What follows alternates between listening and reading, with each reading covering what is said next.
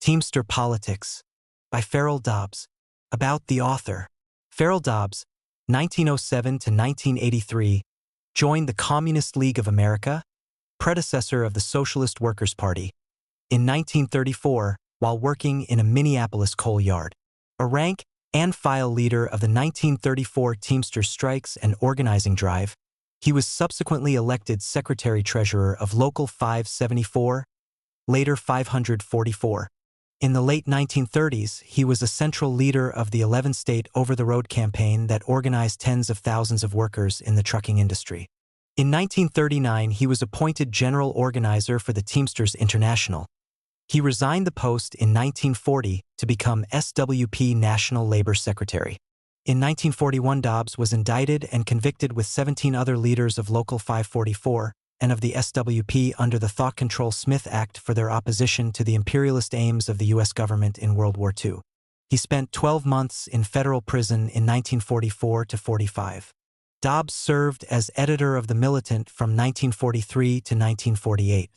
He was SWP National Chairman from 1949 to 1953 and National Secretary from 1953 to 1972. He was the party's candidate for president in 1948, 1952, 1956, and 1960, using these campaigns to actively oppose the Korean and Vietnam Wars, the anti-communist witch hunt, and to support the civil rights movement and the Cuban Revolution. In addition to his 4-volume series on the Teamster battles of the 1930s, Teamster Rebellion, Teamster Power, Teamster Politics, Teamster Bureaucracy, he is author of the 2-volume Revolutionary Continuity, Marxist Leadership in the U.S.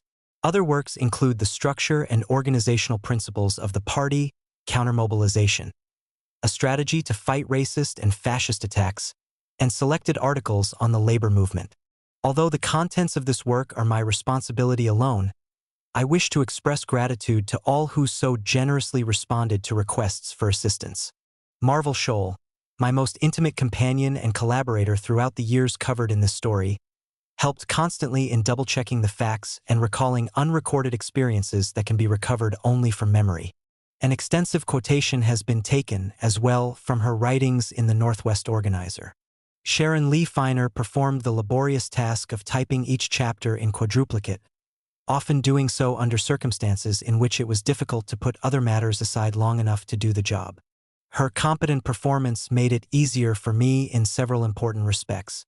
In preparing the section on the unemployed movement, I put a number of questions to Max Geldman about events during the 1930s. He answered them fully and unreservedly, so far as his memory would permit. In addition, he taped considerable background information on the subject, much of which has been directly quoted in the text. Jack Maloney and Lewis Miller helped to draft the account of the federal trial at Sioux City, Iowa, in which they were among the defendants. They also supplied data used in writing brief sketches of their personal backgrounds. Ray Rainbolt and Harry DeBoer not only checked each chapter of the book for factual accuracy, they gave important aid in preparing the analysis of General Driver's Local 544's Union Defense Guard and in describing how it functioned. Pauline Swanson. DeBoer was equally cooperative in digging up information about the Union Defense Guard and in handling correspondence on the subject from her end. George Tselos furnished copies of official AFL correspondence obtained from public archives in the course of his researches into labor history. Helen Shear and V. Raymond Dunn, Jr., aided in gathering information from the daily papers of the 1930s and searching out facts about key individuals. George Novak, who had urged and inspired me to undertake the writing project about the Teamsters, kept his promise to lend his editorial skill in the final polishing of the manuscript. Some of the data appearing in this book came from files I accumulated while functioning as a Teamster organizer. Use has also been made of various publications. These include the Minneapolis Teamster paper, the Northwest Organizer, the Minneapolis Labor Review, official organ of the AFL Central Labor Union, the Mtiant and the 5 Odost Appeal, both reflecting the views of the Trotskyist movement, and capitalist dailies in Minneapolis and St. Paul, Minnesota. Preface. In the closing passage of Teamster Power, the 2nd volume in this series about a significant part of U.S. labor history, I indicated that the story would be completed with the present book. When it carne to the actual writing, though, the subjects covered herein took more space than had been anticipated. For that reason, another volume will be needed to finish the account. The completion of several important developments remains to be described. These include the outcome of the Fink suit against General Drivers Local 544 and the further evolution of the conflict inside the Minnesota Fanner Labor Party, both subjects having been only partially treated in the present work. The final volume will focus on the sequence of events in what became a life-and-death struggle over the issues of war and union democracy. It centered around yet another confrontation between Local 544 and Daniel J. Tobin, president of the International Brotherhood of Teamsters. In that climactic battle, Tobin was openly backed by President Franklin D. Roosevelt, who launched a witch hunt attack against the Trotskyist-led Union and the Socialist Workers' Party. Need for ample room to cover that whole episode adequately is the primary reason why a fourth book is being added. The politics of the trade union movement, anti-labor role of the FBI, the provocative interference of the Federal Bureau of Investigation in the legitimate affairs of the people in this country, including disruption of their political and trade union organizations, was given large-scale exposure after the Watergate scandals. But the anti-democratic and anti-labor activities of federal and other police agencies were already in operation during the 1930s. That role was evidenced in the 1939 governmental attacks on the International Brotherhood of Teamsters, which occurred at a time when I was a general organizer assigned to the union's over-the-road campaign in the Midwest. In connection with the organizing drive, an action that helped lift the IBT into its present powerful status, several officials of Teamster locals were framed up and hauled into the courts on various charges. Help in their defense was sought from Daniel J. Tobin, then General President of the IBT. He responded according to his political lights, but the effort fell short of what could and should have been done, as a review of the events will show. On March 3, 1939, a truck operated by the Nielsen P.E. Tursun Company of Grand Island, Nebraska, was damaged in an explosion of some kind at Sioux Falls, South Dakota. As though following a prearranged script, the Sioux Falls authorities moved quickly against the strongest Teamster unit in the immediate area, Local 383 of Sioux City, Iowa. Indictments were issued against 3 officials of Local 383, Howard Fouts, Ralph Johnson, and Jack Maloney. They were charged with inhalicious destruction off property with explosives. Since the indicted Unionists lived in Iowa, extradition proceedings were formally required to put them on trial in Sioux Falls.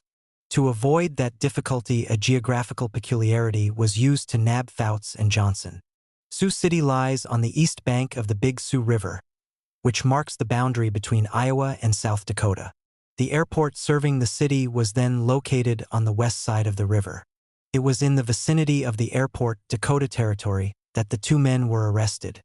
Apparently, they had been tailed there by agents of the Federal Bureau of Investigation, who were cooperating in police attacks on the Teamsters with local authorities throughout the region. To avoid falling into the same trap, Maloney quit traveling by air.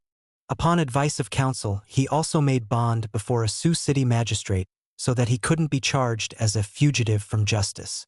This proved to be a wise move.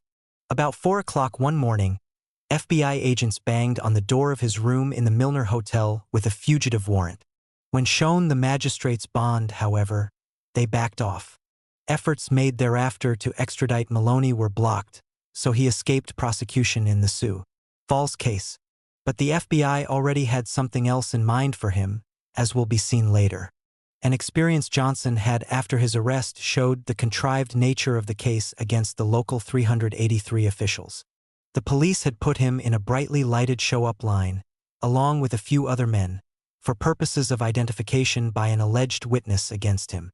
Starting at one end of the line, the cop in charge asked each man in turn simply to give his name. But when he got to Johnson, the cop stated, "You are Ralph Johnson, aren't you? And you're connected with the truck drivers' union as an organizer." A woman back in the shadows then said, "That's the man." Upon being arraigned in a Sioux Falls court, Fouts and Johnson pleaded not guilty and were released after posting $5,000 bail each. Teamster locals throughout the area quickly came to their defense. Money was contributed for bail, lawyers' fees, and court costs. In addition, the anti-union implications of the case were brought to Tobin's attention with a request for his support.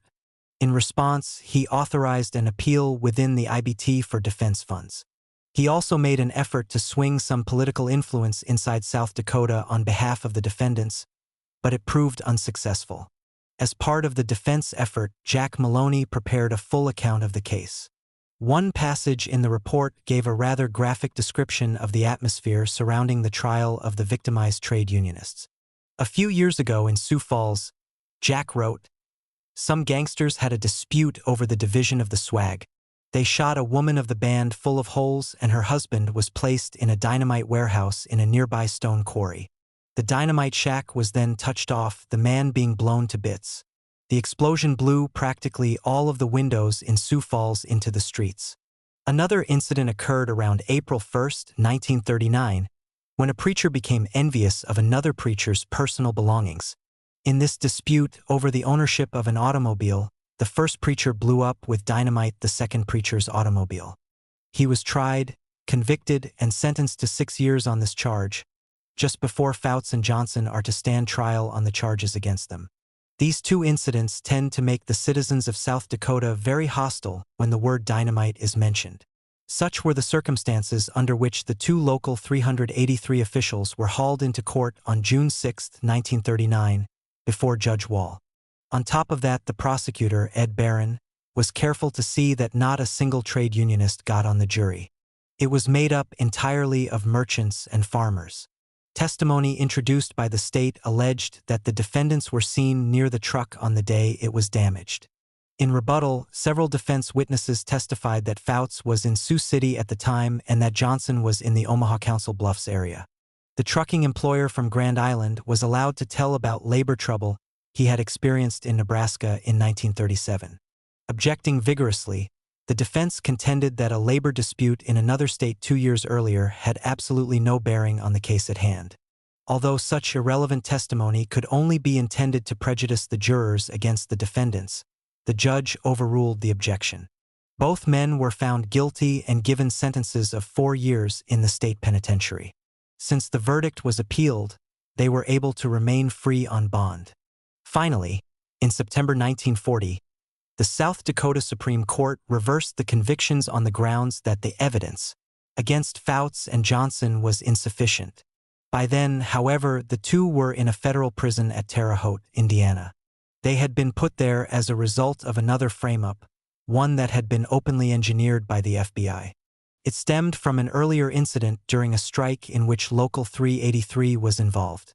In July 1938, the Teamsters and Bakers unions had jointly tied up the wholesale bakeries in Sioux City. The strike was solid. Not a single worker sought to return to the job. Since this left the police with no pretext to attack the picket lines, there were no instances of violence in the city during the walkout. The incident later seized upon to fabricate a case against the Teamsters was of an isolated and questionable nature. One of the struck Phi RMS, Metz Baking Company, operated extensively in the region of Sioux City. A Metz truck was allegedly burned during the strike near the Iowa-Minnesota line.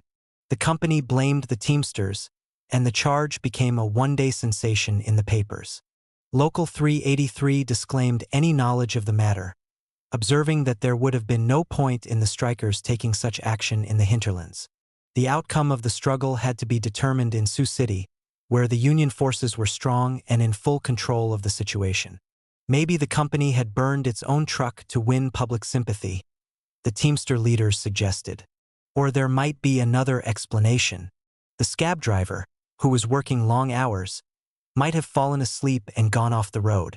Perhaps he then set fire to the truck, claiming pickets had attacked him, to cover up what really happened. In any event, the conflict was actually fought out in Sioux City, and after a walkout of about a month, the strikers won. A year later, union contracts with the bakeries were renewed on improved terms, without need for strike action. By that time, the false allegations against the Teamsters concerning the Metz truck were thought to have sunk back into limbo. Not so. The FBI had long been working quietly on the case. This had led to secret indictments against several Teamster officials by a federal grand jury, which had been convened in Cedar Rapids, Iowa, at the opposite end of the state. They were alleged to have participated in the burning of the truck during the 1938 strike.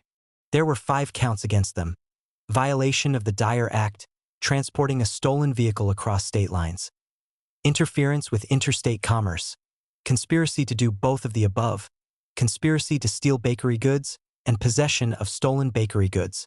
The FI-RST 3 of these counts were the most vital, since they were used to assume federal jurisdiction over the case. Such action conformed with the line that President Franklin D. Roosevelt had laid down by then. His aim was clearly to provide a basis for federal police actions designed to weaken strong trade unions. None of this was known to the IBT until September 23, 1939. At 4 o'clock that morning, FBI agents descended upon the homes of the unsuspecting victims. The dragnet caught up Teamster officials in 3 cities: Lewis Miller and Walter K. Stultz in Omaha, Nebraska, Francis Quinn in Des Moines, Iowa, Howard Fouts and Ralph Johnson in Sioux City. Jack Maloney was also on the list, but he was attending a union conference in Chicago at the time. Upon his return to Sioux City, he surrendered himself through a lawyer. After the arrests, obstacles were put in the way of the defendants making bail. Fellow union officials, who sought help from bonding agencies to get them out of jail, were shadowed by FBI agents. Pressure was then brought against the bondsmen to scare them off. Despite such harassment, release of the 6 was finally obtained by posting $5,000 bail for each one. A 7th victim was Earl Carpenter. He had been an officer of the Omaha IBT local until late 1938 when he moved to Oakland, California, and took a job as a bus driver. He, too, was picked up by the FBI and held in an Oakland jail pending later transport to Iowa for his trial. Ominously enough, the attack had not been limited to Sioux City Local 383, the only IBT unit involved in the 1938 bakery strike. Omaha Local 554 and Des Moines Local 90 had also become targets of the FBI. All 3 locals were among the key links in the 11-state formation through which the Teamsters were organizing over-the-road drivers across the entire upper Mississippi Valley. Thus, it was plainly evident that the Mets incident was being used as a cover for a union-busting attack of major proportions, and strong countermeasures were needed to ward off the danger. As a general organizer assigned by the IBT to its over-the-road campaign, it was my responsibility to take initiative in preparing the defense of the victimized union leaders. After first helping to get them out on bail, I had a discussion with Tobin about the problem as a whole. He agreed that it was a dangerous situation for the organization. Then he stressed that he could use his connections in the Democratic Party to arrange for me to have a talk with Attorney General Frank Murphy about the case. Seeking to influence the chief federal prosecutor seemed a feeble way to fight back against the frame-up. But the IBT head wanted to take such a step. Since there was nothing to lose by the attempt, I went through with it. Tobin's son, Fred, the Teamsters' legislative representative in Washington, D.C., went with me to see the Attorney General. He greeted us at the door of his plush office with extended hand. Everything about him reflected the essence of affability except his eyes. They were as cold as a banker's when asked to make a loan without collateral. Murphy listened courteously to my protest against the attack on the Union. Then he gave us a lot of double talk that boiled down to the following. The Justice Department was sworn to uphold the law without fear or favor, and we could feel assured that in doing so it would guarantee the IBT defendants a fair trial. What had already happened showed that such assertions were patently false. It followed that the Attorney General remained determined to go through with the frame-up. Tobin's assumed political influence had failed to touch him. Meanwhile, counsel had been secured for the indicted men. They were represented by 5 prominent lawyers in the region: David Weinberg and Louis Carnazzo of Nebraska, John Connolly and C.I. McNutt of Iowa, and Henry Munt of South Dakota. From the outset, the government sought to make their task doubly difficult at every juncture. Early in October, all those indicted, except Carpenter, were arraigned in Sioux City, at which time they pled not guilty. 2 of them, Miller and Stultz, had posted bond in Omaha where they lived. When they got to Sioux City, however, they were held in jail 8 days on the nitpicking pretext of a minor technical error in the Omaha bonds. That created a serious obstacle to consultation with their lawyers, who practiced in Omaha. When the 2 were finally released, only a few days remained to prepare their defense before going to trial. Carpenter was brought east by train in the custody of U.S. Marshals. FBI agents, led by Eugene Combs, were on hand to meet him at the Sioux City station. There they put on a show calculated to give a public impression that Earl was a dangerous criminal and hauled him off to jail. He had arrived in town only 33 hours before the trial was to begin. Thus, he had virtually no time to consult the lawyers and prepare to defend himself against the frame-up. The trial opened October 30, 1939, in the Federal District Court at Sioux City, with Judge Scott presiding. A jury was picked from a panel stacked against labor. Among its members were a couple off-bankers, a public utility official, a lumber yard manager, and 2 loan sharks. A major clash quickly developed over the issue of federal jurisdiction in the case. On that point, the government presented FBI testimony about the site of the 1938 truck incident, in which the Mets driver had been traveling south from Minnesota into Iowa on U.S. Highway 75. Right at the boundary between the 2 states, the road makes a 90-degree turn and goes east a short distance. Then it makes another 90-degree turn to the south into Iowa. The section of highway at the boundary had been elaborately surveyed by FBI agents.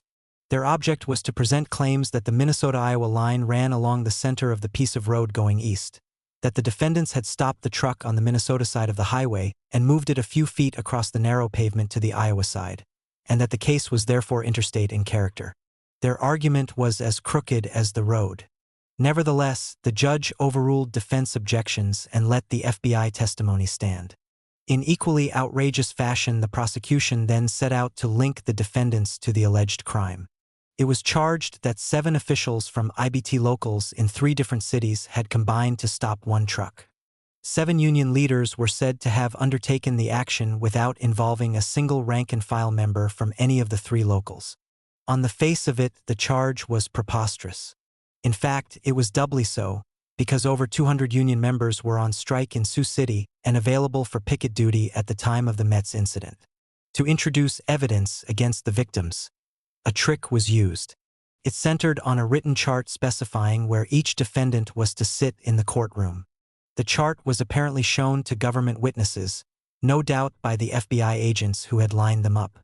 Such a ploy was indicated by the manner in which these witnesses conducted themselves in making identifications. Concerning 1 count in the indictment, however, U.S. District Attorney Dunn, the prosecutor, tended to back off. It involved the alleged possession of stolen bakery goods. Even the most devious legal mind could not explain how the bakery goods could be both burned and possessed. So Dunn failed to push that particular charge. When the case went to the jury, all the defendants were found guilty on the other 4 counts of the indictment. They received sentences of 2 years on each count, the prison terms to run concurrently. Notice of appeal was then filed by defense counsel, along with a request that the bonds posted before the trial remain valid. The request was granted for only 5 of those involved.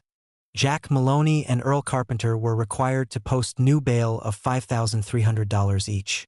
As a pretext for this discriminatory order, the judge cited Earl's residency in California and the transient nature of Jack's sojourn in Sioux City. He had gone there 2 years before from Minneapolis, Minnesota, as an organizer for the North Central District. Drivers' Council, a formation initiated in Minnesota and thereafter extended into the contiguous states. Defense counsel was then notified that the 2 men would be held in the local jail for 5 days, and if new bail was not posted for them within that period, they would be sent to the penitentiary. During the course of these events, I prepared a memorandum for circulation among the over-the-road unions in the 11-state area. One passage in it indicated the lethargic response of the IBT general officers to the needs of the victimized Teamster leaders. Immediately upon receipt of the news of the conviction of the defendants in the Sioux City federal court case, R&Y memorandum stated, I telephoned Acting President John M. Gillespie to explain the situation and request assistance in obtaining the appeal bond. I was informed by Brother Gillespie that it was not possible for direct aid to be given by the International Union without the approval of the International Executive Board. He suggested that I contact those local unions which I thought might be in a position to advance some funds for this purpose, and authorized Rennie to inform them that if the International Executive Board at its next meeting granted the request for financial aid, that these donations from the local unions would then be refunded. He emphasized that this might be possible but was not guaranteed. Gillespie, with whom I held the conversation, served as Tobin's chief of staff. He routinely used the title acting president when the IBT head was away from the national headquarters. Having no alternative, we followed his suggestion and asked for financial help from over-the-road locals throughout the area. We planned to use funds thus raised to pay the premiums involved in arranging bail through a bonding agency. That course was decided on because it would be a tall order to raise $10,600 in cash to spring Maloney and Carpenter, especially in the short time we had. But matters didn't work out as planned. A 4-day quest showed that none of the Sioux City agencies would do business with us. It seemed the case was too hot for them. Our next step, taken with the help of Minneapolis Local 544, was to have a Minnesota bondsman rushed in to handle the matter. He arrived in Sioux City early in the morning on the deadline day. After getting a rundown on the situation, he set out to arrange the desired bonds, confidently assuring us that with his connections he would be able to do so before noon.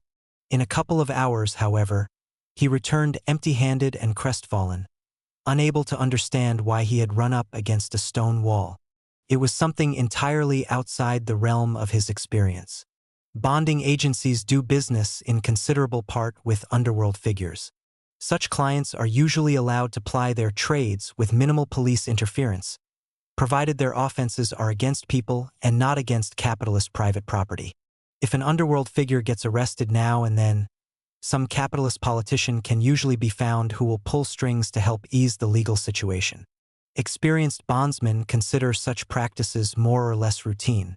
But in the present case, none of the usual norms applied. The federal government, acting as the executive body of the employers generally, was attacking a trade union. A clash of opposing class forces was going on in which the political influence of bonding agencies was nil. By the time the Minneapolis bondsman reported his failure, only a few hours remained before Maloney and Carpenter would be taken to the penitentiary. If that was to be prevented, cash bail would have to be raised in a hurry. So I began telephoning an emergency appeal to the biggest IBT locals. My first call was to T.T. Neal, the head of Kansas City Local 41. Unlike Gillespie, who had hemmed and hawed when I contacted him earlier, Neal was ready to go all the way. "How much do you need all told?" he asked. $10,600, I replied. "And right now, we have about $14,000 in Local 41's treasury," he then responded.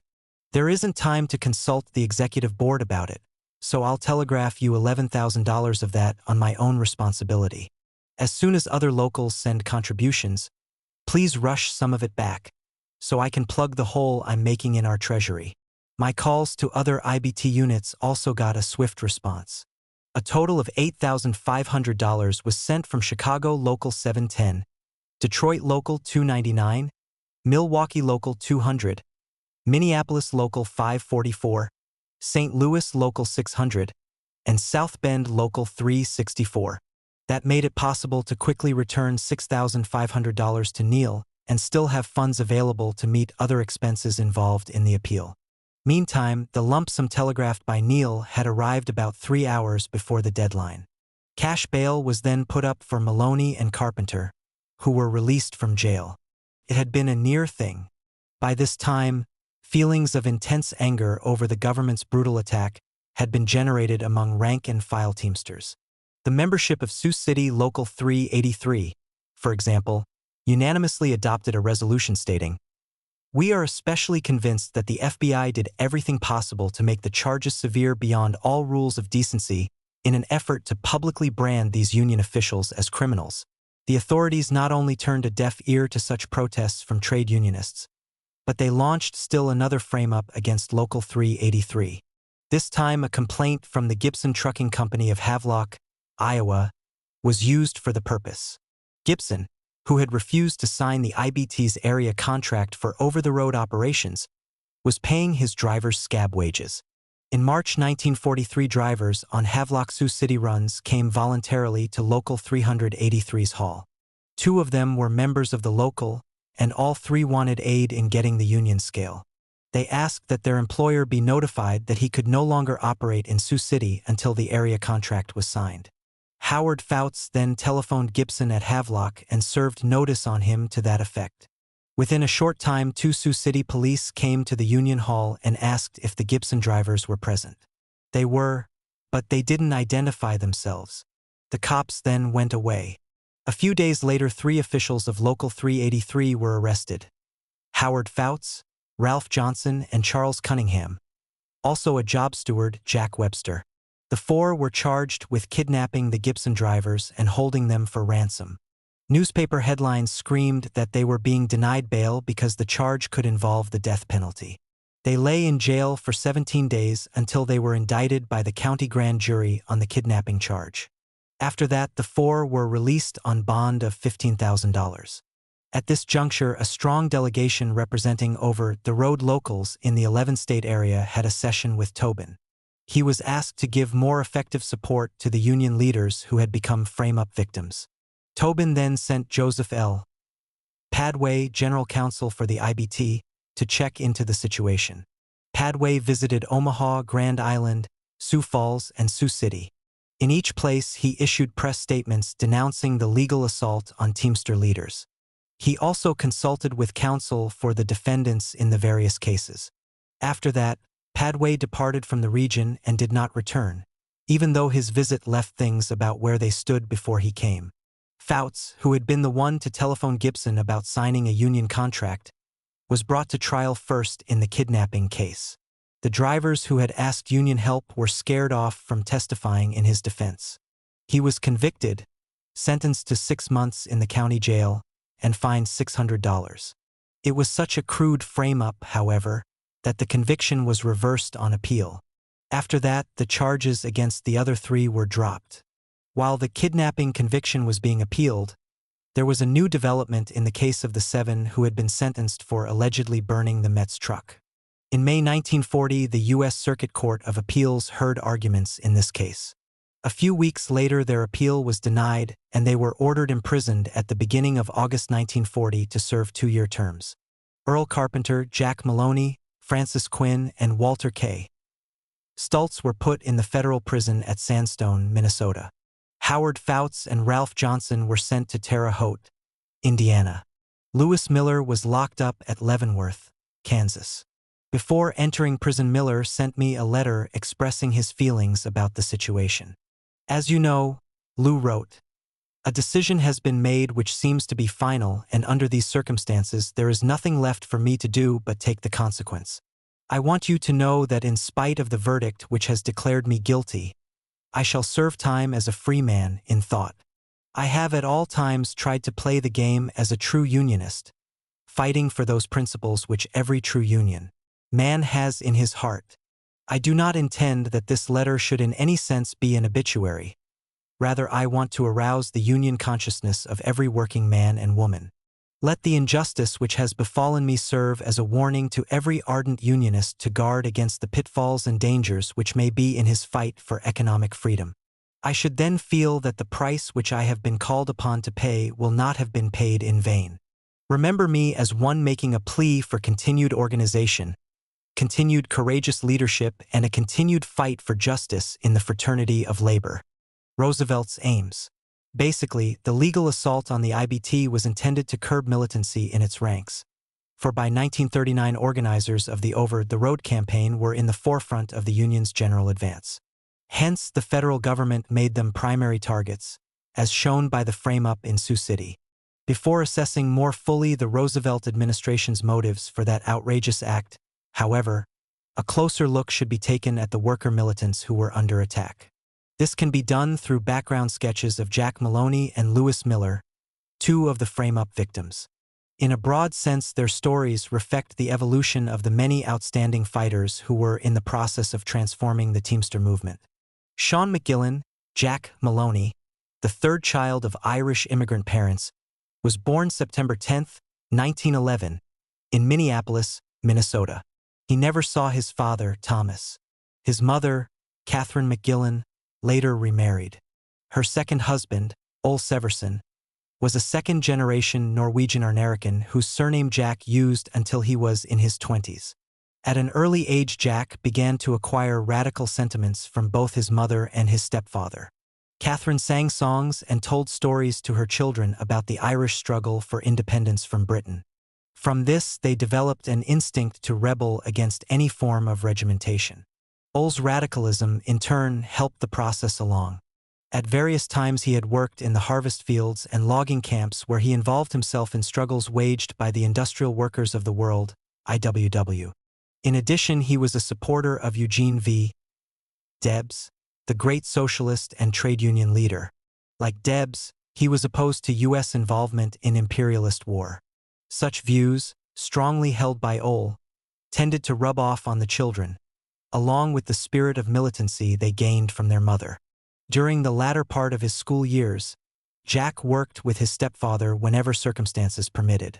Ol, a staunch union man, had been blacklisted in the Minneapolis teaming industry after an IBT strike was broken in 1916. Later, he got enough money together to buy his own team of horses. That enabled him to find employment on construction jobs, scooping out basements, hauling sand, etc., and in general teaming. It was on such jobs that Ol was able to use Jack as a helper, mainly to drive the team while Ol did the heavier labor involved. Then, after quitting high school while in the 9th grade, Jack got an official work permit at the age of 14. By that time, he had learned enough about driving trucks to get employment on his own in that line, which was rapidly replacing the teaming trade. His first job of the kind was in the shipping room and delivery service of a big department store. From there, he shifted to truck driving on construction work. After that, with hard times brought on by an economic slump in 1926, he went to the harvest fields for several seasons. Upon returning to Minneapolis, Jack worked as a driver in various kinds of retail delivery and transfer service and in the construction industry. For a time, he also drove trucks for carnivals, circuses, and athletic shows on the road. Then, in the summers of 1930 and 1931, he worked as a deckhand on the boats plying the Great Lakes. Following that, he again based himself in his hometown where he drove for trucking firms engaged in local and long-distance hauling of freight and household goods. By that time, however, the depression that followed the 1929 market crash was reaching severe depths. Steady employment for drivers had become increasingly hard to find. They had to put in a lot of time waiting on company premises without pay, hoping to get work for a few hours or, if lucky, a few days, and they had to take whatever jobs came along at whatever rates the bosses decided to pay. Those who made trouble about being gouged in this manner by the trucking firms were blacklisted, left stranded with no way to fight in defense of their interests.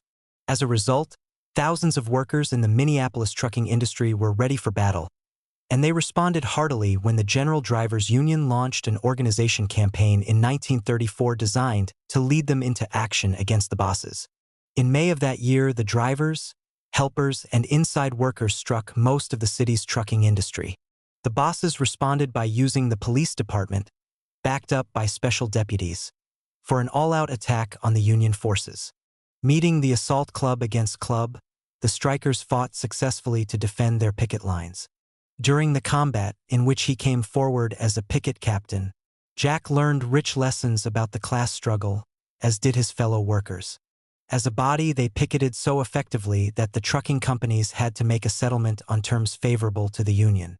Not yet ready to concede defeat, the bosses soon repudiated the May Agreement, and the Union was forced to resume the walkout. In the renewed conflict, Jack served as a member of the democratically elected Committee of 100 that led the strike. This time, the cops used riot guns against the workers, killing 2 and wounding many. At that critical juncture, Jack served as one of the field commanders responsible for leading large picket detachments in confrontations with the scab-herding police that followed the massacre. Before long, the governor declared martial law, seized the strike headquarters, ordered the arrest of the central strike leaders, and asked that a rank-and-file committee meet with him to negotiate a settlement of the controversy. Jack was a member of a committee of 3 that went to see the governor. They refused to negotiate, demanding instead that he return the strike headquarters and release the arrested leaders. Their stand was strongly backed by those central leaders still at large, who were organizing effective picketing in defiance of the military, and the governor was forced to back down. Finally, in August 1934, the union won a definitive settlement with the bosses that firmly established it in the trucking industry. For the next period, Jack served on the union's organization staff whenever its finances permitted. During the intervals, he took truck driving jobs. As time went by, the growing Teamster forces in Minneapolis were able to initiate the North Central District Drivers' Council as the vehicle for a regional unionization campaign. As part of that project, the NCDDC assigned Jack, in the fall of 1937, to help a newly chartered IBT local in Sioux Falls, South Dakota. There he played a large role in a hard-fought strike against some freight outfits. Thanks to previous experience, he knew how to take the lead in resisting police attacks on the picket lines. The workers won, and the union gained a foothold in the local trucking industry. Soon afterward, the regional organizing committee shifted him to Sioux City, Iowa, where the help of an experienced organizer and strike leader was also needed. While making the shift in assignments, Jack was sent on a side trip to establish contact with IBT units in Omaha and Des Moines. On the way, he spotted a truck from Omaha parked at a roadside diner in Missouri Valley, Iowa. He went in, took a seat next to the driver, and introduced himself. The Omaha driver was Lewis Miller, whose story will account for his enthusiastic response to Jack's explanation of the broad organization campaign that had been set into motion. Lewis Miller's father, Anton Millerovas, was a Pole born in Germany. As a young man, Anton went over the hill from the Kaiser's conscript army and fled to Poland. After that, he found work as a coal miner in the Krakow region. There he married Hattie Zapluski, and the couple later migrated to the United States. They settled down in St. Joseph, Missouri, where Anton became a packing house worker, and the family name was changed from Millerovas to Miller. Their son, Louis, was born in St. Joseph on June 15, 1901. Lou's formal education ended after 1 year in high school.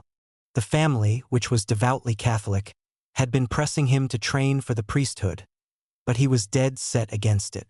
So when he was about 17, he took off, heading first for the harvest fields, where he joined the IWW. By then, the U.S. had entered World War I, and the organization was being subjected to vigilante attacks and legal frame-ups. It was in such circumstances that Lou began to get his feet wet in the class struggle. After that, he got employment on road work, traveling across a stretch from the Dakotas to Texas. Then he went west, finding whatever work he could as a boomer along the Pacific coast between Los Angeles and Seattle. From there, he made his way back toward home by way of the Rocky Mountain states. Upon returning to St. Joseph, he began to haul bootleg whiskey. Although this was popularly viewed as socially necessary labor during the Prohibition era, the authorities treated it as an illegal occupation. One thing led to another, and Lou wound up doing considerable time. While in prison, he read whatever he could get his hands on and took such study courses as were available, in an effort to further his education. After regaining his freedom, he got a job at the St. Joseph terminal of the Watson Brothers Transportation Company. At first, he worked on the docks and as an apprentice driver, learning to handle over-the-road equipment. Then he was transferred to the company's main operational base in Omaha, where he was assigned to a run between that terminal and Kansas City. Drivers' wages in Omaha then averaged about 25 cents an hour. An 80-hour work week was not unusual, and job conditions were generally very bad. Under these circumstances, the workers were more than ready to fight for an improvement in their situation, but they had no ready means of getting themselves organized. Although IBT Local 554 already existed in Omaha, it was little more than a paper setup. The officials in charge of the local had failed to show the necessary leadership qualities, with the result that the workers had no confidence in them. In the spring of 1937, a way was found to overcome the bind. Lou and a half-dozen other drivers took the initiative in launching a spontaneous walkout at various terminals of the Watson system. Having thus made sure that there would be a fight, the workers involved joined Local 554 in a body. By mid-June, they were able to win contracts with several Omaha trucking firms, providing union recognition, wage hikes, and other concessions. That same year, new local union officers were elected from the ranks, Lou becoming vice president. Later on, Watson shifted Lou to an Omaha-Sioux City run. Toward the end of 1937, he was making such a trip when he met Jack Maloney in the Missouri Valley Diner.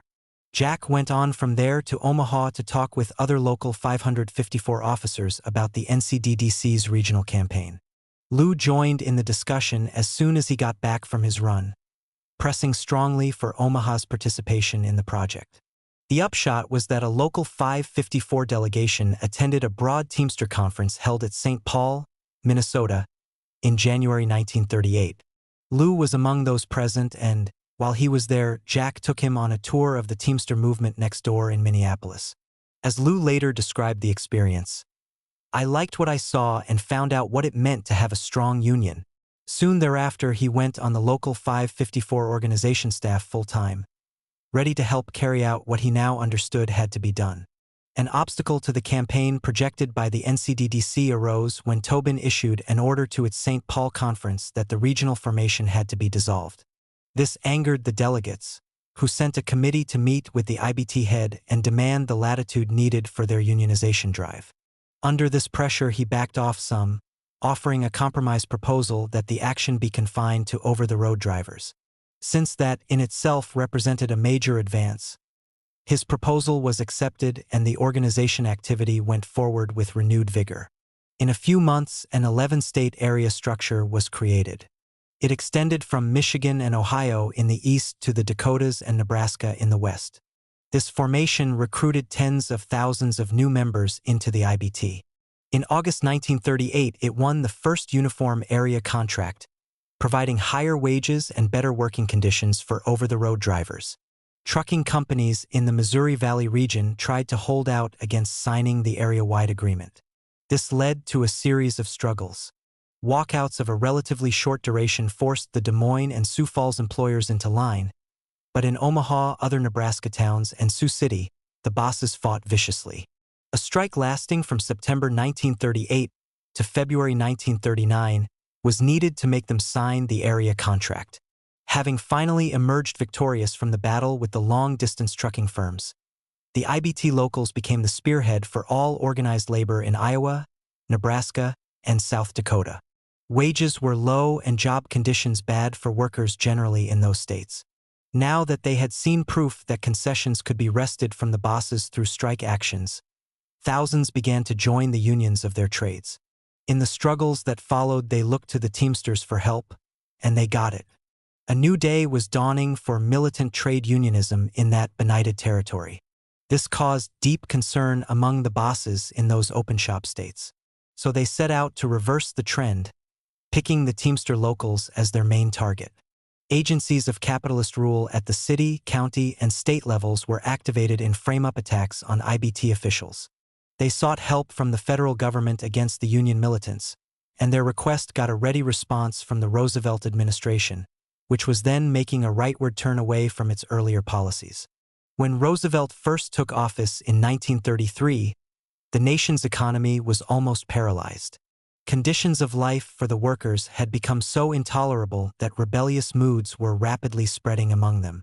Fears of a revolutionary uprising gripped the capitalists, so they allowed the incoming president wide latitude in acting to stem the threat to their rule.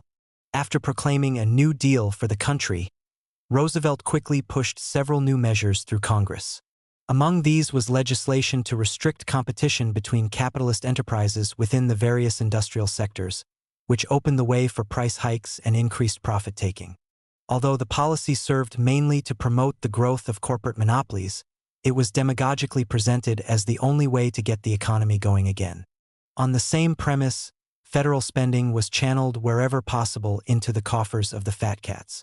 Everybody would gain from this in the end, it was slyly argued, as benefits trickled down from the top of the economic pyramid. Parallel with the foregoing measures, Roosevelt purported to assure labor the right to organize trade unions and to bargain collectively with the bosses. But it was a hollow promise. In practice, he continued to use the federal government as a strike-breaking agency, simply resorting to subtler methods than those previously utilized for such purposes. As the carrot accompanying the club, a few social concessions of a secondary character were made to the workers. These centered on Social Security legislation and were designed to raise labor's hopes of meaningful progress through gradual reforms within the capitalist system. Reformist illusions of this kind were also propagated by trade union bureaucrats and other misleaders within the radical movement who supported the New Deal policies. With their help, Roosevelt was able to prevent the workers from taking an anti-capitalist political course, and the labor upsurge was contained at the trade union level. Even so, the capitalists were not yet out of the woods. During 1937 to 38, another industrial slump set in, and it was again a deep one. As this development showed, the New Deal measures could not, in themselves, overcome the economic crisis. Additional steps were needed, and by that time Roosevelt had new means at hand to tackle the problem. He had already taken the lead in ruling class preparations to plunge the country into the imperialist conflict that was soon to erupt on a world scale. He now intensified that course of action, using increased outlays for armament both to artificially stimulate the economy and to prepare for military combat. The New Deal was becoming a war deal. In an imperialist war, the exploited masses not only do the fighting and dying, but heavy material sacrifices are forced upon them as well.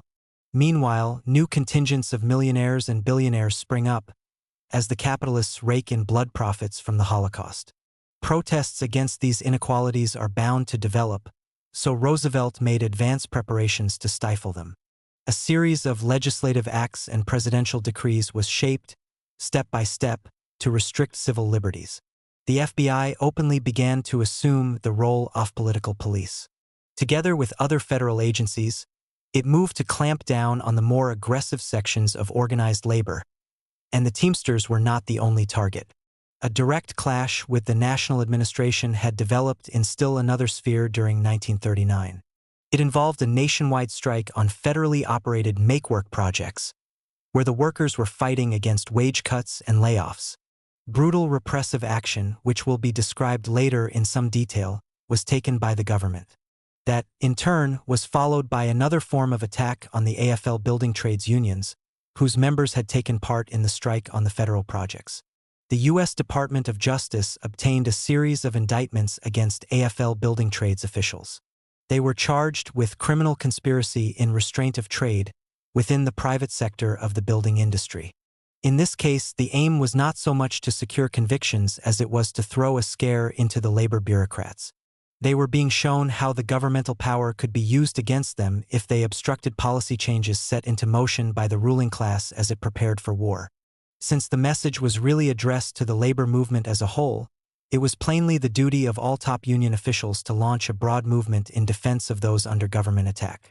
Moreover, the defense should have taken the form of a direct, militant confrontation with the primary instigator of the legal assaults on trade unionists, Franklin D. Roosevelt. As it was, though, none of the top labor bureaucrats had the outlook needed for such a fight. All of them defaulted on their responsibilities to the union ranks, including Tobin. When cracking down on a rank-and-filer or a local union, the Teamster president was tougher than boarding house meat. But when it was a matter of going up against the bosses and their government, he became as timid as a rabbit. Jack Maloney described the situation this way: "When we stressed to Tobin that the federal government was persecuting us, he showed no class outlook regarding the problem. He seemed to feel that we were too rough in our organizing work, that we didn't do enough politicking with the powers that be. As for him, he had no thought of using the IBT's strength in a clash with the government. His idea was to pull strings for off-the-record favors like a ward healer. He kept saying that he couldn't compromise the union, apparently thinking that we were giving it a bad image. Well, if he wants an image the boss's government will approve, you can make book that the membership will pay through the nose for it." The accuracy of Jack's appraisal can be verified through a more complete account of official Teamster policies, especially as these were revealed in earlier clashes the IBT chief had with the Minneapolis General Drivers Union. Mentality of a union bureaucrat. Since 1907, Daniel J. Tobin sat astride the Teamster organization as its general president.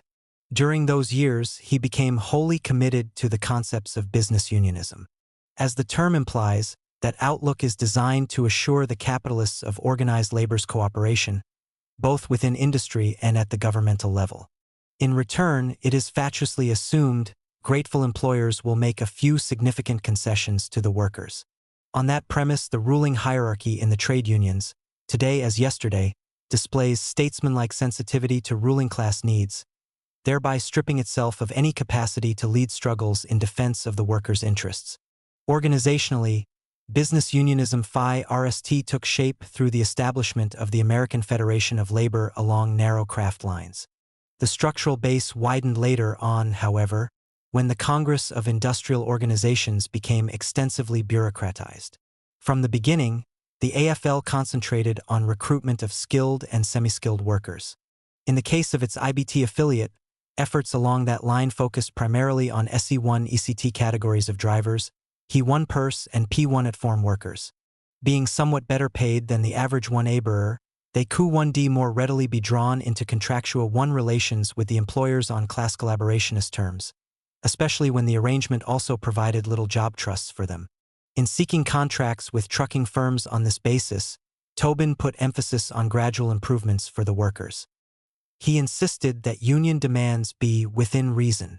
If a working agreement could not be obtained through direct negotiations with a given company, the Teamster president called for an effort to secure arbitration of the dispute. Only when an employer rejected that proposal as well was a strike to be considered, and even then strict procedures were laid down for taking a vote on the question in an IBT local. It was done in a way intended to cool off hotheads and give full play to any expression of hesitation that might emanate from the ranks. When a strike was voted despite these obstacles, the decision was not yet final. Formal approval of the action was still required from the IBT's General Executive Board. Strict control over strikes was only one aspect of the Teamster head's bureaucratic arbitrariness. The union's constitution contained a set of laws designed to serve his objectives at the expense of rank-and-file democracy.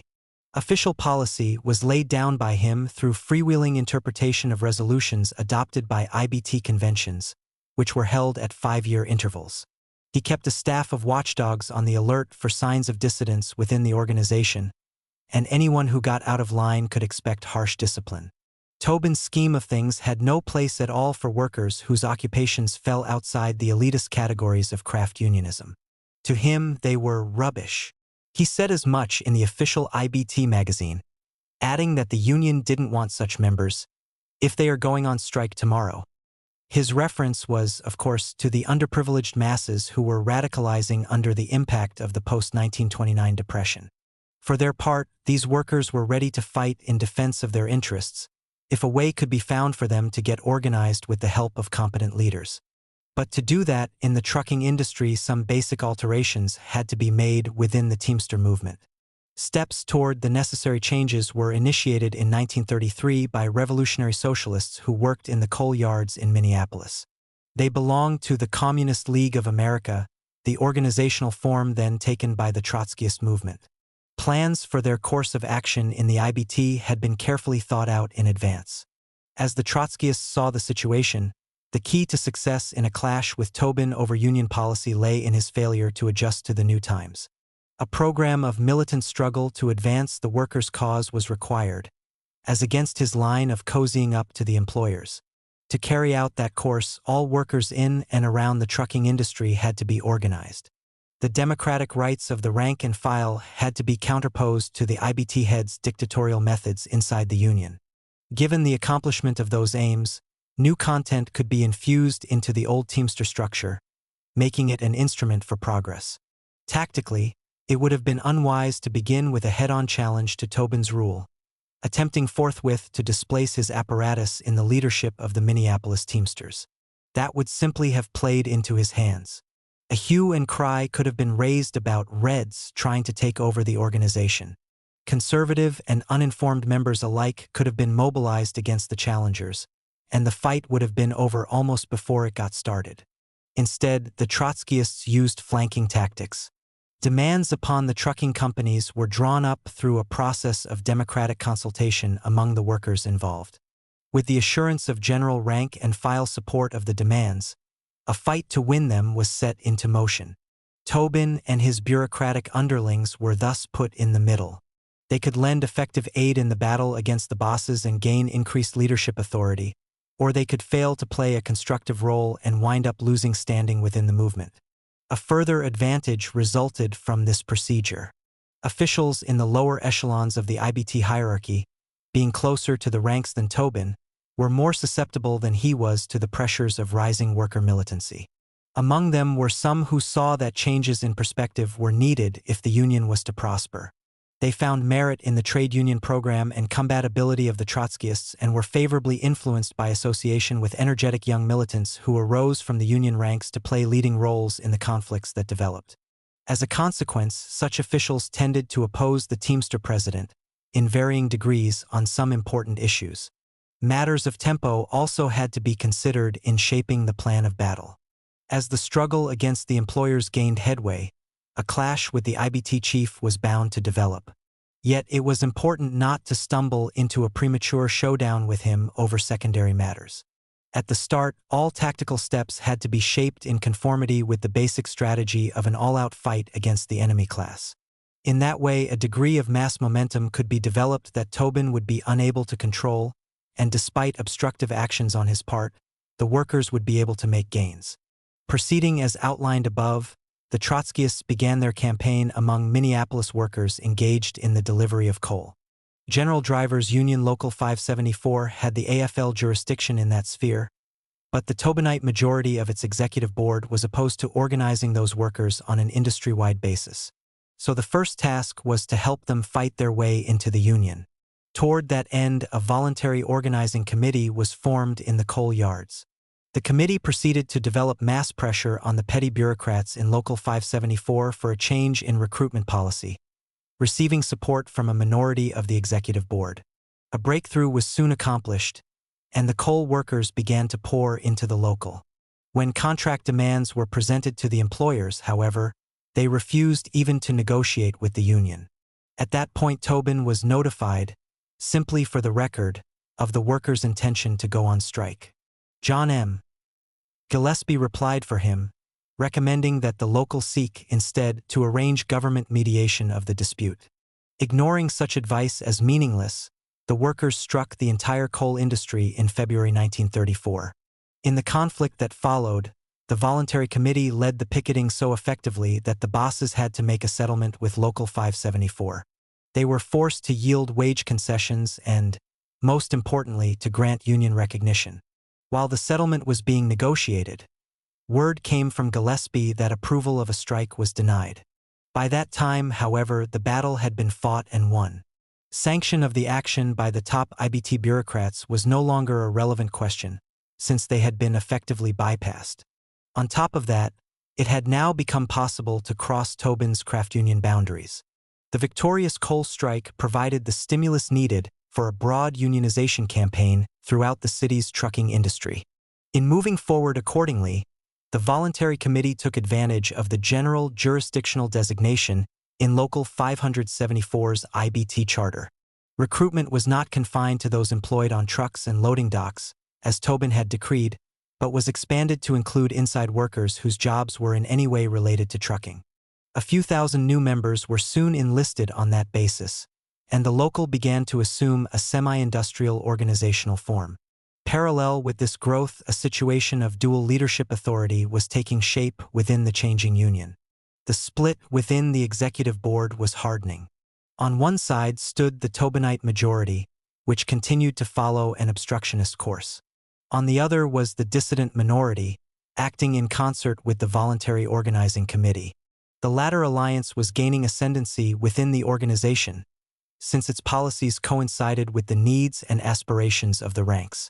In sum, formal authority remained with the executive board, but the voluntary committee now wielded sufficient power to overcome resistance to its preparations for a showdown fight with the trucking employers generally. In May 1934, another walkout took place, the broad action cited before in describing Jack Maloney's background. While the strikers were battling the cops and deputies in that conflict, Tobin undertook a high-handed intervention. He sent a telegram instructing Local 574 to propose arbitration of the dispute with the trucking companies. But his order was ignored. The workers fought on and compelled the bosses to come to an agreement with the union.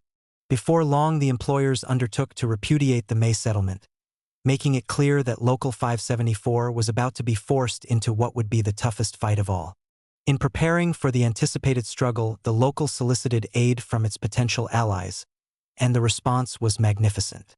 Heavy backing came from the city's AFL movement, the unemployed, farmers in the vicinity, students, and sections of the urban middle class. A massive coalition had come into being, ready to support the embattled Teamsters in what all understood would be a labor showdown with the entire Minneapolis ruling class. At precisely that point, Tobin committed a treacherous act. Through editorials in the IBT magazine, he launched a red-baiting attack on the Trotskyists within Local 574, demanding that they be purged from the Union. His diatribe was gleefully picked up by the employers and reprinted in the local newspapers. But the Union members reacted angrily. They voted unanimously to begin the new walkout that the ruling class had forced upon them, including some harsh words to the IBT president in the strike call. "If you can't act like a union man and help us instead awfulping the bosses," he was told, "then at least have the decency to stand aside and let us fight our battle alone." After that, neither Tobin nor his handraisers within Local 574 could influence the shaping of the local's policies. Thus, it was possible to create a new leadership mechanism to conduct the struggle that followed during July and August. To force compliance with the decision on the part of the official executive board, that body was both incorporated into the broad committee and made subordinate to it. Although such an arrangement conflicted with IBT law, it was made to stick. Toward the end of August 1934, the workers emerged victorious from the long fight against the trucking bosses. Their union had become consolidated within the trucking industry, and in the process it had developed into a powerful force within the Minnesota labor movement. To assure the preservation of its internal dynamism, Local 574 held new elections after the strike was won. Only those who had acquitted themselves well in battle were returned to their posts. All the Tobinites were defeated in the voting.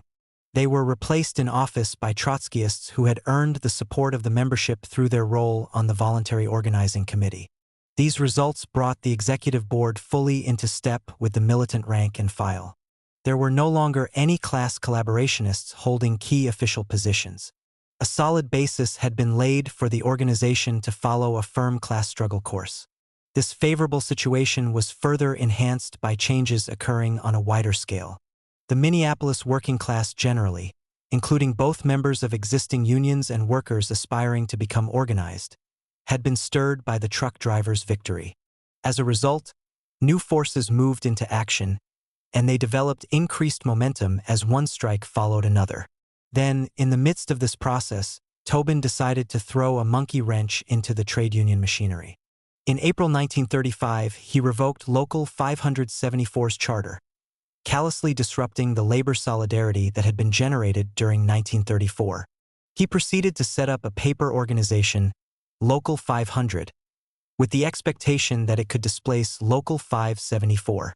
A decree was handed down that the leaders of the 1934 strikes were to be excluded from IBT membership, as were all inside workers, and that Local 500's policies were to be decided by a Tobin appointee. In short, everything was to revert to the pre-1934 state of affairs. To achieve that reactionary objective, the Teamster bureaucrat arrogantly demanded that the entire AFL help him destroy the splendid union that he purported to outlaw. Local 574 responded by campaigning for reinstatement into the IBT, with full democratic rights and with its organizational structure intact. While doing so, it beat off membership raids by Local 500 and continued its efforts to complete the unionization of the city's trucking industry. At the same time, support was extended to AFL struggles in industrial spheres where help from the truck drivers was needed and valued. As a result, a big majority within the AFL continued to accept the proscribed union as an entirely legitimate organization. Tobin had failed in his attempt to use the city's labor movement to crush Local 574, so he turned to AFL President William Green for help. Green dispatched one of his henchmen to Minneapolis with orders to force the unions there into compliance with official Teamster policy. But that didn't work either. Having grown desperate by that time, the IBT tyrant next resorted to naked force. A strong arm gang was sent in from Chicago to break up Local 574 through methods of intimidation and terror. Quite a hassle followed. In the end, that attempt was also defeated, and with that setback, Tobin's string had about run out. In August 1936, he changed his line and agreed to take the outlaws back into the IBT. The reinstatement was made through the issuance of a new charter bearing the designation Local 544.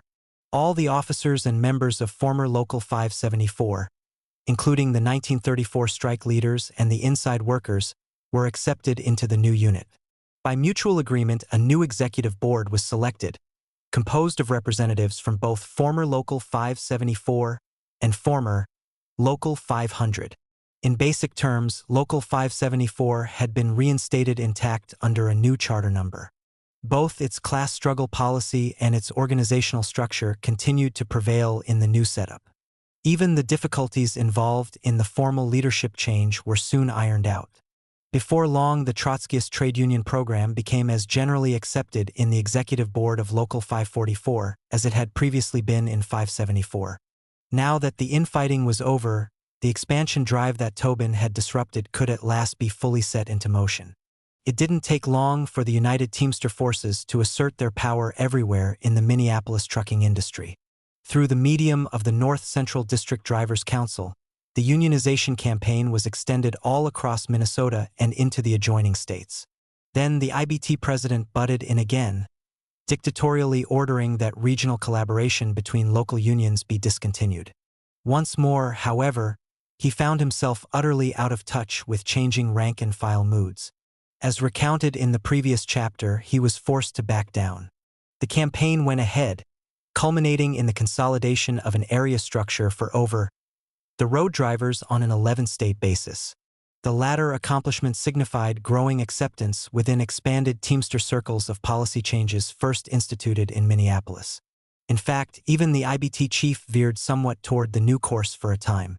He did so, for example, in backing the 1938-39 strike against the long-distance trucking outfits in Omaha and Sioux City. In part, this was due to pressure from the ranks, but there was another motive that also came into play. Under the impetus of the Over the Road campaign, union recruitment was expanding throughout the trucking industry. That, in turn, swelled the payment of per capita taxes into the international treasury. In their combination, these developments intrigued the Teamster president, as shown by the way he began to strut around in the pose of a big-time labor official, and he was ready to go a certain distance in promoting organizational growth. Tobin's posturing was, of course, merely a subjective byproduct of the basic transformation occurring within the IBT. Its rigid craft structure of yesteryear had been cracked wide open. Broader, more combative layers of workers were being drawn into the organization. They were ready for militant confrontations with the employers in support of progressive union aims. Young secondary officials were arising from their ranks, prepared to challenge the top bureaucrats on policy issues. In short, the quantitative rise in the union's strength was producing a qualitative change in its internal features. The IBT had not only grown by 1939 to near 500,000 members, it was also becoming a dynamic movement capable of wielding great power in the class struggle. This aggressive force naturally became a prime target in the government's drive to weaken the trade unions. For that reason, Tobin, as general president, had the central responsibility for action in support of the 7 Teamster officials framed up in the Sioux City case. In fact, prompt steps were required to mobilize the broadest possible movement to defend all victims of the government's legal assault: Teamster leaders, building trades officials, militants on federal make-work projects, everyone under attack. A general fund was needed for bail, lawyers, and court costs, as well as to finance appeals to the higher courts, so as to carry the legal fight through to the bitter end. Parallel with those activities, the defense campaign should have been raised to a political plane. It was necessary, for example, to organize protest demonstrations and strikes aimed at forcing the government to back off from its attack. Educational measures were in order to explain the link between Roosevelt's efforts to undermine the labor movement and his preparations to take the country into World War II. Once that interconnection was understood, recognition had to follow that opposition to the warmakers was basic to defense of the workers' rights. Action of the foregoing nature would inevitably have brought a direct political confrontation between the trade unions and the capitalist government. In such a clash, valuable lessons in class struggle realities could have been driven home to the workers. Many would have perceived the need to turn away from the swamp of capitalist politics and begin a new advance along the road of independent working-class political action. An effective struggle could have been waged under the objective conditions then existing. But the IBT lacked the top leadership needed to carry it through. Tobin, the business unionist, was incapable of fighting in that manner. As he saw things, the union had to restrict itself to the courtroom, and each case had to be handled separate and apart from all the others.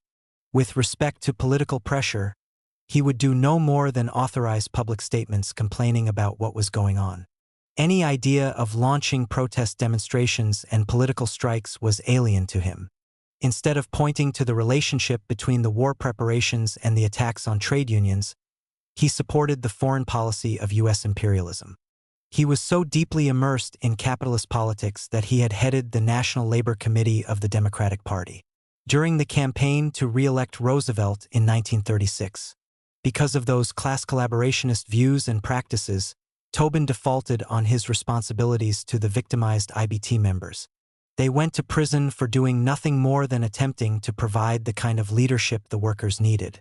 On top of that, the whole organization was dealt a setback. The vicious blow struck by the government in the Sioux City frame up threw a scare into Teamster officials generally. They became cautious about laying themselves open to FBI-engineered attacks, fearing that they, too, might wind up in a federal jail. As a result, the union began to lose the struggle momentum that it had developed. There is much food for thought in this episode. Study of its meaning can be especially rewarding to worker militants who mistakenly believe they can best serve labor's cause by sticking entirely to trade union matters and leaving politics to others. As the Sioux City case showed, unionism and politics cannot be separated. These two seemingly distinct spheres are in reality closely intertwined, one conditioning the other.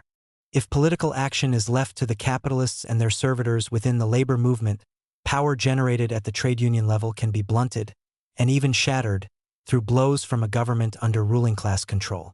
Conversely, if the workers enter the political arena as an independent class force with their own party, they have the strength to wrest state power from the hands of the capitalists. That step could put an end to governmental assaults on trade unions, like the one that struck the Teamsters. A labor government could qualitatively increase the workers' power, elevating it to a high plane on which all their basic problems as a class could be solved through the necessary transformations in the nation's social structure.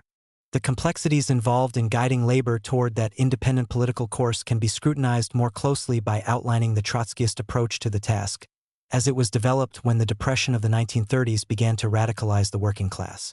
Dynamics of the labor upsurge. Under the present system, workers are conditioned from childhood to accept capitalist exploitation as something decreed by natural law. Indoctrination of this kind begins within the family, where the young are influenced by their brainwashed elders. From there, the process is taken over by the propaganda media schools, churches, television, radio, newspapers, and other sources of misinformation and manipulation. As young workers enter the labor force, they are subjected to refinements in ruling class doctrine. Without capitalist employers, they are told, there would be no jobs. So those benefactors deserve unswerving loyalty from their employees in order to promote the common good. It is also stressed that the bosses got where they are by practicing rugged individualism. That preachment is intended to encourage the workers to do likewise if they hope to get ahead. The norm for personal conduct thus becomes, don't think about others, just take care of yourself. As another means of dividing labor's ranks, use is made of factors serving to demarcate one group of workers from another. Skin color, ethnic background, sex, religion, anything that will help to sow dissension between groupings is turned to capitalist advantage. Whites, for instance, are given an edge over people with black, brown, red, or yellow skins. Further differentiation then takes place along ethnic lines among whites themselves. Most favored historically are white, Anglo-Saxon Protestants, WASPs. Next come other categories of whites having European forebears, and, despite gradations in the degree of social acceptance that they enjoy, all in those categories are given advantage over people with different colored skins. Numerous ironies result. A case in point is the situation of the Indians, this country's true natives. They are way down in the pecking order. Similarly, men take precedence over women in the workforce. That discriminatory policy applies to women generally, even to the WASPs among them. It follows that for those in less privileged categories, a compound problem exists. Their status is determined not only by sex, but also by racial and ethnic factors. Women caught in that bind thereby become doubly victimized. Such differentiations play a role in employment practices generally.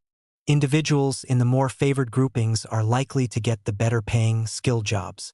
Those in the less favored categories, more or less in descending order, are next in line for the unskilled work and, after that, the menial tasks.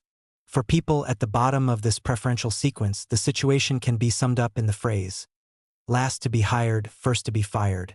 Through such patterns of discrimination, the bosses are able to pit one category of workers against another, skilled versus unskilled, to cite a single example. Relative economic privilege thus takes its place alongside race and sex bias as a device for splitting the working class so as to minimize organized resistance to capitalist exploitation. Life on the job being what it is, however, other factors intrude to cause difficulties for the ruling class. Motivated by what is delicately called the profit incentive, capitalists develop insatiable greed. Lust for private gain makes them strive to hold down wages, extend the hours of labor, disregard health and safety hazards, and impose poor job conditions. As a result, workers are constantly reminded through daily experience that they have problems in common as a class, and that collective action is needed to obtain redress of their grievances against the bosses. This clash of class interests is what gave rise to trade unions on a world scale. Because of the elementary level of class consciousness involved, these formations, as a rule, originated and developed as a movement for economic and social reform under capitalism. Due to that reformist outlook, the business unionists in this country have been able to maintain control over the movement. The imposition of their policy obstructs further progress of the class consciousness first shown when workers organize on the job. When union members seek to use and improve labor's fighting capacity, acting under the pressures of harsh treatment at the hands of exploiters, they meet stubborn resistance from the top hierarchy. An official course of a diametrically opposed nature is followed. It consists of attempts to wheedle gratuities from the capitalist rulers by collaborating with them in both industry and government. From the labor bureaucrats' viewpoint, that seems an ideal arrangement, whereby they, personally, can drift comfortably down the stream of life. It happens, though, that snags are encountered along the way. Capitalists are notoriously loath to do anything that cuts significantly into their profits. Concessions may be coaxed from them on minor points, but it takes a fight to force their compliance with serious demands. As a result, strikes occur because of pressure from the workers who don't have it as easy as the bureaucrats. Still, another vicious side of capitalist policy comes to the fore when a walkout takes place. Efforts are made to continue operating the struck facility with scabs. Whatever employees can be sucked in, due to the uneven development of class consciousness, are used as scabs along with imported strikebreakers and hired thugs. These private actions are backed up by the repressive arms of government, police, courts, military, while at the same time the strikers are being subjected to the trickery of government mediators. All this deceit and pressure is accompanied by a barrage of lying propaganda laid down by the capitalist news media. Inconveniences caused by the stoppage, real or imaginary, are given a big play. An attempt is made to strip workers not directly involved in the conflict of their class identity and make them part of a catch-all public, over which the propagandists shed crocodile tears. The employer's refusal to give fair consideration to the strikers' demands is glossed over. It is made to appear that the union is to blame for what is happening. In this manner, all sections of the ruling class gang up on the embattled workers. Their primary aim is to crush the strike. Failing that, they concentrate on forcing a settlement favorable to the specific employers involved. Under such circumstances, the union ranks, stuck with class collaborationist leaders, usually come out holding the short end of the stick. Strike-breaking represents only one form of capitalist attack on the workers' movement. Through executive orders and legislative acts, various legal fetters are fastened upon labor organizations. When alleged violations of these governmental decrees occur, the courts are quick to issue injunctions, levy fines, and impose jail sentences against trade unionists. Here again, the repressive actions are accompanied by a smear campaign against the victims. On a broader scale, ruling class strategists also busy themselves in cooking up national crises, when necessary, on one or another fake premise. Scare propaganda is then used to trick workers into subordinating their own class interests to supposedly larger needs. In that way, they are cheated out of hard-earned gains, and at the same time, the capitalists are able to put over new swindles. Despite the obvious chicanery, the union bureaucrats invariably go along with such boss schemes, even though they may whine a little for the record. In this overall situation, the workers find themselves frustrated by multiple obstacles: employer resistance, governmental opposition, and misleadership in their own organizations. Not knowing how to cope with such a complex of problems, many simply decide to let matters take their course, hoping for a break here and there. Their attention thus begins to center more and more exclusively on making the most of personal life under existing conditions. This, in turn, creates the superficial impression that virtually the entire working class has voluntarily become immersed in peaceful collaboration with the employers, and that what the capitalists call normalcy has been made a permanent condition within industry. At given intervals, however, an entirely different situation arises. The change results from contradictions inherent in a system devised to enrich a small capitalist minor, ity at the expense of a big worker majority. Due to these contradictions, economic dislocations accumulate. Problems related to housing, education, healthcare, and other social needs grow worse. Conditions in general become less and less tolerable, until a stage is finally reached when all the ingredients for a major explosion come together. Mounting discontent leads the workers into a search for some way to defend themselves effectively as a class. Divisive walls built of self-centeredness, prejudice, special interests, class collaboration, and lying capitalist propaganda begin to crumble. New potential develops for strengthening labor solidarity, elevating class consciousness, and raising the anti-capitalist struggle to a higher plane. A dramatic change of that nature took place in the aftermath of the 1929 stock market crash, which heralded the onset of severe economic depression. As the slump deepened, millions lost their jobs. Earnings were slashed for those who still had employment. Working conditions went from bad to worse, as did living standards in general. At first, the workers accepted these blows in a more or less passive manner. They had been stunned by the economic debacle, and it took time to recover from the shock effect. Then, when they did begin a quest for ways to defend themselves, only scant means were at hand. Less than 3 million were organized into the AFL, mainly workers in skilled trades. The great bulk of the working class, especially in basic industry, was not unionized at all. On top of that, the AFL bureaucrats showed no real concern about the plight of the unorganized, whether employed or unemployed.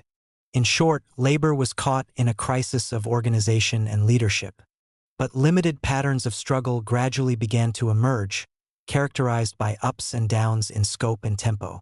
In the initial stage, the actions centered mainly on protest demonstrations by the unemployed. Then, during 1933, strikes broke out here and there in industry, the biggest one being conducted by textile workers.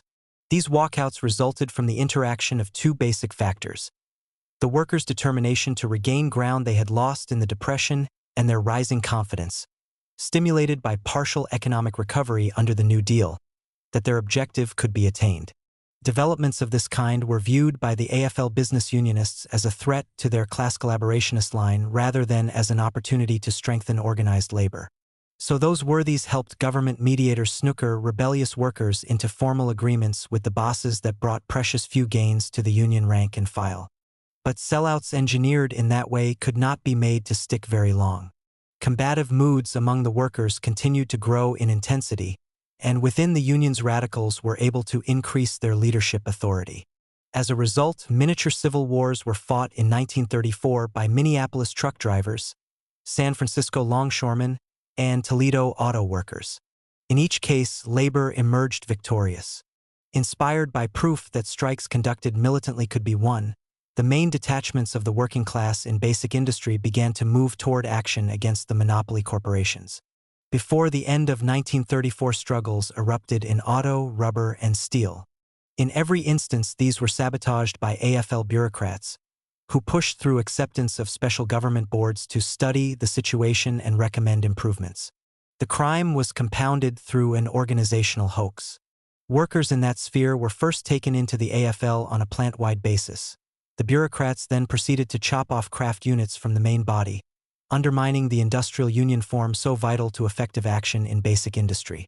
On every count, the newly recruited AFL members had been double-crossed, and they reacted angrily.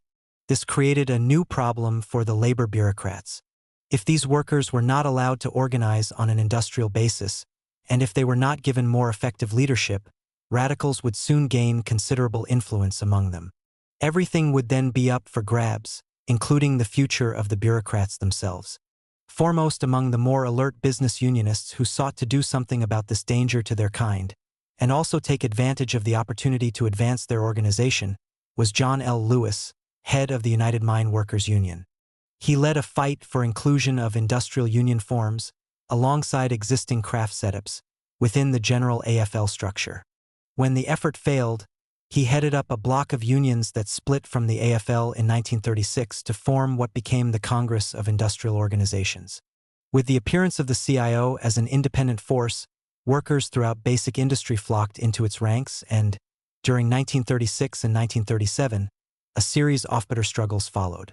These included massive sit-down strikes involving the occupation of plants in total disregard of the alleged sanctity of capitalist private property.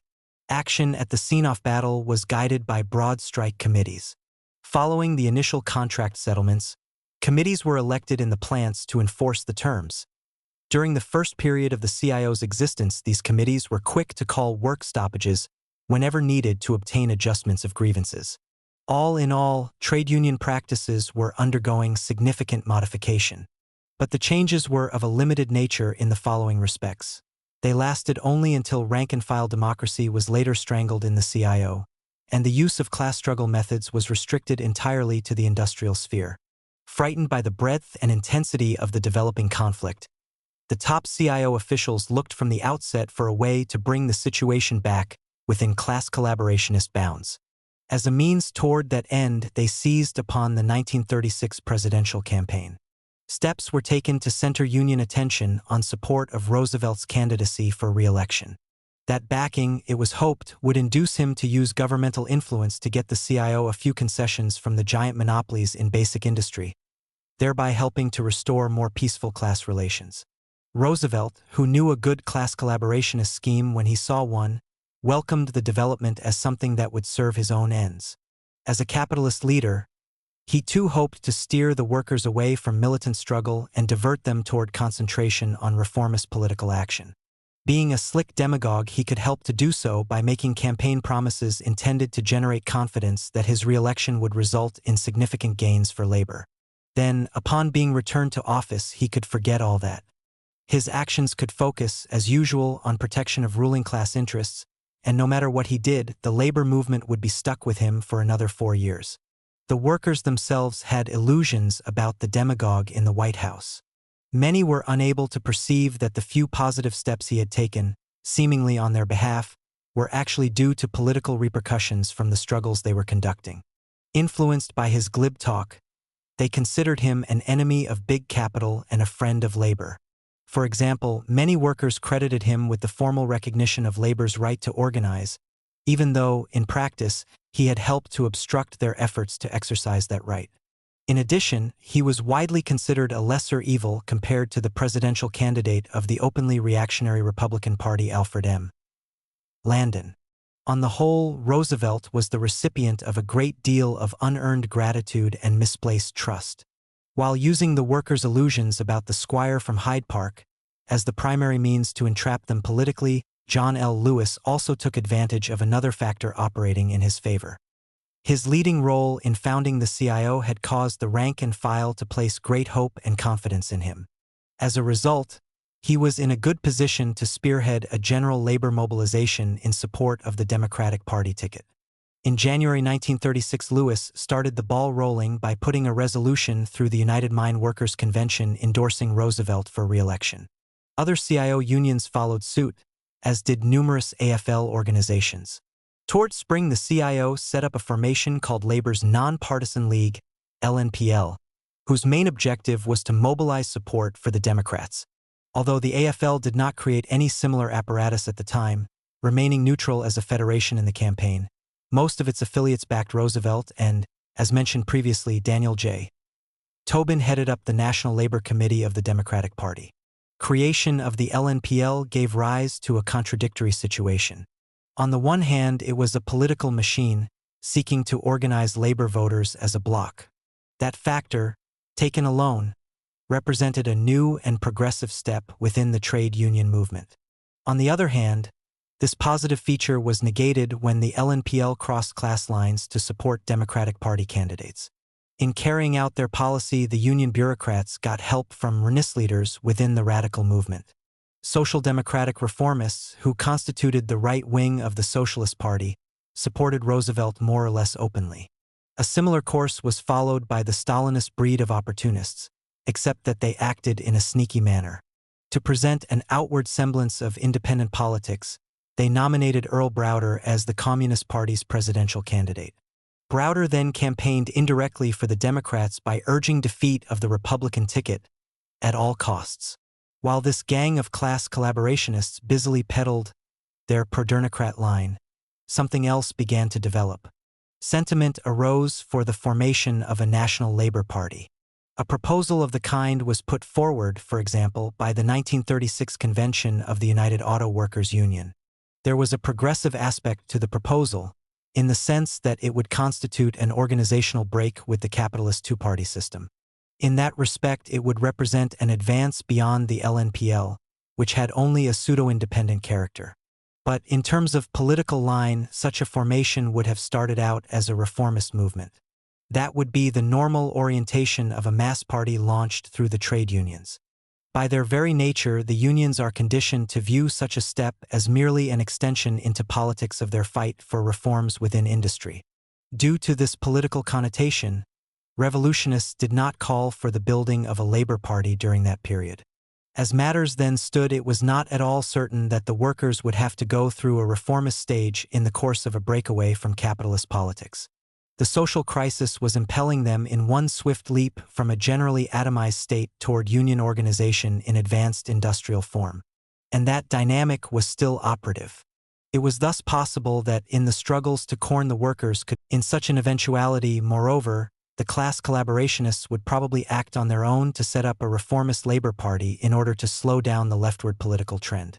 There was no reason to give them a boost in that direction. As revolutionists saw the situation, massive labor support to Roosevelt in 1936 did not, in itself, remove the prospects for extensive political radicalization. On the strike front, the main CIO battles were yet to be fought, especially in auto and steel. In those clashes, which culminated in 1937, the workers would be directly up against major components of the ruling class. This would occur at a time when the capitalists were beginning to prepare for World War II and could, therefore, be expected to put up unusually stiff resistance to the CIO drive. A potential class showdown was thus in the making, during which the government would become more fully exposed as an agency of the bosses. As a result, more and more workers might be able to see through Roosevelt, clear to his patrician bones. Developments might also be affected by the labor radicalization then unfolding in Western Europe. Intense class struggles had erupted there, ranging from massive strikes in France to civil war in Spain. If a big advance toward a social overturn were to occur in any of the countries involved, profound repercussions could be expected in the United States. To an increasing degree, workers here would become ready for revolutionary action. A sweeping social conflict might then ensue, leading toward a confrontation over the issue of state power. In that case, the way would be open to abolish outlived capitalism, put an end to the injustices it inflicts upon humanity, and proceed to the construction of an enlightened socialist society. As of 1936, such possibilities definitely existed under the objective conditions then prevailing. Only the further passage of time and events, however, would show whether the implied opportunities could be converted into political reality. Meanwhile, there was vital need to concentrate on assembling revolutionary cadres, since it takes a party comprised of conscious revolutionists to lead the workers to complete victory. Building such a movement is an exceedingly difficult task, since it encompasses all aspects of the class struggle. Before all else, a correct program has to be hammered out. A system of strategic and tactical perspectives must also be developed as a guide to action. Party members need to be fully educated in all the basic concepts involved, so that they may fulfill the key role that objective necessity requires of them in class conflict. And in keeping with its perspectives and tasks, the party must constitute itself as a disciplined formation capable of acting effectively in the fight for a socialist future.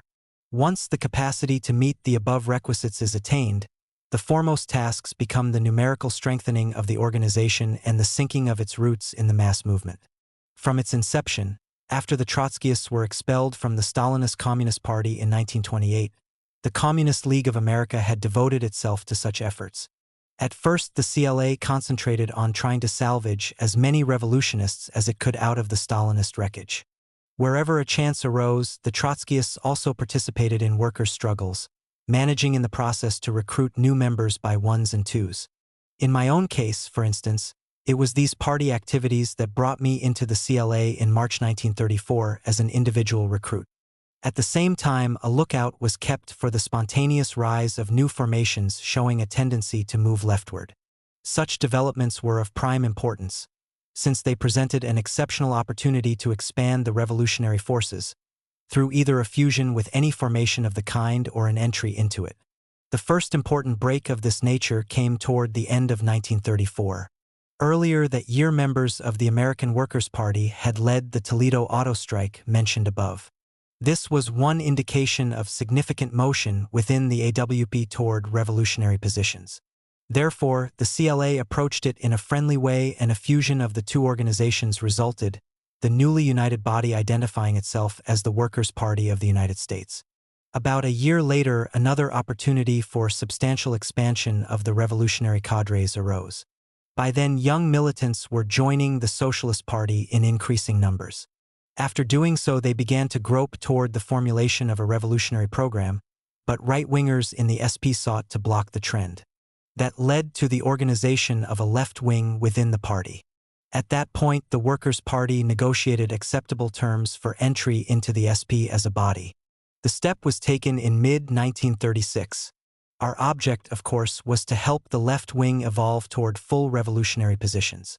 In more immediate terms, the move also gave us a means of intervention in the 1936 election campaign. Despite right-wing reluctance, the Socialist Party was running Norman Thomas for president in opposition to both Roosevelt and Landon. As a socialist candidate, Thomas left much to be desired. Yet, by presenting our own material in his support, it was possible to circulate some effective propaganda against reformists of all stripes. That activity helped us reach open-minded militants who were receptive to revolutionary ideas. Proceeding along the lines described, the Trotskyist forces nationally opposed both the Roosevelt supporters and the Labor Party advocates. In Minnesota, however, there was an extraordinary complication. A reformist Labor Party of significant dimensions already existed there. As a result, some unusual problems confronted us. Political conflict in Minnesota. Reformism in action. In the summer of 1918, the AFL State Federation of Labor issued a call for the formation of a new political movement in Minnesota. The proposal met with a favorable response from the Nonpartisan League, a large organization based on working farmers. An agreement resulted whereby the two forces cooperated in forming the Farmer Labor Party, which ran a slate of candidates in the state elections that year. Although defeated in this first effort, the party remained viable, and it proceeded to consolidate its ranks for the long pull ahead. While appearing on the electoral arena as the Farmer Labor Party, the new movement designated itself the Farmer Labor Federation in its character as an organization with an enrolled membership. In 1924, the latter name was changed to Farmer Labor Association. Trade unions, which were accepted into affiliation as a body, became a major component of the formation. Group participation was also allowed in the case of farmers' organizations, cooperative movements, workers' benefit associations, cultural societies, etc. Ward clubs in the cities took in members as individuals, as did township clubs in rural communities. Socially, the basic forces organized in this way represented an alliance of workers and farmers. The movement also received a degree of support within the urban middle class. The founders of the Farmer Labor Party viewed it as a means of defense against harsh exploitation and acts of repression by the capitalist rulers during World War I. After the war ended in November 1918, that sense of need did not disappear. Conditions in Minnesota gave continued impetus to the party's development.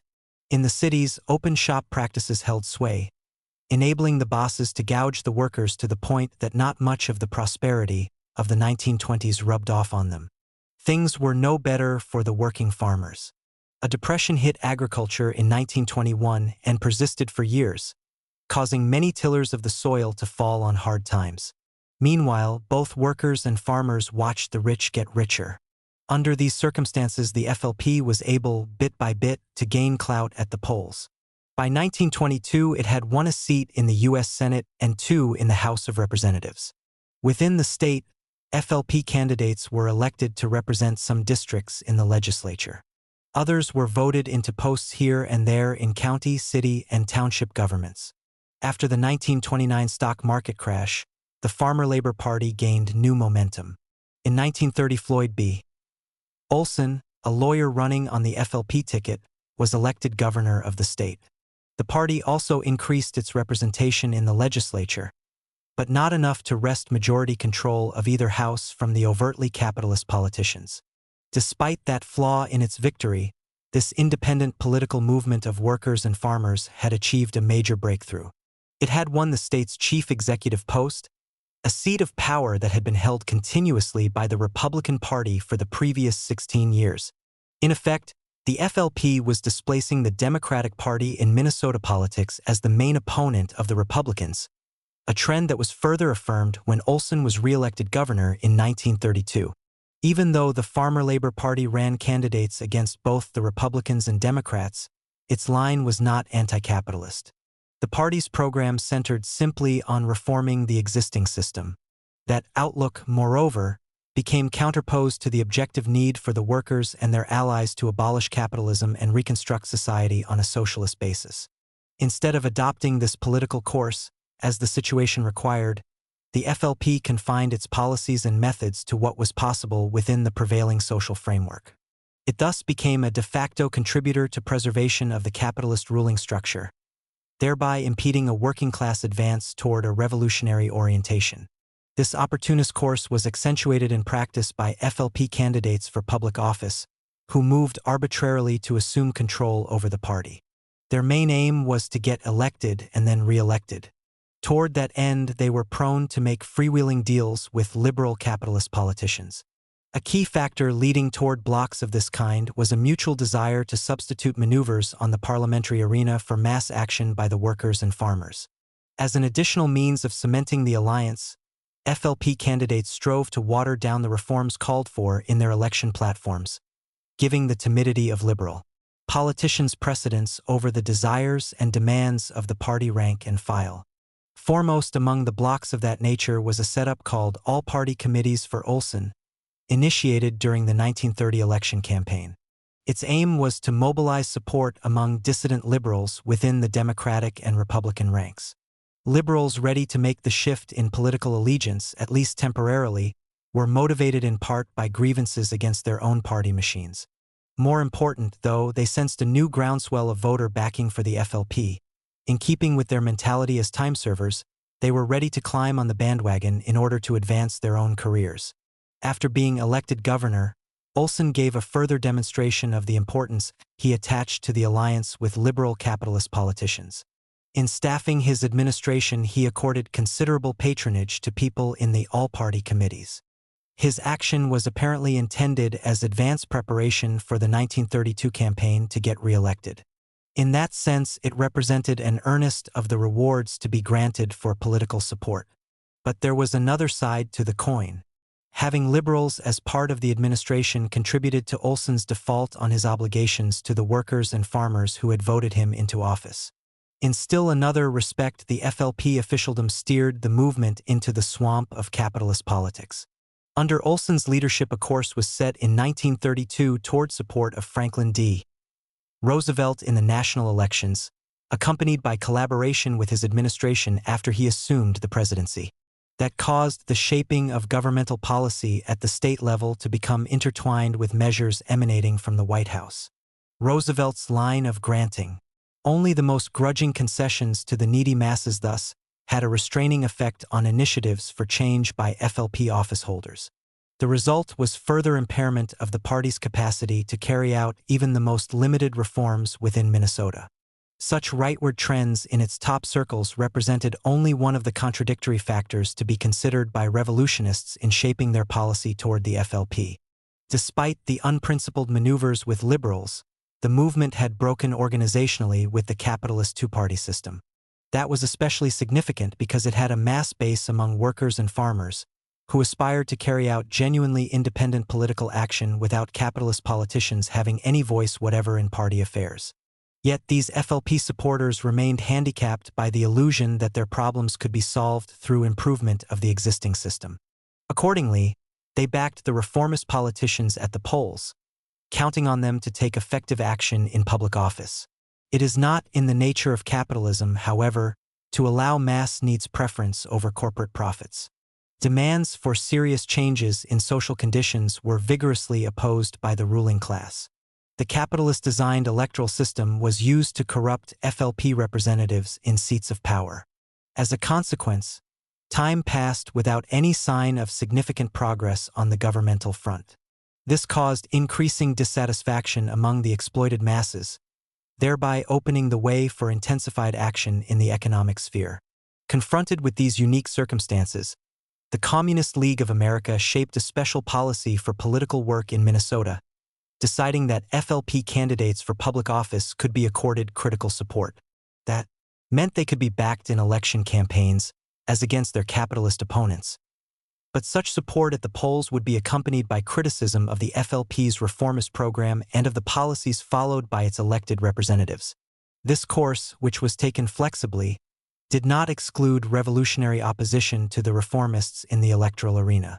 Whether the Trotskyist Party would run its own candidates against both the capitalists and reformists, for the purpose of emphasizing programmatic issues, was left open for determination according to specified C conditions in each election period. Through such a procedure, encouragement could be given to the trend toward independent political action in opposition to the capitalist parties. That aim could be accomplished without giving a mistaken impression that revolutionists saw some virtue in reformist concepts. And at the same time, well-intentioned FLP supporters could be induced to give open-minded consideration to revolutionary ideas. Application of this policy did not signify that Trotskyist activity was to focus primarily on the FLP. Just the opposite. The central issue, it was stressed, boiled down to the class struggle for workers' power and a socialist future.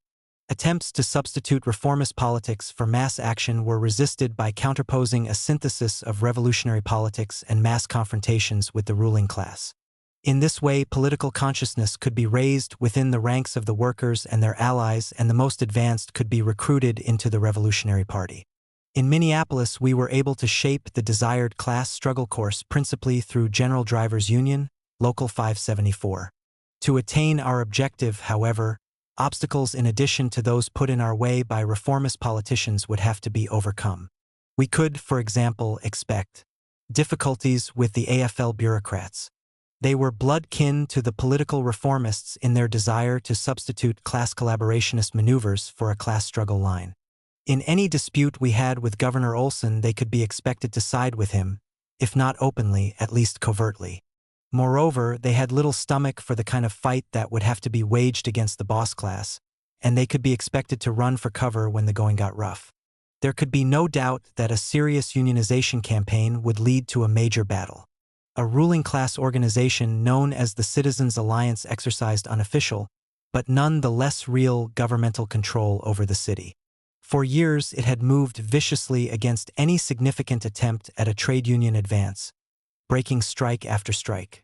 It was bound to react violently when, in the spring of 1934, Local 574 mobilized the trucking workers for a showdown with the bosses. In such a harsh conflict, Olson was certain to create problems for us. Due to his contradictory political situation, he could be expected at first to pose as an arbiter between the opposing classes. As the battle sharpened, the bosses would bring pressure on him to use the powers of his office against Local 574.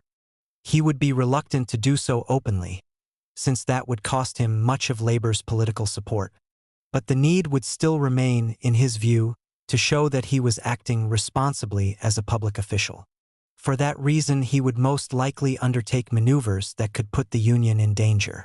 Hence, the Olson problem had to be included among the major factors to be taken into account in preparing for the fight within the trucking industry. We decided to seek advantage from a positive aspect of the governor's contradictory stance. He had to show sympathy toward the struggles of workers who backed him at the polls. That enabled us to force him into expressing support for Local 574's objectives prior to the opening of the conflict with the ruling class. A similar declaration was also obtained from the city's AFL bureaucrats, most of whom aligned themselves with Olson politically. It did not follow that these assurances brought the workers reliable allies. Neither the governor nor the union bureaucrats were about to make a change in line because of such a commitment. But it did mean that a double cross from either quarter would be harder to put over.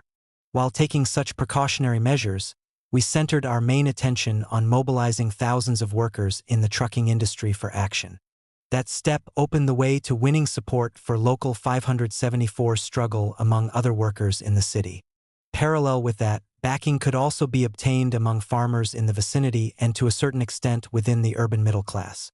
Through a mass mobilization of this kind, developed step by step as the fight unfolded, the Citizens' Alliance could be defeated.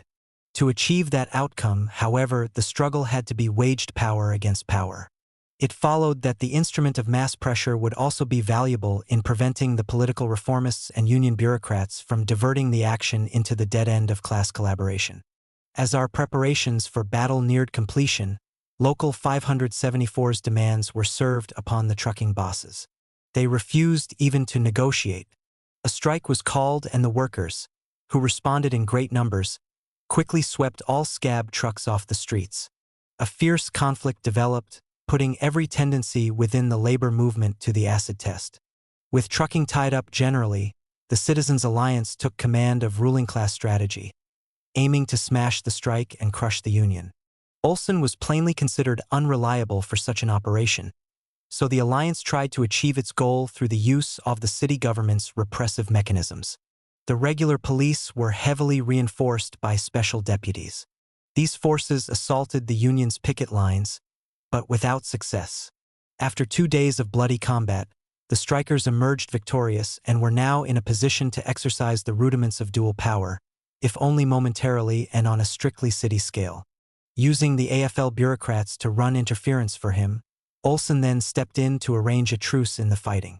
Under the terms of the truce, the bosses promised not to undertake any truck movements, and the union agreed to limit its picketing to making sure that they kept their word. But something else had happened. The governor had mobilized the National Guard, an act having ominous implications for the strikers. Local 574 responded by initiating a mass protest against the threat, and the pressure had the desired effect. Olson backed away from any notion of intervening militarily in the strike and confined his actions to mediation between the bosses and the union. A negotiated settlement of the dispute resulted. As matters turned out, though, the governor had been deceptive in his role as a go-between during the negotiations.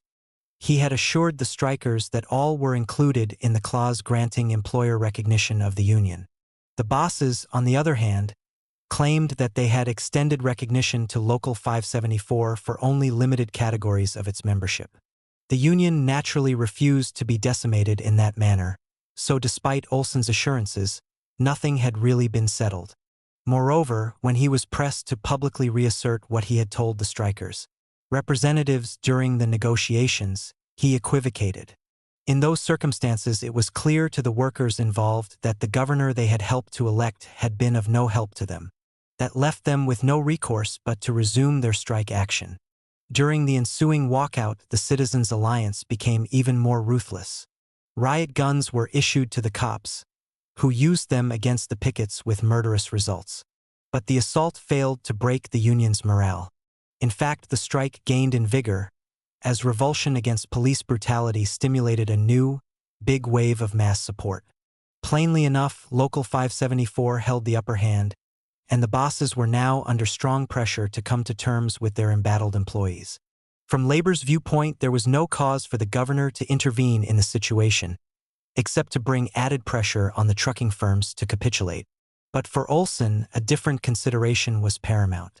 In the fall of the year, he would be coming up for re-election. Meanwhile, the ruling class was castigating him for allowing Local 574's leaders to thrust communism upon the city. His political image was being impaired in liberal capitalist circles, and he wanted desperately to avoid further damage to his personal career. Hence, he became determined to put an end to the strike in one way or another, using his powers as commander-in-chief of the National Guard for the purpose. Although the interests of Olson's worker constituents would be harmed in the process, he hoped to minimize the political cost in labor circles by clever machinations. What resulted was a scheme devised in collusion with two federal mediators sent in by the Roosevelt administration, which was designed to give the planned military intervention a surface appearance of impartiality. Proposed terms for a fair settlement of the dispute were arbitrarily promulgated by the mediators. The governor then set a deadline for voluntary acceptance of their recommendations by the union and the bosses. If either side rejected the terms, he threatened, martial law would be declared to impose a settlement on the basis dictated by Roosevelt's agents. If Local 574 rejected the ultimatum, a military assault on its picket lines would surely follow. That would put the strike in great jeopardy because of the confusion Olson's tactics had created within the labor movement. For that reason, the union leadership recommended that the mediators' terms be accepted, even though they fell considerably short of the strikers' demands. After thorough discussion of the matter, the membership concurred and the governor was notified of the union's decision. Meantime, the bosses had been waiting until the last moment to give their reply. They obviously hoped that the strikers would provide Olson with the pretext he sought to move against the union. When that failed to happen, the trucking employers simply defied the governor, refusing to comply with his ultimatum. Martial law was then proclaimed. Under the military regime that followed, picketing was outlawed and, supposedly, only firms accepting the mediator settlement terms would be allowed to operate their trucks. Before long, however, military permits were granted for various kinds of scab trucking. As a result, the strike was being broken piecemeal. Protests to Olson against this outrage were unavailing, so Local 574 mobilized to resume full-scale picketing. That got action, but against the union, not the scab trucking operations. Using the flimsy pretext of an alleged violation of military regulations concerning Local 574's mobilization rally, the governor launched a direct attack on the organization. The National Guard seized its headquarters and began a roundup of top strike leaders. Parallel with that, Olson probed into the workers' ranks, seeking a pliable committee through which he might negotiate a strike settlement on whatever terms the trucking bosses would concede. Within a matter of hours, however, the whole move began to backfire on him. He had underestimated both the depth of the union's secondary leadership structure and the caliber of its ranks. The strikers fought back courageously, going after the scab trucks in defiance of the military. While that was going on, protests began to pour in on the governor from angry members of trade unions and farmer labor clubs. By the day's end, he had been forced to call off the military occupation of union facilities and release the arrested strike leaders. He also had to make a pretense of doing something about the scab trucks. In the course of the clash with Olson, it was discovered that several AFL officials were conniving with him. When the battle was over, the offending bureaucrats were asked to appear before Local 574's strike committee and explain their conduct. A few showed up, but their alibis didn't wash. They were warned to refrain from undertaking any future maneuvers that might affect the strike without first consulting the democratically elected committee that was leading the action. After that, the union-employer confrontation settled into an endurance contest. The bosses figured that, with the passage of time, the strikers could be starved into submission. Their hopes of ultimate success were further buoyed by the role of the military.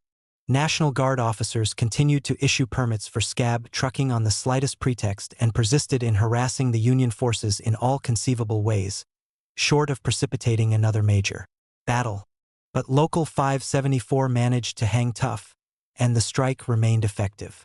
Finally, toward the end of August 1934, the governor felt compelled to change his tactics. He sought White House aid in a new attempt to push through a negotiated settlement of the dispute. Roosevelt, who had to offer something in return for the farmer labor support he received in the 1932 elections, responded by sending a new federal mediator to Minneapolis. What happened next indicated that this latest envoy from Washington Carne equipped to do some arm-twisting within the local ruling class. Before long, he submitted new settlement terms to the union, accompanied by his written assurance that the trucking bosses were ready to sign a contract on the basis he had outlined. The union membership voted to accept the new proposal and the strike ended. After a long, bitter struggle, Local 574 had emerged with a solid victory. Olson was now able to concentrate on the campaign for re-election as the Farmer Labor Party's candidate for governor. His 1934 platform marked a change in approach from that taken in his 1930 and 1932 programs. There was less squeamish adaptation to the timidities of liberal capitalist politicians. Instead, the latest document sought to express, in guarded form, the radical moods reflected in the mass actions of the recent period. But experience would show that it was all talk designed to catch votes. There was to be no essential change in the class collaborationist outlook of the reformist politicians who ran the FLP. We Trotskyists did not intervene to any great extent in the pre-election activities. At that time, our Communist League was concentrating on preparation of its fusion with the American Workers' Party to form the Workers' Party of the United States. Those of us within Local 574, who belonged to the Communist League, were also preoccupied with numerous problems confronting the Union in the aftermath of the wearing battle it had fought. In the given circumstances, we could do little more than explain our views about reformist politicians to whatever workers we could conveniently reach. Politically, our main efforts centered on counterposing revolutionary politics to the reformist outlook. We were helped by the way in which strike experiences had opened the minds of various workers to our views. Those experiences in the class struggle also enabled some among them to grasp the need for a vanguard party capable of leading a fight to abolish the whole rotten capitalist system. As a result, we were able to recruit a number of individuals into the Trotskyist ranks. The workers generally had mixed attitudes toward Olson. He was certainly no prize candidate in the eyes of Renast Local 574 members. Some simply stayed away from the polls, feeling no one deserved support. Many others voted for the incumbent governor as a lesser evil than the Republican. The latter view was prevalent to a considerable extent elsewhere in the trade unions, along with a significant amount of unqualified support for Olson. Taking the voting patterns as a whole, it was the working class that re-elected him in 1934. Those workers who gave Olson unqualified support had in many cases been taken in by the devious manner in which he carried out his maneuvers against the striking truck drivers. In just a few months, however, they were to see a much cruder performance, in yet another governmental quarter, that would reveal more clearly the essentially treacherous nature of reformist politics. A farmer laborite in City Hall. For a considerable time, the Republicans had governed in Minneapolis. As matters now stood, however, they were in deep political trouble. Recent events had openly branded A.G. Bainbridge, the incumbent mayor, a pliant tool of the Citizens' Alliance. During the Teamster strikes, he had obediently sought to carry out orders handed down by the ruling class gang, no matter how inhumane, how brutal their dictates proved to be. Widespread criticism of that course was aimed not only at the mayor but at the Republican Party. Olson had, in fact, profited from that trend in the 1934 gubernatorial race. Since municipal elections were coming up in June 1935, this added a new complication to the problems facing the capitalist overlords. They were already concerned enough over the emergence of Local 574 as a strong, militant force within the city's labor movement. On top of that, the Teamsters' victory had inspired workers in other SEC tours of local industry to launch unionization drives of their own.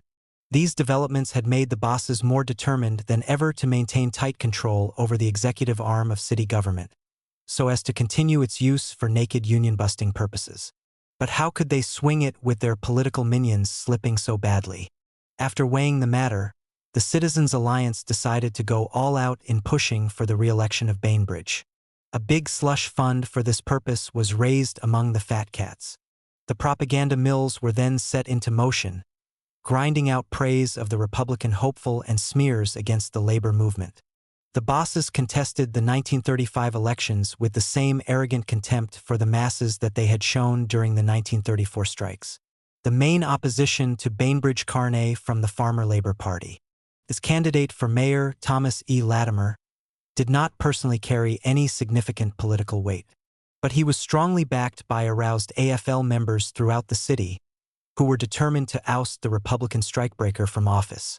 Key issues were thus at stake, and class lines were quite sharply drawn in the hard-fought campaign. It was also apparent that a relatively narrow majority would determine the outcome of the contest. In those circumstances, the Workers' Party decided to extend critical support to the FLP ticket. A statement was issued accordingly by the Minneapolis branch of the party and published in the Militant of May 19, 1935. The essence of the Trotskyist view was summed up in the following passages. While the Workers' Party urges the defeat of Bainbridge by the election of farmer labor candidates, it declares that the farmer labor officials will not and cannot give the working class any real lasting benefits. These will have to be won by the workers themselves through their fighting organizations, the unions, unemployed organizations, and Revolutionary Workers' Party. Workers of Minneapolis, elect the farmer laborites to office, but watch their every move. Do not trust them. They will serve the workers' movement only if the workers' organizations force them to. Emphasis in original. Earlier in the year, Local 574 had been expelled from the International Brotherhood of Teamsters. In resisting Daniel J. Tobin's attempt to read it out of the labor movement, the union was fighting to win AFL support locally. For that tactical reason, its paper, The Northwest Organizer, presented criticism of the farmer laborite performance in public office somewhat obliquely. Main stress was placed on support to the FLP ticket in the fight against Bainbridge and the other open political tools of the Citizens Alliance. At the same time, the workers were urged to vote especially for William S. Brown, the president of Local 574. Brown, a Trotskyist sympathizer, was running as the FLP candidate for alderman from the city's 3rd Ward, where he resided. Although he had no chance of winning in that ward, his action helped to emphasize a vital point. Bill Brown, the Northwest Organizer, stated editorially, has been tested in the fire of great working-class battles, tested and found good. When the votes were counted, Latimer was shown to have unseated Bainbridge as mayor. The news was greeted with great elation among the workers. They felt they now had a representative in City Hall who would help fight the bosses instead of using his powers against labor. But it was soon to be discovered that the assumption was mistaken. Latimer had scarcely taken office when a strike was called by ornamental iron workers, and a second walkout developed at a hosiery mill. In both instances, he launched vicious police assaults on the embattled trade unionists. As a cover for these strike-breaking attempts, an employer-employee board was rigged up. It was pictured as an instrument to maintain industrial peace by passing judgment on issues in dispute between labor and capital. Comparable tactics were used against the unemployed. Demonstrators fighting for improved public relief measures were subjected to the same violent treatment by the cops that strikers within industry were receiving. Essentially, the new mayor's policies were akin to those customarily followed by reformists in seats of power. Unlike Olson, however, Latimer had quickly knuckled under entirely to the Citizens Alliance, not even making any signify-can't pretext of defying its dictates. Several factors contributed to this particular development. To begin with, some of the reactionaries appointed by Bainbridge were kept on in important official positions under the new regime, flagrantly violating a specific campaign pledge Latimer had made. Besides that, he abetted FLP members of the city council in forming a coalition with their liberal counterparts. A further means was thereby provided for the capitalists to maintain direct influence over the shaping of FLP policies in municipal government. To make a bad matter worse, the more conservative AFL officials backed Latimer's rightward course. They were especially quick to provide a labor cover for his employer-employee board, volunteering to serve as members of the phony setup as well as publicly touting it as a desirable substitute for strikes. Workers victimized by Latimer's policies took an altogether different view of the situation. They reacted angrily to the betrayal of their hopes and expectations. That made it possible for Local 574 to initiate a broad left opposition within the labor movement, centered around 3 issues. Of immediate urgency: rejection of all forms of class collaboration with the bosses, working-class solidarity and reciprocal aid in labor struggles, and full trade union support to the unemployed. This militant course was quickly put into practice through help to the ornamental iron and hosiery workers in fighting off the would-be strikebreakers. In addition, those comprising the left wing were ready to struggle for Local 574's reinstatement into the IBT, so as to re-establish the labor unity that Tobin had disrupted. Toward the end of September 1935, a conference of 15 left-wing unions was convened. All the organizations participating were affiliated with the AFL, except Local 574. The gathering issued a general warning about the dangers arising from collaboration by a right-wing bloc in the labor movement with the city administration, which had prostituted itself to the Citizens' Alliance. Specific demands for corrective action were also put forward: dissolution of the Employer-Employee Board, reaffirmation of the workers' right to strike, and expulsion of Latimer from the FLP for strikebreaking. Not long after this conference, the Minneapolis branch of the Workers' Party issued a statement drawing a balance sheet on the Latimer regime. In describing reformism in general, this statement quoted from the National WP's Declaration of Principles. In the period of capitalist decline, so-called reformist parties cannot pretend to the progressive role they have played decades ago. Political and economic concessions can now be wrested from the capitalist class only by means of the most resolute and militant class struggle. Besides, any party which purports to represent two or more classes on an equal footing, or to direct its appeals to all classes, is essentially a middle-class party doomed to irresolution and surrender to the big capitalists in every decisive test. The Revolutionary Party will show by theory and historical example, and above all by its own activities, that the actual consequences of the policies of reform movements, here as in all other countries, are directly opposed to their avowed aims, that they act to preserve capitalism, and hence are inimical to the interests of the workers. Concerning the Minneapolis situation in particular, the branch statement itemized actions by the FLP mayor that confirmed the above evaluation of reformism. A real workers' party, the WP then pointed out, would have ousted all reactionaries from a point of office. It would have increased relief allowances for the jobless. Governmental power would have been used to shut down struck plants until the bosses conceded the union demands. The workers were asked to join the Trotskyist movement and help to build such a truly fighting party. If they were not yet convinced of the need for this, the statement added, "We say, stay in the Farmer Labor Party and try to make it function for the workers. The Workers' Party will aid you in every possible way, but history mocks the idea of a reformist party winning permanent gains for the workers." By that time, the left-wing forces were steadily gaining headway in their offensive against Latimer and the conservative AFL hacks. In Local 574's case, it carried far more weight in the trade union ranks than did the Tobinites who strove to isolate the local. This caused the IBT head to solicit help from AFL President William Green. Between them, a plan was devised to send a special agent to Minneapolis to impose bureaucratic discipline over the AFL membership. One of Green's organizers, Meyer L. Lewis, got the assignment. Shortly after he arrived in town, toward the end of October 1935, Lewis sent a preliminary report to Green. "I have been in conference on 3 different occasions with the mayor of the city of Minneapolis, Thomas Latimer. In the presence of organizer Bradley, he pledged to renew 100% cooperation on the part of the city. Local 574 has put Mayor Latimer on the spot, and the only way that he can clear himself with the labor movement and with the city of Minneapolis is to act definitely and without reservation. He spoke to Renee today, and he felt that it was important that the labor movement begin to wage its campaign to indicate that it was in cooperation with the city in an effort to bring about a drive against the communistic leadership as evidenced by 574. The newspapers of the Twin Cities have been strongly publicizing your convention statements with regard to cooperation with the American Legion. They have given a great deal of space in a favorable light to the possible campaign of the Federation against the Reds. I are in a position to advise you that I have the finest connections with the newspapers in the Twin Cities dating back to a period of time which I spent here some years ago, and I can get the fullest cooperation from them when and if we need it." Meyer Lewis not only had a cocky attitude, as his report to Green shows, but he was also crude and dictatorial in his methods. As a result, his intervention served to broaden and deepen the rebel trends inside the AFL. that, in turn, precipitated a panic within local bureaucratic circles.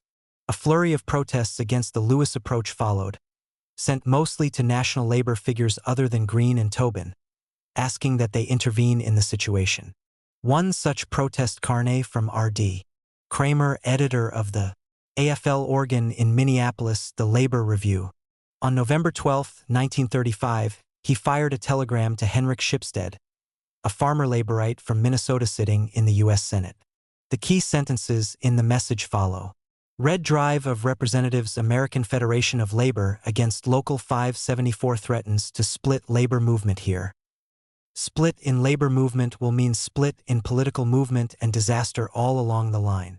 Kramer seemed to think that Shipstead could induce Tobin to ease his campaign of pressure on the AFL for backing in his drive against Local 574. But he didn't know the Teamster president. Politically, the IBT head was a Roosevelt Democrat. His attitude toward the Farmer Labor Party was conditioned accordingly.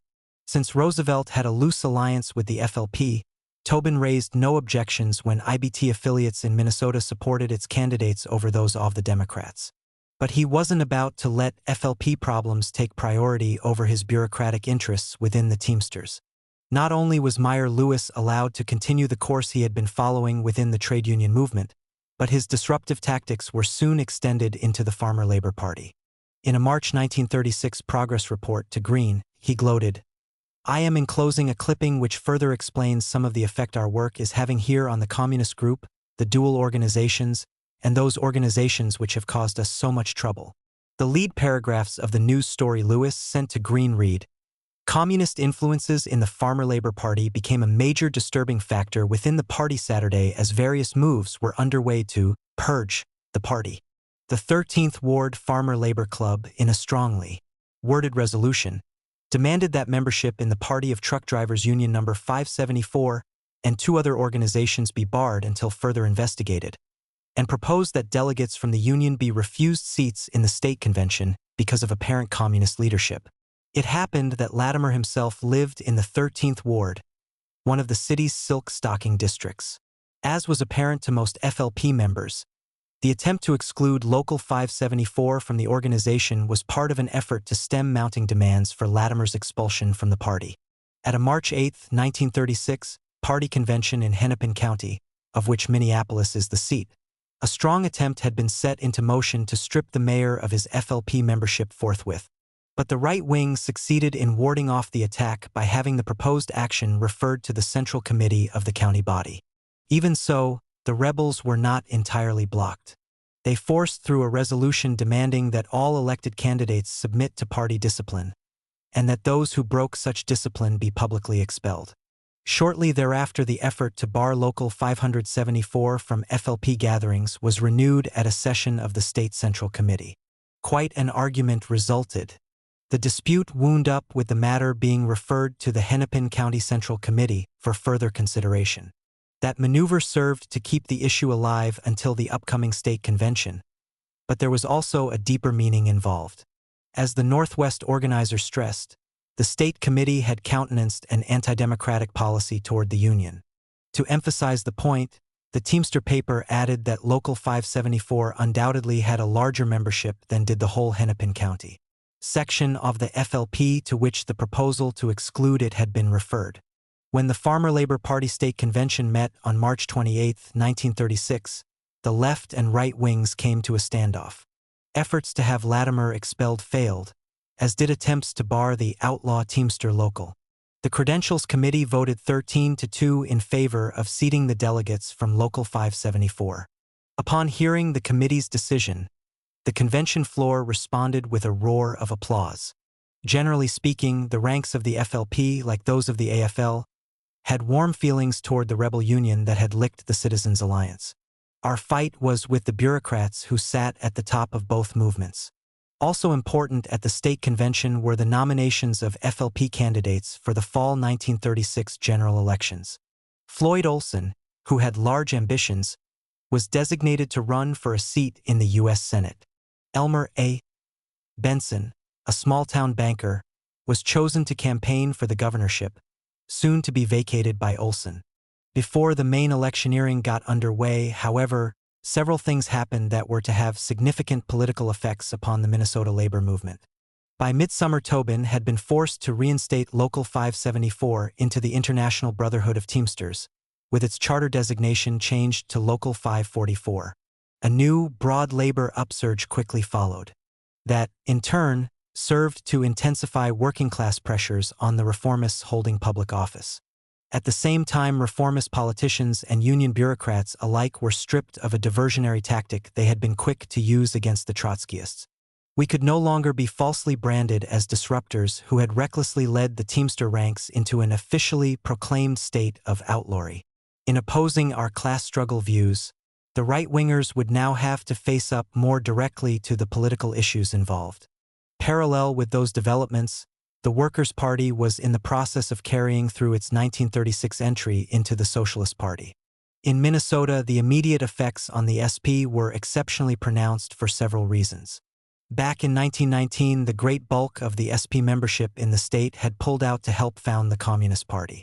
Since then, the Socialist Party had failed to prosper. Individuals with a social democratic bent had tended to join the Farmer Labor Party instead of the SP. In the early 1930s, the Trotskyists had displaced the SP on the left as the main rival of the Communist Party within the Minnesota radical movement. Those who did belong to the Socialist Party became influenced in their thinking by the class war that erupted in Minneapolis during 1934. Many of them developed into political sympathizers of the Trotskyist movement, which had led the epic Teamster struggle. As a result, the Socialist Party was transformed virtually overnight when we entered it. To all intents and purposes, the Minnesota SP became a Trotskyist section of the National Party. Important reinforcements had thus been secured in the fight for class struggle policies on both the trade union and political fronts. Concrete evidence of that accomplishment was contained in a newly adopted SP resolution on the Farmer Labor Party question. It denounced the strike-breaking by Olson and Latimer. The reformists were also criticized for their blocks with capitalist politicians, for the support they gave to the most reactionary sections of the trade union movement, and for their stifling of democracy within the FLP. Then, on August 22, 1936, Governor Olson died. This precipitated several major problems for the surviving rulers of the Farmer Labor Party. Olson had long played a key role in drafting the party's election platforms and shaping its general policies. He had also been the one who settled quarrels within the top echelons, maintaining the organization's internal equilibrium. Now that he was gone, a gap existed in its leadership structure that would be hard for the right-wingers to fill. No one was on hand who came anywhere near being Olson's equal in keeping the reformist ship afloat in the stormy political waters of the time. What took place in the immediate aftermath of the governor's death was more or less automatic. Lieutenant Governor Hjalmar Peterson, also a farmer laborite, stepped in to serve the remaining few months of Olson's unexpired third term. A campaign was then opened in support of Elmer Benson's candidacy for the governorship, as had been decided earlier at the state convention. He was backed by a seemingly united party. It was not until after the fall elections that the developing crisis within the FLP came out into the open. The Trotskyists entered the 1936 election campaign with a partial slate of candidates, working now through the Socialist Party. Nationally, we backed Norman Thomas, the party's nominee for president. At the state level, we centered our efforts on running Vr. Ray Dunn, an outstanding Trotskyist and a Teamster leader, as the SP candidate for Minnesota Secretary of State. Where the SP was not running its own candidates, including the contest for governor, the workers were urged to support the Farmer Labor Party aspirants. Ray Dunn conducted his campaign around key questions of program. In doing so, he explained that the SP would accept no responsibility for anyone elected on the FLP ticket, not even in the case of posts for which the SP had not run. Further experience with the reformists, he stressed, would teach that only a revolutionary party can champion the needs of the workers. When the election returns came in, Benson had out-polled his Republican rival for the governorship. His success had resulted in part from FLP backing of Roosevelt, who swept the presidential elections. Against Roosevelt, Norman Thomas got 2,500 votes in Minnesota. Ray Dunn came out a bit ahead of Thomas, receiving 4,000 votes, 3/5 of them from Minneapolis. An extensive post-election editorial appeared in the Northwest Organizer, which had been made the official organ of the Minneapolis Teamsters Joint Council when a Local 574 was reinstated into the IBT. It issued a fresh warning to the workers about the slippery role of reformists in public office, again calling attention to their repeated violations of campaign pledges. The editorial sharply reminded the victorious farmer labor candidates that the party rested chiefly on support from the trade union movement. But it did not follow. The editorial noted that labor should rely primarily on the FLP. The workers were advised instead to build strong, militant unions, to keep abreast of the times through a fighting policy, to promote a better understanding of parties they could call their own, and not to take for granted the good conduct of the reformists who had just won at the polls. In yet another quarter, some post-election thinking was going on. The Citizens Alliance was beginning to recognize that old-time strike-breaking, union-busting, and openly reactionary politicking no longer got results. Under Trotskyist leadership, the workers had whipped the alliance in the trucking industry. Then Tobin's attempt to cripple Local 574 had been beaten off, thereby frustrating. The Empl-0 hopes to take early revenge on the L0 Kel. A new, expanding wave of trade union activity had fall L0 wed, and the Republican Party was taking one beating after another in the electoral arena. So, as the Northwest Organizer aptly put it, the leopard changed its spots. In January 1937, the Citizens Alliance was dissolved into a new ruling class setup called Associated Industries. A change in tactics accompanied the move. Guile began to replace attempts to put down worker uprisings through brute force. Politically, a more subtle, more deceptive posture was substituted for the former crudely reactionary stance. Greater attention was paid to rifts within the labor movement that could be exploited to the advantage of the bosses. Whatever the capitalists could think of was tried as they sought to regain ground they had lost to the insurgent proletariat. Unfortunately for the workers, a new situation was arising within the labor movement that would make it easier for the bosses to alter the relationship of class forces in their favor. This adverse development stemmed from a 180-degree turn in line that the Communist Party was in the process of carrying out. Stalinist flip-flops. The Trotskyist attitude toward the Farmer Labor Party was not new. It continued and extended the policy that had been worked out in the early years of the communist movement in the United States and elsewhere. Before the Communist Party became infected with the Stalinist virus, it undertook a revolutionary intervention into the reformist political movement. The aim was to help create an elementary instrument for promotion of a massive labor breakaway from entrapment in the capitalist two-party swindle. This measure was viewed as a first step toward the political radicalization of the working class. And in the given objective situation, the projected tactic was valid, despite the fact that mistakes in implementation cut short its development. At the outset, the CP gave conditional support to promotion on a national scale of an independent party based on the trade unions. In those days, before corporate farming had attained its present dominant position, the assumption naturally followed that a formation of this kind could attract small farmers in numbers that would give them quite substantial weight inside the movement. The CP urged mass support at the polls for the candidates of a party evaluated in that dual sense, as against the candidates of the Democrats and Republicans. At the same time, the CP stressed that the problems of the toilers could not be solved through a reformist program, and that only a revolutionary political course would meet their needs.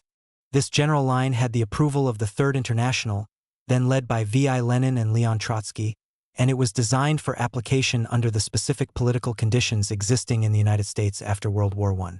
The war had scarcely ended when a major strike wave developed.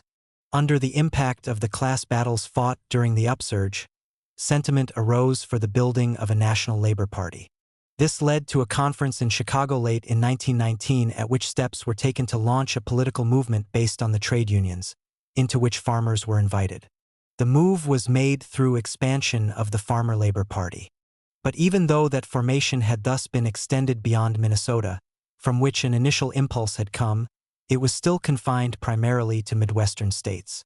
In a further effort to broaden FLP influence, candidates were named for the 1920 national elections. The nominee for President of the U.S. was Parley P. Christensen. According to the official returns, he received 265,411 votes, a significant mark of progress for the new movement. It was in the light of these developments that the Communist Party undertook its intervention into the reformist movement, beginning in 1922. Prospects seemed good for a bloc with trade unionists who supported the FLP, a step that would help to expand CP influence and recruitment within the labor movement. To serve that end, collaboration was developed with key figures in the Chicago Federation of Labor, AFL. But the interventionist tactics were then carried to extremes which caused the whole thing to backfire. By the time of the 1923 Farmer Labor Convention, held in Chicago, the CP found itself in a position to control the gathering. This strength was used to ram through a decision to restructure the movement as a federated Farmer Labor Party, in which the CP forces would have decisive weight. The action was taken despite opposition from trade unionists, even though their support was needed to maintain a viable national formation, and a major blow-up resulted. Many trade unionists, including those most influential in the Chicago Federation of Labor, simply walked away from the whole setup. They turned, instead, to support of Robert M. La Follette, a Wisconsin Republican who was getting ready to campaign as a progressive candidate for the U.S. presidency in 1924. With this loss of trade union support, the expanded farmer labor movement carne apart at the seams. Only the Minnesota wing survived the debacle. To differentiate itself from the federation devised by the CP, the Minnesota Party changed its organizational designation from Farmer Labor Federation to Farmer Labor Association. Hoping to salvage something out of the mess, a section of the CP leadership proposed to link the now isolated Federated Farmer Labor Party to the La Follette movement. The Third International pointed out to them that it would be wrong to become involved in what amounted to a third capitalist party. So the CP wound up with its own presidential ticket, headed by William Z. Foster, who conducted a nominal campaign. The attempt to intervene in the farmer labor movement had come to an ignominious end. While these events were unfolding, Lenin died in January 1924. Developments that followed in the Soviet Union and the Third International were to have profound repercussions for the labor movement in the U.S. The Bolshevik Party had earned great respect among the world working class because it had led the Russian workers to victory in the October Revolution of 1917. But unfavorable objective conditions were to bring about a reversal of this revolutionary role. Lenin's death was one of the factors, but there were others. The young worker state had inherited a low level of culture and technology from Tsarist society, which made it very hard for the masses to overcome the conditions of poverty that plagued them. Meanwhile, none of the post-1917 revolutions in other countries had succeeded. After years of civil war and imperialist intervention, during which great losses were suffered, both in lives and in further devastation of the country's resources, the Soviet Union found itself isolated in a hostile capitalist world. In this situation of increasing exhaustion and demoralization, the Stalinists began to seize control of the Bolsheviks party and impose their bureaucratic rule over the Soviet masses. Taking cynical advantage of the Bolsheviks' prestige, the Stalinists at the same time assumed dictatorial authority over the Third International. It was transformed into an instrument for promoting the narrow national interests of the ruling Soviet bureaucracy. Thereafter, the Third International was used to put the world communist movement through a series of flip-flops in basic policy. Whatever the convulsions involved, one factor remained constant throughout the ensuing years.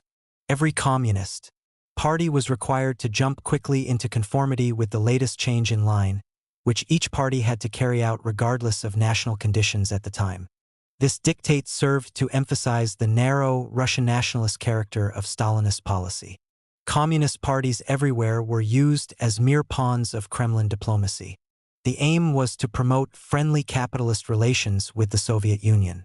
Until 1928, collaboration was ordered with liberal and reformist politicians, as well as trade union bureaucrats, who might help to secure capitalist recognition of the worker state created in Russia.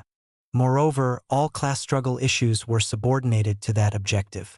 Then, at the 6th Congress of the Third International in 1928, the Stalinists executed a complete turnabout, and the third period line was decreed. Among the central features of this new policy was the prediction of an early outbreak of spontaneous labor uprisings in capitalist countries. To give the masses revolutionary leadership in the anticipated conflicts, a frenzied course was laid down for quick action. Existing labor organizations that could not be captured intact were to be split. That was supposed to clear the way for their replacement by new formations developed under CP control. As could be expected, this sectarian, ultra-left policy was accompanied by blind factionalism. Opponents of the new line were branded social fascists. The Stalinists in this country hurled the epithet not only at their hated critics, the Trotskyists, they also used it indiscriminately against all opponents in the labor movement, from the AFL hierarchy to the Social Democrats and, in Minnesota, the Farmer Labor Party. It followed, of course, that no cooperation could be extended to social fascists in actions directed against the capitalist class. Hence, the Stalinists played a disruptive role during the 1934 Teamster struggle in Minneapolis. Throughout the long conflict, their main fire was centered on the Trotskyists in the Union leadership, denouncing them as agents of the bosses. The same tactic was repeated later on when Local 574's charter was high-handedly revoked by Tobin. Twisting the facts around, the CP blamed the locals' officers for that development, thereby serving to cover up for the IBT bureaucrat. Special note should be taken off yet another application of the third period line, which will become all the more striking in the light of subsequent events. The matter was pinpointed through a June 1934 statement in the Daily Worker, a CP paper. It was made by William F. Dunn, a one-time revolutionary militant who had capitulated to the Stalinists. Part of his statement was devoted to blasting the Trotskyists for recommending that the workers accept a compromise settlement with the trucking bosses. In doing so, however, he also took a swipe at the Farmer Labor Party. According to him, the exposure and defeat of Governor Olson should have been the central political objective of the Minneapolis struggle. As late as the mayoralty campaign in Minneapolis during the spring of 1935, the Stalinists continued to attack the Farmer Labor Party. In the course of that campaign, a public debate took place between Ray Dunn, a Trotskyist leader, and Harry Mayville, who spoke for the CP. Dunn advocated critical support to the FLP candidates in the political showdown then going on with the Citizens Alliance, while Mayville urged that no support would ever be extended to the Reformist Party's slate.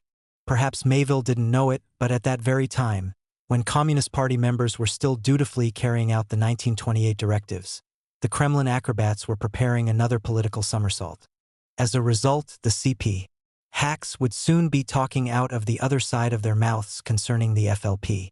The new line had been developed in the aftermath of a great tragedy that struck the German working class in 1933, Hitler's seizure of power without serious opposition. His easy victory was made possible by a deep rift in the labor movement, for which third-period misleadership was in large part responsible. Not only were the German workers, including Communist Party members, betrayed into the brutal hands of the fascists, the Soviet Union itself was placed in grave danger of attack from the military machine that the Nazis quickly began to build up. Thrust into a panic by this threat to their bureaucratic privileges, the Kremlin gang began a quest for military allies elsewhere in the capitalist world. Feelers were put out for collective security liaisons with imperialist countries whose interests might conflict with those of the German ruling class. The search brought a treaty with France, which was signed in the late spring of 1935. A heavy price was to be paid for this diplomatic arrangement, at the expense of the French workers. The line now put forward by the Stalinists amounted to defense of the capitalist system. Parliamentary maneuvers were assigned the central role in working-class politics. A People's Front was called for, as the instrument to establish a people's government. Membership in the new setup was to be open to all anti-fascist elements. This policy represented a complete reversal of Lenin's concept of a united front. Under Lenin's guidance, such a formation served as a means of fighting the capitalists with the strongest possible forces that could be mobilized around specific class struggle issues. Its adherents were confined to the workers and their allies, and there was no crossing of class lines into the ruling class camp. Under the Stalinist People's Front concept, on the other hand, the aim was to lead the workers into a political coalition with direct agents of the boss class. In addition, capitalist politicians were accorded freedom of action within the front, but the workers were subjected to restrictions, as determined by the limited program to which the capitalist allies might agree. To justify this line, it was argued that the only choices labor had were between democratic capitalism and fascism. The concept of a working-class phi-GHT for state power was put into limbo. Any possibility of replacing capitalism with socialism was relegated to a far-off day. Emphasis was focused, instead, on politicking for two-bit reforms under the present system. Such was the new course that the Kremlin presented for formal ratification at the 7th Congress of the Third International, which met in August 1935. It was duly rubber-stamped by that body, along with accompanying directives for immediate application of the change in policy by communist parties throughout the capitalist world. When the delegates from the United States returned home after the Congress, a bit of brainstorming took place. It was not exactly clear to the CP leaders how the new feat in political gymnastics was to be accomplished in this country, but they had to make a start. So they quickly took one obvious step. Their minuscule Red Federation of Labor, formed during the Third Period, was liquidated, and workers belonging to the party were told to get back into the AFL post-haste. The top Stalinists then began looking for some way to unite with somebody to form a People's Front. An initial move in that direction took the form of a complete turnaround in their attitude on the Labor Party question. Tentative projection of the switch was presented by William Z. Foster in the October 1935 Communist.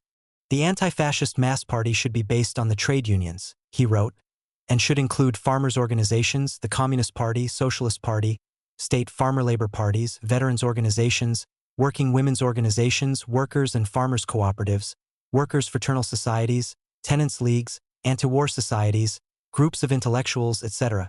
Proceeding in the vein described by Foster, the CP focused for a short time on advocacy of a national labor party as the vehicle for a broad people's movement.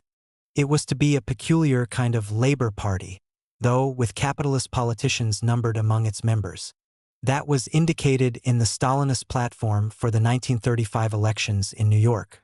A key passage stated, "The hour demands the building of the broadest People's Front, uniting workers, farmers, unemployed, professionals, small businessmen, Protestants, Catholics, Jews, Socialists, Communists, Democrats, and Republicans, a People's Front, fighting in the interests of the common people, the working people, and the poor farmers." As the CP leaders continued their exhortation about the anti-fascist mass party, that the hour demands, they got themselves quite worked up. By May 14, 1936, the Daily Worker was asserting, moreover, only such a militant People's Front could exert real pressure on Roosevelt and slow down to some extent his retreat before reaction. Exhortations alone, however, cannot create a movement. The great bulk of the workers, who had many illusions about Franklin D. Roosevelt, were still backing him and the Democratic Party. As a result of the line with which the Stalinists had started their campaign for a People's Front got nowhere at all. Something else had to be tried, especially with national elections coming up in November 1936. The problem was solved through another handspring. Roosevelt and the Democrats were suddenly proclaimed an anti-fascist force. Earl Browder, the CP's presidential candidate in 1936, campaigned backhandedly for Roosevelt by concentrating his fire on the Republican candidate, Alfred M. Landon. Thereafter, CP politics centered on two interrelated concepts: support of the Roosevelt administration's New Deal policies and pressure for a U.S. military alliance with the Soviet Union. In Minnesota, meanwhile, CP members had been worming their way into the Farmer Labor Party. Some managed to join ward and township clubs. Others got in by way of cultural organizations, language societies, sickness and death benefit associations, and by way of other devices that served as a means of affiliation with the Reformist Party. Numerous phony setups of the kind were created for that express purpose. Once inside the party, the Stalinists pushed their People's Front line. That brought them into collaboration with the more conservative elements in the movement, including career politicians both in and out of public office. In a single leap, the CP had changed from an ultra-left critic of the FLP into a component of its right wing. Undertaking now to serve as the main defenders of reformist politics, the Stalinists lectured the Socialist Party against allowing the Trotskyists, who had by then entered its ranks, to criticize the Farmer Labor Party. They did so through a pronouncement issued by the CP in June 1936. Differentiation from the FLP's reformist program and the conduct of its representatives in public office was branded an indiscriminate attack. They urged the SP to help build a real farmer labor movement, including communists and socialists and all of the broad progressive masses. Such a movement, it was asserted, can accomplish for the workers here what the French People's Front has gained. And this claptrap was palmed off as an appeal to reason. Somewhat later, the CP fired another broadside, aimed this time at the Trotskyist leaders of Local 544. It took the form of a leaflet entitled "I Accuse," signed by Robert Kelly, which was widely distributed among trade unionists. His charges implied that Local 544 was being maneuvered into a campaign to discredit the Benson administration and the Farmer Labor Party. A hypocritical plea was then added for unity of Minneapolis labor. This slanderous attack was answered at a public rally held in Local 544's hall. One of the speakers was Ray Dunn, who took special note of the "I Accuse" authorship. Kelly, he pointed out, was relatively unknown. The real drafters of the leaflet had to be such notorious Stalinist wheelhorses as Nat Ross, Harry Mayville, and William Mosseth. Their past conduct in the labor movement had so discredited them, however, that the attack had to be made in the name of some lesser figure whose reputation was not so odious. Kelly's charges were refuted by the Local 544 leaders and their trade union allies. The reply, reported in the Northwest Organizer of February 25, 1937, can be summarized as follows. After 3 years of struggle, the Minneapolis labor movement was in its strongest position ever. This progress on the economic front was the keystone of all positive political developments during that period, including FLP election victories.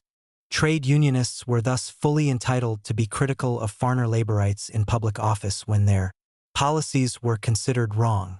In contrast, the Stalinists had played a disruptive role during the 1934 Teamster strikes, and at that time they had labeled Governor Olson as the main enemy. Since then, however, they had proclaimed undying love for the FLP. To facilitate that switch in line, they were now resorting to lies against political opponents in order to cover up their own past mistak, and criminal adventures. The true union builders were being pictured by the CP as betrayers of labor. Trade union issues were being confused with political issues so as to make workers think that a reformist political party could solve their economic problems. This was done, the rebuttal added, to use Minneapolis labor as a tool in the diplomatic service of the national and international Stalinist leaders. In and of itself, this episode, like the previous one concerning the Socialist Party, was not momentous. As will be seen, however, it did serve as a herald of what was to become a bitter and prolonged conflict within the reformist political movement.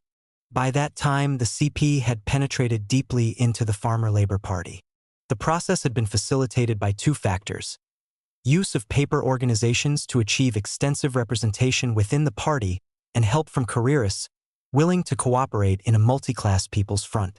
On this basis, the Stalinists were attaining a controlling influence at the top levels of city and state bodies, and they were using their position to run things with an iron hand. Such was the situation as preparations were made for the June 1937 city elections in Minneapolis. A nominating convention was duly convened at which a cut-and-dried slate of FLP candidates was presented. Heading the list was Kenneth Haycraft, who had served against the Teamsters in 1934 as a lieutenant in the National Guard. The delegates were urged to endorse him for mayor, and the convention had been rigged to do just that. Affiliated trade unions were allowed the barest possible minimum of representation while, in ironic contrast, the place was crawling with delegates from Stalinist front organizations. As a result, labor opposition to the whole ploy developed right then and there. In the sharp dispute that followed, it became obvious that potential existed for a deep cleavage in the party. So the CP operators and their right-wing collaborators opted to give themselves a little more time to maneuver into a stronger position before the showdown. Accordingly, the gathering was temporarily adjourned with all issues remaining undecided. After this episode, a permanent trade union caucus was formed and began taking steps to recruit allies in the FLP generally. Influential AFL officials then pressed to have the caucus push for the nomination of Thomas E. Latimer, the incumbent mayor, as the FLP's candidate for re-election. It was a miserable choice indeed, considering his strike-breaking record in office. Local 544 tried to get the caucus to pick a candidate whose reputation was not so obnoxious, but to no avail. In the given situation, however, the fight actually ran much deeper than the question of choosing a ticket. A radicalizing working class was trying to battle the capitalists at the trade union and political levels. On both fronts, these efforts had run up against CP sabotage. Workers holding reformist views were supporting the FLP in an attempt to win governmental control away from the Democrats and Republicans, and they were now confronted with a Stalinist plot to take over the FLP, so as to convert it into an agency for crude political collaboration with the capitalists. Sensing the inherent rottenness of the line being foisted upon them, the workers became aroused. As far as they were concerned, the FLP was their party, irrespective of misconduct in public office by its elected representatives. They wanted the organization improved so as to become a more effective weapon against the boss class. But they were not about to stand still for factional maneuvers that could only run it into the ground. These deeper aspects of the developing conflict were outlined in the Northwest Organizer of March 18, 1937. Care was taken in the presentation to avoid any implication that political reformism had basic merit. The FLP could never be anything but a party of reform, the Union paper said. Hence, it could never ultimately solve the economic and political problems of the working class. But those facts didn't constitute a license for a group with ulterior political motives to try and seize control and direction of the party. The fight then going on, the article concluded, was one to decide whether the FLP would function in the interests of its members, or if it would be turned over to political adventurism. Although the Trotskyists backed trade union opposition to the Stalinist raid on the FLP, no political responsibility could be taken for the proposed nomination of strikebreaker Latimer for mayor. In a broad sense, the necessary differentiation could be made through Socialist Party action in the electoral arena. Within the unions, though, the problem was more complex. It was not realistic to seek official labor support of an SP ticket, not even in the case of a militant union like Local 544. With relatively few exceptions, the workers were not sufficiently advanced in their political development to be ready for such a step. There would be no serious objection to an SP campaign as such, but an effort to secure formal union endorsement of SP candidates would have been interpreted as yet another factional move against the FLP, paralleling the CP assault. Therefore, official action by Local 544 had to remain within the framework of the reformist political movement. Those were the circumstances in which the next stage of the conflict began to unfold. The official FLP nominating convention was reconvened on March 14, 1937. It was boycotted by the trade unionists and their allies, who held a separate convention on the same day. Selection of rival tickets resulted, along with the adoption of separate platforms. Haycraft was nominated for mayor at the official session and Latimer at the labor-sponsored gathering. Trotskyists in Local 544's delegation, who had objected to the choice of Latimer, decided not to formally record their opposition to his nomination. It was not deemed an issue over which a rupture should be precipitated in the trade union ranks. At the same time, however, the delegates were informed that the Socialist Party reserved the right to put forward its own ticket in the city elections. Immediately afterward, the Stalinists spread rumors around the SP nationally that in Minneapolis the Trotskyists had put the party on record in support of a strikebreaker who was opposing the FLP mayoralty candidate. Prompt action to spike the lie was taken by national leaders of the Trotskyist forces within the SP. The result was reported in the May 1, 1937, issue of Labor Action, official organ of the Western Federation of the Socialist Party. At the time, the paper was edited by James P. Cannon, the central founding leader of this country's Trotskyist movement. The report follows in full. Stalinist slanders that the Socialists of Minneapolis were supporting strikebreaker Latimer for mayor in connection with the municipal elections were given a thumping refutation by a special investigating committee appointed by the National Executive Committee of the Socialist Party. The committee, composed of Andrew Beimiller of Wisconsin, Harry W. Laidler of New York, and Francis Heisler of Illinois, made a thorough investigation of the charges and interviewed all parties involved in the dispute. Their unanimous report declares that all the socialist comrades present at the so-called Rump Convention were there as regularly elected trade union delegates, and that they then and there made the statement that the Socialist Party reserved the right to run its own candidate in the mayoralty campaign. Many of the largest and most militant Minneapolis unions flatly refused to participate in the so-called regular convention at which the Stalinists supported Haycraft, a strikebreaker, for mayor. This session of the Farmer Labor Party at which a candidate for mayor was to be nominated had been packed in the time-honored Communist Party manner, with delegates from the Macedonian Singing Society, the Ukrainian Workers' Club, and so on and on.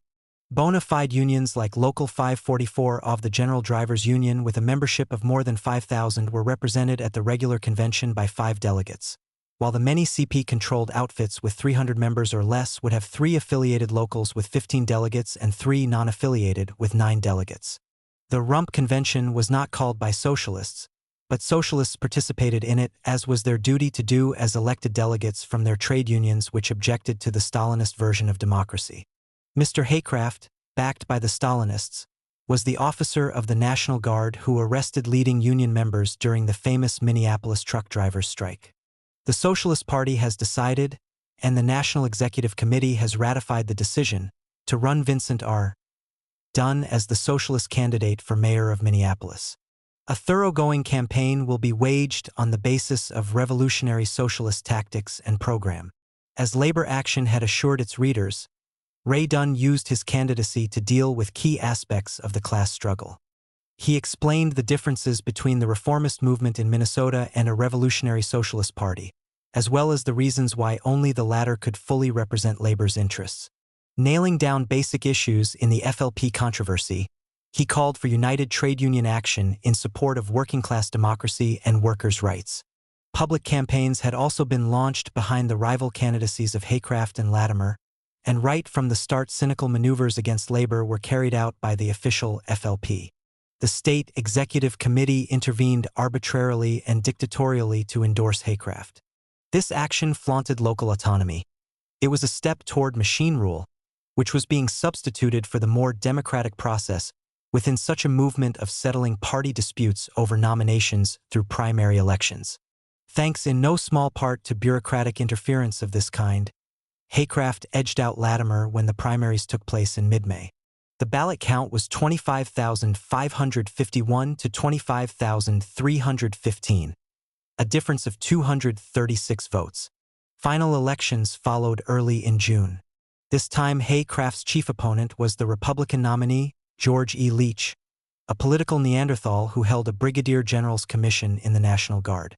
In this crucial contest, efforts were made by the trade unionists to close ranks with the rest of the FLP in support of Haycraft. But so much damage had already been done by the Stalinist right-wing cabal in the movement that the necessary mass support could not be mustered at the polls. Leach won the election. After just 2 years of farmer labor incumbency, the capitalist ruling class again had direct political control over the mayor's office. It was a harsh setback for labor, one that would seem to have made clear, even to the Stalinists, that they had gone way too far and that it was now imperative for them to back off from their disruptive course. But simple logic of the kind had become incomprehensible to the People's Front zealots. They were about to take another step that would serve to compound their felony. Factionalism gone wild, pushing recklessly ahead, as though the Haycraft fiasco was of no real significance. The Communist Party continued its factional drive for control over the Farmer Labor Party. Dangers of inflicting further injury upon the workers were dismissed as secondary. It was deemed imperative, at all hazards, to carry out Kremlin directives for creation of a People's Front. The strong opposition encountered within the trade unions was viewed simply as an obstacle to be surmounted. To the CP strategists, the solution lay in finding a means to split the opposition. They expected to derive twin benefits from this. Trade union resistance to the Stalinist line in the FLP would be undermined, and workers who could be maneuvered into precipitating the desired rupture within labor's ranks would then become subject to manipulation into support of CP objectives generally. To achieve those ends, the Minneapolis Stalinists set out to abuse the Congress of Industrial Organizations, which was playing a constructive role nationally. Their conduct toward the CIO could only harm the working class. Apparently, they had begun shaping plans for such action soon after the CIO was suspended from the American Federation of Labor in 1936. Their basic aim had nothing to do with the advancement of industrial unionism. Primarily, They intended to use the CIO locally to build a trade union base from which to press forward with their people's front line. That step now appeared more important than ever to them because of the labor opposition that had developed to application of their line within the Farmer Labor Party. So the Stalinists decided that the time had come to attack the state AFL in its Minneapolis stronghold. There was no justification whatever for the steps they proceeded to take, as a sketch of the prevailing objective conditions will show. At that time, a few small CIO units were already present in the city, existing mainly within the garment and printing industries. These local unions had previously belonged to the AFL, before the national organizations to which they were affiliated joined in founding the new industrial union movement. After they became part of the CIO, good relations had continued to prevail between them and the unions remaining in the AFL, and no L0 jurisdictional disputes had resulted from the national AFL-CIO split. Cooperation between the two formations had extended, moreover, into the fight then going on within the Farmer Labor Party. Under those circumstances, no valid reason existed for exceptional CIO organizational activity in Minneapolis. That view had, in fact, been indicated earlier by the national CIO leaders. They knew that, in those days, the city had none of the major industrial plants, which was where their organizing efforts were concentrated, and they had no desire to compete with the AFL outside that sphere. For that reason, the CIO officials had turned down Local 574's request for affiliation, made in 1936 after its expulsion from the International Brotherhood of Teamsters. Subsequently, the General Drivers Union won its fight with Tobin. Under a new charter as Local 544, it was reinstated into the IBT and thereby into the AFL. That, in turn, gave rise to a new labor upsurge within the city, through which the workers generally were becoming quite well organized. Apart from the few exceptions noted above, they belonged to the AFL. Disruption of these forces through contrived use of the CIO as a splitting instrument could only play into the hands of the bosses, as had been the outcome of the turmoil already generated within the Farmer Labor Party. But considerations of that nature were brushed aside by the Stalinists. Their only concern was to pick the best place to begin the raid on the AFL. They needed to find a situation where CP cadres would be able to wield significant influence, and they needed to cook up a way to affiliate the splitters with the CIO. As they saw it, both requirements could be met by starting on machinists locals with AFL ties. Stalinists were present in those organizations to precipitate the split, and workers pulled out of the AFL could be put into the CIO United Electrical Workers Union, which was under CP control nationally. The target of this scheme was the AFL's International Association of Machinists, IM. It had 3 units in the Minneapolis area. Oldest among them was Local 382, formed in 1927. During its first years, the local had been able to do little more than organize groups of workers in small machine shops around the city. Then it got a powerful stimulus from the Teamster victory in 1934. Pain followed to bring mechanics at all major garages and automobile sales agencies into the local and, through a strike called early in 1935, the bosses were compelled to sign a union contract. During the same period, a charter was issued to establish Local 1313 for ornamental iron workers. They, too, had to wage a hard-fought struggle before recognition was won from the employers. Later, in 1935, the Minneapolis Moline Power Implement Company was organized by Local 382. At the Minneapolis plant, the entire production force of over 1,000 was taken in on an industrial union basis. The firm then signed a union agreement without forcing the workers into a strike. After that, Local 1037 was chartered to begin recruitment of workers at the company's plant in the suburb of Hopkins. By mid-1937, the 3 IM locals had been built up to a combined membership of about 6,000. A number of CP members had been in and around the machinists' movement for several years. The most influential, in trade union terms, was William Mosseth. He and his close associates had played it cool during the third period so as to avoid jeopardizing their standing within the IM. As a result, they were still more or less on the sidelines when the auto mechanic strike occurred early in 1935. It was the general driver's leadership that played the key role in making the action effective in the face of stiff opposition from the Citizens' Alliance. By the time of the ornamental iron walkout a few months later, which coincided with the People's Front turn, the CP had begun to change its trade union line. Mosseth and Company tried to seize de facto control over Local 1313's leadership. But years of CP sectarianism and ultra-leftism had so isolated them from the labor movement that they could not rally the broad support needed to fight off Latimer's strike-breaking attack. Once again, it had remained for the Teamsters and progressive AFL unions to step into the breach and carry the action through to victory. Now, 2 years later, reciprocity for this union-building solidarity was to come in typical Stalinist fashion, through the sowing of divisions in the working class for unprincipled reasons. There could be no other reason for the course taken by the CP, because the machinists in Minneapolis didn't need to go over to the CIO in order to organize along industrial lines. Unlike most AFL unions, they had not been forced into a narrow craft setup. In the spring of 1937, the IM's General Executive Board had authorized the machinist locals to take in molders, iron workers, sheet metal operators, etc., on an industry-wide basis.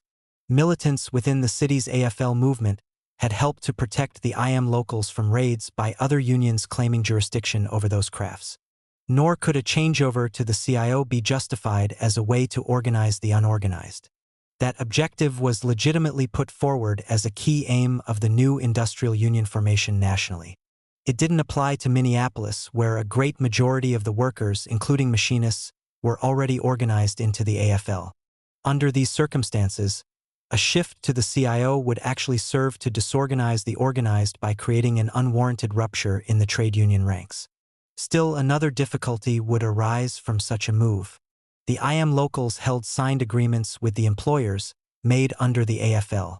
Those contracts would be endangered by a switch in affiliation to the CIO. This would provide the bosses with an alibi for a renewed fight on the union. With the Stalinists hard put to find a plausible excuse for their intended course, the top AFL bureaucrats proceeded to give them a handle to grab hold of. When the CIO unions were first suspended from the AFL, the action had been ignored in Minneapolis. The Central Labor Union, CLU, composed of delegates from AFL affiliates in the city, had allowed the local CIO units to continue their participation in its deliberations. In July 1937, however, AFL President William Green sent down orders to exclude the CIO delegates from the CLU, and a majority of the body voted to obey his instructions. The Communist Party was thereby handed a pretext to claim that the CLU had precipitated a split in the city's labor movement. After that, it didn't take long for the raid on the AFL to begin. Near the end of August, rigged meetings were staged at which Locals 382, 1037, and 1313 voted to disaffiliate from the IM and apply for CIO charters. Not only had a step been taken that was to plunge the trade union movement into a bitter internal struggle, but it had been initiated less than 2 months after the Farmer Labor Party defeat in Minneapolis city elections, for which the Stalinists had also been largely responsible. Immediately after the 3 locals voted to go CIO, the national IM officials gave the raiders yet another propaganda boost. They launched a red-baiting attack on Mosseth and his cohorts. That didn't wash in Minneapolis, where smears of the kind against labor militants had been used frequently by the Citizens Alliance since 1934. But it enabled the CP to focus attention on the unprincipled nature of such tactics, thereby avoiding discussion of the real issues in the conflict. Matters were then made worse by top officers of the AFL craft setup who held formal jurisdiction over the molders. They demanded that workers recently organized into the IM be turned over to them. That enabled the raiders to pose as the true defenders of industrial unionism and to claim that industry-wide organizational forms could be maintained only by breaking with the AFL. Pointing to an added incentive, they talked of lower monthly dues in the United Electrical Workers. By this time, AFL members throughout the city were up in arms. There was anger about the raid on the IM and disgust over the blunders made by top labor officials. It was plain for all to see that the real problems did not center on the special interests of craft-minded bureaucrats, that the bureaucrats' interests should not be put first, and that nothing but further damage could result from red-baiting. As the Northwest organizer pointed out, what had become involved was not a simple AFL-CIO issue. It was not even an industrial union issue. For self-seeking purposes, the Stalinists had set out to mislead and cheat the IM membership. Their main aim was to split the Minneapolis labor movement and that objective would not serve the interests of workers in either the AFL or the CIO. Actually, it constituted a crime against one of the most militant and best organized union movements anywhere in the country. The Teamster paper also raised a demand addressed to the national AFL. There had to be guarantees, it asserted, that the machinist locals would be allowed to continue as united, all-inclusive metal trades formations. That view was shared by the Central Labor Union, and concrete discussion of the subject was arranged with top IM officials who had corned to the city. A CLU committee, headed by Ray Dunn of Local 544, was selected for the purpose. The talks that followed resulted in assurance by the IM General Executive Board that organization on an industrial basis would be continued in Minneapolis. Because of the fast-moving developments, a good deal of confusion had arisen among rank-and-file machinists. Many were still on the fence concerning the split. They needed above all to receive objective clarification of the facts, and that was exactly what the CP wanted to avoid. Toward that end, they used claques to disrupt membership meetings of the machinists. Speakers favoring the split policy were cheered and those opposing it were booed. Similarly, on the larger trade union arena, all possible means were employed to divert attention from the real issues. Teamster criticism of the splitters' course, for instance, drew fake countercharges that the CIO was being red-baited, a well-known and often used Stalinist trick. Attempts to suppress the truth were soon followed by acts of outright intimidation. Gangs of sluggers were organized to deal violently with opponents of the CP line. They proceeded to beat up small, isolated groups of IM supporters in garages and machine shops, which resulted in serious injury to several trade unionists. Among those in the strong-arm bands were good militants who had been duped by the Stalinist clique. Addressing itself to these misguided workers, the Northwest organizer sought to reason with them. It began by calling attention to things they were not doing. Namely, they were not fighting the bosses for higher wages, they were not carrying on a struggle for better working conditions, and they were not spreading the gospel of union solidarity. Instead, the Teamster paper continued, they were behaving irresponsibly towards the welfare of union machinists and the entire Minneapolis labor movement. By raiding an established AFL union, they were not advancing the CIO's legitimate interests. They were giving it a bad name in the city. In fact, no one was helped by their conduct except the bosses, who welcomed seeing a union torn by splits. The CP responded to such criticism by extending the raids to other AFL unions. Among them were locals in the woodenware industry, flour and cereal mills, city and county services, and the trucking industry. In one case, a dozen drivers in Local 544's jurisdiction were signed up in what was alleged to be a unit of the United Auto Workers, a major CIO affiliate. They worked for a small outfit that delivered box lunches, and their boss had quickly entered into a contract with the UAW. It called for a weekly wage of $18, whereas the going rate established by Local 544 was $33.20. When the discrepancy was called to the drivers' attention, they said they were glad to change union affiliation, because the $18 deal had been cooked up with the employer behind their backs. Reacting strongly to moves of this nature, the Teamsters Joint Council held a special rally to mobilize its defense against the raiders. A statement was issued pledging continued support to legitimate CIO efforts to organize the unorganized.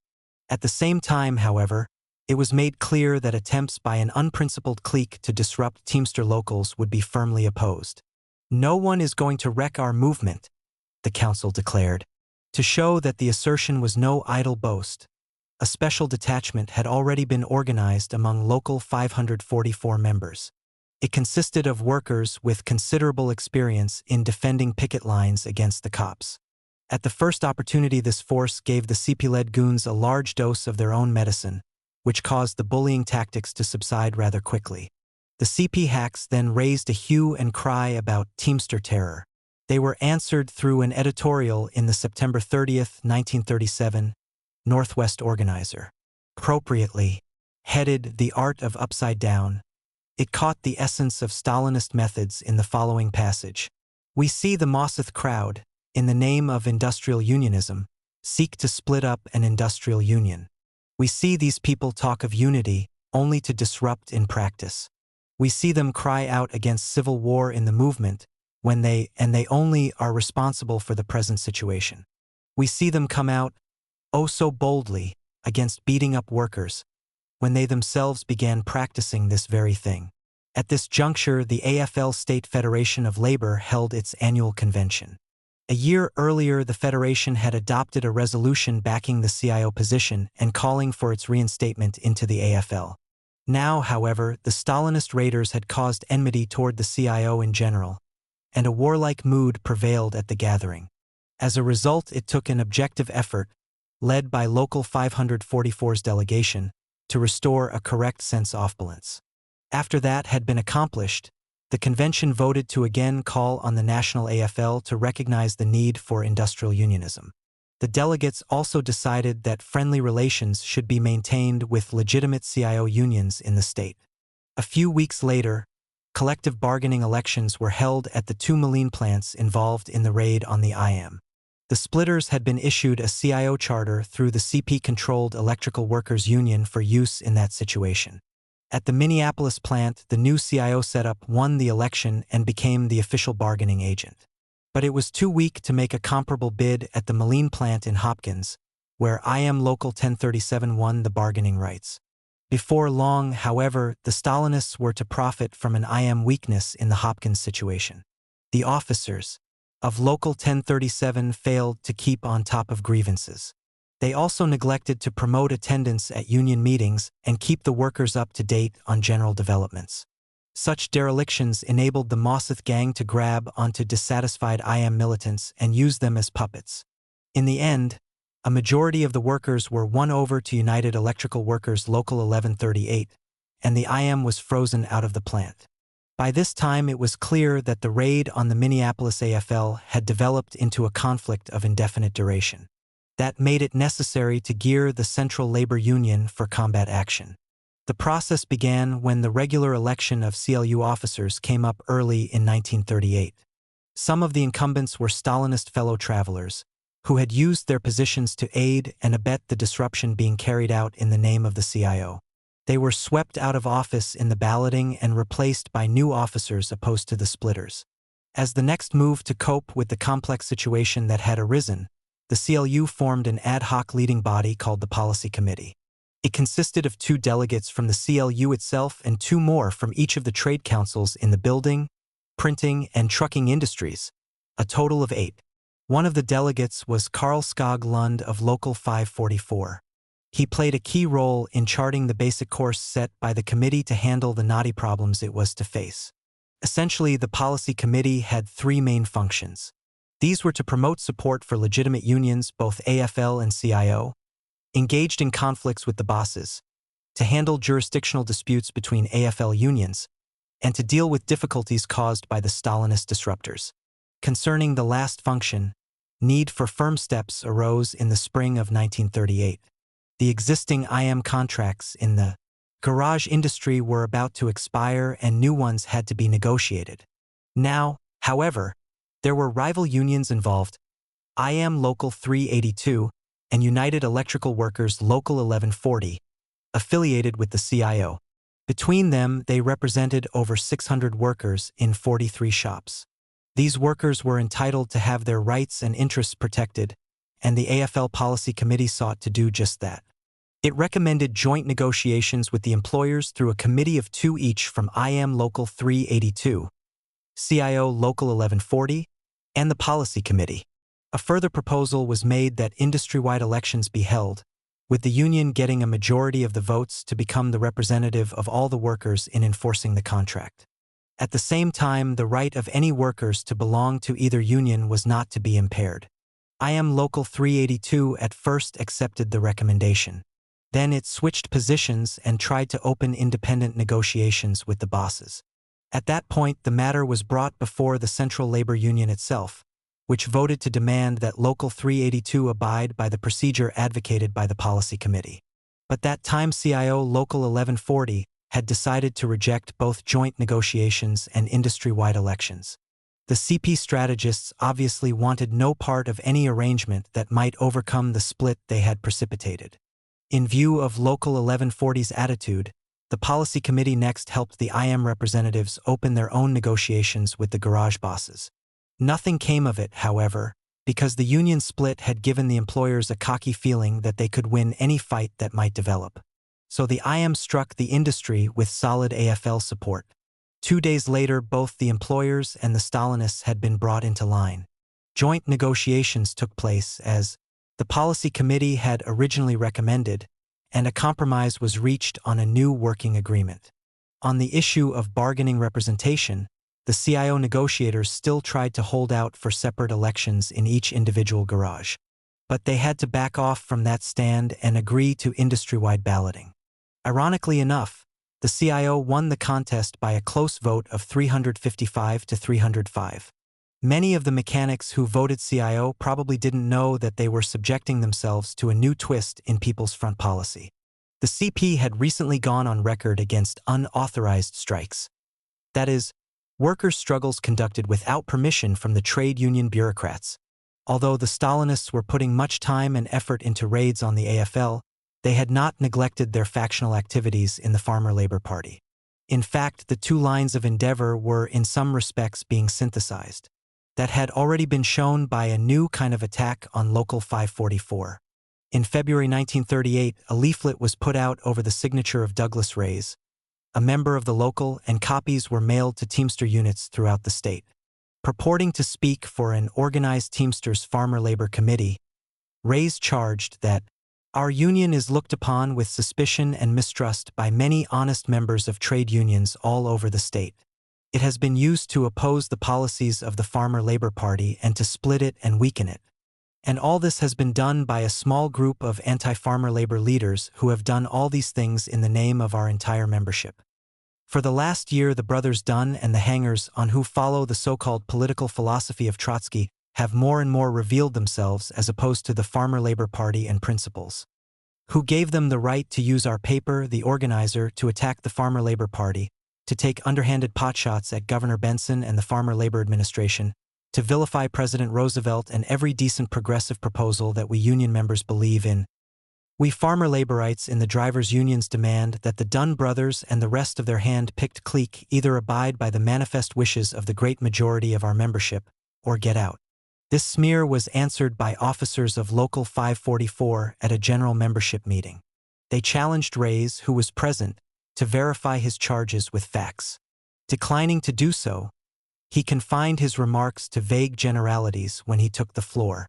Since Ray's was obviously fronting for the CP, which had only recently used the CIO for an attempted raid on the Teamsters, the union members gave him scant heed. His slanders were rejected as just another unprincipled attack on the local. During the same period, a new maneuver was undertaken in the FLP as well. By then, the CP had Governor Benson more or less sewed up factionally. He was a small-town banker and tin-horn politician with large personal ambitions. But he controlled no significant force that could serve as a base for the advancement of his political career. Thus, he became natural prey for the Stalinists, who proceeded to give him a build-up in order to use him as a pliant tool. One of the dividends from this tactic had already been realized in Minneapolis. Pretending to speak as an industrial union sympathizer, the governor had used his high office to propagandize in support of the split attack designed to carve a caricature of the CIO out of the city's AFL movement. As matters now stood, though, Benson's renomination as the Farmer Labor Party's gubernatorial candidate in the 1938 elections was not a sure thing. He was being challenged in the primaries by Hjalmar Peterson. As lieutenant governor, Peterson had filled the state's top executive post for a few months after Floyd Olson died in 1936. Through this fluke, he now enjoyed a degree of prestige as a one-time governor, and that tended to impair somewhat the advantage Benson had as the present holder of the office. In addition, Peterson was attacking the incumbent governor for the way he supported Stalinist tactics in the FLP. As usual, the CP reacted to the attack by accusing Peterson of red baiting. But that alone could not offset the threat to Benson in the primaries, so efforts were launched to make a drastic change in the organizational rules of the FLP. The new leader, a farmer labor paper, was used for the purpose. In its issue of January 22, 1938, revision of the party's constitution was called for to provide what amounted to a gag law. New clauses were recommended to require that all local units support candidates endorsed by leading party bodies, to forbid the backing of candidates who lacked such official sanction, and to make violation of those stipulations grounds for the revocation of unit charters. The Communist Party's aim, of course, was to intimidate FLP units supporting Peterson in the primaries by threatening them with the danger of being disaffiliated. In their factional view, insistence on freedom of action in a primary contest, so as to test the democratic character of official decisions in the Reformist Party, should be made a crime. As it turned out, Peterson himself pretty much solved the Stalinists' problem concerning the primaries, thereby obviating their immediate need for repressive organizational measures. Peterson tried to outdo the Benson CP wing of the party in moving to the right. He not only called for FLP collaboration with the Democrats, as did Benson, but advocated extension of the policy to the Republicans. On top of that, Peterson made an outright bid for support from the industrial overlords. Since all this was alien and hostile to the vital interests of the workers and small farmers, the FLP rank and file began to turn away from him.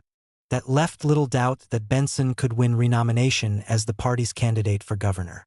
In those circumstances, general attention became more fully concentrated on issues related to the farmer labor election platform. To many trade unionists, the main problem was to reverse the party's growing tendency to link itself with the openly reactionary policies now being followed by the Roosevelt administration. In Minneapolis, the AFL Central Labor Union adopted two key resolutions intended to serve that purpose. One called upon the FLP to speak out against Roosevelt's preparations to plunge the country into the World War that was drawing near. The other advocated a plank in the party's election platform demanding that the war funds be used to provide adequate relief for jobless workers and union wages on the New Deal's make-work projects. Then, on March 25, 1938, the FLP state convention opened. As quickly became evident, it had been rigged in advance to give labor a fast shuffle. The main voting power was apportioned toward clubs, township bodies, and Stalinist paper organizations. Trade unions, in contrast, were limited to a single vote apiece. With the C.P. Benson clique in control, the party was transformed still further into a Minnesota section of the National Democratic machine. Because of Peterson's even more reactionary line, general agreement was nevertheless reached by the delegates to support Benson in both the primaries and the fall elections. After the convention, the Minneapolis Teamsters Joint Council's attitude on this point was outlined in the Northwest Organizer. With reaction everywhere rearing its head, the paper said, support would be given to the FLP as against the capitalist parties. But that backing would not be uncritical because of serious defects in the party's platform. As before, the Teamster organ added, the primary weapon of organized labor would remain organized labor itself. The Stalinists, on the other hand, continued during the election campaign in their efforts to transform the FLP into a people's front. They sought more and more openly to identify the party completely with the New Deal. Because of this, it became increasingly difficult for voters to distinguish their line from Peterson's, as was shown when Benson was able to defeat him in the primaries by only a narrow margin. This squeaker proved to be the herald of a really harsh experience for the darling of the Stalinists. Through the primaries, it had been determined only that Benson was the unquestioned FLP nominee for governor. He still had to face stiff opposition in the November elections from his Republican opponent, Harold E. Stassen, who was strongly backed by the ruling class. During the campaign, Stassen acted under the guidance of political sharpies hired by the capitalists.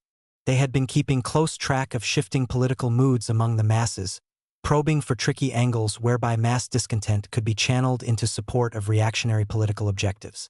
In this way, a script had been prepared for the Republican candidate, which he obediently followed. From the outset, Stassen assumed a deceptive posture as a supporter of constructive economic and social reforms. In casting himself as a critic of the status quo, however, he sought to conceal the fact that he was opposing the Farmer Labor Party from the right. No hint was given that his real aim was to move against everything progressive in the state of Minnesota. In carrying out such a line, the Republicans were helped by the failure of the New Deal to overcome serious difficulties that severe economic depression had inflicted upon the toilers. That default had by this time generated widespread discontent with Roosevelt's domestic policies. It followed, therefore, that candidates for public office identifying themselves with the New Deal were bound to run into serious trouble. And that was precisely the kind of political dead end into which the Farmer Labor Party was being manipulated by the Stalinists. Frustrated by the current FLP policy, many who had previously supported the party became passive and disoriented. As election day neared, a large number decided to cast their votes on the simple premise that nothing would be L0st by helping to turn the proven rascals out of their seats of power. As far as they could tell, Stassen was at least against the status quo. And since he was relatively new to the political scene, they had no basis to judge from past experience how he, as an individual, might perform in public office. For those reasons, many gave him the benefit of the doubt, at what was to prove great cost to both the Farmer Labor Party and the trade unions. In the 1936 gubernatorial elections, Benson had rolled up a plurality of some 250,000 votes, the largest up to then in the state's history. This time, however, the situation was reversed. Stassen was elected governor by an equally big margin. In 2 years' time, the FLP had lost around 500,000 supporters in the state. Credit for that negative achievement belonged in large measure to the Stalinists. 3 years earlier, they had set out to transform the reformist political movement into a Kremlin-designed People's Front, freely swinging their factional hatchets in the process. Since then, the Farmer Labor Party had suffered 2 major defeats, first in Minneapolis and now on a statewide scale. Once again, the ruling class had taken direct control of the 2 main executive offices in Minnesota's governmental structure, and the workers would have to pay dearly for it. As might be expected, setbacks experienced by the working class, for which the Communist Party bore heavy responsibility, were not confined to one state alone. Comparable difficulties had arisen throughout the country. Changes in national trends. Minnesota's unique political situation gave rise to a somewhat distorted view of the national policy followed by the Stalinists. Superficially, it might appear that they had some interest in maintaining the organizational independence of the Farmer Labor Party. But nothing could have been further from the truth. Efforts to tie the FLP to New Deal politics represented only their immediate objective. The basic aim was to liquidate it into the Democratic Party. Since the People's Front turn, the Communist Party had become opposed to any kind of working-class break with the Democrats. Full attention now centered on mobilizing all-out support for Roosevelt, the purpose being to press for a US-Soviet compact against Hitler as a reward. Proceeding accordingly, the Stalinists resisted leftward trends within the working class. In doing so, they committed acts of factional mayhem against those who opposed their line, and as a means of carrying out that policy, they sought to establish blocs and form alliances with other class collaborationist tendencies in the labor movement. In this connection, Earl Browder, then head of the Communist Party, announced a desire to cooperate with the Socialist Party. He clearly had 2 things in mind. The SP had been recruiting young workers, students, and intellectuals. Once in the party, they crystallized into a left wing moving toward revolutionary positions. This was a course the Stalinists opposed. Browder naturally wanted to intervene for the purpose of checking this leftward development. In the process, he hoped to draw the party's right wing into support of People's Front politics. Not long after Browder's move, the Trotskyists entered the Socialist Party in a body, the aim being to counteract pressures from the right and to help the left wing evolve into a revolutionary socialist formation. A sharp conflict followed. It erupted when the Norman Thomas wing, succumbing to Stalinist influence, used the authority of the SP's National Executive Committee to arbitrarily withdraw the party's mayoralty candidate during the 1937 New York City elections. Support was given, instead, to Fiorello LaGuardia, a Republican running on a fusion ticket. When the left wing spoke out against this People's Front tactic, a bureaucratic attack was launched against it. The Thomasites used their majority in the party to conduct a heresy hunt against the revolutionaries, demanding in effect that they take a loyalty oath. Party units that refused to knuckle under had their charters suspended and entire state units were reorganized. In Minnesota, for example, the Minneapolis, St. Paul, and Austin branches, embracing over 200 left-wing socialists, had their charters lifted. These high-handed tactics resulted, of course, in a deep-going split. At the beginning of 1938, a convention of the left-wing forces was held in Chicago. A big majority among the delegates and visitors consisted of experienced trade unionists, Trotskyists who had entered the SP, and militants who were native to it were represented in about equal numbers. This meant that, in a bit under 2 years, the revolutionary socialist forces had been doubled. The Chicago Convention proclaimed the launching of the Socialist Workers' Party and adopted a program in full conformity with the established principles of the World Trotskyist movement. For several months previously, the founding cadres of the new party had concentrated on the struggle within the Socialist Party. Week in and week out, they had fought to win the revolutionists in its ranks, leaving only the reformists for the Thomasites. That task had required much discussion of Marxist fundamentals. Consequently, attention to current nuances in the political evolution of the working class had been somewhat neglected. In those circumstances, the Socialist Workers' Party was not ready at the time of the Chicago Convention either to make a full appraisal of changing objective conditions or to work out tactical readjustments needed to meet new problems that had arisen. The delegates merely reaffirmed the existing Trotskyist position against the advocacy of a labor party. Before long, however, more extensive attention was given to the question, and help in doing so was received from Leon Trotsky, the central leader of the Fourth International, which was also founded in 1938. As a first step toward reaching the necessary decisions, preceding developments in the class struggle had to be reviewed and reassessed. When the economic depression of the 1930s first set in, the workers found themselves caught in a crisis of organization and leadership. Only a tiny percentage of the labor force was unionized, and those were entangled in a web of narrowly conceived craft setups. Even worse, the structure was dominated by capitalist-minded bureaucrats, who had neither the will nor the ability to initiate and direct a fight in defense of labor's interests. Faced with this leadership default, the workers gradually began to act spontaneously, often through ad hoc formations. Struggles conducted in that manner were either ignored or sabotaged by the top AFL hacks. Their conduct aroused anger and disgust within the rank and file, thereby opening the way for radicals to emerge as leaders of substantial bodies of workers. 3 militant strikes resulted during 1934, in Minneapolis, San Francisco, and Toledo, all of which were won. Those dramatic successes drew national attention with dual effects. Workers in basic industry became inspired to press strongly for trade union action. To retain bureaucratic control over the rebellious masses, John L. Lewis took the lead in establishing the CIO as a medium through which to conduct an organizational drive. Once the CIO arose, the basic industries quickly became organized in advanced industrial form. A wave of struggles developed that were unprecedented in U.S. history, both in scope and revolutionary implications. During these conflicts, a new phenomenon appeared, the sit-down strike, a device through which the workers occupied struck plants and, where necessary, turned them into bastions of defense against strike-breaking attacks. The sit-down technique was used as early as November 1935 by the Akron rubber workers. From there, it spread to other industries, reaching a climax in a massive battle against the huge General Motors Corporation. Spontaneous actions of this kind broke out at various GM plants in the fall of 1936. As they continued to spread, Lewis intervened with a request to hold off until the top CIO officials could get ready to lead a fight in the auto industry.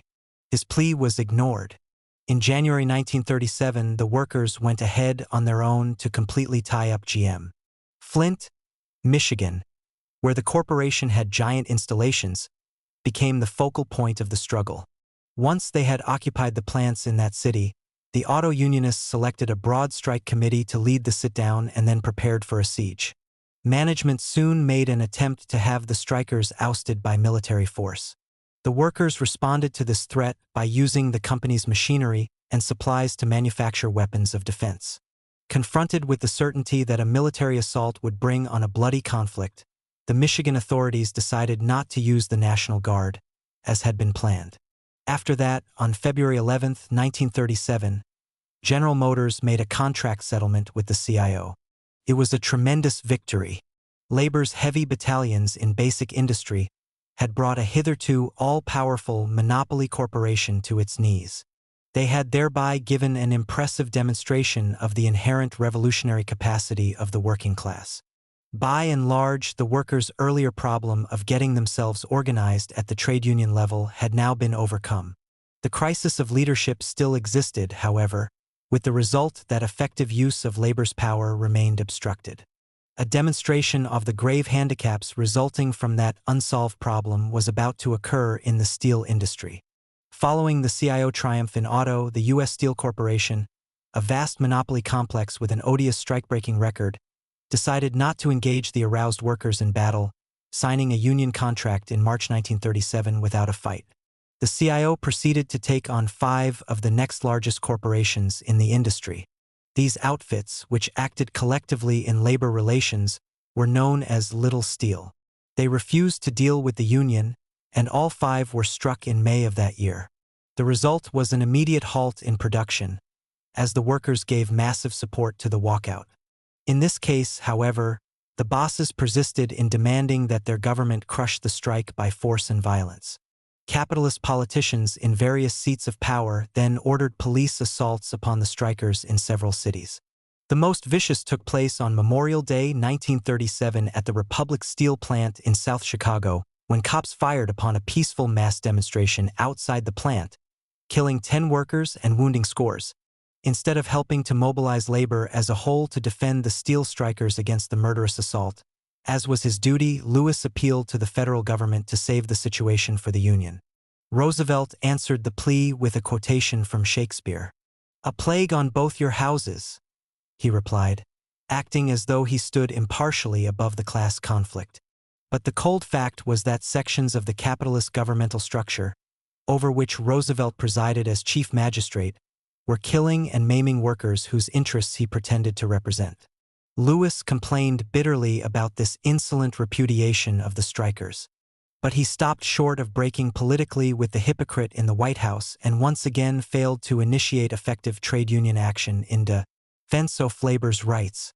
As a result of this leadership default, the steel workers suffered a costly defeat and, less directly, the entire working class received a harsh setback. Just a few weeks earlier, labor momentum had been raised to a new high by the successful fight in auto. There, the workers themselves, acting without permission from the CIO hierarchy, had taken the initiative in class combat. During the struggle, they had prepared their own defenses when the capitalists threatened to use force and violence against them, instinctively declining to entrust their fate to friendly capitalist politicians. And their methods had enabled them to win. In steel, on the other hand, the top CIO officials, who had exercised full command of the action from the start, pursued the opposite course. They not only failed to make advanced preparations for Union defense against strike-breaking attacks, but during the test of battle, they did little more than plead with their capitalist political allies for help against such assaults. That bankrupt policy caused the fight in steel to be lost, and the defeat thrust the combat momentum of the workers generally back into low gear. This adverse development had to be taken into account by the Socialist Workers' Party in reappraising its tactical line. Earlier, the possibility had been left open that the working class might be able to make a direct leap to revolutionary politics, skipping the reformist political stage. Among the considerations involved was anticipation of fierce capitalist resistance to the CIO. That had now come about, at least in the steel industry, and Roosevelt's conduct during the clash had presented compelling evidence of the need for the workers to break with capitalist politics and form their own mass party. Unfortunately, though, the revolutionary socialists were not strong enough in numbers to intervene effectively in the conflict, either during or after the Little Steel strike. Consequently, the defeat suffered by the workers had only negative political effects. It caused a loss of class struggle momentum in the industrial sphere, which contributed significantly to the blocking of labor's political radicalization. During the same general period, working-class setbacks abroad were also having untoward effects in this country. Promising revolutionary situations, such as those that had arisen in France and Spain, were being scuttled by the Browders and Thomases, the Lewises and Tobins of Western Europe. Workers in the United States were thus deprived of the inspiration that victorious revolutions across the Atlantic would have imparted to them.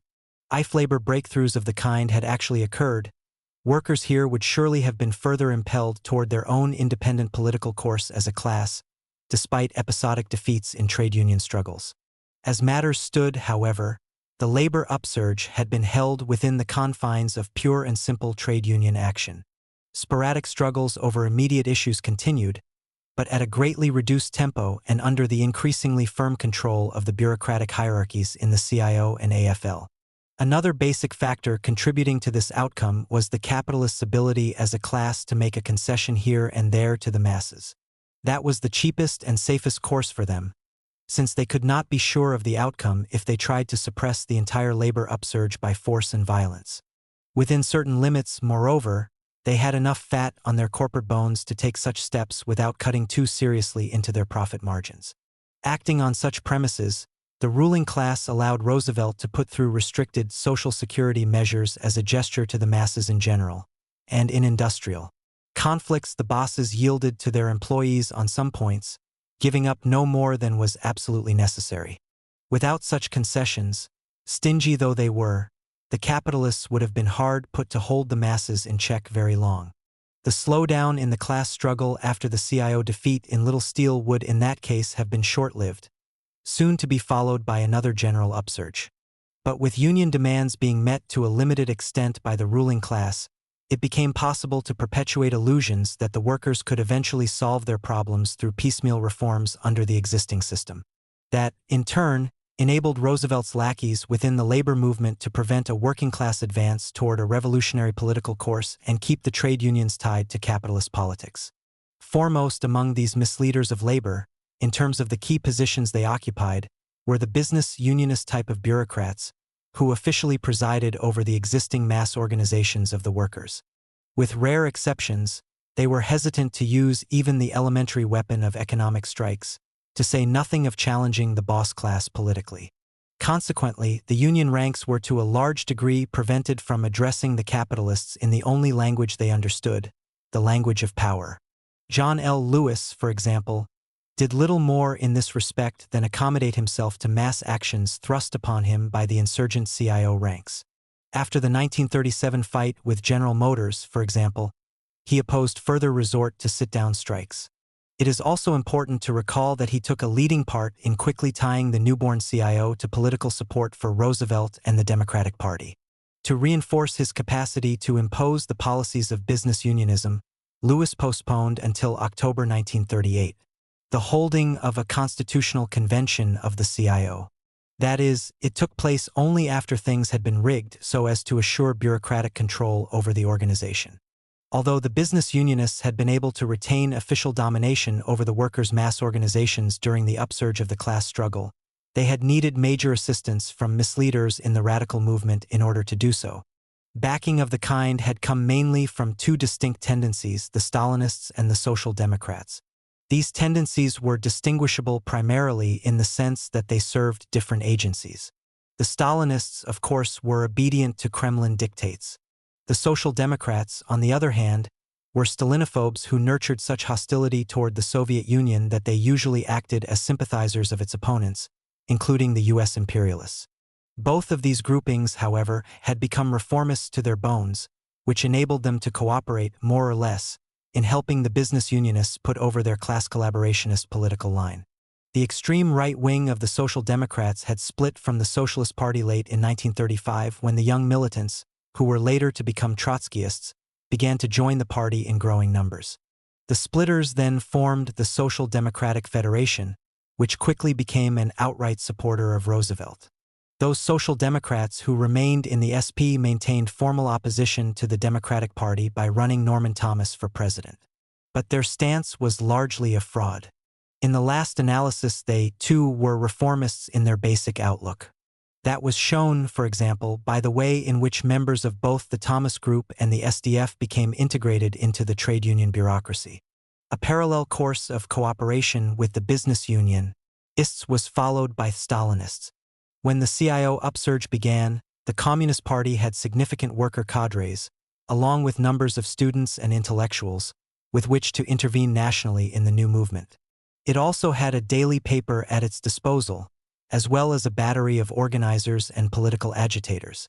Using this machine, the Stalinists approached the radicalizing workers in the guise of left-wingers, and they got a substantial response.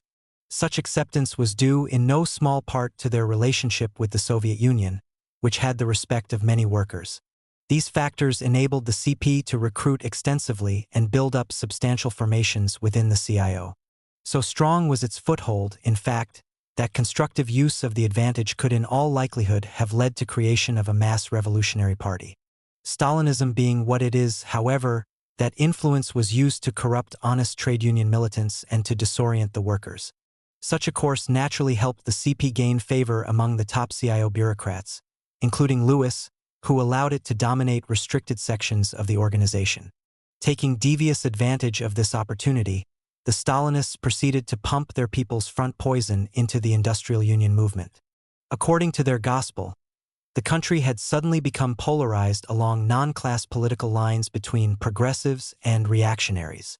To serve progress, they urged labor to support Roosevelt in both his domestic policies and his preparations for war. On top of that, they urged that the incumbent president be perpetuated in office. At the 1938 CIO convention, for instance, the Stalinist delegates introduced a resolution to put the Union on record, 2 years in advance of the 1940 presidential election, in favor of a third term for the arrogant patrician who had publicly sneered at the steel workers. That proved to be too much for Lewis, who at least wanted to use the affair as a bargaining point in dealing with Roosevelt. As presiding officer, Lewis simply ruled the Stalinist resolution out of order. Viewing the situation as a whole, a combination of factors, ranging from capitalist economic and social concessions to misleadership and outright treachery in the workers' movement, had operated to keep trade union policy within the norms of class collaborationism. Independent labor political action had been blocked, and the working class remained entrapped in capitalist politics, primarily through the Democratic Party. Everything had been neatly handled by the ruling powers and their reformist lackeys. Everything, that is, except basic flaws in the nation's social fabric, which continued to cause mass discontent and generate struggle moods. In mid-1937, around the time the strike in Little Steel was broken, another economic downturn set in. Within a few months, the slump in industrial production reached a low point close to that of the preceding crisis. Millions lost their jobs, many for at least the second time in the decade, and material gains achieved through trade union action were largely wiped out. Events themselves had demonstrated anew that purely economic struggles were not adequate for the solution of even the most immediate problems facing the workers. Roosevelt's action in the face of the new crisis provided a further lesson. This time there was no pretense of taking exceptional measures to alleviate the plight of the jobless. Instead, federal appropriations for public relief were held down, as though stable employment existed. At the same time, government spending for military hardware was increased, using the pretext that it would stimulate industry and provide jobs. The reality was that economic improvements resulting from increased arms production would be merely a byproduct of the main capitalist objective, which was to gear the country for war. Parallel with the military buildup, measures were initiated through both the legislative and executive branches of government to provide more extensive means for repressing opposition to ruling class policy. Among other things, this meant that power generated by the working class through the trade unions would now be stymied in new, subtle ways, thanks to the capitalists' unchallenged control over the governmental apparatus. These overtones of the 1937-38 economic slump caused many workers to revise their political views. This was especially true within the CIO, where rank-and-file sentiment for the creation of a labor party began to mount. Evidence was thus accumulating of growing opposition to the narrow concepts of business unionism, which meant that prospects for expansion of revolutionary influence within the mass movement were getting brighter. To intervene effectively, however, it was clear that the Socialist Workers' Party would have to modify its tactical lines on the Labor Party question. To meet that need, consideration of the required adjustments was initiated in the spring of 1938, when a delegation of SWP leaders Jim Cannon, Ray Dunn, and Max Shachtman discussed the subject with Leon Trotsky. The talks were held in Mexico, where he then lived. First on the agenda was a reevaluation of the course followed up to that point in the labor upsurge. As Trotsky noted, it had been correct at an earlier stage not to favor development of a national labor party, with the reformist connotations that would be involved. It had not been clear then just how the process of radicalization would unfold concretely, and the relatively swift organization of a mass Revolutionary Party had not been excluded as a theoretical possibility. But subsequent events had shown that two interrelated factors served to prevent such a development. The CIO movement had arisen with unanticipated rapidity and power, and the Revolutionary Party had not been able to recruit CIO militants at the rate and on the scale needed to gain effective leadership influence among the mass of industrial workers. This disproportion between the growth rate of the trade unions on one side and that of the revolutionary movement on the other had given rise to the need for a turn in policy. The vanguard was simply too weak numerically to guide the CIO directly onto the revolutionary political road. It was necessary, therefore, to make a detour. The time had come to support the development of a more elementary form of independent working-class political action, namely, formation of a labor party based on the trade unions. A change of this kind did not signify any modification of basic principles. Whether or not to advocate formation of a labor party was merely a tactical question, which could be decided either way, as the concrete political situation dictated. Such flexibility in tactics was both permissible and advisable, so long as a fundamental requirement was met. The action taken had to serve revolutionary strategy. That is, it had to lead in the direction of a working-class struggle for power. So the SWP was careful from the outset to stress the need for adoption of an anti-capitalist program by the proposed Labor Party. At the same time, it was recognized that a party based on the trade unions would most likely assume reformist colorations in the first phase of its existence. In that case, political radicalization of the working class would have to develop over two stages. An organizational break with the capitalist parties would first have to be accomplished, and then, after the workers had created their own party, a campaign could be waged to revolutionize its program. Even though reformist illusions could be expected to predominate when a national labor party first appeared, the very existence of such a movement would in itself represent an implicitly anti-capitalist development. For one thing, the latter characteristic would be a natural consequence of the party's working-class composition. In addition, organized labor would begin to act in a more unified manner and on a higher plane. The workers would start to generalize their needs in a systematic way and direct their demands in political form at the capitalist class as a whole. That step would not only constitute a meaningful advance beyond pure and simple trade unionism, it would also create receptivity to revolutionary policies, which would be oriented toward a working-class struggle for governmental control in order to reorganize society on a socialist basis. For those reasons, the SWP concluded that questions of program should not be made a decisive criterion for support of a labor party during its formative phase. The main thing at the start was to promote a trade union break with the capitalist political machine. Therefore, it was decided that the minimum requisites for support of labor candidates on the electoral arena would be that they represent a significant part of the working class and that their campaigns in no way be tied in with capitalist politics. Given the fulfillment of those requirements, labor representatives running for public office would be backed, as against their Democratic and Republican opponents. In shaping this policy, note was taken of the conditional aspects of such support where matters of program were concerned. Reformist shortcomings in the platforms of labor candidates had to be openly criticized in a fraternal tone, and it was necessary to counterpose a programmatic line based on a class struggle outlook. Objectives of this nature could be achieved during the formative period through critical support of labor candidates. But once a labor party was established, new complications had to be expected. These could range from reformist blocs with capitalist politicians to right-wing attacks on revolutionary supporters of the new mass party.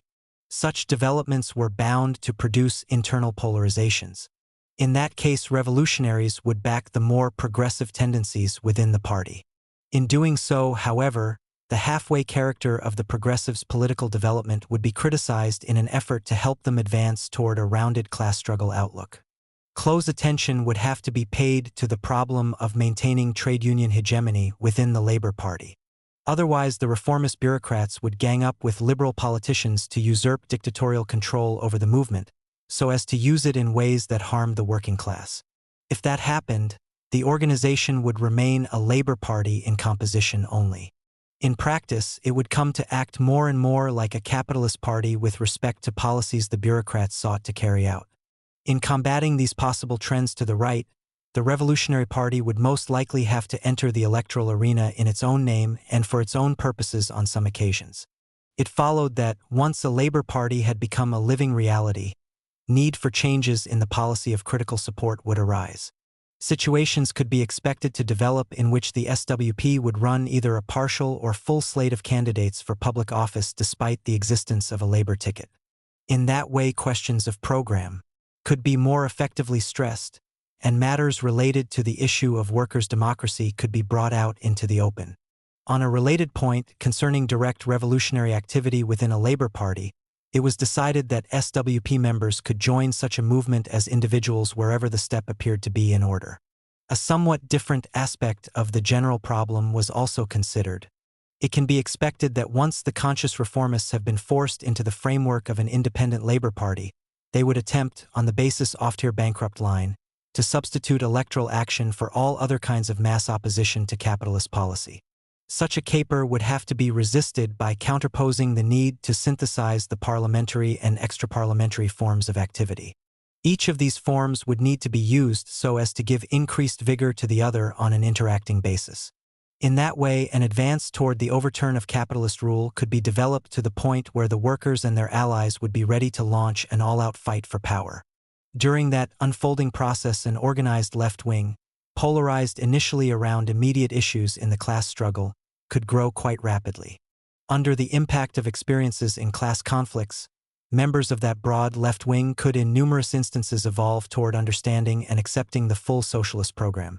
Finally, in one or another organizational form, determined by the specific circumstances, a mass revolutionary party could be built. Then, and only then, would the insurgent millions have developed a leadership formation capable of guiding them into decisive revolutionary action to abolish the outlived capitalist system. Such were the general lines along which the Socialist Workers' Party leadership, acting in consultation with Trotsky, shaped tentative proposals for a change in tactics on the Labour Party question. After that preliminary work had been done, the recommendations were submitted for internal party discussion. Then, following deliberation of the matter for a considerable time, a referendum was taken in the fall of 1938. Some party members voted against the policy change, mistakenly believing it unprincipled to call for the formation of any party but a revolutionary party. However, the revised tactical course was approved by a substantial majority, and advocacy of a national Labour Party based on the trade unions became official SWP policy. Shortly after the new tactical course was ratified, the SWP's appraisal of changing mass attitudes was confirmed in a quite dramatic way. This took place in the November 1938 elections, which involved congressional and state posts. Throughout the northern strip of states, where the main CIO forces were concentrated, New Dealers were turned out of office. Nationally, the Democrats lost 12 governorships, 8 posts in the U.S. Senate, and about 80 congressional seats. Just 2 years before, in the 1936 presidential elections, the Roosevelt Party had rolled up an unprecedented majority. Now the New Deal wave was breaking up on the rocks of social crisis. Scourged by poverty, insecurity, unemployment, and the threat of war, the masses were becoming disillusioned with the faker who presided in Washington. The millions without jobs could see no merit in his policies, and neither could many others who had employment of a kind. Those in the trade union ranks who still supported New Deal candidates usually did so in a rather passive manner, showing little enthusiasm about it. If a mass party of labor had existed nationally, and if it had offered a positive alternative to Roosevelt's line, it would no doubt have gotten heavy support at the polls in 1938. But as matters stood, there was no alternative of this kind toward which the voters could turn. So the Republicans became beneficiaries of the widespread discontent, garnering support that was in many cases thrown their way simply as a means of expressing dissatisfaction with current governmental policy.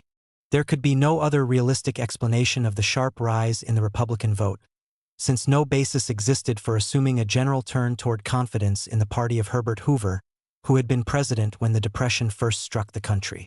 It was in these same elections that the Farmer Labor Party, which the Stalinist Benson clique had identified with the New Deal, lost the governorship to the Republicans in Minnesota. That particular debacle caused factional warfare inside the FLP to grow increasingly bitter. Before describing that situation, however, An account should be given of new anti-labor moves by the capitalists that were to further intensify the class struggle throughout the state. Ruling class offensive. Think suit. When the national economy again began to slump in mid-1937, the employers sought to use the changed situation as the basis for an offensive against organized labor. Their immediate aim was to thrust the main burden of the new crisis upon the workers. They felt emboldened in that course because the downturn in production tended to blunt somewhat the combativity of the trade union ranks. In Minneapolis, this anti-labor drive was directed by the Associated Industries, a capitalist organization that had replaced the hated Citizens Alliance in January 1937. The central target was General Drivers Union, Local 544. It was singled out because it constituted a labor powerhouse that imparted strength to all the city's trade unions and to Teamster locals throughout the region. The capitalists wanted desperately to weaken Local 544 so as to undermine the fighting capacity of those unions. They were confident, moreover, that they had gained a political edge over labor. George E. Leach, a Republican, had just been elected mayor of the city, replacing a farmer laborite. This gave the ruling class more direct control over the local government and greater facility in using it for anti-union purposes. Instead of precipitating a head-on clash, the Associated Industries began the offensive with a flanking move. When Local 544's contracts carne up for renewal in the summer of 1937, the trucking bosses stalled in the negotiations. Meanwhile, their counterparts in next-door St. Paul sought to impose cut-rate settlement terms on the weaker Teamster Local 120 in that city. The bosses appeared to anticipate that a basis could thereby be laid to hold down wages in Minneapolis, which would represent a victory over the strong Teamster movement there. Local 544 upset their scheme by striking one segment of the trucking employers and dangling the threat of an expanded walkout over the others. In that way, it was able to force through contract renewals setting new highs in wage scales.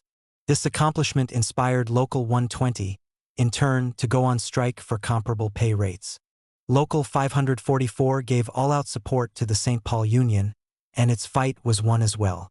Thus, the plot hatched by the Associated Industries died a burning.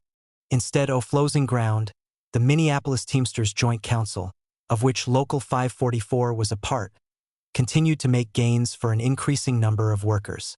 By the year's end, it reported a membership of well over 17,000.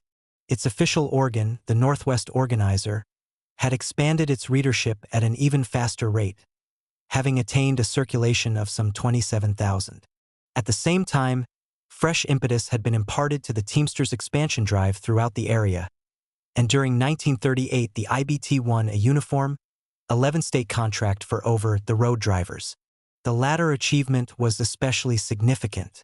At that time, the labor movement had been more or less thrust on the defensive because of the recurrence of deep economic depression. In those circumstances, the sweeping over-the-road victory dramatically illustrated the unusual nature of the rise in Teamster power, a development that had resulted primarily from class struggle concepts introduced into the movement by the Trotskyists. While such gains were being registered, however, Local 544 also had to fight almost continuously to preserve its strength. At every opportunity, the Minneapolis ruling class moved viciously to deal blows to the unions, and it didn't take long for the next one to fall. On November 17, 1937, Patrick J. Corcoran, head of the Minneapolis Teamsters Joint Council, was brutally murdered by unknown assailants. The capitalist press launched an insidious propaganda campaign seeking to link Pat's death with alleged gangsterism and racketeering in the labor movement. The aim was to sow division and demoralization in the movement and, if possible, to contrive a legal frame-up against the leaders of Local 544. Abetting the boss class for their own factional reasons, the Stalinists joined in the smear attempt. The November 23, 1937, issue of their paper, The Daily Worker, carried a story falsely asserting that within the city there was rising popular indignation against disclosures that racketeering and gangsterism imported into the labor movement here and linked with the Trotskyites in the leadership of the drivers' union has been at the root of the killing. Lies and slanders of the kind spread by the capitalists and echoed by the Stalinists were emphatically repudiated in trade union circles. The Board of Union Business Agents, representing the city's entire AFL movement, adopted a resolution that declared, "Every attempt to attribute the murder of Corcoran to forces inside the labor movement constitutes a foul slander on the bona fide labor movement and its martyred officer, and shields the real murderers and the dark forces behind them. Having failed in their cynical attempt to use Pat's tragedy as a device to get the workers fighting among themselves, the bosses eased up in their propaganda offensive around that issue. But as Miles Dunn, who replaced Corcoran in office, pointed out, it was necessary for labor to close ranks because a new, determined employer fight against the unions could be expected. His prediction was soon borne out. On February 16, 1938, a suit was filed in district court against the officers of Local 544 by 5 alleged members of the organization. They charged that the union officials imposed unauthorized fines upon the membership, made unauthorized expenditures, appropriated large sums of money for their own use, paid themselves exorbitant salaries, gave no accounting of their handling of union finances, and intimidated the rank and file. On policy issues, they claimed that unemployment relief had been secured from the city for undeserving people and that the union had conspired in restraint of trade. The court was asked to tie up Local 544's funds, supervise a financial accounting, appoint a receiver to take over the union, ban illegal picketing, and prescribe actions that intimidate and coerce non-union drivers and owners. As can be seen, the stand taken on matters of policy was utterly alien to trade unionism. So the action quickly became known throughout the labor movement as the Fink suit. All the plaintiffs, John M. Asplund, Edward Corbett, Robert Fisher, John D. Ryan, and Adolf Svendel, were individual owner-operators of trucks. During the Depression, the auto corporations sought to promote sales by urging workers to purchase a rig as a means of buying themselves a job. This stimulated the rise of the owner-operator category. The trend was given further impetus by trucking firms that found it profitable in many cases to hire owner-operators rather than rely entirely upon use of their own fleets. This type-operation had assumed major dimensions in the industry, and it presented a problem to the IBT. The big trucking outfits sought to feed illusions that owner-operators could eventually become small fleet owners, provided they looked upon themselves as part of the business. The employer's object, of course, was primarily to pit such individuals against the fleet drivers in an effort to prevent unionization of the workforce. If the move was to be blocked, a counter-strategy based on the realities of the situation was needed. Local 544 had met the threat by developing a special tactic concerning owner-operators. Those owning one truck who did their own driving were approached as fellow workers and asked to join the organization. Local 544 helped them secure union pay as drivers, plus the cost of operation of their equipment. Since the response was good, a special unit was set up in the local for these individuals, known as the Independent Truck Owners Section. Significant progress was made thereafter in defending the interests of this category of drivers, who became good union members. But as the Fink suit showed, the bosses were still able to find some among them who could be used as tools. Once the suit had been filed, a quick check was made to determine the membership standing of the plaintiffs. It was found that 4 had recently come to the union office and prepaid monthly dues for a considerable period so as to create an appearance of membership in good standing. The 5th plaintiff, Ryan, had no claim whatever to union membership when the court action was instituted.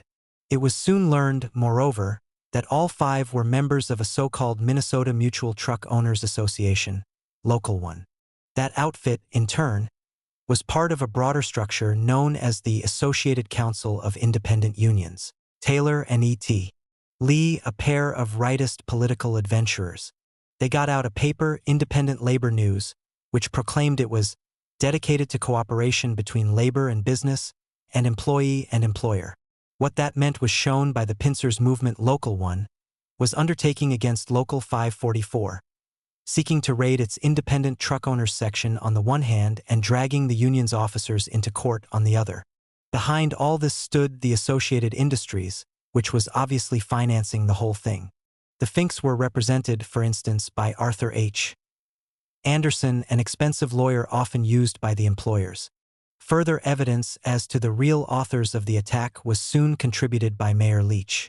He admitted publicly, as reported in the February 24, 1938, Northwest Organizer, that he had talked about the case, when men with union cards and small truck owners have come to my office, Having failed to undermine Local 544 through other forms of attack, the bosses were now trying to disrupt it by means of a contrived internal dispute. They hoped to reap several benefits from the effort. The specific objectives were to paralyze the union financially, gain access to its membership lists, lay hold of minutes and other important data, cripple the organization's fighting power, and in the process set a precedent whereby judges could remove officers from any union and replace them with court appointees. By making an alleged financial scandal central to the attack, the capitalist strategists were plainly seeking to revive the smear campaign about racketeering. This was evidently being done both to conceal their real aims and, if possible, to alienate the union's allies from it. So far as an examination of the union's accounts was concerned, there was nothing to hide. All its transactions had been made for legitimate purposes. Regular financial reports had been given at general membership meetings. In short, there had been nothing shady about the handling of any aspect of the organization's affairs. But that wasn't the fundamental issue involved. The suit cut across the principle that only trade unionists should be allowed to look at the union's records. Members of a boss-sponsored rival movement, who masqueraded as loyal members of Local 544, were now seeking an accounting for anti-labor purposes. A vigorous effort had to be made to GHT them off in order to show that boss agents couldn't gain easy access to internal union information. Otherwise, the process could be repeated again and again, keeping the local in a state of constant turmoil and setting a precedent for easy attacks on other trade unions. These considerations were quickly grasped by AFL members throughout the city. Both the Teamsters Joint Council and the Central Labor Union voted unanimously to back Local 544 and to provide help in retaining legal counsel. From then on, the union's case was handled by three experienced labor lawyers: Gilbert Carlson, John Goldie, and Tom Kochelmacher. Preparations for a vigorous defense campaign had been completed none too soon.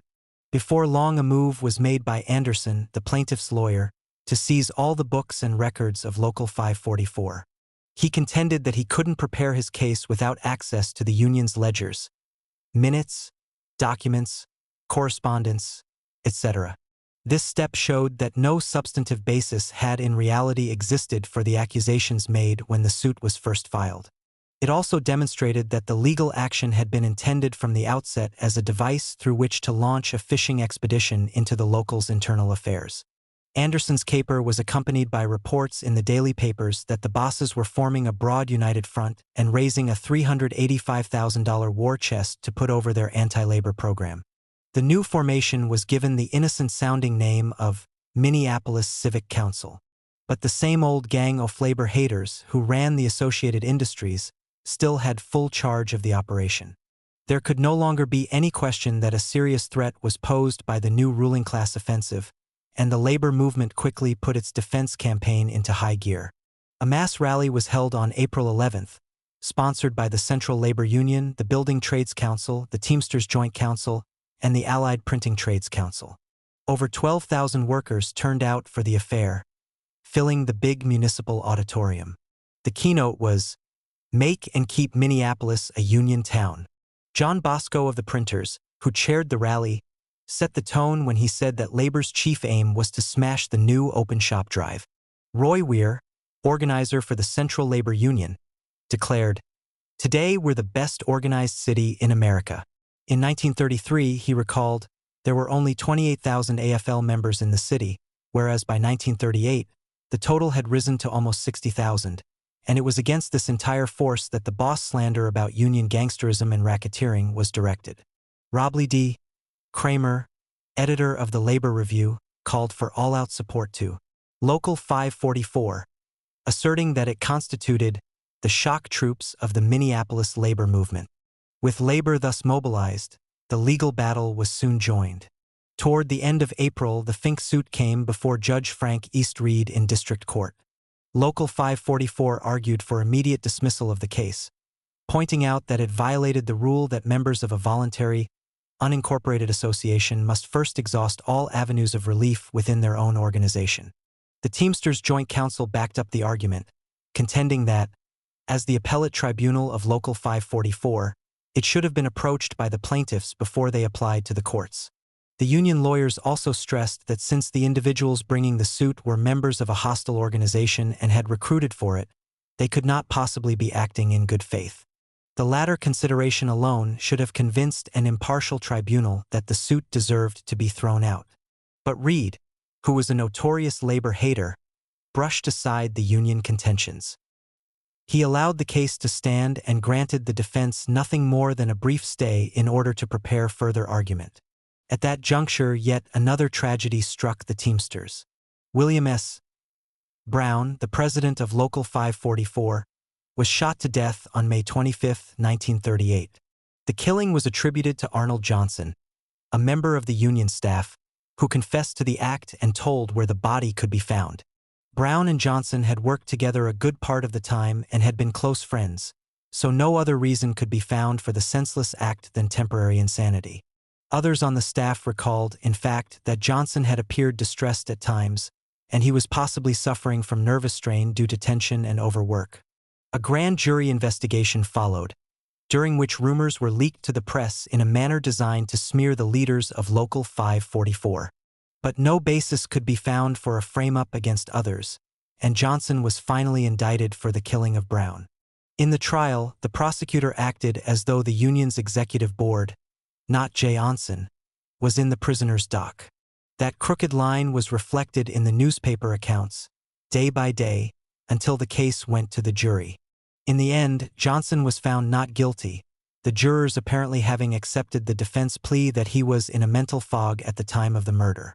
The case was thus left open for further use against the union, if the prosecutor could find an angle, but that proved to be impossible. By this time, the slanderous assault on Local 544 extended far beyond the tactics used in connection with the judicial proceedings. A new clamor to rid the labor movement of gangsters and racketeers was raised in the boss press. The Stalinists again joined in the onslaught, and a preacher, Rev. George Mecklenburg of the Wesley Methodist Episcopal Church, also got into the act. When the union movement called Mecklenburg's hand, he agreed to a public debate with Ray Dunn. It took place on the preacher's turf, where the two argued the question, Minneapolis labor racketeering, fact or fancy? Highlights of the confrontation were reported in the June 30th Northwest Organizer. Dunn spoke first, making the following main points. Over a 4-year period, Minneapolis employers have been forced to give wage increases to the drivers amounting to more than $5 million.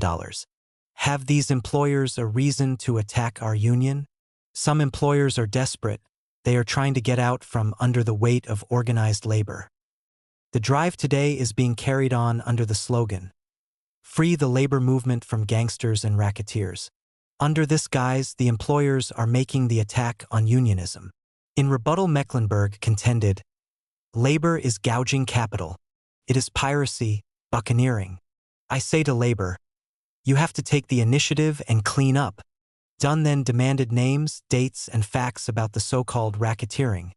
And at that point Mecklenburg retreated into the mumbo-jumbo of the church. The information was given to him in the confidence of the confessional. He answered, so he could not divulge the source.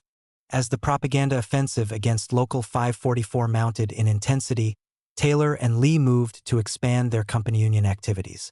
Attempts were made to start back-to-work movements against strikes in the garment and woodworking industries. A Fink Local 15 began to operate in collusion with the bosses in the gasoline filling station field. And it was announced that the recruitment drive of the independent unions would be broadened to include carpenters, plumbers, bricklayers, decorators, mechanics, truck owners, truck drivers, helpers, labor, ERS. If anything was needed to convince the whole AFL of the city that it faced a serious threat, these developments certainly did the trick. Other unions could see that they, too, were being set up for Fink suits. A clamor for more highly organized defensive action resulted, and the Central Labor Union responded by forming a special committee to direct the fight against the company union gang. Then, on July 28, 1938, Judge Reed issued a sweeping order against Local 544. The union was instructed to turn over everything conceivable to the attorney for the 5 who had sued its officers, correspondence, membership lists, financial records, executive board minutes, etc.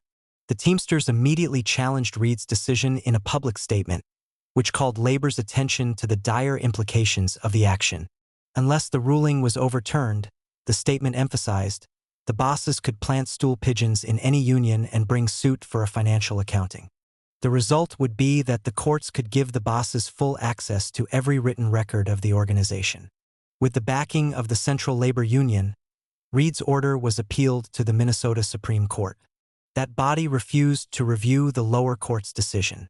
But it did hold that, since the action was of a comprehensive and blanket nature, Local 544 had a right to ask that the original order be modified.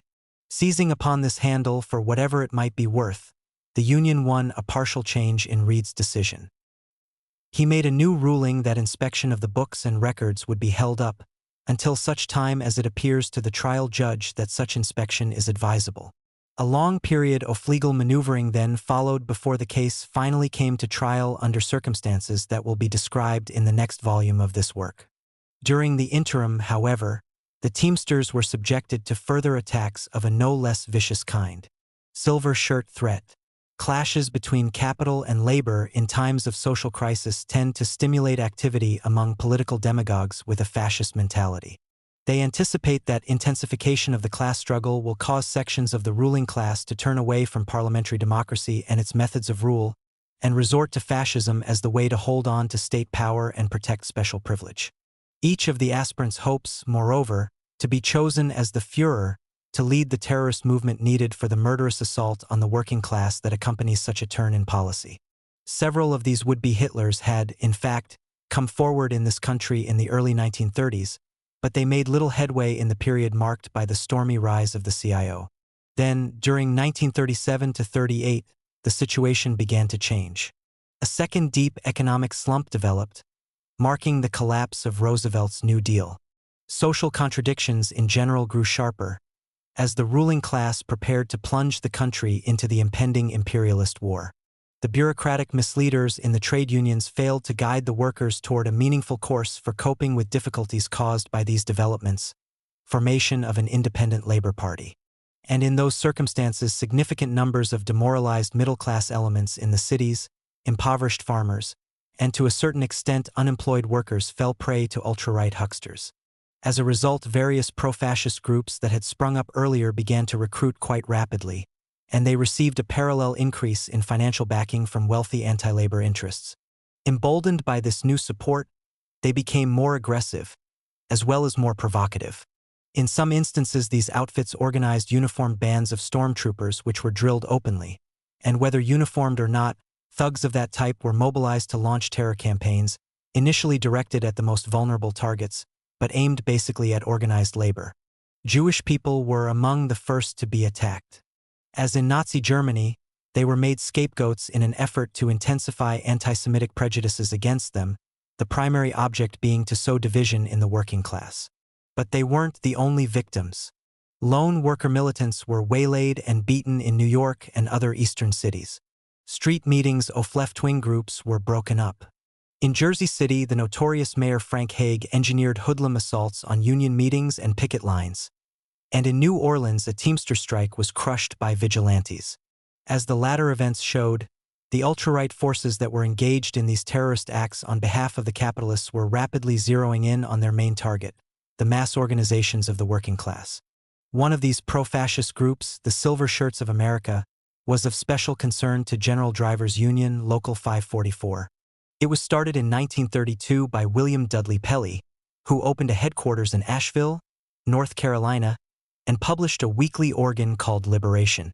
Tacitly conceding jurisdiction over the major cities to other ultra-rightists, Pelley centered his efforts on the towns and countryside of the farming areas. Although little was achieved in that sphere during the first years, the Silver Shirts had at last begun to make gains. Apparently, this caused a section of the boss class in Minneapolis to become interested in the movement, and Pelley was encouraged to send one of his aides, Roy Zachary, to the city in the summer of 1938 to launch an organizing drive. 2 Silver Shirt rallies followed in quick succession, on July 29th and August 2nd, at the Royal Arcanum Hall. These affairs were closed to the public, admission being by invitation only. Despite the secrecy, The Teamsters had gotten wind of Zachary's arrival in town and had kept him under close scrutiny. Knowledge of the planned rallies was gained beforehand, making it possible to arrange a way to get reliable intelligence as to what happened. Thus, it became known immediately that Zachary's main theme had been to call for a vigilante attack on the headquarters of Local 544. It was also learned that literature was passed out at both meetings inviting the participants to join FL Taylor's Associated Council of Independent Unions. Taylor, by the way, had already shown his fascist inclinations a few weeks earlier when he set out to form a vigilante force under the name Minnesota Minutemen. So it was perfectly natural for him to hook up with the Silver Shirts when they moved in. A short time later, another ominous fact was revealed by Rabbi Gordon, a religious opponent of fascism, who had also been keeping track of Zachary's doings. Gordon announced that George K. Belden, head of the Associated Industries, had attended both Silver Shirt rallies. When questioned about this by the press, Belden told a reporter for the Minnesota Leader, "I am in sympathy with getting rid of racketeers. Taken as a whole, these developments added up to a dire threat against the Teamsters." The Fink Union, which had dragged Local 544 into court, was now tied in with the Silver Shirts. Belden's role showed that the employers were directly involved in the new anti-union plot, and talk of an armed raid on the Teamster headquarters was in the air. This situation called for prompt countermeasures. So Local 544, acting with its customary decisiveness, answered the threat by organizing a Union Defense Guard during August 1938. Formation of the Guard was reported in the Northwest Organizer, and a press release announcing the step was handed to the daily papers, which gave it prominent mention. The new body's functions were described in the report as defense of the Union's picket lines, headquarters, and members against anti-labor violence. Through this action, the local served public notice that it would take care of its own defense, putting no misplaced reliance on the police for protection. The Union leaders were fully aware that capitalist politicians in seats of power not only tend to wink at fascist hooliganism, they often encourage and abet such extra-legal attacks on workers. Not only that, their minions, the police, condone and protect fascist activities, become members of such movements, and, when open violence is used against the trade unions, usually look the other way. Such had been the conduct of capitalist forces of law and order in Germany, Italy, and other places. History taught that the situation would be no different in the United States. An iron necessity was thus imposed upon the workers. If they were to defend themselves, they had to use their own organizations for the purpose. In that respect, Local 544's pioneer action in forming a Union Defense Guard not only served its own needs. The step blazed a trail for trade unionists everywhere in the country. Conceptually, the Guard was not envisaged as the narrow formation of a single union. It was viewed rather as the nucleus around which to build the broadest possible united defense movement. From the outset, efforts were made to involve other unions in the project. It was expected that time and events could also make it possible to extend the United Front to include the unemployed, minority peoples, youth, all potential victims of the fascists, vigilantes, or other reactionaries. For these reasons, the defense formation was not made an official part of Local 544. Instead, it was initiated by leading members of the local, acting with the approval of the general membership. A spontaneous recruitment process was set into motion through a series of meetings with groups of workers. In this way, the main base of the Guard was quickly established by the general drivers, and after that its ranks were gradually extended to include members of other unions in the city that approved the idea. The Guard was in no sense an elite body. It was simply a businesslike formation open to any active union member. The only requirements for inclusion in its ranks were readiness to defend the unions from attack, willingness to take the necessary training for that purpose, and acceptance of the democratic discipline required in a combat unit. Moreover, its activities were conducted only with the consent of the membership of the trade unions involved, and under their control. As in the case of Local 544 itself, the Guard functioned democratically in its internal affairs. Steps taken to carry out its assigned tasks were decided through open discussion and majority vote. This procedure was also used in selecting leaders who were to have command authority during any combat. Ray Rainbolt of the Local 544 staff was elected commander-in-chief of the defense formation. He had impressive credentials. Besides his extensive know-how in leading trade union struggles, he had acquired considerable military knowledge during earlier hitches in the U.S. Army. Those chosen as lower-ranking officers had likewise proven themselves in the class struggle and won recognition as secondary union leaders. Similarly, in the case of the Guards' rank and file, all had been battle-tested to one extent or another in strike actions. Taking the body as a whole, there were numerous military veterans with various abilities developed in the armed forces. Among them were former sharpshooters, machine gunners, tank operators, and so on. Quite a few had been non-commissioned officers. One had been a Signal Corps officer and still another an officer in the German army. Structurally, the body was divided into small units to facilitate rapid mobilization in the event of a surprise attack on the Union movement. Squads of 5 were the norm, with a member of each squad being designated captain. In a relatively short time, the force thus organized was built up to about 600. Members of the Guard were issued small lapel emblems bearing the legend 544 UDG, which they were encouraged to wear at all times. When on duty, they used large armbands prominently marked 544 Union Defense Guard to identify themselves. This designation was readily accepted by those from other unions who were part of the formation, because they realized that use of the prestigious number 544 gave the name added meaning. The organization raised its own funds for purchases of equipment and to meet general expenses by sponsoring dances and other social affairs. Part of this money was used to buy 2.22 caliber target pistols and 2.22 caliber rifles to give Guard members a way to improve their ability to shoot straight. Regular practice sessions were then held for that purpose. In addition, periodic drills were scheduled to provide training in defensive tactics. Members of the Guard were not armed by the unions, since in the given circumstances that would have made them vulnerable to police frame-ups.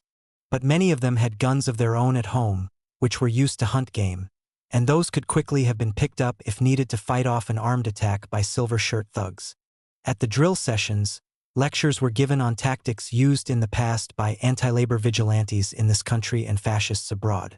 Discussions were then held to work out defensive measures to meet attacks of the kind. An intelligence department was also set up. Its task was to keep a lookout for fascist and anti-Semitic literature and activities, think propaganda, and the like. One particular episode graphically illustrated the breadth of the intelligence arm, as well as the Guard's effectiveness in action. It came about when the Silver Shirts attempted to hold another rally, to be addressed by Pelly himself.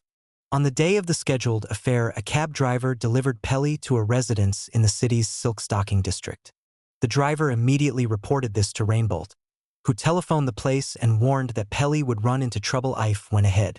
To show he was not bluffing, Rainbolt led a section of the Union Guard to Calhoun Hall, where the rally was to be held that night. Arrival of the Union forces caused the audience to leave in a hurry, and the demagogue never did show up.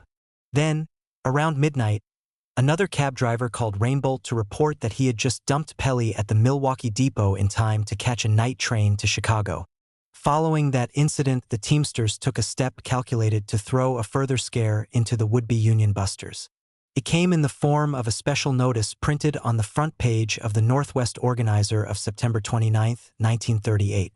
The notice instructed all captains of the Defense Guard to have their squads up to full strength forthwith and to be prepared to mobilize them, ready for action on short notice. The move seemed to have the desired effect, for the Silver Shirts transferred their next meeting to the neighboring city of St. Paul.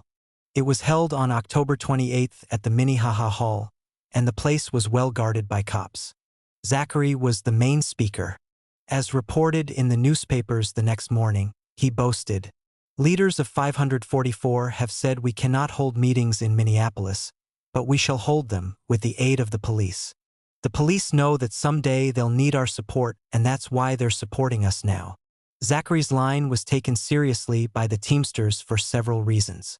More could have been involved in the St. Paul affair than a mere effort to boost the sagging morale of the pro-fascist elements by holding a successful meeting. Part of the scheme could also have been to bring pressure upon the Minneapolis authorities to provide them with comparable police protection in that city as well. So, Associated Industries was in all likelihood involved in the maneuver. Acting on such assumptions, the high command of the Union Defense Guard decided to put on a public show of force. The aim was twofold: to make it plain to one and all that the Silver Shirts were not going to operate in Minneapolis without a serious fight, and, simultaneously, to test the Guard's efficiency in the course of such a demonstration. Toward those ends, an emergency mobilization of the defense formation was called on 1 hour's notice. Only 3 people knew what was up. As part of the test, all others were left with the impression that a real crisis had developed. By the designated assembly time, just 60 minutes after the call first went out, about 300 members of the Guard had turned out ready for action, an impressive performance. The mobilization took place on a vacant plot of land in the center of the city, so a lot of people would see what was going on. Once the men were assembled there, Rainbolt explained that it had been a practice operation to give yet another warning to the Silver Shirts and their supporters among the employers. A clinical discussion was then held about the results of the test. Since all kinds of personal plans for the evening had been rudely upset, a bit of entertainment was in order by way of compensation. So the Guard was marched in a long column, armbands prominently displayed, to a downtown burlesque theater, where a block of seats had been reserved. As for the ultra-rightists, they appeared to have gotten the Union's message loud and clear. Zachary made no further attempts to hold rallies in Minneapolis. Fascist propaganda tapered off, and after a time it became evident that the Silver Shirt organizing drive in the city had been discontinued altogether. Despite this favorable turn in the situation, the Union Defense Guard was maintained as a form of insurance against any resurgence of the fascist threat. But the nature of its activities underwent a change. Target practice and drill sessions were tapered off. Gradually, the Guard's functions shifted mainly to monitoring Union picnics and other large social gatherings. Through occasional public displays of this kind, the anti-labor forces were reminded of the continued existence of the defense formation. On balance, Local 544 had not only warded off another capitalist attack. The experience with the Silver Shirts had given many of its members a better understanding of the need for workers' self-defense, and the best militants had gained deeper insight into the laws of class struggle. It should be noted, however, that the internal Union picture was not entirely rosy. During this same period, a new trend had arisen in the ranks of the Local, one that was to persist thereafter. Basically, its roots could be traced to the uneven development of class consciousness within the organization. Despite the intensity of the 1934 fight with the bosses, some veterans of that conflict had failed to advance beyond the most elementary trade union outlook. Similar limitations were also to be found among strata recruited into the Local at subsequent times. From this it followed that workers falling into such a general category would tend to hold certain basic views, positive and negative, in common. For instance, they believed in the General Drivers Union. They valued the power it wielded on their behalf within industry. And they seemed to feel that a permanent means had been established through which to achieve uninterrupted, if gradual, improvement in their living standards. What these workers failed to grasp was that so long as Local 544 really served their interests, the bosses would keep trying to cripple it. Therefore, when attacks on the Local kept occurring, they began to think that the cause might lie in something the leadership was doing wrong. This meant that the malicious propaganda about gangsterism and racketeering was beginning to get to them, if only subliminally. On top of that, anti-leadership sentiments were encouraged by opportunists in the Union, who were looking for reasons to campaign for executive posts. In July 1938, this combination of factors led to the formation of a Committee of 15 within the organization. A platform was issued by the group on the basis of which candidates were run for office in the December 1938 Union elections. 2 of the planks summed up the essence of the outlook put forward. One of these directly reflected the impact of capitalist propaganda in connection with the Fink suit. It asserted, "We demand that a representative group of rank-and-file members be elected annually to constitute a control board whose activities shall be restricted to reviewing the general policy of the executive board, the activities of the individual members of the staff officers and organizers or business agents in regard to organizing work, their expense accounts, and the general financial management of the affairs of the Union. This board shall be considered the Supreme Court of the Union, but shall have no power over strike action, jurisdictional decisions, collective bargaining agreements, or individual grievances, but may suspend staff officers within the 60-day period preceding the annual elections." Another key plank showed the group's sensitivity to the red baiting that enemies of the Union had repeatedly directed at its leaders. In the past, the officials in question have misused the prestige of their office and the power of their authority, together with actual negligence of routine duties in pursuit of political policies inimical to the best interests of the organization. We believe these charges to be truly self-evident on the basis of the political creed known to be professed by those involved. If anything was truly self-evident, it was not the red-baiting allegations, but rather what the line advocated in those planks really meant: debasement of the leadership structure into a contradictory jumble that would render the Union headless, thereby undermining its fighting power, and exclusion of politically class-conscious workers from official roles, thus opening the way for a switch to statesmanlike collaboration with the bosses. As against such a bankrupt course, the incumbent leadership called for continuation of the class struggle policies and democratic internal structure through which Local 544 had developed its vitality. Campaigns were conducted around those opposing viewpoints, after which the dispute came before the membership for decision. That step took the form of union elections, which were held on December 22nd to 23rd, 1938. 5 posts were involved in the contest: president, vice president, recording secretary, secretary-treasurer, and 1 trustee. 2 of the 3 trustees still had unexpired terms to serve. The Committee of 15 ran 4 candidates: R.F. Hornig for president, Frank McCardle for vice president, Harold Haynes for recording secretary, and Pete Harris for trustee. The office of secretary-treasurer was contested by Douglas Reyes, who fronted for the Stalinists and had no connection with the Committee of 15. Officers of the Union running for re-election included Carl Skoglund, president; Grant Dunn, recording secretary; Farrell Dobbs, secretary-treasurer; and Kelly Postal, trustee.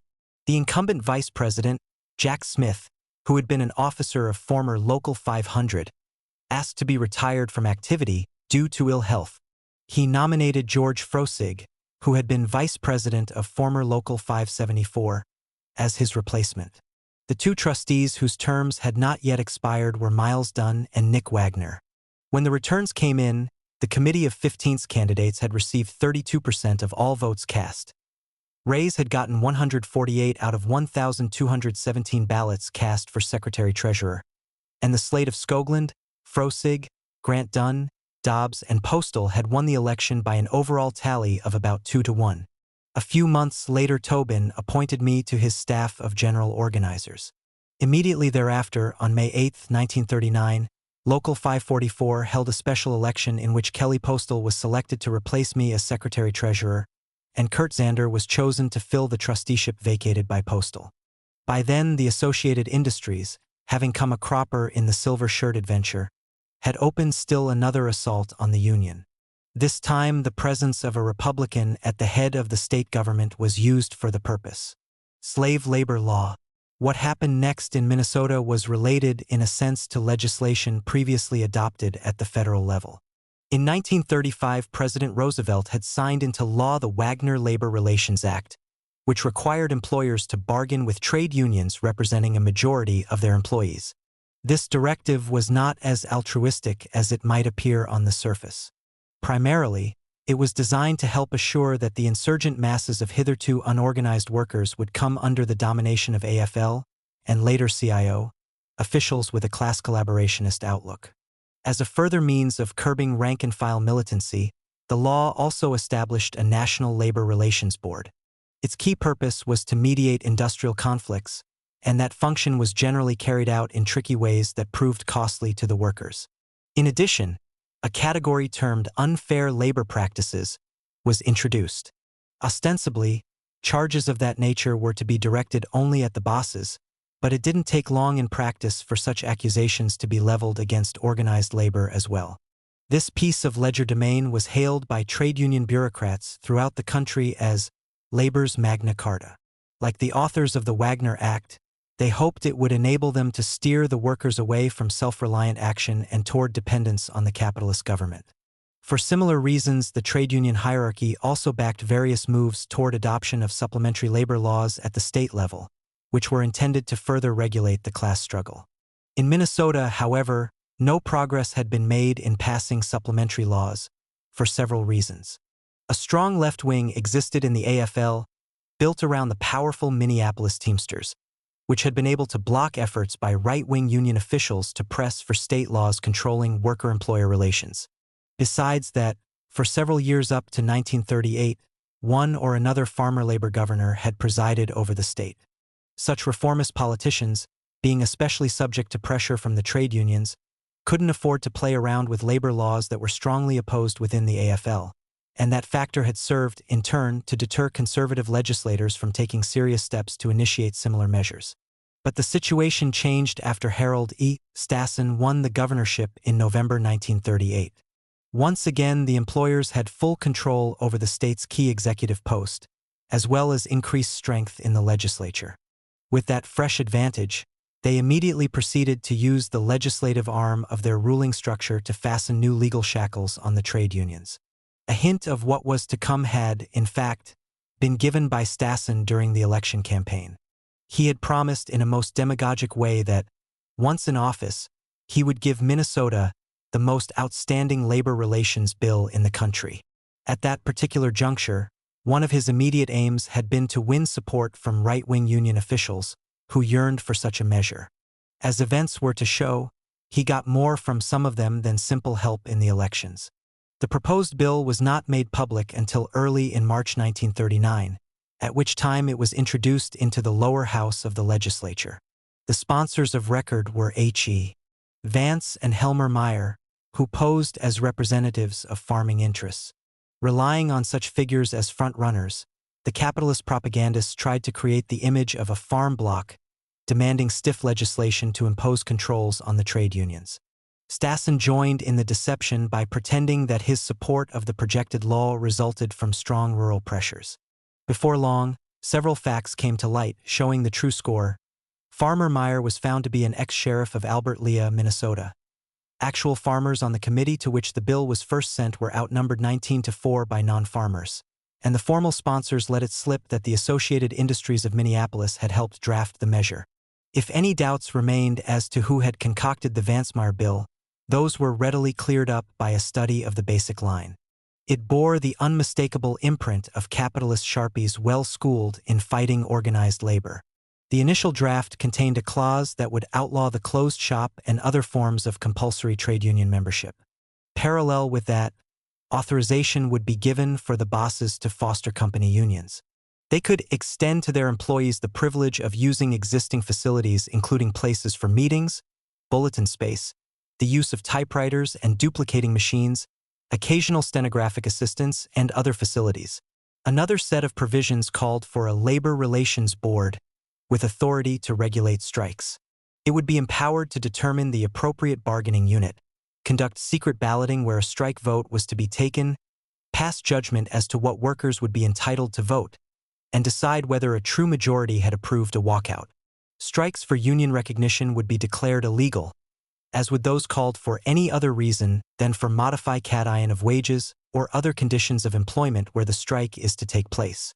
None but employees of a struck plant would be allowed to picket, and secondary boycotts would be prescribed. Echoing the Fink suit against Local 544, the bill would empower the Labor Relations Board to summon any person, together with books, records, correspondence, documents, or other evidence in obedience to subpoena of the board.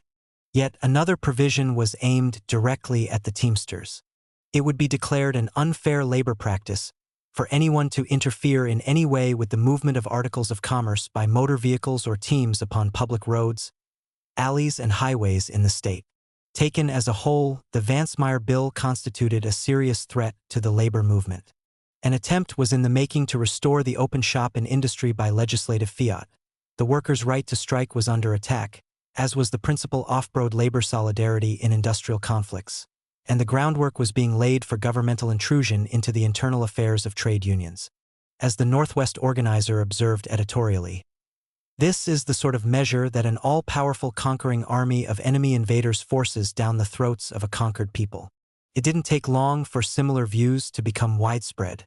Once the details of the projected legislation were revealed, aroused trade unionists began to speak of it as Stassen's slave labor law. In this atmosphere, the Minneapolis Teamsters took the initiative in calling for a special statewide AFL convention to organize a campaign against the new capitalist plot. An official decision was quickly made to convene such a gathering on April 3, 1938, in St. Paul. Help in the fight was also secured from militant farmers, who saw a threat to their own organizations in the move against labor. With financial help from the trade unions, they circulated throughout rural areas of the state to explain the real intent of the outrage being perpetrated by the Stassen administration. Their audiences proved receptive, and a heavy flow of telegrams, letters, and resolutions of protest soon poured into the offices of legislators. As objections to the Vansmeyer bill continued to mount, it was hurriedly passed in the lower house with few changes. The vote was 85 to 37. That tactical advantage was then used by the capitalists as the peg for a countercampaign to split the opposition. Hints were dropped that the Senate would consider constructive amendments to the measure, a move calculated to influence right-wingers in the trade unions. They were simultaneously being wooed and threatened. Through cooperation with the Stassen administration, it was suggested they could secure modification of the projected law. On the other hand, the House vote implied that, in case they failed to take such a statesmanlike view, Stassen had good prospects of ramming the measure through the Senate in whatever form he chose. In fact, a few amendments would not alter the bill's repressive character. It had to be rejected in every aspect if labor's interests were to be defended. But it was precisely on that point that a rub developed, resulting from the changed form in which the boss class had launched the new offensive. When the Fink suit was filed earlier against Local 544, it was generally opposed by AFL bureaucrats. They saw the move as a threat to their own positions within the trade unions, and in helping the local under attack, they were merely protecting themselves. Similarly, in the case of the silver shirt threat, a danger had arisen of extralegal assaults intended to cripple and, if possible, destroy labor formations. In this situation, the right-wingers had little alternative but to condone the steps taken by the Teamsters to block the move. Matters were different when it came to legislation regulating worker-employer relations. Union officials holding class collaborationist views not only tend to welcome laws of this kind, but they often press for them. In fact, right-wingers in the Minnesota AFL had already fashioned their own version of such a measure, which they called a Little Wagner Act. Its essential aim was to secure governmental help in dealing with the bosses, substituting that for reliance on use of the union power within industry. That being the case, the right-wingers were not about to demand that the state government impose no controls whatever upon organized labor. They were ready, instead, to bargain with the capitalist politicians over the extent to which union activities would be regulated and, if anything, Stassen's carrot and club tactics made them more eager than ever to do so. It was in those circumstances that the special convention of the AFL State Federation of Labor met on April 3. Almost 800 delegates were present, an unusually heavy turnout.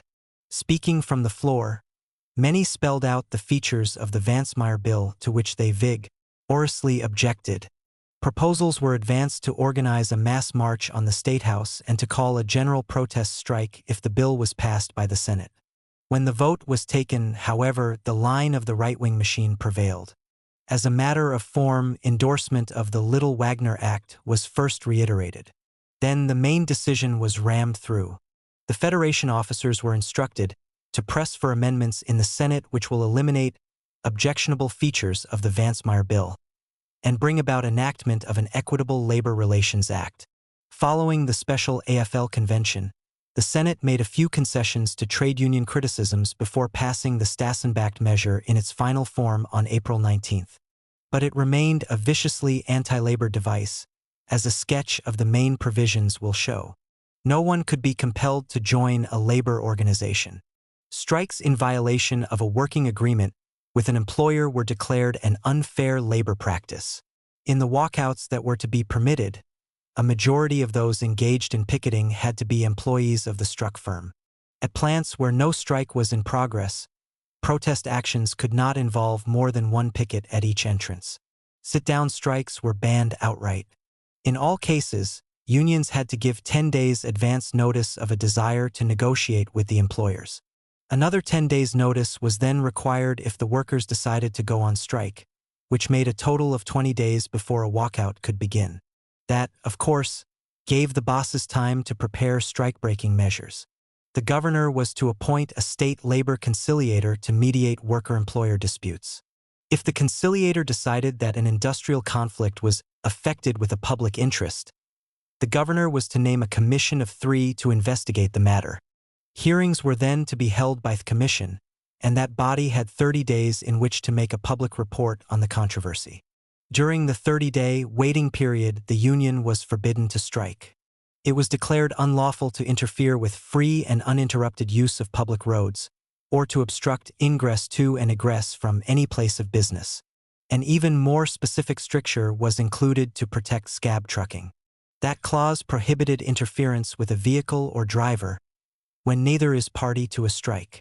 As a final ironic touch, court injunctions were authorized against unions engaged in unfair labor practices, and in cases where an unlawful act was threatened. With the amended Vansmeyer bill put through the legislature on a basis highly favorable to the ruling class, Governor Stassen immediately signed it into law. In doing so, he declared over the radio, "I will stand back of this law with the full strength of the state government." Next, the governor appointed a state labor conciliator to administer the new measure. He chose a right-wing labor official for the post, Lloyd J. Haney, president of the St. Paul Typographical Union. Haney, incidentally, had campaigned for Stassen in 1938. At that juncture, the Associated Industries set out to intensify the anti-labor offensive in Minneapolis. An energetic drive was launched to bring new members into its front organization, the Civic Council, so as to broaden its base of operations. Propaganda moves were also undertaken to refurbish the tarnished image of the company union setup, the Associated Council of Independent Unions. The employers counted on using such instrumentalities in taking full advantage of the newly enacted slave labor law. In addition, their strategists expected to be aided by the rightward drift of the Roosevelt administration, which was busily preparing for war. These developments were taken up editorially in the Northwest Organizer of May 4, 1939. The capitalists were about to step up their slander campaign against militant trade unionism. The Teamster paper predicted. Under that cover, they would set into motion a many-sided attack. Their aims would be to whittle away at the unions one by one, divide the labor movement, isolate their victims, and thereby to gradually weaken the organized working class of the city so that their goals could be reached without triggering a big flare-up. In the end, the editorial said, the bosses hoped to break the power of the union movement and achieve a lowering of wages to pre-1934 levels.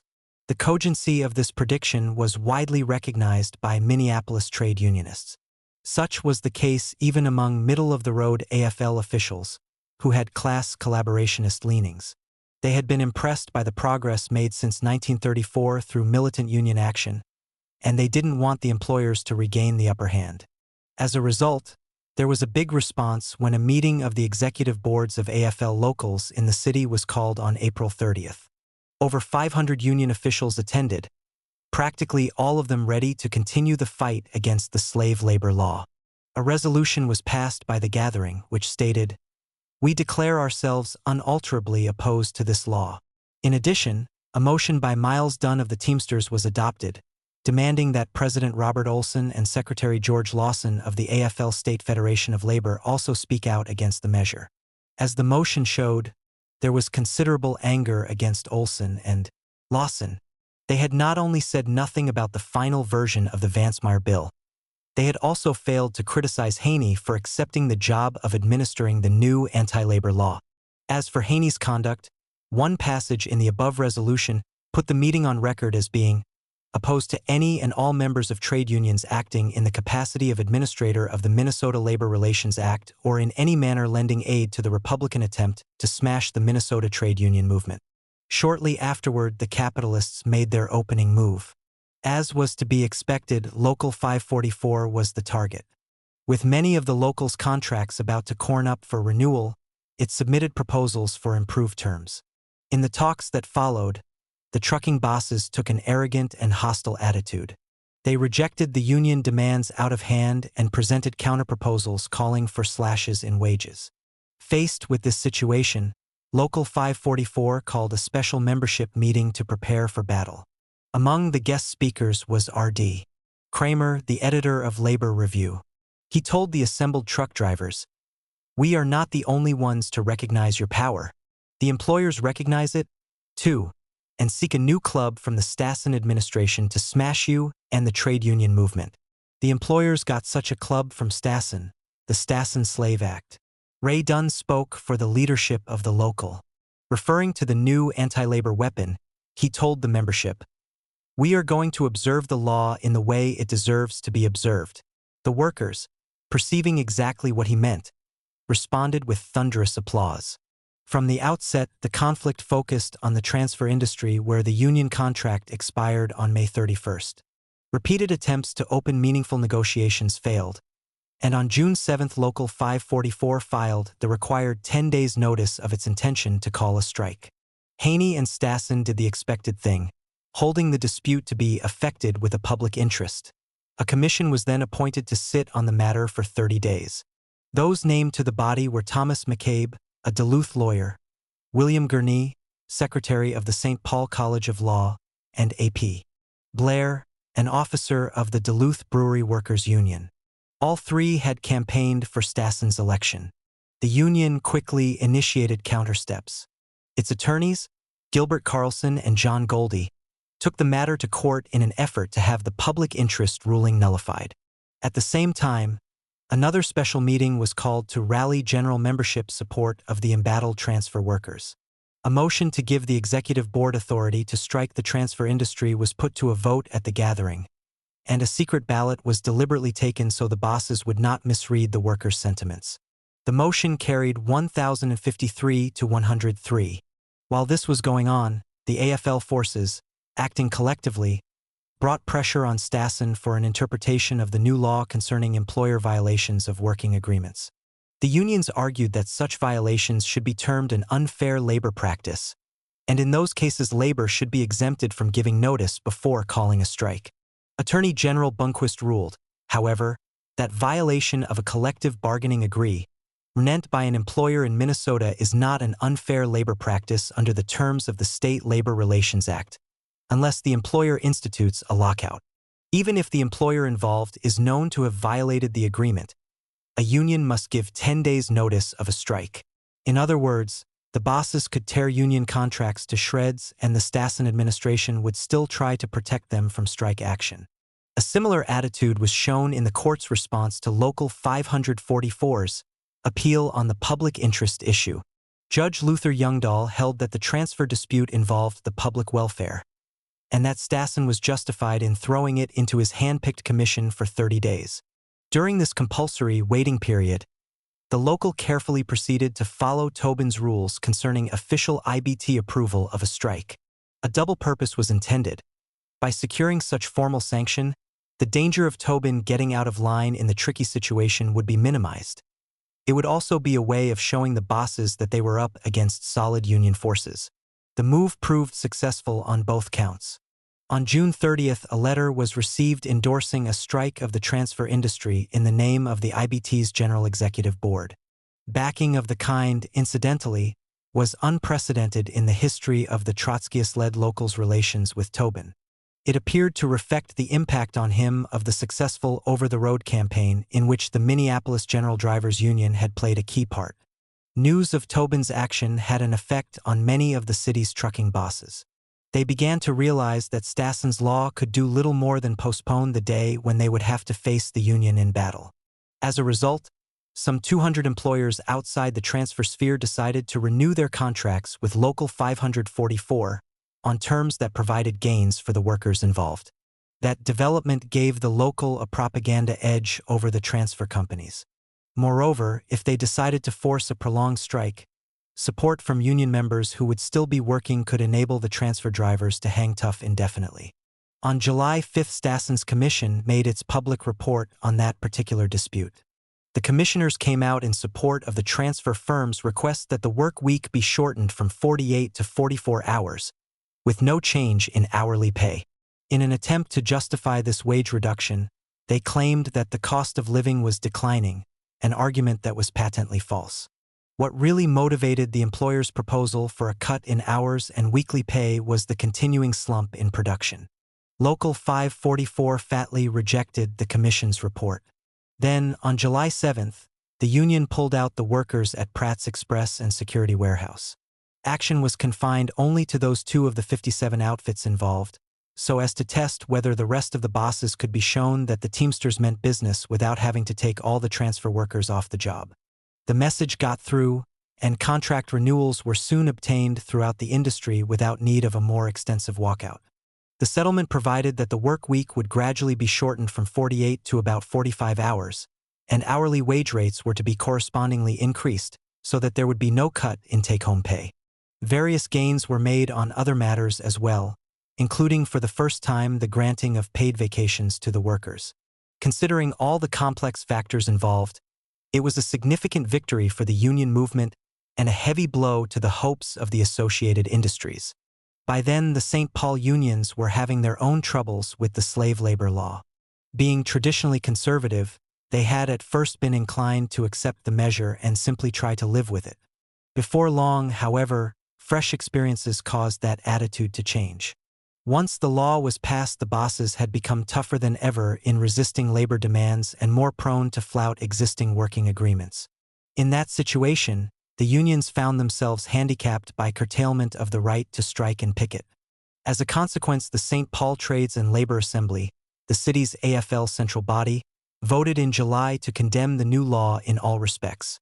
Another convention of the AFL State Federation of Labor, convened in Duluth on September 11th, showed that this mood had become even more widespread. A report calling for nothing more than amendment of the Stassen Law was presented to the gathering by a majority of the Legislative Committee. That position was opposed by a minority of the committee, for whom Gene Larson of Minneapolis Milk Drivers Local 471 was the reporter. Larson called for outright repeal of the law. In the debate that followed, both the president and secretary of the Federation defended the majority report. A vote was then taken in which the 900 delegates overrode the official machine. By an overwhelming majority, they demanded that the law be repealed. The Federation officials failed, however, to continue the fight in the spirit of the convention decision. Instead, they maneuvered to change the policy and, after a time, managed to shift the main emphasis back toward efforts to have the law amended. Meanwhile, the harsh line of the Stassen administration had produced significant repercussions on yet another front. Trade unionists within the Farmer Labor Party became more opposed than ever to the policies that had contributed to the party's loss of the governorship in 1938. This caused increased determination to break the grip of the Stalinist right-wing bloc that had grabbed control of the reformist political movement, and important new developments ensued. FLP rift widens. Before describing the new political developments in Minnesota, it would be helpful to review the main outlines of the earlier situation. During the first years of the working-class upsurge in the 1930s, the Trotskyists did not advocate the formation of a labor party, due to the reformist connotations involved. Allowance was made, instead, for the possibility that the workers might be able to make a direct leap to revolutionary politics in the course of their intensive struggles against the boss class. Application of that national line was partially modified in Minnesota, however, in view of the existence of the Farmer Labor Party. The FLP, which was based on mass support among the workers and small farmers, had broken organizationally with the capitalist two-party system. In the process, it had displaced the Democrats as the main opponent of the Republicans in state politics. In those circumstances, the Trotskyists decided that Farmer Labor Party candidates could be backed at the polls against the capitalist opponents. But this support was given critically insofar as programmatic questions were concerned. The workers were cautioned that defense of their class interests could not be safely entrusted to reformists holding public office. They were urged to rely primarily on their own strength. This required that they build strong trade unions, shape their policy on the basis of class struggle realities, and develop a combat party that they could truly call their own. Programmatically, the FLP fell far short of being a party of the kind the workers needed. Its basic line centered on a call for reforms under the existing system, to be achieved in a gradual and orderly manner through parliamentary action alone. Emphasis was placed accordingly on the substitution of reformist politics for class struggle actions. As interpreted by FLP representatives in public office, implementation of that policy required blocs with liberal capitalist politicians on a statewide scale, along with support of the Roosevelt Democrats nationally. The fact that such a course violated the interests of the workers and small farmers was ignored. The official line was carried out by a machine consisting in large part of lawyers, small-town bankers, and other business people who were ambitious to develop a political career for themselves through the reformist movement. These characteristics of the Farmer Labor Party fit right in with the needs of the Stalinists, who had set out to capture it after their People's Front turn in 1935. Their aims were to intensify the FLP's ties with Roosevelt's New Deal and ultimately to transform it into the Minnesota section of the National Democratic Party. The Communist Party was aided in those respects by the pro-democratic line that had already been instituted in an oblique way by Floyd Olson, the state's first farmer, labor governor. Olson had set up all-party committees, which gave Democratic politicians an influential place within the FLP's ruling structure, and thus cleared the way for Roosevelt to take a neutral stand concerning Minnesota politics. In the 1936 campaign, for example, withdrawal of the Democratic candidate for governor in Minnesota had been traded for FLP support of Roosevelt's candidacy for re-election as president. After that, the Stalinists grabbed onto Olson's policy, seeking to apply it in a more open, ever more flagrant manner.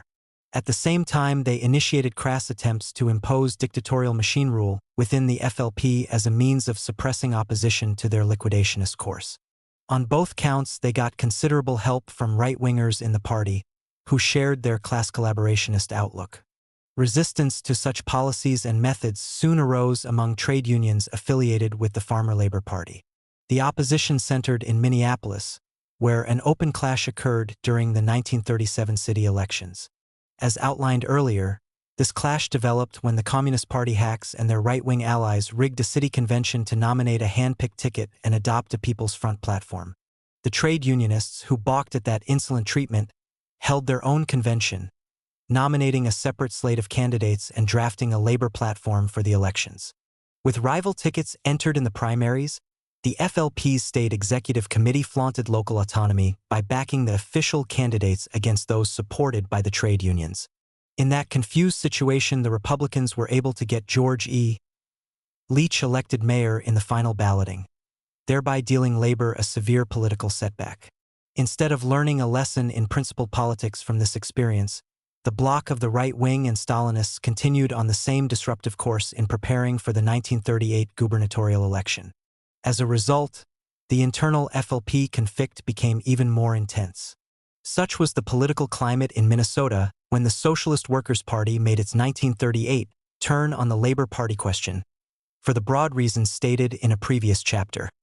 That change in line permitted SWP members in the Teamsters to emphasize several aspects of the problems involved in building a labor party, a step that has since been advocated consistently by revolutionary socialists in this country. Because an independent party basing itself on workers and farmers already existed in the state, tactical problems that arose went considerably beyond the matter of critical support at the polls. Both the nature of the reformist formation and the essential character of its program had to be dealt with.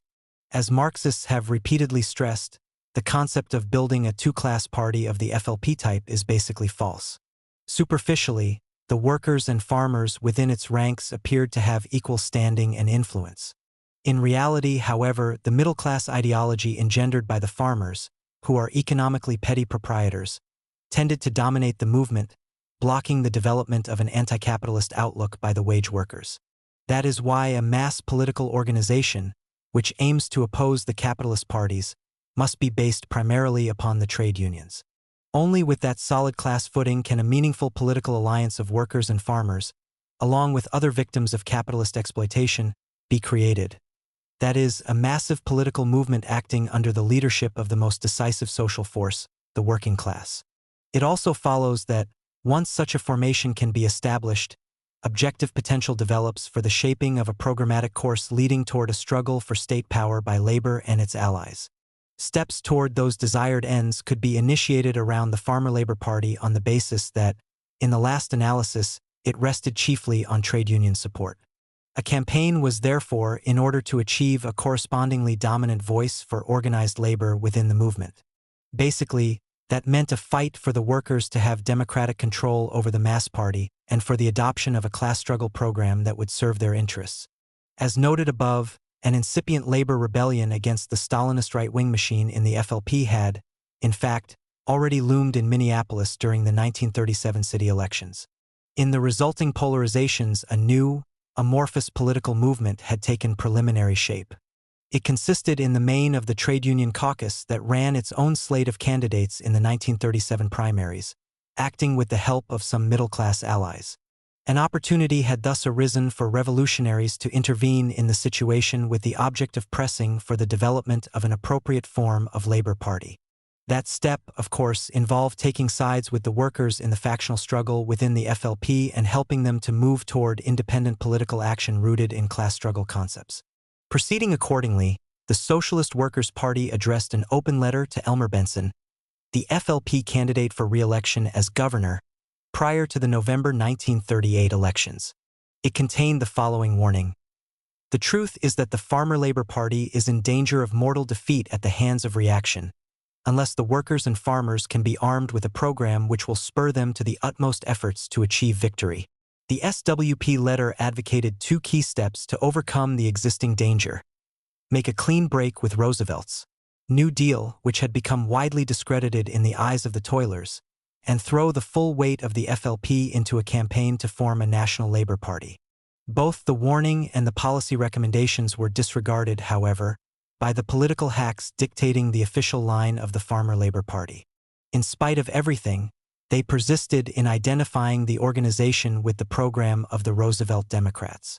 That false course served to bewilder many thousands of workers and farmers, who became easy prey for the Republicans. As a result, Benson was overwhelmingly defeated at the polls by Harold E. Stassen, the gubernatorial candidate of the ruling class. That harsh setback caused further intensification of the factional polarizations taking place within the FLP. An analysis of this situation was presented in the November 17 Northwest Organizer. The one glaring fact that emerges from the election returns of November 8 is that the masses, seeing their economic status unimproved after 6 years of the New Deal, were determined to turn their present rulers out of office. The tendency that has made rapid headway in the Farmer Labor Party in the last 2 years, to become the Minnesota section of the New Deal and to resist control by the workers' and farmers' organizations, toppled the FLP to the ground. Many months ago, the unions here had protested to the FLP leaders against an organization setup that removed the power from the economic organizations of the toilers and gave control to the singing societies, the art circles, the ward clubs, the all-party committees, and the Communist Party.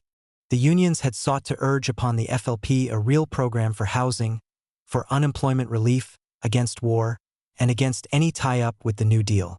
But the Duluth Convention rejected the union's suggestion. Only the trade unions can reform the ranks for the sort of political movement that alone will play a role in the future. A movement for real independent labor political action, controlled by the unions with its policies and leadership shaped by the unions. The Labor Party movement in Minnesota, when it comes back, will come back as part of a national labor party, a party with a democratic regime, a party that has broken cleanly with both old parties, a party that will have the sort of bold answers to the needs of the masses that will win and hold the support of the workers, the farmers, the youth, the lower middle classes. About a month after the Northwest Organizer made the above declaration, a new clash between organized labor and the Stalinist right-wing gang took place at a Hennepin County convention of the FLP. At issue was selection of the county's delegation to an upcoming state conference of the party. The conflict arose over the disproportionate voting strength that the county executive committee gave to ward and township clubs, along with Stalinist paper organizations. The gathering had been packed with a slew of delegates from those setups, while trade union representation was arbitrarily held to a minimum. The outfits favored by the party machine were composed of units established on a city ward or rural township basis. They were composed largely of office holders and their hangers-on. A place had also been found in those formations for hastily rechristened Democratic Party politicians. As for the paper structures fabricated by the Communist Party, they ranged from phony workers' clubs to cultural front groups and consisted mostly of CP members and fellow travelers. One union delegate to the county affair remarked, "There's enough paper in those organizations to print a deluxe edition of Gone with the Wind." When the trade unionists tried to overturn the false criteria used in allowing excessive representation at the gathering from such non-labor quarters, they were outvoted. Not only that, the Stalinists made an effort to prevent the seating of General Driver's Local 544's delegation, using a technicality for the purpose, but the attempt failed. With the decision-making power thus rigged against the trade unions, a majority of those selected to represent Hennepin County at the state conference came from ward and township clubs, and from CP front groups. Organized labor, representing thousands of workers, had been subordinated by the party machine to the interests of a clique that spoke for only a few hundred people. While the Stalinists were pulling off that caper in Hennepin County, they received an unexpected blow. Right-wingers in the FLP State Committee, with whom the CP had been collaborating, suddenly passed a resolution proposing the expulsion of communists from the organization. The formula they used sought to prescribe affiliation by any member of the Communist Party, and also such other persons as advocate the overthrow of the government by force and violence. A threat was added to revoke the charters of local clubs refusing to carry out the desired expulsions. In one respect, the attack was a farce, since it was launched by politicians who had long been working hand and glove with the Stalinists. Their real objective was to duck responsibility for the disaster into which they had helped lead the Farmer Labor Party. To do so, they were trying to put the whole blame on the CP. The hypocrisy involved was further underlined by the fact that the anti-communist politicians and the CP hacks remained united in their determination to prevent organized labor from having its rightful voice in the FLP. As for the attempt to expel the Stalinists, they could sidestep the thrust by simply denying membership in the Communist Party. But there was another, more sinister, aspect to the right-wingers' unprincipled resolution. Its terminology implied that a much broader campaign was intended, which would include red-baiting of trade union militants within the FLP. This reactionary move by the State Committee was immediately blasted in the Northwest Organizer. An explanation was given as to why the Stalinists shouldn't be expelled from the Farmer Labor Party as Reds. Removal from posts they held in the organization was recommended, though on different grounds: their pro-democratic, pro-war, party-wrecking, union-splitting policies. The real answer to the FLP's problem, the Teamster paper stressed, was to put the party under the control of the workers' and farmers' organizations. Meaningful steps could then be taken to repudiate the New Deal and form an alliance with progressive sections of labor's nonpartisan league, founded by the CIO, with the aim of building a national labor party. The high command of the FLP, of course, had no intention of making such a turn in line. That became clear to worker militants generally when a state convention of the party was convened in St. Paul on January 27, 1939. With the allocation of delegates having been stacked against the unions, the right-wingers were able to block discussion of controversial political questions. They focused, instead, on the Communist Party issue as the central matter before the gathering, exploiting the fact that most delegates had become fed up with Stalinist disruption. Because of that widespread sentiment, a motion was readily passed to bar CP members from the organization. There was no significant follow-through, however, and Stalinists holding FLP posts remained largely untouched. Since the real issues in dispute had been kept off the convention floor, nothing was done to modify the party's bankrupt line in a way that would attract working-class support. As a consequence, a number of AFL unions dropped out of the Farmer Labor Party. Their withdrawal, however, did not signify that the workers' organizations were becoming politically apathetic. The action simply reflected the frustrations trade unionists were experiencing at the hands of the party machine. They were opposed to the line that had caused loss of the governorship to the Republicans. They wanted a policy that would come closer to serving their class needs, and they insisted on their right to a meaningful voice in deciding that policy. Determined to move toward achievement of those aims, the Minneapolis AFL sought a direct political alliance with farm organizations. The effort soon got results within the Farmer Cooperative Labor Council that had recently been formed. A special meeting of the council was held in February 1939, at which plans were laid to establish broad collaboration between the different segments of its membership. The session also took an important organizational step. A drive was launched to expand the alliance, numerically and geographically, by setting up volunteer local committees throughout the state, consisting of representatives from farmer, cooperative, and trade union circles. It didn't take long for this development to pay off. Thanks to the volunteer committees, rural support was mobilized during the following spring in the campaign against Stas Sen's slave labor law.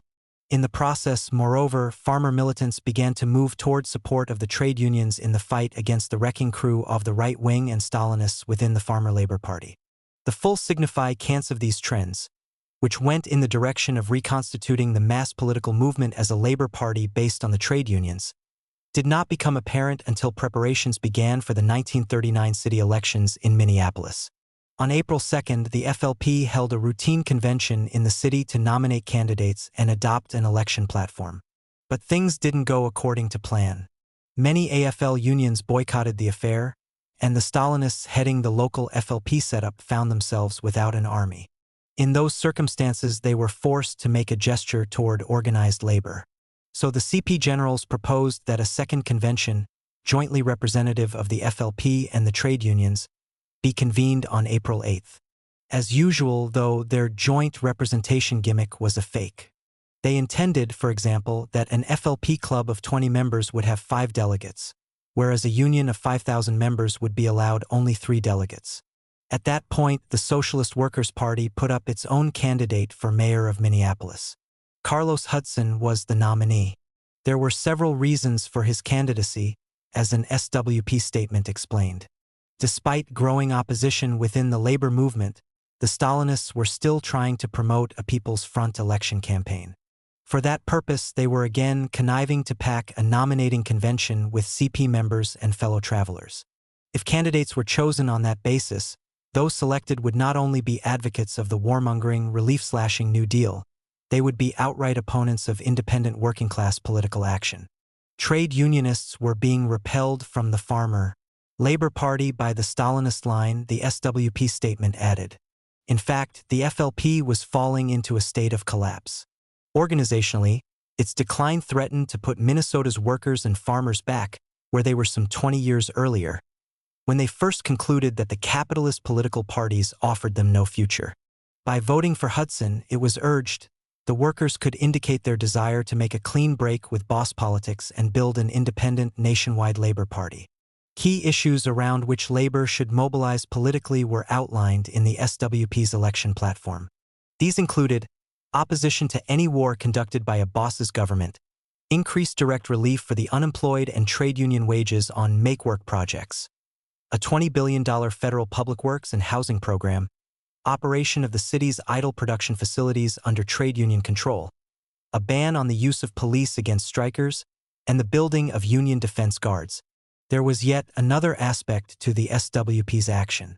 The statement in support of Hudson's candidacy spelled out, bluntly and clearly, the dangers thrust upon the workers by the Stalinists. It also pointed the way to a solution of the problem through independent political action under labor's leadership. Thus, distribution of the SWP campaign material served both to stimulate initiative among trade union militants and to reorient them politically, thereby also backing the Trotskyist leaders of Local 544. They were able to press more effectively within labor circles for decisive steps to cope with the FLP situation and, as events quickly showed, a significant change was to result on the local political scene. On April 8th, the joint session of the Farmer Labor Party and organized labor took place as scheduled. But the CP hacks dominating the local FLP got a surprise. Trade union representatives came in such numbers that they were able to assert full control over the deliberations. To all intents and purposes, the gathering was converted into a labor caucus, one that was ready and able, moreover, to dictate the choice of candidates and write the platform for the city elections. Confronted with this force, the Stalinists had no choice but to appear to go along. So they pretended to agree on a joint labor FLP ticket, as chosen by the trade union majority. Ide was endorsed as the labor candidate for mayor, and labor nominees were also chosen for the city council and various minor offices. Ide, who had never before participated in an election campaign, had been secretary of the Franklin Cooperative Creamery since 1925. All nominees were required to pledge that they would abide by the platform drawn up by the trade unions. The main planks were as follows: recognition of labor's right to organize, bargain collectively, strike and picket, provision of adequate unemployment relief, no state or city sales tax, The point about the rights of labor had special cogency since it was already clear at the time that Stassen's new anti-labor law would soon be enacted. After weighing this turn of events, the Socialist Workers' Party made a shift in tactics. Hudson's candidacy was withdrawn and critical support was extended to the labor ticket. The considerations involved were explained in a new public announcement. For the first time in 3 years, the Communist Party had failed to control a labor political convention in Minneapolis. Instead, there had been a welcome resurgence of the trade union movement on the political field. The action of the union delegates at the April 8th caucus made it possible to salvage the remains of the once progressive farmer labor movement. A stride had been taken toward labor's political unification in a campaign to drive the associated industries from City Hall. That was why the SWP had withdrawn its candidate for mayor and urged all workers to vote for the candidates of the April 8th caucus. This move was made, the announcement continued, without in the least concealing the SWP's basic differences with both the political program and the organizational setup of the Labor Caucus. The most glaring deficiency in the caucus platform was its failure to speak out against Roosevelt's war policy. It also failed to make clear the next logical step for the unions, creation locally of a labor political league, which should link up with forces working to establish a national labor party. Organizationally, the existing caucus form was too loose a structure. It did not provide the necessary apparatus for holding candidates to their pledges, if elected. That had been a great weakness of the Farmer Labor Party as well. One of the factors contributing to its crash had been the lack of a way for the trade unions to control persons elected to public office by the FLP. Attention was also called to the fact that Hudson's withdrawal from the mayoralty race did not set a precedent. The action in no way implied that the SWP would thereafter withdraw its candidates when confronted with candidates of other labor groups. In future cases, the SWP would decide, according to circumstances, whether to file its own candidates or give a measure of critical support to candidates of other labor groups. In sharp contrast to the principled stand taken by the Socialist Workers' Party, the Stalinists proceeded to maneuver factionally against the labor slate chosen at the April 8th session. They wanted desperately to turn the trend away from support to the New Deal. Having already helped to ruin the farmer labor movement with their People's Front line, they now set out to scuttle labor's new political upsurge, and their control over the local FLP was used for the purpose. As a first step, the Stalinists induced Cleve Flack, a lawyer who had no connection with organized labor, to file for mayor against Ide in the primaries. One of their pitches in that connection was to falsely charge that Ide was under the thumb of Local 544. The attempt was futile, however, and Flack was snowed under in the primary balloting. After losing that round, the Communist Party and its fellow travelers launched yet another campaign of sabotage against the trade union slate. Ide was again the central target. With Labor's mayoralty candidate now facing the Republican incumbent, George E. Leach, in the runoff election, he was subjected to a vicious sneak attack.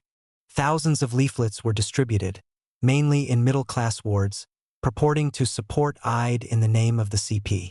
The leaflets were written, moreover, in a dishonest way implying that the labor campaign was tied to the New Deal. Those tactics served to undermine Ide's standing with the electorate in two ways. The pro-New Deal line of the leaflets tended to weaken his attractive power among workers, and the act of tagging Ide with CP support alienated middle-class elements from him. Since the Communist Party had packed the farmer labor ward clubs with its members and followers, there were few people in those bodies ready to lend active support to the labor campaign. That made the idea of a joint FLP trade union ticket more of a misnomer than ever. Only a very minor contribution to the collective effort could be expected from within the ward clubs. Therefore, nothing could be gained by the formal inclusion of these outfits in the campaign that would offset the political handicap resulting from the fact that they bore the FLP label, which was becoming a symbol for Stalinist treachery. In those circumstances, it would have been better for organized labor to dissociate itself from the Farmer Labor Party. But many trade unionists still clung to the hope that the FLP could be resuscitated, and they didn't want to break the long-standing formal relationship. For the same reason, they had been unwilling to move toward the building of a permanent Labor Party organization. Consequently, a temporary campaign apparatus had to be assembled virtually overnight. There were ample forces at hand for the task.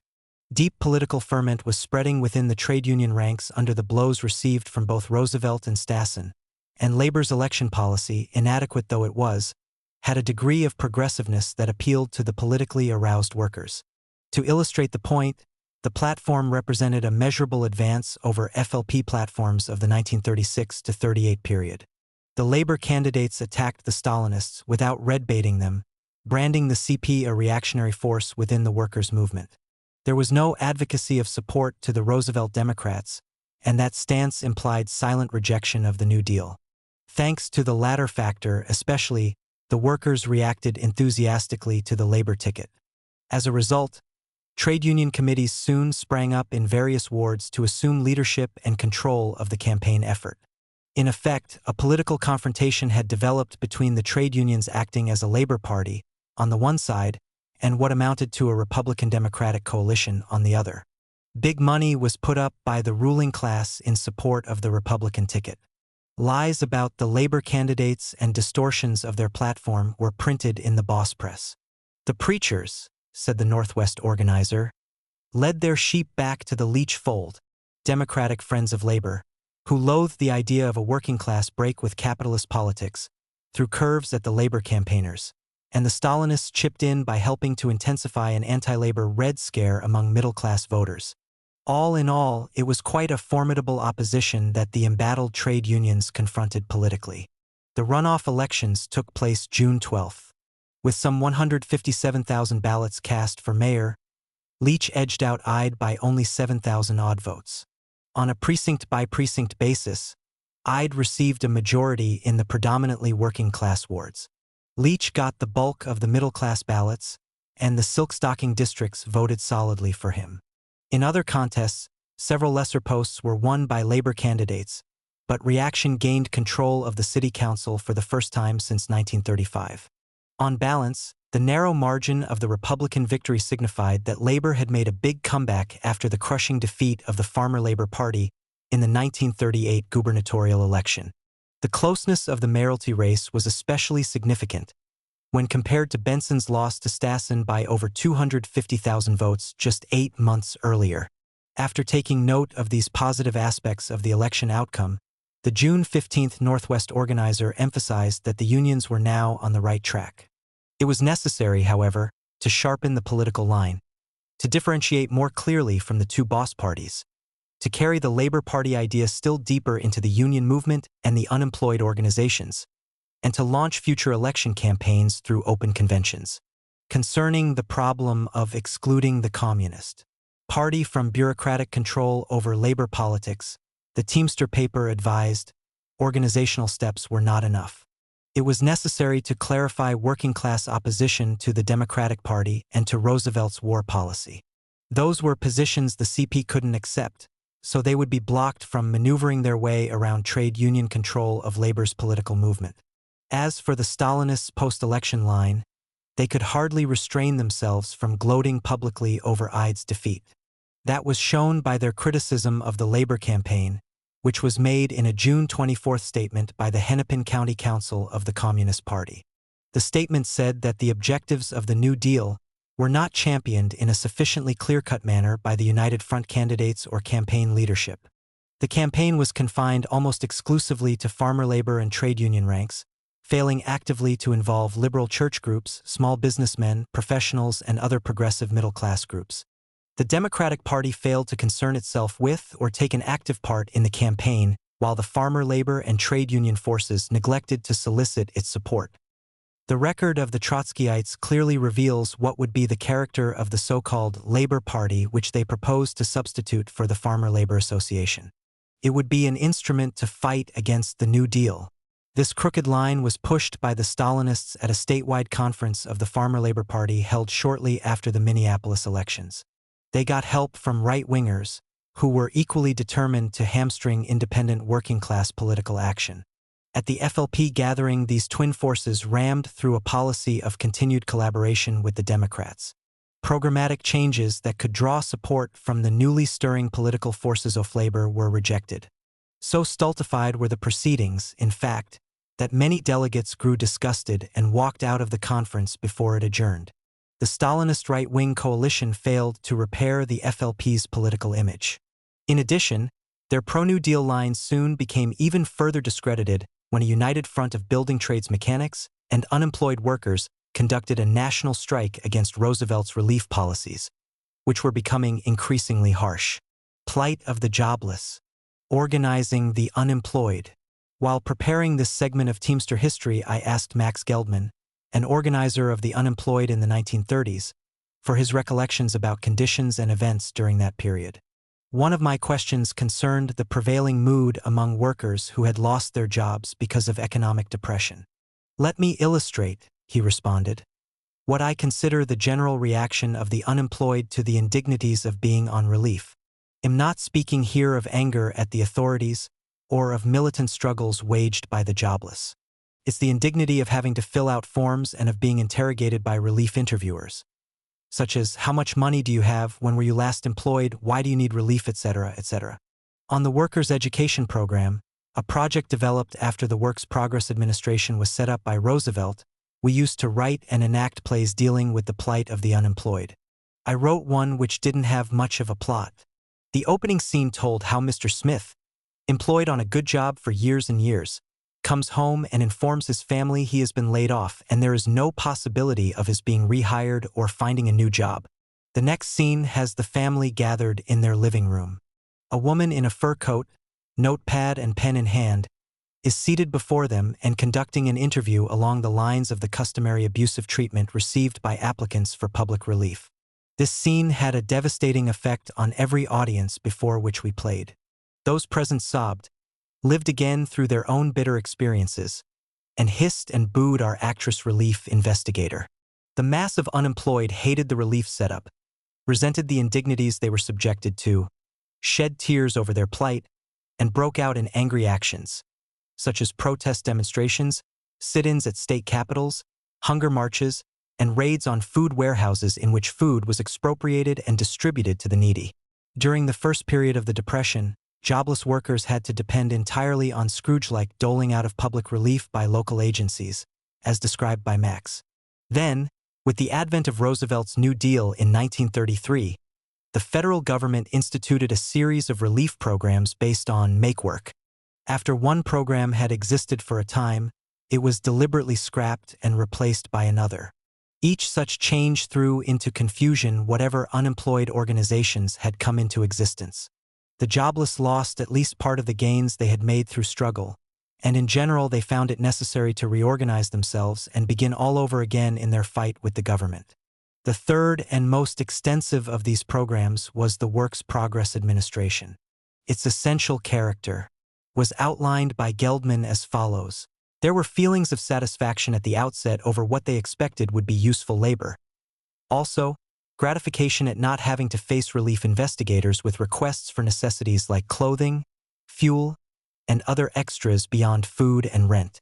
The workers soon found, however, that there was not much satisfaction in working on WPA projects. In the cities, they were usually paid $60.50 a month, plus distribution of surplus food products. The wage was less in rural areas, around $40 a month in northern states and even lower in the South. Whatever the rate, it was hardly enough to keep body and soul together. Besides, there was little dignity in the assigned work. Here and there something useful was accomplished, like the Beltline Road around Minneapolis, or the murals painted by needy artists on post office walls and public buildings. But for the greater part it was unproductive, made-up busywork. Considering the billions spent that could have been used to creative ends, it was like dumping products to maintain high prices and fat profits. The labor power of millions was wasted, so as not to upset the balance of the capitalist system. No wonder the symbol of WPA was a worker leaning on a shovel, and so also was the national song of the unemployed called Leaning on a Shovel. How could anyone have any satisfaction in labor that often consisted of one group of workers digging a hole and of another group filling it up?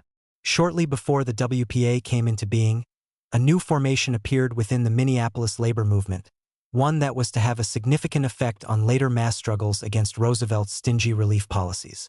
In the spring of 1935, General Driver's Local 574 expanded its structure to include an auxiliary unit known as the Federal Workers Section. This unit was especially designed as a vehicle for organization of the unemployed under the local's direct sponsorship. Its creation marked a pioneer step in trade union activity, and for that reason the way had been carefully prepared during the course of preceding events. When Local 574 launched its 1934 campaign for bargaining rights in the Minneapolis trucking industry, there was great potential for support from the city's unemployed. The jobless were in a deeply rebellious mood. Generally speaking, they looked upon any struggle against the status quo as their struggle. Some among them were, of course, susceptible to being tricked into serving the bosses as strikebreakers, but that danger could be minimized if organized labor sought to promote united action by the employed and unemployed in defense of their collective interests. Being conscious of those factors, Trotskyists in the General Driver's leadership initiated policy measures designed to forge the necessary working-class unity. In effect, they were saying to the unemployed, "Help us now to win our battle against the trucking employers, and we will then back your cause with the full power of our union." Thousands of jobless workers responded to the appeal during the hard-fought trucking strikes that followed. Voluntarily accepting discipline in combat, they stood shoulder to shoulder with the strikers in defending picket lines against the cops. Many were arrested before the battle was finally won. Scores suffered injury from police clubs and guns, and one of them, John Belair, gave his life for the cause. A close affinity grew up between the truck drivers and the unemployed. The average Local 574 member thought it only fitting and proper to form the Federal Workers Section, so as to help those who had so loyally backed the union in its time of need. Since the FWS had only auxiliary status, members of the unit were not accorded voice or vote in regular meetings of the union. There were practical reasons for that restriction. Efforts had been made to get the AFL central body in the city to sponsor a broadly based formation of unemployed, backed officially by the entire union movement. Nothing carne of the attempt, however, so Local 574 undertook the full task on its own. All jobless workers were invited into the FWS, whether or not they had previously belonged to one or another trade union. A heterogeneous body was bound to result, which could grow to considerable size. Its incorporation into the local, with full voting rights, would have distorted the basic character of the truck drivers' organization. Problems would have resulted that could only weaken the trade union base upon which the unemployed movement was to be built, thereby putting the whole project in jeopardy. Despite the restriction on voting rights thus made necessary, the jobless workers gained a lot from the overall arrangement. Affiliation with a strong trade union gave their movement unprecedented inner stability, a new measure of dynamism, and an enhanced growth rate. In addition, a member of Local 574's executive board, usually Grant Dunn, helped the FWS in dealing with city relief agencies and WPA officials. Such action signified that workers on relief were backed by the full power of the entire local in their clashes with the authorities. Although the Federal Workers Section functioned under the supervision of the union's executive board, it had full democratic rights in forming an internal structure and in shaping its own policies. The section had its own executive committee and, due to the peculiar needs of the unemployed movement, the committee was viewed as an open-end body to which personnel could be added as circumstances required. There was a steward formation, which consisted mainly of representatives elected on WPA projects. A grievance board was also established and, like all official bodies, it was accountable to the monthly membership meetings of the section. After a time, a special women's division was formed, primarily among workers on a large WPA sewing project. In this connection, it should be noted that most of the FWS members were on WPA, mainly workers on labor projects. The section had only scattered influence among unempl-0 professionals. An effective leadership was soon consolidated within the section. It consisted of a staff whose members got no pay from the organization. All shifted for themselves economically, living generally on the same plane as the unempl-0. The staff members functioned as a team and developed a division of labor accordingly. Responsibility for political leadership within the section fell primarily upon Max Geldman, who also spoke for it publicly on major occasions. Since his story throws light on the political radicalization of the times, I asked him to provide a sketch of his early life. "I was born, so I was T0LD, Max said, in Warsaw, Poland on May 8, 1905. My parents, although petty bourgeois in origin, were rebels. My grandfather was one of the last of the feudal barons' Jews. He took care of the baron's varied interests, such as collecting rents, overseeing his lumbering and milling projects. My father and his 3 brothers worked with my grandfather on those projects, but things got rough when the Baron L0st his holdings. After that, the family split up. One of the brothers went to the South Ukraine, where he settled in Odessa. There were also 3 sisters, and they stayed in Poland. Except for one of the sisters, all those who remained in Europe appear to have been caught up in the Nazi exterminations during World War II. The sister who escaped was aided by non-Jewish sympathizers. Somehow she made her way to Paris by way of a kind of underground railroad, where she managed to hide out until the city was later liberated from the Nazis. My father, together with his brothers Moisha and Ben, who used the surname Geltman, migrated to America. Ben and my father became needle trades workers in New York City. Both were members of Local 22 of the International Ladies Garment Workers Union. My uncle Benny was an ultra-left radical. Every boss in the industry knew that when Benny was in a shop there would be a strike. Also, he participated in atheistic raids on synagogues on Yom Kippur, such as eating ham sandwiches during the most holy period of worship. Unfortunately, he married an Orthodox Jewish woman and lived an Orthodox life from then on. My father was a mild individual, well-liked and respected by his associates. He was a good union man, voted for Debs and later Roosevelt. He could not understand my development as a revolutionary. During the struggle between the left and right wings in the garment unions, I, as a member of the Young Communist League, participated in left-wing demonstrations in the New York Garment District. We were rounded up by the cops and spent a day in jail. My father couldn't understand it. He looked at me, shook his head in bewilderment and remarked, "I work and my son goes to jail." As I became more revolutionary, my father became more conservative. On my mother's side, there was an uncle who was in the Communist Party underground after Pilsudski took power in Poland. He was imprisoned and died in jail. As for my education, I would say the greater part was self-education. I graduated from what was called grammar school up to the 8th grade. I was 8 years old when the rest of the family joined my father in New York. We lived on the East Side, 8th Street and Avenue B, on the 4th floor of a tenement building. Later on we moved to Brownsville, a section of Brooklyn. Life was tough in both areas. You learned how to survive or you didn't. After graduating from grammar school, I went to work as was expected of the oldest boy in a Jewish family. I worked as an errand boy in a merchandise importing concern.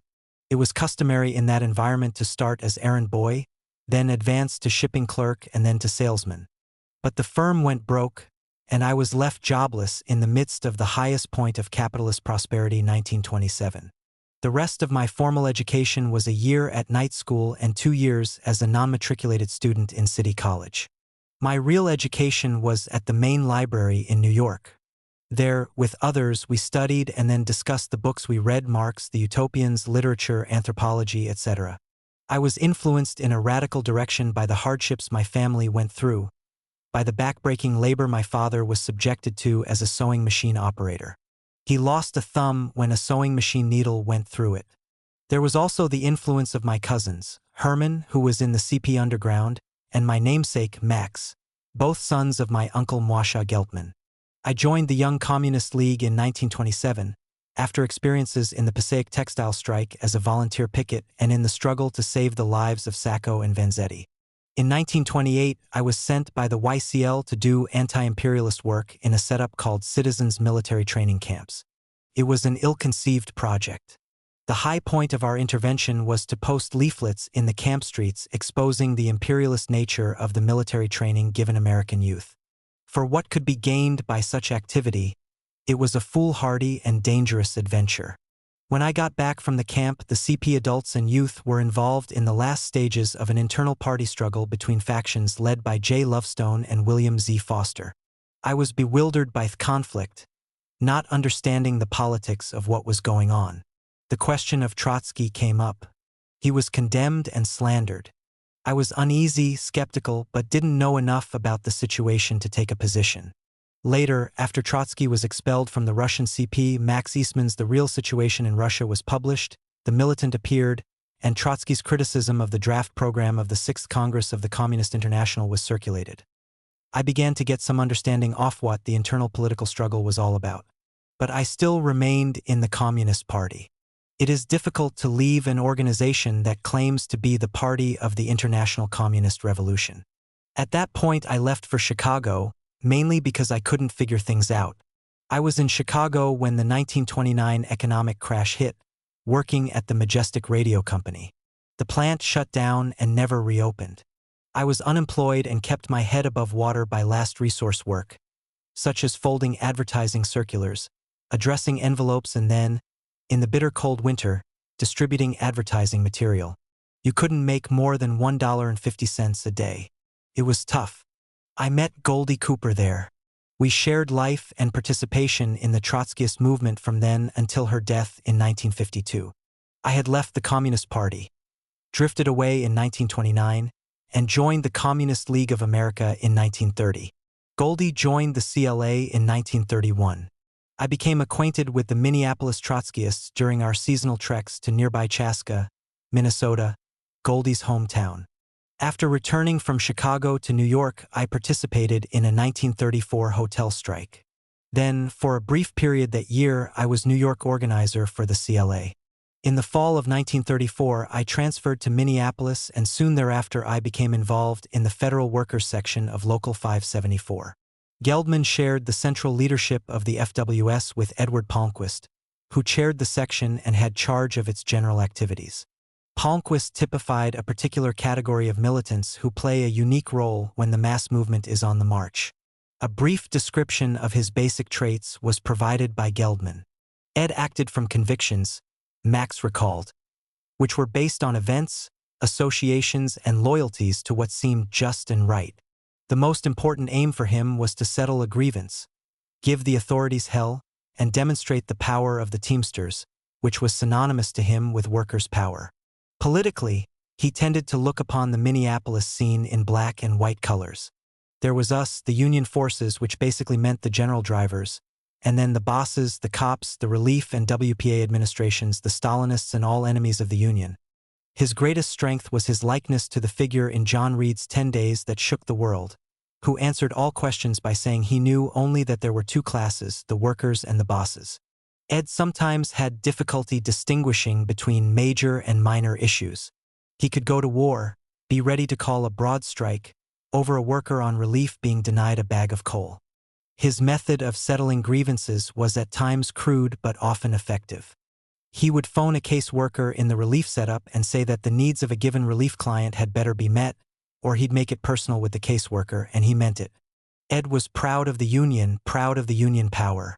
As far as he was concerned, Minneapolis was our city and the authorities outside interlopers. The FWS membership respected Ed and looked upon him as their leader, and that he was. Even if I had to argue with him on occasion over some tactical difference resulting from his impulsiveness, the good part of our relationship was that we usually came to agreement and worked well together. On balance, he was good to have around when the chips were down.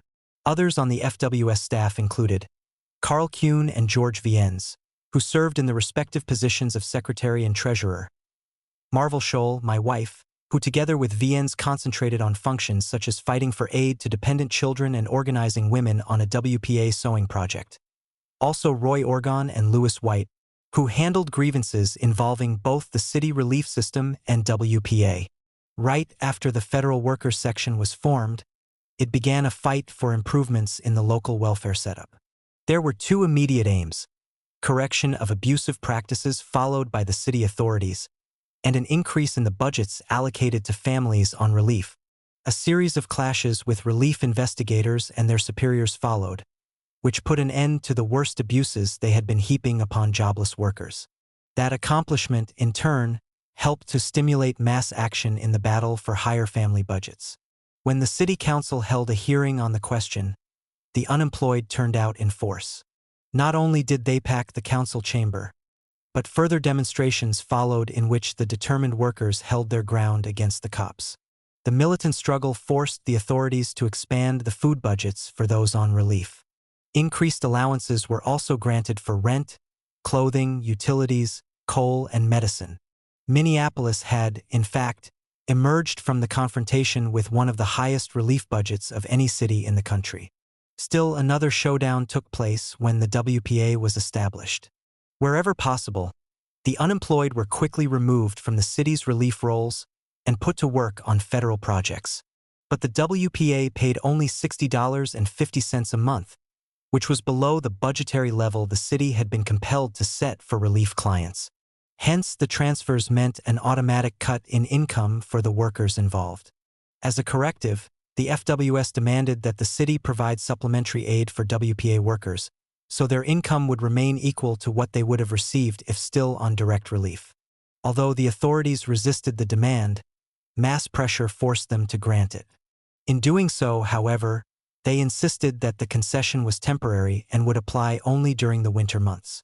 Consequently, as will be seen later, another battle had to be fought before the arrangement was firmed up on a year-round basis. Electrified by the victories already won, the jobless workers began to join the FWS by the hundreds. So enthusiastic was their response, in fact, that the new, union-sponsored organization was able to move rapidly toward geographic expansion.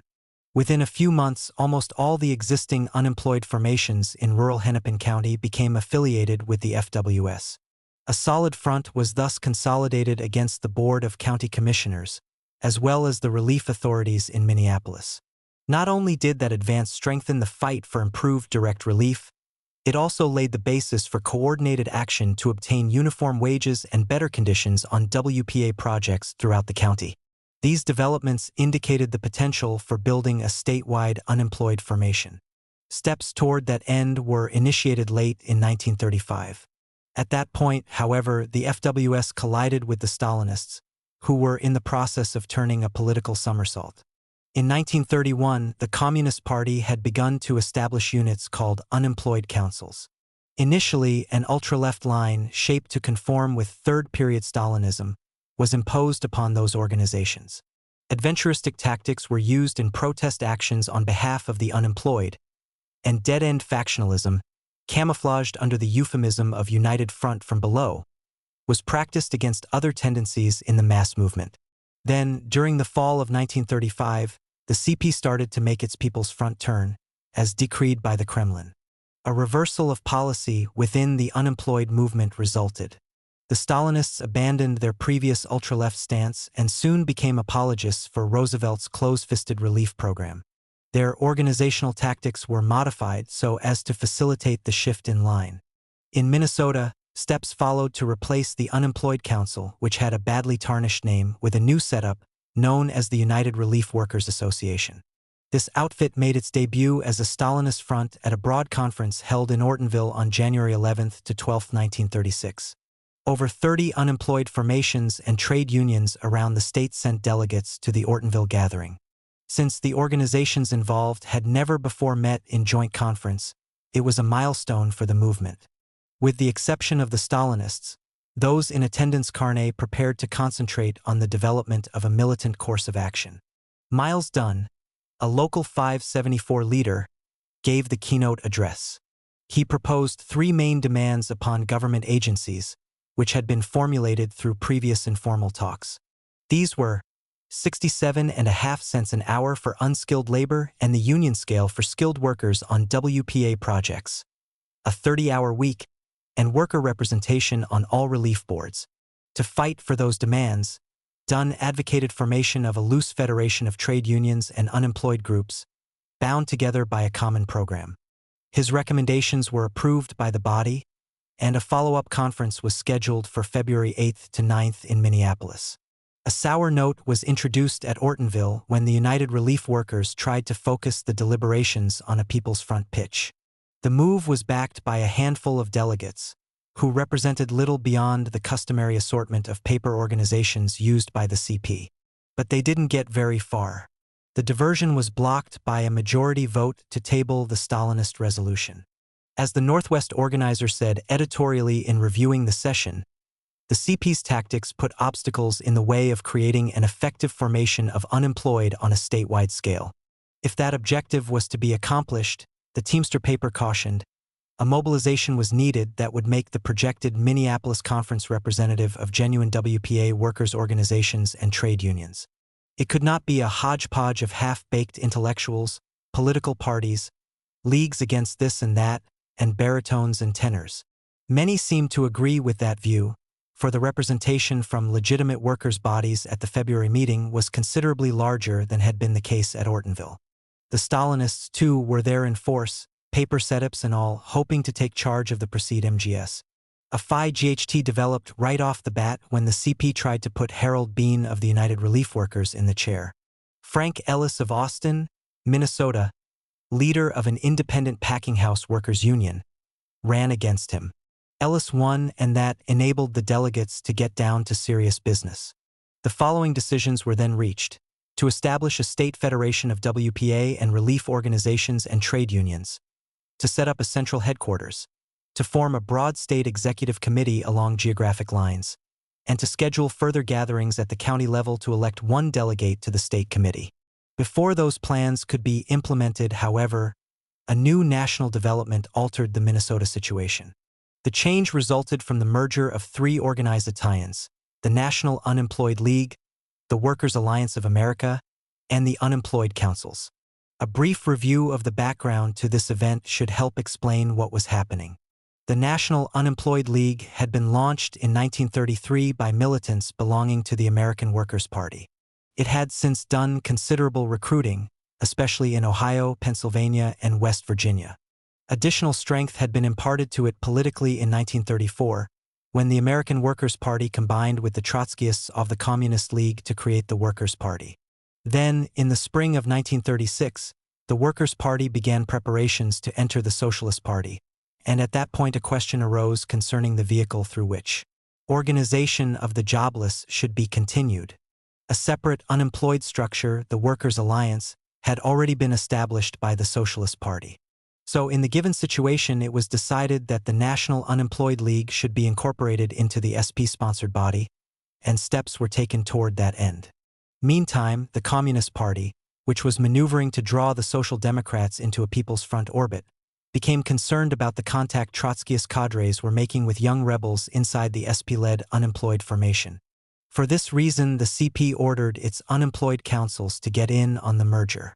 A unity convention ensued early in April 1936, at which the three main tendencies within the mass movement decided to amalgamate their forces in the form of an expanded Workers' Alliance of America. At first glance, it might appear that the Trotskyists, Social Democrats, and Stalinists could now cooperate in leading an effective struggle to defend the jobless workers' interests. But organizational unity did not, in itself, make that possible. More was involved. The formal step of combining into a single body had yet to be accompanied by agreement on basic program. It remained to be decided whether a class struggle or class collaborationist policy would prevail, and that key issue became a barrier to consolidation of a united movement. There was nothing subtle about the conflict over program that followed in Minnesota. The Stalinists immediately set out to entrap the unemployed in People's Front politics, using a crude organizational maneuver. Their tactics were designed to gain factional advantage from inclusion of the unemployed councils in the national unification. The remnants of that outfit within the state, together with the recently contrived United Relief Workers Association, were unilaterally proclaimed the Minnesota Workers' Alliance. It was a cynical attempt to picture those groups as the only legitimate representatives of the new national formation, the object being to use the workers' desire for a single, powerful organization as a means to establish Stalinist control over the movement. More specifically, the CP was trying to outflank Local 574's Federal Workers Section and displace it as the main force among the jobless in Minnesota. But that was easier said than done. The FWS, armed with a class struggle program, had already fought and won several battles against the relief authorities. In doing so, it had earned the active support of thousands of needy workers in Minneapolis and Hennepin County, as well as the respect and confidence of many depression victims throughout the state.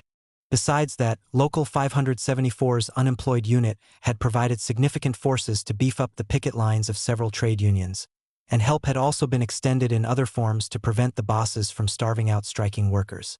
In a recent taxi walkout, for example, the FWS had managed to obtain several hundred relief orders from the city authorities, which were then distributed to the strikers at regular intervals for the duration of the Conful ICT. Through such acts of solidarity, it was winning increased backing from employed workers, along with support from the jobless. All in all, the Federal Workers Section had already developed into an unusually strong unemployed organization with demonstrated vitality. Then, in the summer of 1936, it received still further impetus when Local 574 was reinstated into the International Brotherhood of Teamsters as Local 544.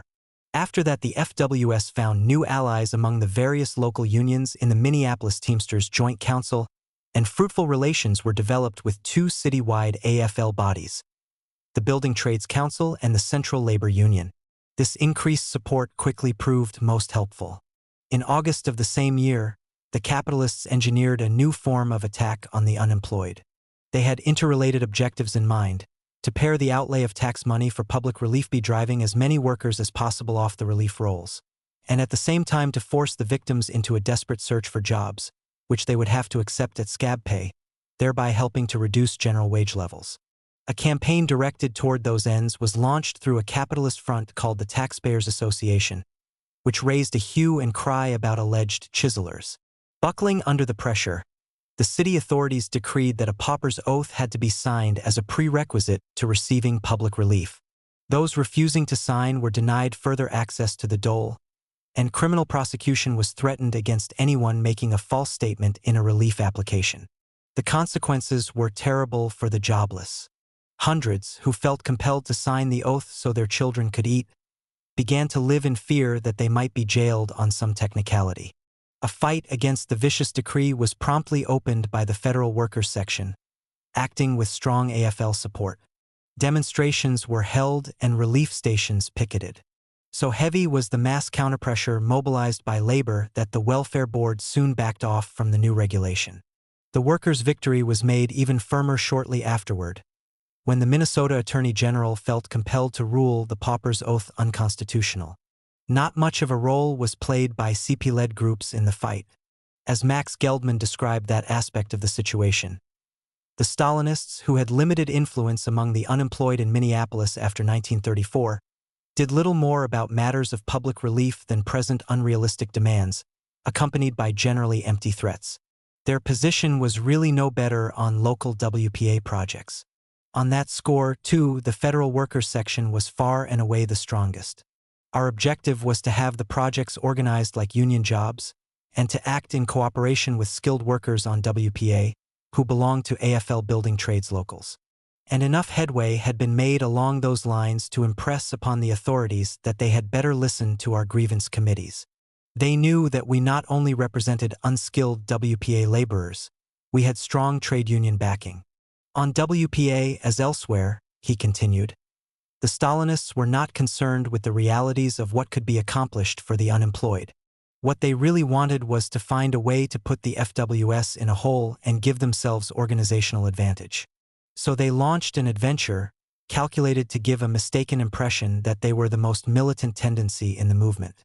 There was ample opportunity for them to do that, for the projects were tinder boxes. It didn't take much agitating to stir the workers into battle, and the Stalinists undertook to profit from that mood to serve their factional aims. It began on a WPA project at the Minneapolis airport, where some of the workers belonged to the CP-led outfit. Picket detachments were then sent from the airport to other projects in an effort to extend the walkout across all of Minneapolis and Hennepin County. Neither the FWS nor the building trades unions had been consulted in advance about the strike or about the issues to be raised. Yet the Stalinists brazenly demanded that, in support of the action, those organizations pull their members off the projects. To avoid having the CP's ploy lead to a defeat for the workers, that was done. But in taking the step, the FWS forced through a decision to convert the stoppage into a 5-day holiday. That move prepared the way for the workers to extricate themselves from the bad situation into which they had been maneuvered. Not only had the action been precipitated in an utterly irresponsible manner, confusion prevailed as to the nature of the demands. In those adverse circumstances, there was no chance to win any significant concessions from the WPA authorities. Instead, A danger existed that an attempt to keep the projects closed down indefinitely could lead to a broken strike. This necessitated the shift from the notion of a prolonged walkout to the concept of limiting the protest action to a fixed period. So compelling was the need for such a change in tactics that even the Stalinists had to agree on the return of all workers to the projects at the end of the 5-day period. Soon after that fiasco, Local 544's unemployed unit made a new organizational move. It was reported in the Northwest Organizer, which said in the issue of September 17, 1936, "The matter of the Workers' Alliance needs clarification because of the great need for unity on a state and national basis. To further unity, the Federal Workers Section has applied to the Workers' Alliance of America for a charter on the following basis. 1. That we do not recognize the present Minnesota Workers' Alliance because it is not an effective organizing medium. 2. That a Minnesota convention of the WAA be held, and be limited to unemployed organizations, and that representation therein be in direct proportion to the actual present paid-up membership. We are informed that these conditions are acceptable." Concerning the latter point about the conditions being acceptable, Geldman's recollections provide an account of the basis for that assumption, as well as a sketch of background factors involved. "The Trotskyists considered it essential," he said, "to advocate that unemployed organizations under our influence become part of the newly expanded Workers' Alliance of America. We saw it as a potentially progressive movement which could bring significant benefits to the millions of unemployed. In that connection, an opportunity would be presented to confront the People's Fronters with our class struggle program on a national scale. Besides, it was a means to counter Stalinist efforts to swallow left-wing militants in the Socialist Party. And we felt that the Federal Workers Section, as the strongest organization we influenced, could play a key role in opposing Stalinist efforts to control the Workers' Alliance. Our leading people met with David Lasser, national head of the WAA. An understanding was reached that the FWS could affiliate with the national organization and still remain intact under the umbrella of Local 544. It was also agreed that we would cooperate in seeking AFL and CIO endorsement of a united, statewide unemployed organization. On that basis, the Federal Workers Section agreed to participate in a Minnesota convention of the Workers' Alliance, which opened December 12, 1936, in St. Paul. We prepared for the convention in Local 544's customary style. As warranted by our numerical strength, the FWS elected about 60 delegates. Carl Skoglund and Grant Dunn were assigned by the Local 544 Executive Board to assist us. Endorsement of the projected unification of unemployed organizations was obtained from the Minneapolis Central Labor Union. Contributions were then solicited from AFL locals to help finance the penniless FWS delegates. In that way, enough cash was raised to charter a bus for their transportation and to assure that they ate regularly while in St. Paul. At the same time, Max added, the Stalinists were making preparations for the affair in their own devious way. They didn't play much of a role in the actual struggles of the unemployed, but they sure knew how to rig the voting at conferences. Emergence of the expanded Workers' Alliance of America had been a godsend to the Communist Party in Minnesota. The CP proceeded at once to use its connections in the Farmer Labor Party as a gimmick to form so-called Workers' Alliance locals around the state. These were not really unemployed organizations. They were catch-all setups which embraced farmers, small storekeepers, and other tradespeople, along with an occasional lawyer, etc. Such types were used both to beef up Stalinist influence within the FLP and to serve as voting delegates at unemployed gatherings. Most of them were filled with People's Front illusions, and one in every so many dreamed of getting elected to public office. Flocks of delegates from that milieu came to St. Paul, where the CP was able to manipulate them like puppets on a string. In rounding out his description of the situation, a few other factors should be noted. Basically, there were two components of organized unemployed in Minnesota. Of these, the Federal Workers Section was by far the largest and most effective. Its ties with the union movement had enabled the FWS to organize the jobless of Hennepin County almost completely, and its influence was growing elsewhere in Minnesota, as well as in neighboring states. The other component consisted of CP-led outfits in Minneapolis and St. Paul that were relatively small and weak, along with recently formed Workers' Alliance low-calories, of the kind Geldman described, in rural areas of the state. In terms of the number of organizations under their control, the Stalinists had a mechanical edge, but it was the FWS that actually represented a big majority of all the organized unemployed in Minnesota. So, if David Lasser had kept his agreement with Local 544 that representation at the St. Paul Convention would be based on the relative size of the formations involved, the CP would have controlled only a minority of the delegates. But it didn't work out that way. Lasser, who was formerly a member of the Socialist Party, had been named to head the Workers' Alliance at the time it was originated by the SP. When the alliance was later expanded through the April 1936 Unity Convention, he continued on as its principal officer. After that, he acted more and more openly as an avid People's Fronter, with what seemed a natural liking for the Stalinists. His partiality for the Communist Party came to the fore in an official WAA ruling concerning the seating of delegates at the St. Paul gathering. It was decreed that voting strength would be based on total dues stamps purchased from the national office since the dates of issue of local charters. That gave the CP-controlled locals a big advantage.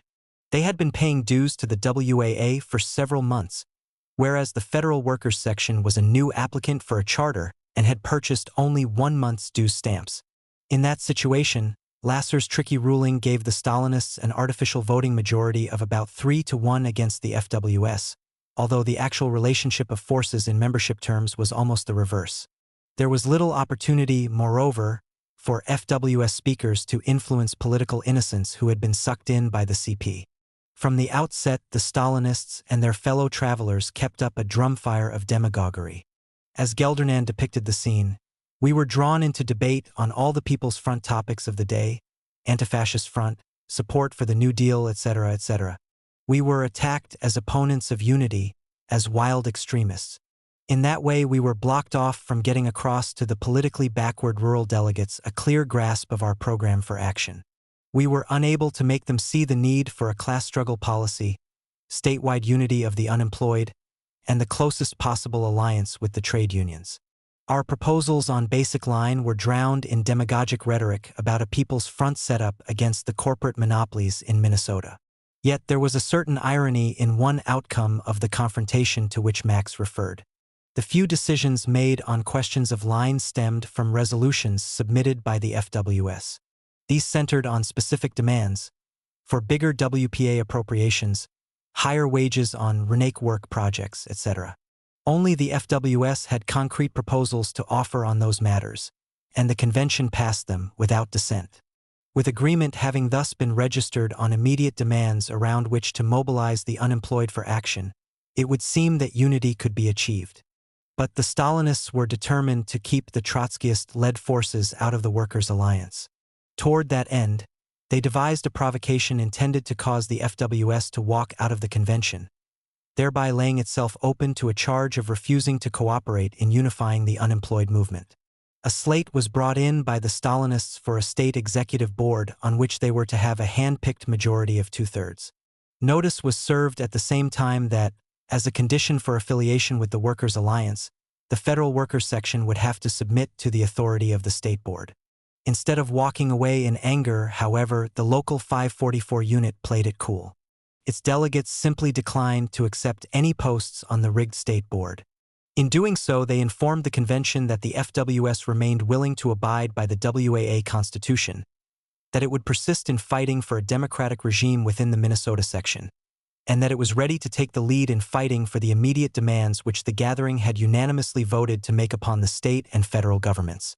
Confronted with that declaration, Lasser and his CP pals had to go through the motions of conducting post-convention negotiations over the question of relations with the FWS. In the discussions that ensued, they got around the problem by stiffening the terms for affiliation. A demand was made that the FWS sever its organizational ties with Local 544 and that its membership be scattered into yet-to-be-created neighborhood and WPA locals of the Workers' Alliance, functioning under control of the CP-dominated board elected at the St. Paul affair.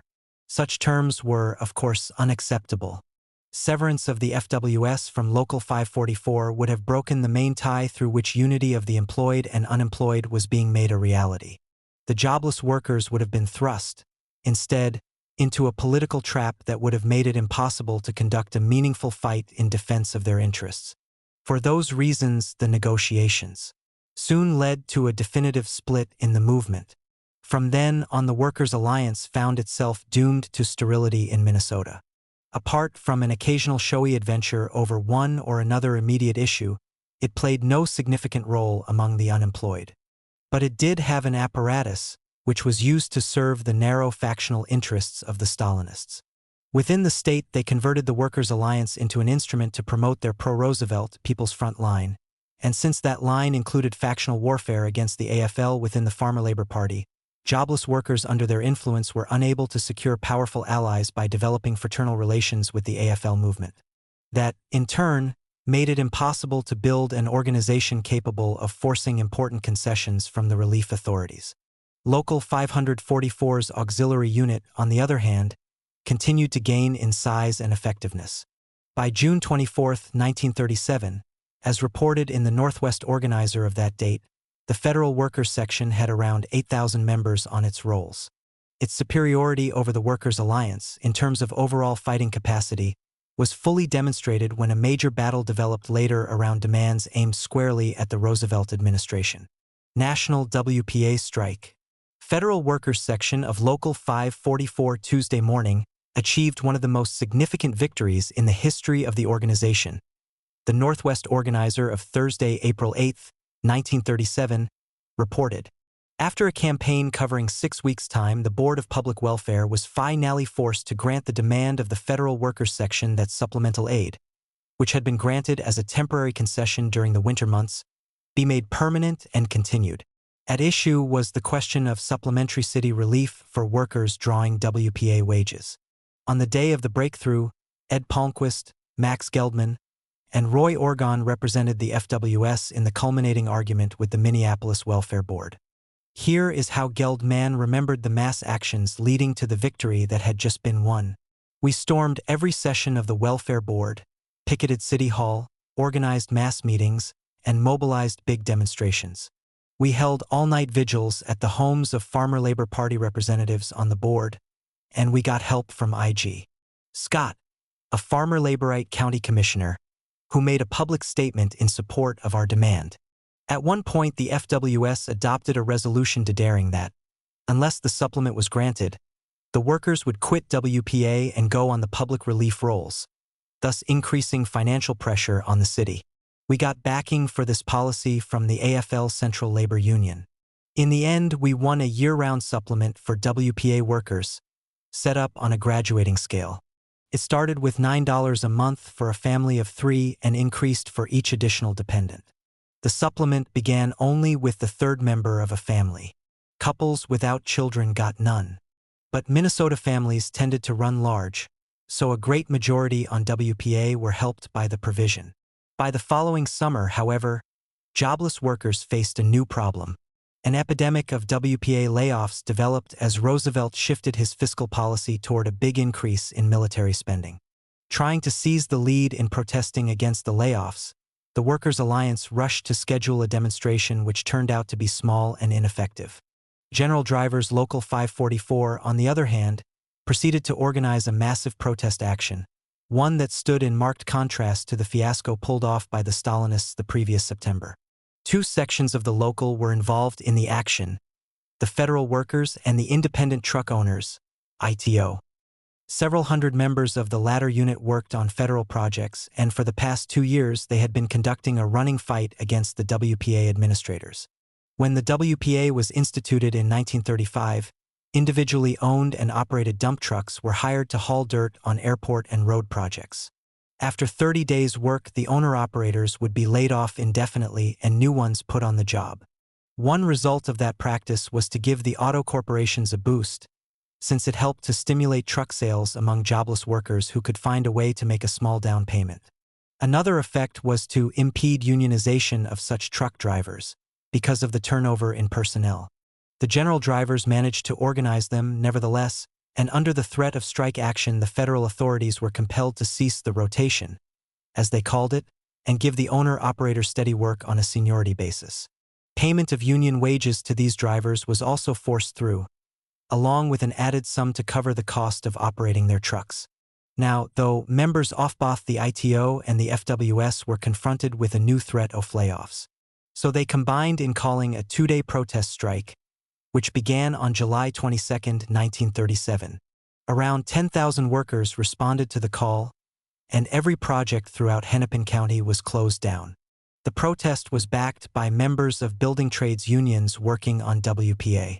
The AFL Central Labor Union supported the FWSITO demand for bigger WPA job quotas and higher wages, and a joint AFL-FWS committee was formed to follow up on those demands after the two-day protest ended. By early fall, the campaign had not only slowed down the layoffs, but labor pressure had won a 25% hike in the city's supplemental aid to those on WPA. On top of that, the FWS was soon able to secure raises in both WPA wages and direct relief allowances for workers who were suffering discrimination in rural sections outside Hennepin County. For an organization that had existed only about 2 years, the Federal Workers Section had compiled quite a record of accomplishments. These included prevention of discriminatory practices on the part of relief supervisors, increase in the budgets of families on city relief to more than double the 1934 figures, payment of a city supplement to WPA workers, solid organization of WPA projects in Hennepin County, blocking of attempted wage cuts and arbitrary discharges, and effective handling of workers' grievances on WPA. In addition, the Building Trades Council had been helped to establish a minimum wage of 68 3/4 cents per hour for common labor on WPA. Various unions had been supported by pickets from the FWS during strikes, and it had fought to get city relief for the workers involved. Some of those unions had then reciprocated with financial aid to Local 544's jobless unit. Thanks to such money contributions, it had become possible for the FWS to subsidize 3 of its officers, paying them wages at the WPA level. That enabled them to devote full time to the organization, removed them from any dependence on the relief setup for their own economic needs, and permitted them to function freely in the interests of the membership. Accomplishments of this kind had not gone unnoticed by the capitalist overlords of the city. They had become increasingly irritated about the amount of money spent for relief, and they tried to do something about it. Their stooges rigged a grand jury report calling for drastic economy in public affairs. Mayor Leach then opened a propaganda assault on the Federal Workers Section, branding it a racket to take money from the unemployed. His slanderous charge was made not long after the Fink suit, described in a previous chapter, was filed against Local 544 in the winter of 1938. Leach's aims were obviously to reinforce the false charges leveled against the union's executive board by the Finks, and at the same time to extend the smear attack on the organization to include the FWS leaders. But it didn't work. Organized labor was too powerful in Minneapolis, and too much aware of the value of the Federal Workers Section, for the boss class to get away with the scheme to cripple the unemployed movement. If anything, the jobless workers themselves had even stronger feelings on the subject. Their mood was characterized by Max Geldman in these words: members of the FWS were not just unemployed stiffs. They were union members, wore union buttons, paid union dues, if only 25 cents a month. They had a union to represent them, to fight for them, and they believed in it. In those circumstances, Local 544's auxiliary section had little difficulty fending off the capitalist attack, and it was able before long to extend its activities into yet another sphere. During the Depression, young workers had dim prospects of securing meaningful employment. Students, as well, found it tough to get jobs upon their graduation from school, which caused them to coin the ironic phrase, "WPA, here we come." As a means of stemming restlessness among these young people, Roosevelt created a national youth administration designed to steer them into the federal make-work setups. With an eye on that development, the FWS established a youth committee in mid-1938. It was given the responsibility of forming a subdivision composed of young workers and students. Oscar Schoenfeld was designated secretary of the committee. Among those who played leading roles in its activities were Peggy Kuhn, Jake Cooper, Oscar Coover, Jr., Don Severson, and Rube Scholl. Together, they developed such an effective recruitment drive that the first major youth rally filled the big Teamster Hall. Those present at the rally adopted the following demands upon the government: WPA projects for youth 16 to 25, based on their right to work, national youth administration benefits to all youth, whether or not their families are on relief, free textbooks in high schools, free tuition in universities, a minimum wage of $15 a month for high school students, $60 for university students, no deduction of youth earnings from the budgets of families on relief, divert all military funds to work relief.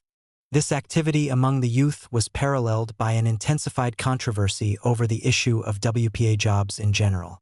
Persistent mass pressure for reversal of the layoff trend, coordinated by the AFL-FWS committee that had recently been formed, was brought to bear on federal officials. Two conjunctural factors gave added weight to the workers' demand. Unemployment was mounting because of the new economic slump that had been developing since 1937, and Roosevelt wanted to avoid alienating the unemployed voters from the Democratic Party in the upcoming national elections. In those circumstances, labor was able to win a significant concession. The WPA job quota for Minnesota was increased by 6,000, raising the state total to 66,000. Quite soon, though, matters took a turn for the worse. After the November elections, a new federal policy was put into effect, one that was to become increasingly savage during the following months. Layoffs were resumed, and by the end of December, the Minnesota WPA rolls had been cut back to 64,000. With workers losing jobs day after day in private industry, this action thrust the direct relief load toward crisis proportions. In Minneapolis, the situation was rapidly becoming the gravest since the inception of the WPA.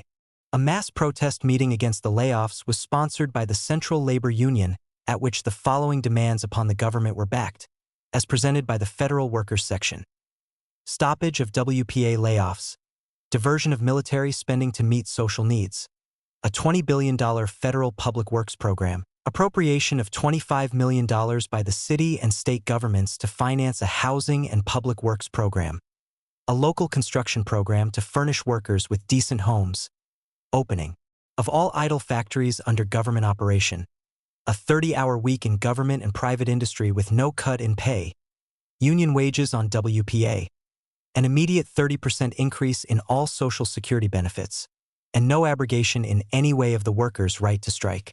Roosevelt, of course, had an opposite line in mind. He was tapering off the pump-priming domestic expenditures of the New Deal period and preparing to expand the outlay for armaments. His aims now were to prop up industry with war orders, to balance the federal budget at the expense of the unemployed, and in doing so, to pressure the idle component of the labor force into accepting, on the boss's terms, any jobs that might be offered by private industry. In his January 1939 budget message to Congress, the president listed over $2 billion for arms, roughly double the total for the previous year. He was recommending what, up to then, amounted to the largest peacetime military budget in U.S. history. Concerning money allocated to the WPA, on the other hand, he proposed a drastic cut. For the current fiscal year, from July 1, 1938, to June 30, 1939, a sum of $1.425 billion had been set aside to finance the federal relief program.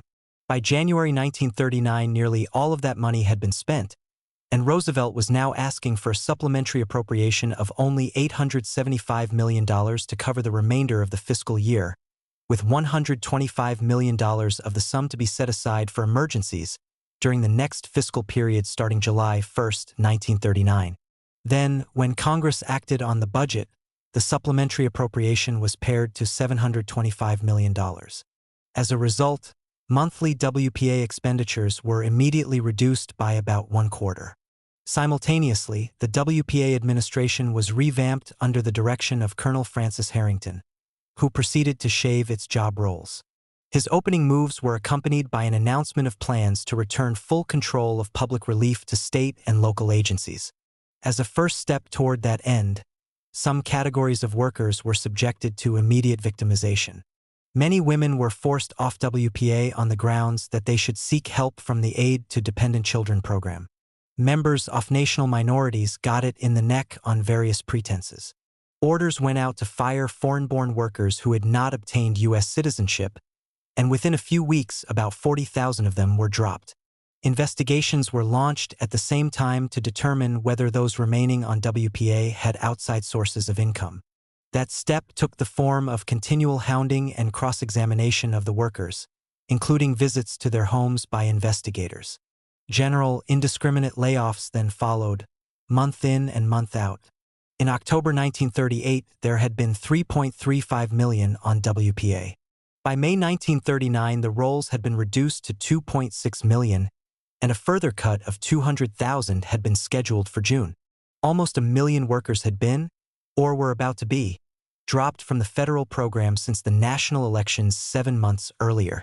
Those callous policies were being carried out, moreover, at a time when unemployment, according to trade union estimates, had again risen to over 11 million. Some 300,000 youth had reached employable age during that immediate period, and industrial production had fallen 15% below the November 1938 rate. As though the federal action wasn't harmful enough, state and local authorities began to cut direct relief allowances as workers thrown off WPA applied for such aid. What this overall grinding down of relief measures meant for the jobless was capsuled in a report by the American Association of Social Workers, a body of professionals engaged in relief management. As quoted in the Trotskyist paper, The Socialist Appeal of June 20, 1939, that organization fixed the total number of persons dependent on one or another form of public relief at 23 million. Aid they received from all sources, federal, state, and local, averaged about 22 cents a day. Such were the conditions faced by the unemployed when the Workers' Alliance held a National Right-to-Work Congress in early June in Washington, D.C. As described by an eyewitness in the June 13 Socialist Appeal, all proposals submitted to the Congress emanated from a behind-the-scenes conference room. Stalinist whips then stampeded the delegates into accepting whatever Res. Zero lutins were presented. Eleanor Roosevelt, the president's wife, was invited to address the gathering. In introducing her, David Loss, says the Workers' Alliance president, said, "I'm sure that this day is an historic one for the unemployed, the WPA workers, and the underprivileged generally." During her remarks, Mrs. Roosevelt said WPA workers were government employees, and then declared, "No group that actually works for the government has a right to strike against the government."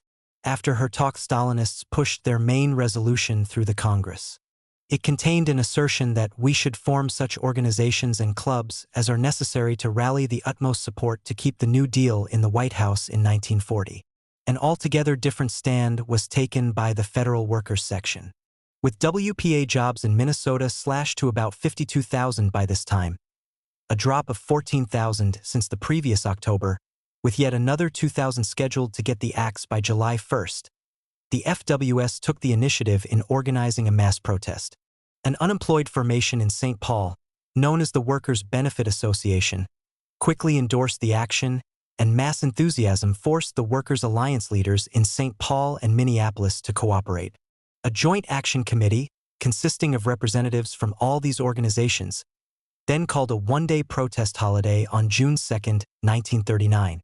More than 5,000 WPA workers, who readily dropped their tools in response to the call, mobilized for a demonstration at the State House in St. Paul.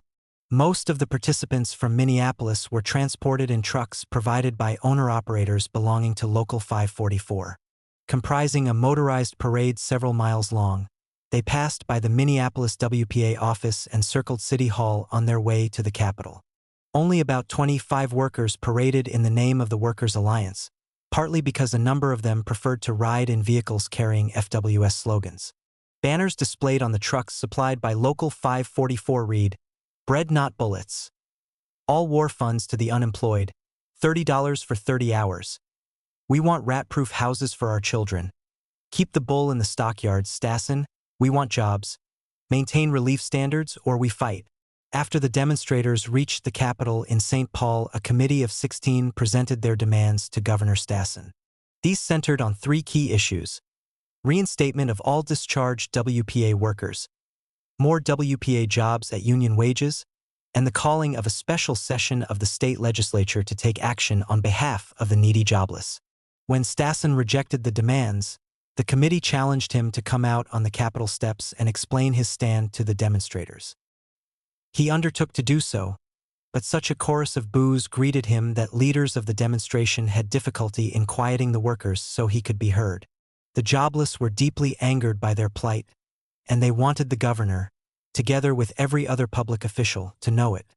Similar manifestations of the fighting mood among the unemployed were cropping up elsewhere in the country, usually in a spontaneous way.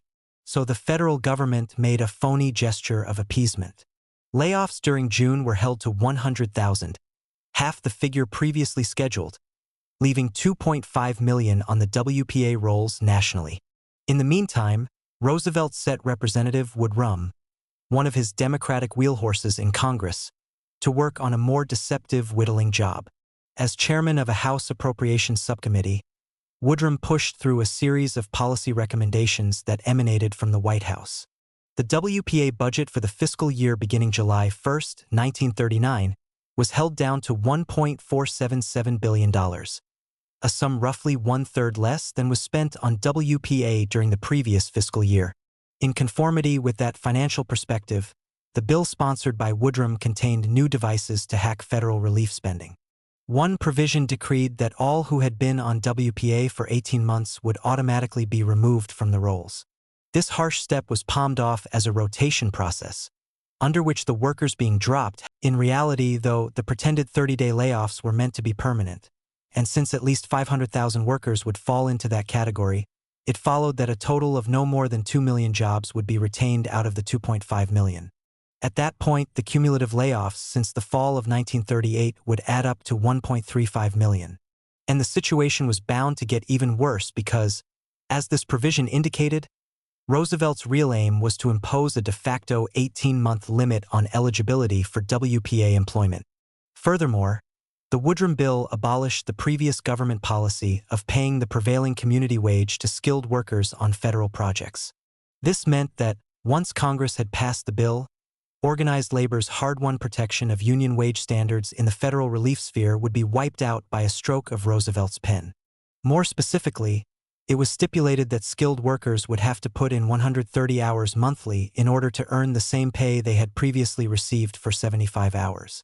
In Minneapolis, for example, this lengthening of hours with no change in total income cut the skilled workers' wage rate from $1.25 to 71 cents an hour, truly a descent into the worst of open-shop conditions.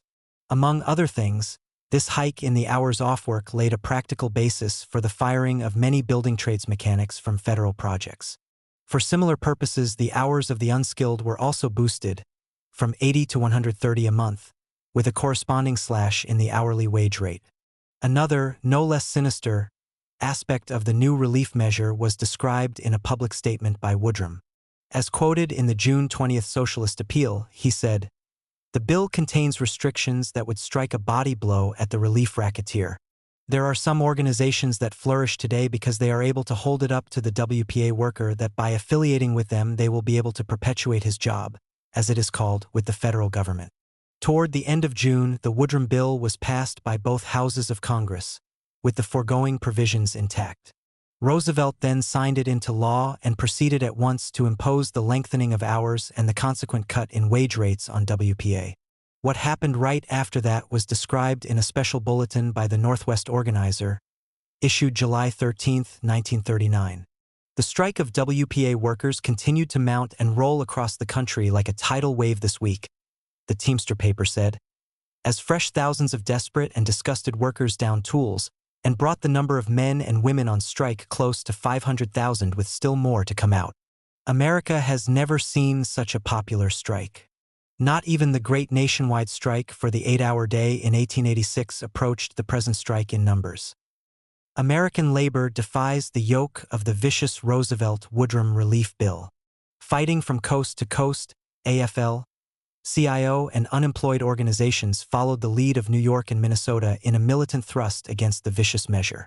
The strike movement began spontaneously throughout the country when workers saw WPA notices posted up which threatened to smash 50 years of union building at one stroke. Concerning local developments, the report added, "A spontaneous mass movement against the new Roosevelt-Woodrum relief law began last Wednesday in Minneapolis, St. Paul, and Duluth, and quickly grew into a statewide protest political strike enveloping practically all of the 50,000 WPA workers in the state." When the workers returned to their WPA jobs on Wednesday following the July 4th holiday, they were confronted with notices informing them of a lengthening in hours and a cut in wages. Apparently, workers on the state fairgrounds projects were the first to refuse to work under the new slave provisions. The 160 skilled workers were quickly joined by the bulk of the unskilled men. A series of meetings were held on the grounds, and by noontime all work had ceased. From the fairgrounds, strikers traveled to all other WPA projects in the Twin Cities. Discontent with the new WPA provisions was so widespread that a word was enough to close down projects. Unorganized workers were fully as eager as their organized brothers and sisters to down tools. On Thursday, the movement continued to spread. District WPA Director Richards reported 90% of the Minneapolis projects were shut down. On Thursday, the Minneapolis Building Trades Council met and officially sanctioned the strike, voting to direct its members to stay out until the wage cut was removed by Congress for all workers and appealing to the rest of the WPA workers to join them in the walkout. Friday, the Workers' Alliance met and voted to endorse the strike. Friday morning, the Policy Committee of the Minneapolis Central Labor Union endorsed the stand of the Building Trades Council. Saturday morning at 10 o'clock, Local 544's Federal Workers Section met in its strike headquarters at Bryant and 7th Avenue North and officially voted to support the strike. Monday morning, the Building Trades Council opened an official strike headquarters at the Central Labor Union Hall, 18 North 8th Street. Monday morning at 5 a.m., 544's Committee of 500 turned up at strike headquarters, 7th and North Bryant, and dispatched squads to all projects with the result that the shutdown was again complete in Minneapolis. At 8 o'clock Monday night, 5,000 workers attended a mass meeting on the parade grounds where leaders of the Joint Action Committee set up by the Building Trades Council, 544's Federal Workers Section and the Workers' Alliance, explained the aims of the demonstration and vowed their intentions to make this a fight to the finish. The Phi RST issue of the WPA organizer issued by the Federal Workers Section's Committee of 500 was distributed at the parade grounds. The leaflet called upon Congress to repeal the scab wage bill, to give a job to every able unemployed worker at union wages and conditions by transferring the $3 billion war appropriation to the unemployed, to open the idle factories under trade union control, and to enact a $20 billion housing and public works program. Tuesday morning, the strike spread to the extent that 2/3 of the technical and professional workers employed on WPA projects at the university campus joined the walkout. As this account in the Northwest Organizer indicated, the nationwide strike was neither planned in advance nor called by any organization. It simply broke like an unforecast thunderstorm all over the country. By the hundreds of thousands, skilled mechanics and unskilled laborers joined in wrathful protest against the abuses to which they were being subjected. Turning a deaf ear to this massive demand for justice, Roosevelt threatened the strikers with heavy reprisals. Orders went out from Washington to fire all workers who remained off the federal projects 5 consecutive days. Local welfare boards were urged to deny them direct relief allowances. At the same time, propaganda was spread about an alleged back-to-work movement. In Minnesota, for instance, the state WPA director, Linus Glotzbach, made false reports that most of the workers were returning to their jobs. The Boss Press featured his lies in front-page stories, along with other untruths cooked up in editorial offices. Threats and lies alike were brushed aside by the strikers, whose numbers grew steadily. Within a short time, some 10,000 had walked out in Minneapolis, and elsewhere in the country the forces involved in the struggle were similarly expanding. Due to the spontaneous nature of the walkout, it had assumed a generally unorganized character at the outset. By the second day, though, the AFL building trades unions had begun to take a hand. One of the first to act was the New York City Building Trades Council, which called an official strike of skilled workers on local WPA projects. AFL unions with members on federal construction jobs soon followed suit in several other cities, and the CIO promised to back them. After that, only one necessary step remained to be taken. In keeping with the strategic needs of the struggle, which had the essential characteristics of a political strike, it was vital for the building trades unions to link their demands nationally with those of the unskilled workers. If that was to come about, however, pressure would have to be put on the AFL bureaucrats by the unskilled masses. For that job, a national organization was needed. But as matters stood, the only force of such geographical scope was the Workers' Alliance of America, which had become Stalinized.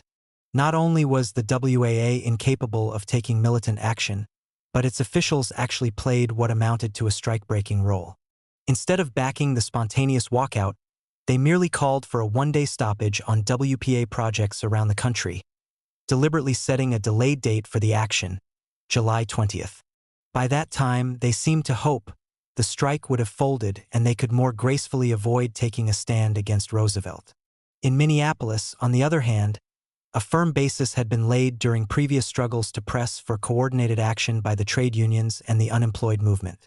It was no big problem to arrange consultation between the local Building Trades Council and Local 544's unemployed unit. As a result, agreement was quickly reached to combine in demanding restoration of the union wage scale for skilled workers, increased pay for unskilled labor, and jobs for all in both categories. A joint action committee was then established to lead the struggle for those demands. Locally, the Workers' Alliance officials found it impossible to follow their national line of delaying action until July 20th. In view of the strikers' militancy, they felt it expedient to formally endorse the walkout. That, in turn, made it possible to draw them, none too willingly, into the Joint Action Committee initiated by the Building Trades Council and the Federal Workers Section. Picketing was then organized under the direction of the Committee of 500, which had been formed by the FWS. Apart from a few minor incidents, no difficulty was experienced in keeping the projects closed down. That enabled the strikers to spend considerable time distributing special bulletins, printed by the Northwest organizer, so that the workers generally would have their side of the story. In addition, regular meetings were held to keep everyone informed of developments and to help maintain a staunch fighting spirit. Before long, Glotzbach, as state WPA director, made a public request to the Minneapolis police for help to reopen the local projects. Immediately thereafter, the Joint Action Committee leading the walkout met with him and presented the following demands: no reprisals against any strikers, recognition of the Building Trades Council's right to remain on strike and to picket for union wages, all projects requiring skilled labor to remain closed. A mass rally was then held at which the strikers voted to support those demands, which had been refused by Glotzbach. As Max Geldman recollected the reasoning behind the Joint Action Committee's course, FWS policy was that we didn't call a strike on the projects, but we were supporting the walkout officially voted by the building trades unions. We felt that such a position would help to protect our members from the threat implied in Roosevelt's stand that you can't strike against the government, a dictate that the official labor movement was in a far better situation than us to openly defy. The line that was adopted gave the unskilled laborers a kind of umbrella under which to proceed with the necessary action, and at the same time our support of the building trades workers served to strengthen trade union ties with the unemployed movement. Events were soon to show that there was good cause for the FWS leaders to try as best they could to protect the membership from victimization. On July 13th, Attorney General Frank Murphy stated to the press, "There must be no strike against the government of the United States by anyone, anywhere, at any time. Those leaders who have moved to exploit the protests of WPA workers in violation of the federal statutes will be prosecuted." Murphy added that federal district attorneys had been instructed to keep a close watch on activities of WPA strike leaders. He singled out Minneapolis, especially, as a spot where evidence of labor racketeering or criminal conspiracy against the nation's relief program may result in indictments. There were several reasons why Minneapolis was getting such close attention from the Roosevelt administration. Through the initiative of the Federal Workers Section, extensive unity had been forged between the employed and unemployed workers of the city. Use of the resultant class power had wrested substantial concessions from the authorities in the WPA sphere and in the allocation of city relief. Those achievements had corn to serve, in turn, as beacon lights for the jobless nationally. Labor in Minneapolis was now conducting the most effective strike in the country against the WPA cuts. Small wonder, therefore, that a gang-up against Local 544's auxiliary unit was instituted at all levels of government. The counterattack began with an attempt to reopen the Federal Sewing Project, organized by the FWS and located at 123 North 2nd Street. WPA officials telephoned the workers enrolled in the project, a great majority of them women, telling them that they must return to the job or they would be summarily fired. Then, toward noon on Friday, July 14th, the Minneapolis police turned up at the establishment in force.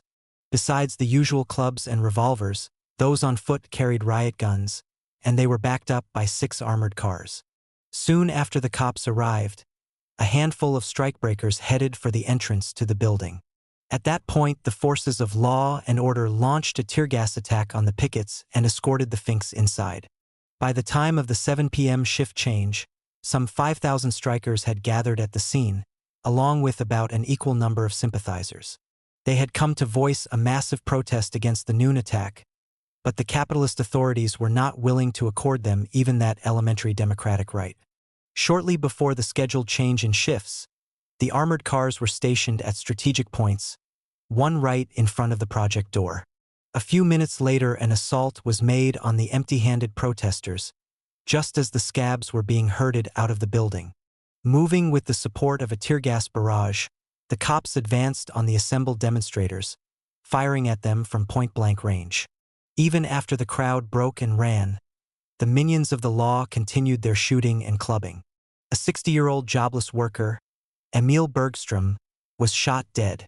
Many were wounded by the flying lead and flailing clubs, including a little girl and a little boy. 17 were injured seriously enough to require hospitalization. Within 24 hours of the police riot, an emergency meeting of workers' representatives, qualified to speak for the entire labor movement of the city, adopted a resolution vigorously protesting the unprovoked assault on unarmed strikers. The full text of the resolution was printed in the Socialist Appeal of July 21, 1939. Its key passages declared, "Whereas this tragic attack by police upon workers, innocent bystanders and children present came as a direct result of the actions of the persons and agencies named below, and is not understandable without the policies and actions taken by these persons and agencies, be it resolved, that the combined United Labor Front of AFL, CIO, Workers' Alliance, and the Federal Workers Section of Local 544 places direct responsibility and blame for the Minneapolis situation upon 1. The present contemptuous and unyielding policy of the Works Progress Administration, national, state, and local, as witnessed by the actions of Colonel Harrington toward the legitimate protests of hundreds of thousands of workers in exercise of their constitutional civil rights to strike, to walk out or to picket, and their economic right and duty to make a struggle to live, and proved by inclusion of a 5-day firing clause which is in no way mandatory or part of any relief act. 2. The inflammatory statements and the published orders to the Federal Bureau of Investigation with respect to Minneapolis, which gave to the people of the United States an erroneous impression of the true cause of the WPA protest here as well as elsewhere. 3. State WPA Administrator Linus Glotzbach, who demanded police action against a majority of WPA workers who are here on strike, in full knowledge of what consequences might follow. 4. The local mayor, his chief of police, and the admittedly crazed brutality of the Minneapolis police, who acted on orders to fulfill regulations for WPA promulgated from the federal WPA office. And be it further resolved, that this labor movement calls upon the people of the United States to recognize and correct the laws, policies, and attitudes upon the part of the above-mentioned agencies which have precipitated this nationwide problem, and calls upon them to unitedly defeat any prosecution or frame-up attempt as a result of the murderous assaults of the Minneapolis police. Shortly after the adoption of this angry protest, funeral services were held for Emil Bergstrom at the AFL's central headquarters. Thousands then escorted his remains to the cemetery. Max Geldman gave the memorial address. In the course Ophi's remarks to the strikers, who had come to pay last respects to their martyred class brother, he said, "Emil Bergstrom will take his place alongside Henry Ness and John Belair, who were murdered by the Minneapolis cops during the 1934 Teamster strike. We must struggle not only to repeal the vicious Wood Rum Relief Bill. We must also build for a society where labor shall not have to ask for relief, where labor may enjoy those blessings which it now produces for others." At the July 15th meeting, where labor's collective protest against the police attack was adopted, there was one point on which those present were not unanimous. Delegates from the Workers' Alliance objected to criticisms of the Roosevelt administration contained in the document. No one was taken by surprise, however, The Stalinists running the WA had been trying unsuccessfully to get motions passed at strike meetings calling for the re-election of Roosevelt in 1940. So their objections were simply overridden and the criticisms of the White House gang remained in the protest resolution. About the same time, WA President David Lasser paid a brief visit to the city and stated to the boss press that the strike should be called off. Working class disgust over his conduct was reflected in the July 20th Northwest Organizer, which referred to him as the man who developed an 18-inch tongue by constantly licking the boots of the national administration. According to the July 16th St. Paul Pioneer Press, Lasser also said in a telegram to Roosevelt, to further avoid shooting innocent people by power-drunk reactionaries, and to give Congress opportunity to deliberate relief law changes in atmosphere of calm and reason, we are polling National Board Workers Alliance on question temporarily ending all WPA job stoppages in which we are concerned, including suspension one-day national WPA protest planned for July 20th. Workers' Alliance has never and would not strike against the government. Lasser was proposing that WA members in Minnesota and elsewhere break ranks in the strike and capitulate to Roosevelt. That finky notion didn't sit well with WA rank and filers. A number left the organization locally and went over to the Federal Workers section. Since the FWS had also been recruiting hundreds of unorganized WPA workers during the heat of combat, it was continuing to gain in strength while the Workers' Alliance was growing weaker in Minnesota. The ruling class line in the aftermath of the July 14th police assault was indicated by Mayor Leach. He rushed a wire to Washington claiming that the city was rapidly approaching a revolution and demanding that Roosevelt send in federal troops. Governor Stassen also tried to divert attention from the outrage that had been committed against the strikers by making a vicious attack over the radio on the whole Minneapolis labor movement. Both Stassen and Leach were answered in a radio address by John Bosco, president of the AFL Central Labor Union. He refuted charges that the strikers were being manipulated by a small handful of agitators and explained why the WPA walkout was backed by all sections of the city's working-class movement. Bosco asserted that those harming the unemployed were in government, not within organized labor. He also stressed that the cops had deliberately fired on peaceful pickets and pledged that the trade unions would defend any workers who might be subjected to legal frame-ups. Elsewhere in the country, leadership defaults were taking their toll on the strike movement. In city after city, the rebellious WPA workers were being forced back onto the projects and, as a consequence, organized labor in Minneapolis was becoming dangerously isolated in the fight against the federal government. In those circumstances, it was necessary for the unskilled workers locally to make a planned retreat. Toward that end, negotiations were arranged between the Joint Action Committee and the WPA authorities. Settlement terms were argued out as follows. The government waived its ruling that workers absent from their jobs 5 consecutive days would be fired, agreeing that all who had been removed from the rolls on that basis would be reinstated. An understanding was reached that members of the Building Trades Council would continue their refusal to work on WPA projects until the prevailing union wage was restored, also that they retained the right to picket if attempts were made to use scab labor. Unskilled workers were not to be called upon to go through picket lines. Projects that couldn't be operated without skilled mechanics were to remain closed, and in such cases any unskilled laborers involved were to be transferred to other projects. Those terms were submitted to the strikers for approval on July 20, 1939, 15 days after the walkout began. They were ratified at separate meetings of the Building Trades Council, the Federal Workers Section, and the Workers' Alliance. After that, the unskilled laborers returned to the projects, still showing excellent morale. But there was one troublesome catch in the settlement. The Joint Action Committee had pressed for a commitment from the government that there would be no reprisals against the strikers, and assurance was refused. Instead, the federal authorities claimed the right to require signed affidavits from the strikers attesting that they have not engaged in illegal activities. It was an ominous sign. Victims made to appear criminals. As far as the federal authorities were concerned, nothing was settled in Minneapolis. Although the unskilled laborers returned to their WPA jobs, they were still in a fighting mood. The building trades mechanics were standing firm in their refusal to accept the pay cut. Both categories of workers had been outstandingly militant in defying Roosevelt's ban on strikes against the government.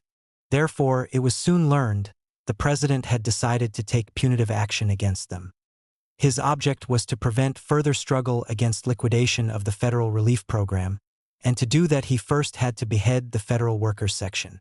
Proceeding accordingly, U.S. Attorney General Frank Murphy launched a legal attack on the FWS. It opened right after the workers voted on July 20th to ratify the terms their Joint Action Committee had negotiated with the WPA administrators. Murphy began with public speculation about a conspiracy in the local walkout. On that premise, he ordered a grand jury investigation into charges that WPA strikers had interfered with persons wishing to work in Minneapolis and St. Paul. He also gave the capitalist press a handle for an anti-labor smear by making a snide remark that no labor leaders in Minneapolis or elsewhere have enough influence to prevent my department from doing a thorough job. Victor E. Anderson, the U.S. District Attorney, followed up with an announcement that he was only waiting for a formal FBI report before implementing Murphy's order. During the national WPA strike, FBI agents had been sent into the principal areas of struggle to recruit scabs and gather evidence for prosecution. Their role as labor spies and agents provocateurs was clearly indicated by an account in the Minneapolis Tribune of July 24, 1939. The Federal Bureau of Investigation agents, about 25 of them, said the Capitalist Daily, were in a good position to learn what took place around the sewing project in the series of riots July 14th. It was disclosed Sunday. Wearing overalls and other articles of workmen's clothing, the agents, posing as pickets and onlookers, mingled with the crowd surging around the project building. When the shooting and tear gas bombing started, the agents scattered with the rest of the crowd. On the day this report was published, a federal grand jury was convened to investigate the Minneapolis strike. As usual, it was rigged against labor. The proceedings were conducted amid great secrecy, except that choice tidbits were leaked to the boss press for sensational headlines. But what was actually happening became clear enough when the Tribune reported. Witnesses who told about union operations in connection with the strike spent more time in the jury room than did those who told of interference with the workers. Unquestionably, the federal workers section was being singled out as the primary target. During its proceedings, the grand jury called in scores of witnesses, drawn from four broad categories: WPA officials, FBI agents, Minneapolis cops, and workers who had scabbed during the strike. As an incentive to the flunkies involved in framing up Local 544's unemployed section, Roosevelt chose this time to nominate Linus Glotzbach, the instigator of the July 14th police riot, for promotion from state to regional WPA director. The Minneapolis Central Labor Union protested the nomination, unanimously denouncing Glotzbach as a strikebreaker. But the protest was ignored. Then, on August 18th, the grand jury indicted 103 of the Minneapolis WPA strikers. U.S. Attorney Anderson refused, however, to divulge the names of those involved. Instead, he subpoenaed officers of the Federal Workers Section and the AFL Central Labor Union to appear before the jury, where they were grilled in an effort to trick them into some damaging admission. After that, further indictments were announced, the process continuing until charges had been leveled against a total of 166 workers. Most were accused of conspiracy to deprive the WPA of workers' services in violation of the Woodrum Law.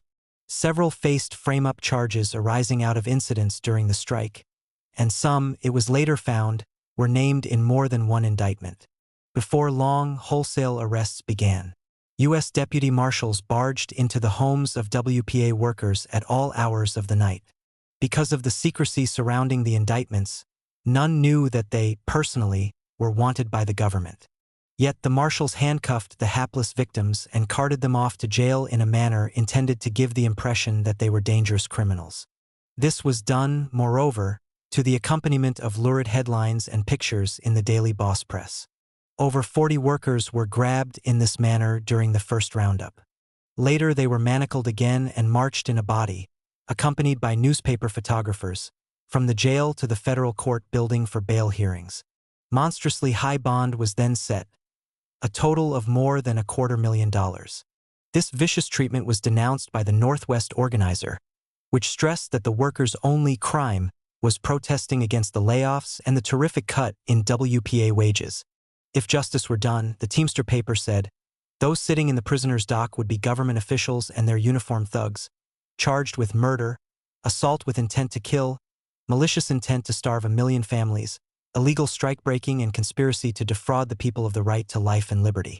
Addressing itself to all trade unionists, the Northwest organizer added editorially, "The federal prosecution of the Minneapolis WPA strikers is a sharp warning to the labor movement of the nation that the national administration is deadly serious about its preparations for war and its campaign to hogtie organized labor. It becomes clearer than ever that the national administration is seizing upon the WPA strike in Minneapolis as a pretext for crippling the powerful local labor movement in preparation for America's entry into the war, which had just broken out in Europe. The arrested workers certainly didn't consider themselves criminals. They organized within the Hennepin County Jail, where the federal government had put them, and elected Max Geldman as steward. Then they demanded and won the right to hold collective political discussions about the legal attack on the federal workers section.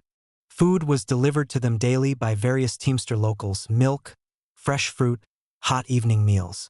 A huge cake had been made by the Bakers Union to celebrate a visit to the city by Torn Mooney. It was sent intact to the jailed WPA workers as a gift from Torn and the union. Mooney and a second union organizer, Warren K. Billings, had been framed up on murder charges in 1916 after a dynamite explosion at a Reactionary Preparedness Day parade in San Francisco, California. The labor movement contended that the explosion had been set off by agents provocateurs, and a long struggle was conducted for release of the two trade unionists. Both were finally pardoned, Mooney on July 7, 1939, when he began the national tour that brought him to Minneapolis. He visited the jailed WPA militants, brought them cartons of cigarettes, and made a speech in solidarity with all class war prisoners. As these demonstrations of support to the arrested WPA workers showed, a defense movement was rapidly being constructed. In fact, a legal assault on the strikers had been expected, and a warning of the danger had been raised earlier in the protest resolution adopted right after the July 14 police attack at the WPA sewing project. For that reason, the city's AFL movement was generally ready, able, and willing to spring into action in response to Local 544's appeal for help. When the first indictments were announced, a committee to raise bail funds was chosen. It consisted of representatives from the Central Labor Union, Building Trades Council, Teamsters Joint Council, and Federal Workers Section. Next, a joint meeting of the executive boards of all AFL unions in the city was held. At that session, a WPA defense committee was formed, one that could speak authoritatively for the AFL. 2 representatives were assigned to the committee by the Central Labor Union, along with 2 each from the 3 citywide councils: the Building Trades, Printing Trades, and Teamsters. George Merck, head of the Musicians Union, was selected to chair the committee. With that prestigious body speaking for the defense, it didn't take long to win added support from workers' organizations in the neighboring city of St. Paul. Financial contributions to raise bail and hire lawyers came from local unions in both cities. In addition, volunteers took to the streets selling tags for people to wear expressing solidarity with the defendants. 2 things were gained in that way. Individual protests against the frame-up were publicly registered and badly needed money was raised. 3 attorneys who specialized in labor cases were retained by the defense committee: Gilbert Carlson, John Goldie, and Tom Kochelmacher. Later, a 4th lawyer, Tom Davis, was added to the defense staff. Davis was among the few surviving populist attorneys who had practiced in frontier days, fighting the railroad and lumber barons. A colorful, impressive figure, he knew all the courtroom tricks and was quite effective in addressing juries. For those reasons, he was of special help to the defendants when they went to trial. The most immediate task, of course, was to post bond for the jailed workers. At the meeting where the Broad Defense Committee was formed, a protest against the exorbitant bail was sent to Roosevelt in the name of 125 AFL locals in Minneapolis. The Minnesota State Federation of Labor and AFL President William Green were induced to join in the complaint. Under this pressure, a 75% reduction in the bail was obtained, but it was still outrageously high. Labor pressure also forced another concession from the White House. Further arrests were being made as new indictments continued to be issued, but they no longer came as a surprise. The names of those charged on one or another count were now being given to the Defense Committee, which enabled the victims to surrender voluntarily, accompanied by counsel. That process continued until all the indicted workers, 166 of them, had been booked and fingerprinted. They were then allowed temporary freedom on bail pending trial. Among those arrested were about 40 women, mostly workers on the WPA sewing project. Many had children who in some cases had no one else to depend on, and several were over 50 years of age. Taken as a whole, the Northwest organizer said, the indicted make up a veritable cross-section of the city's population. There are young men and women who have never known what it is to hold down a job in private industry. There are World War veterans. There are college graduates, and there are workers who have toiled from childhood. There are Negroes and Irishmen. There are Jews and Catholics and Christian Scientists and Seventh-day Adventists. There are veteran union members and persons who, for the first time in their lives, participated in a strike and a picket line. The one thing in common about all these people is that their economic situation was and is desperate. At that time, oppressed national minorities in Minneapolis, such as Asians, blacks, Chicanos, Native Americans, and Puerto Ricans, were quite small in numbers. None were then conducting organized civil rights struggles locally. Insofar as individuals within these groups participated in social conflicts, they acted as members of the working class. Being the last hired and the first fired, however, very few had industrial jobs enabling them to join trade unions and take part in struggles against the bosses. But the situation was somewhat different in the unemployed movement.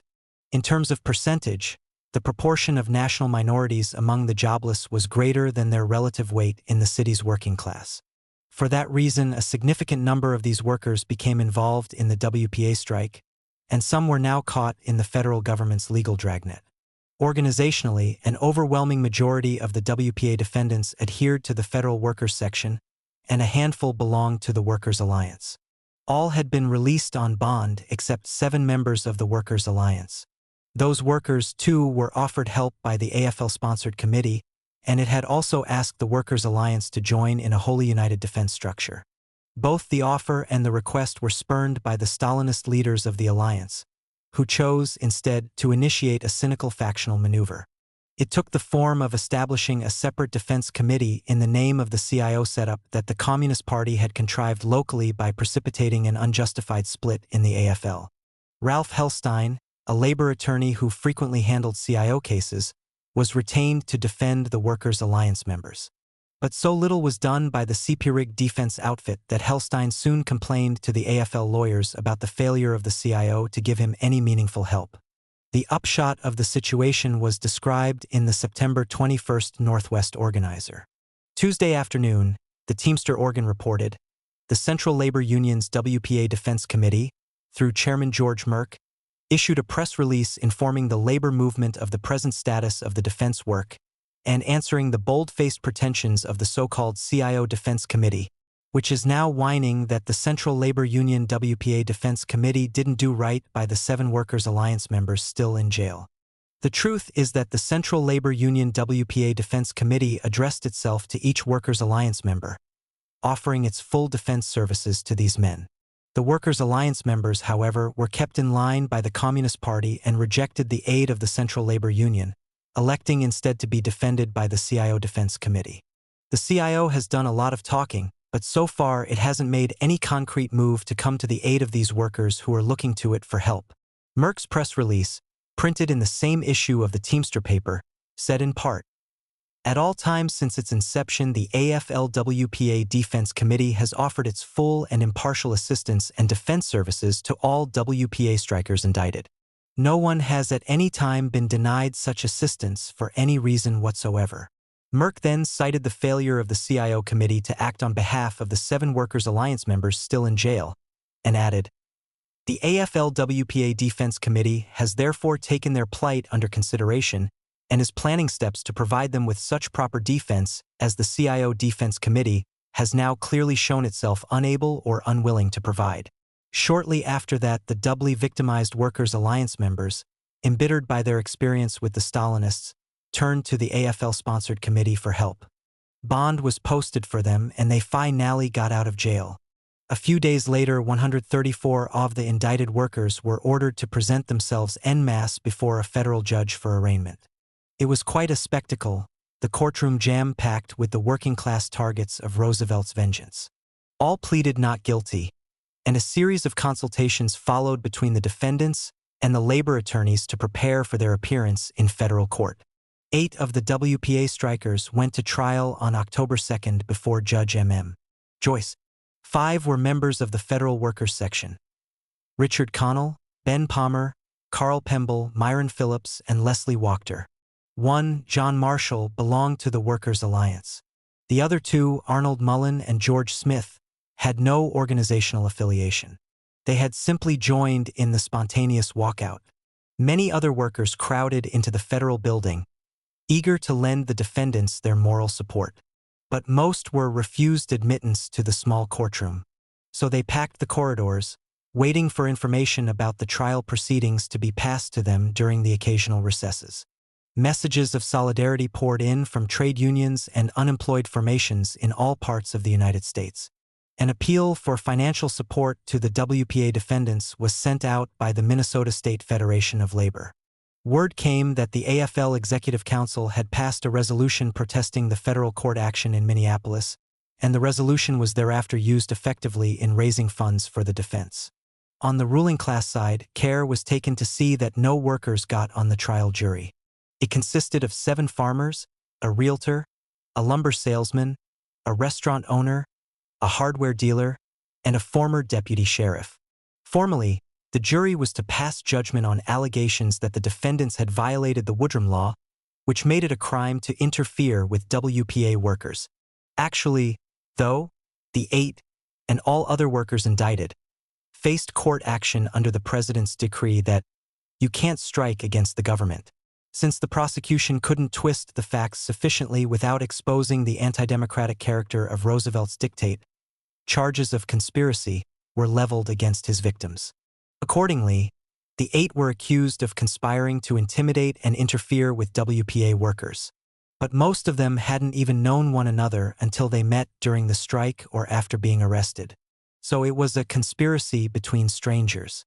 The government based this particular case on a disturbance that occurred on a WPA research project at the University of Minnesota. A scab, Philip Slaughter, had pulled a knife on the pickets. In the scuffle to disarm him that followed, he stabbed one of the defendants, Myron Phillips. Typically, the knife wielder had been allowed to go scot-free, while those he had attacked were being prosecuted by U.S. District Attorney Anderson. The prosecutor made a crude attempt to falsely cast the strikers as the aggressors by putting a couple of finks on the witness stand to testify that the defendants had bullied them. All 5 of the FWS members, Richard Connell, Ben Palmer, Carl Pemble, Myron Phillips, and Leslie Wachter, were convicted of intimidation and of interference with WPA workers. With the exception of Palmer, they were also found guilty of conspiring to violate the Woodrum Law. John Marshall, Arnold Mullen, and Gordon Smith were acquitted. The judge then announced that passing of sentence would be temporarily postponed. The boss press, of course, gloated over the convictions. But intense anger was widely manifested within the working class. During the court proceedings, a defense witness asserted from the stand, "This whole trial is a joke." Agreeing wholeheartedly with his sarcastic remark, workers on the projects said after the convictions, "We are all conspirators." A second trial followed immediately in Judge Joyce's court.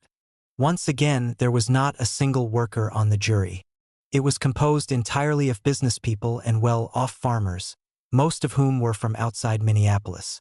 This time there were 4 defendants: Charles Connors, Milton McLean, Charles Moore, and William Riley, who had been caught up in the attack on the Federal Workers Section. All faced charges similar to those in the first trial. To buttress its case, the government alleged that they had committed various specific acts.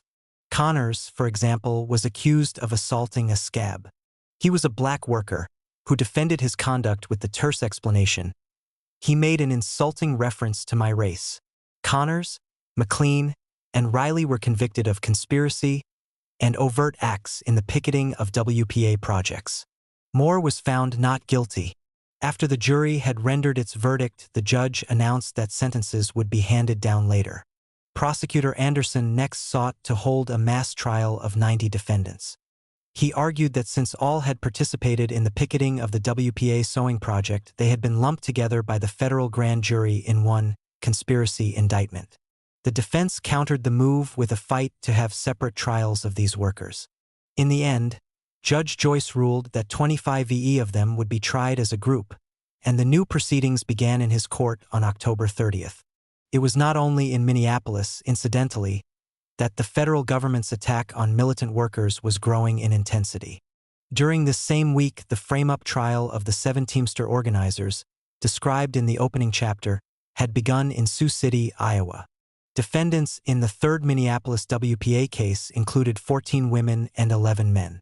They were Margaret Schoenfeld, Pearl Richards, Ida Dunlap, Eddie Alberts, Victor Nicholas, Ralph Kaur, Max Geldman, Harriet Munson, Minnie Cohn, Myrtle Squarcello, Sigrid Asunma, Anna Wisdom, Oscar Schoenfeld, Frank Stevens, Ed Palmquist, Floyd Hurley, Leslie Wachter, Stella Ross, Lois Viennes, Dorothy Green, Bertha Gates, George Totino, Marie Morgan, Nellie Walbridge, and Charles Greider.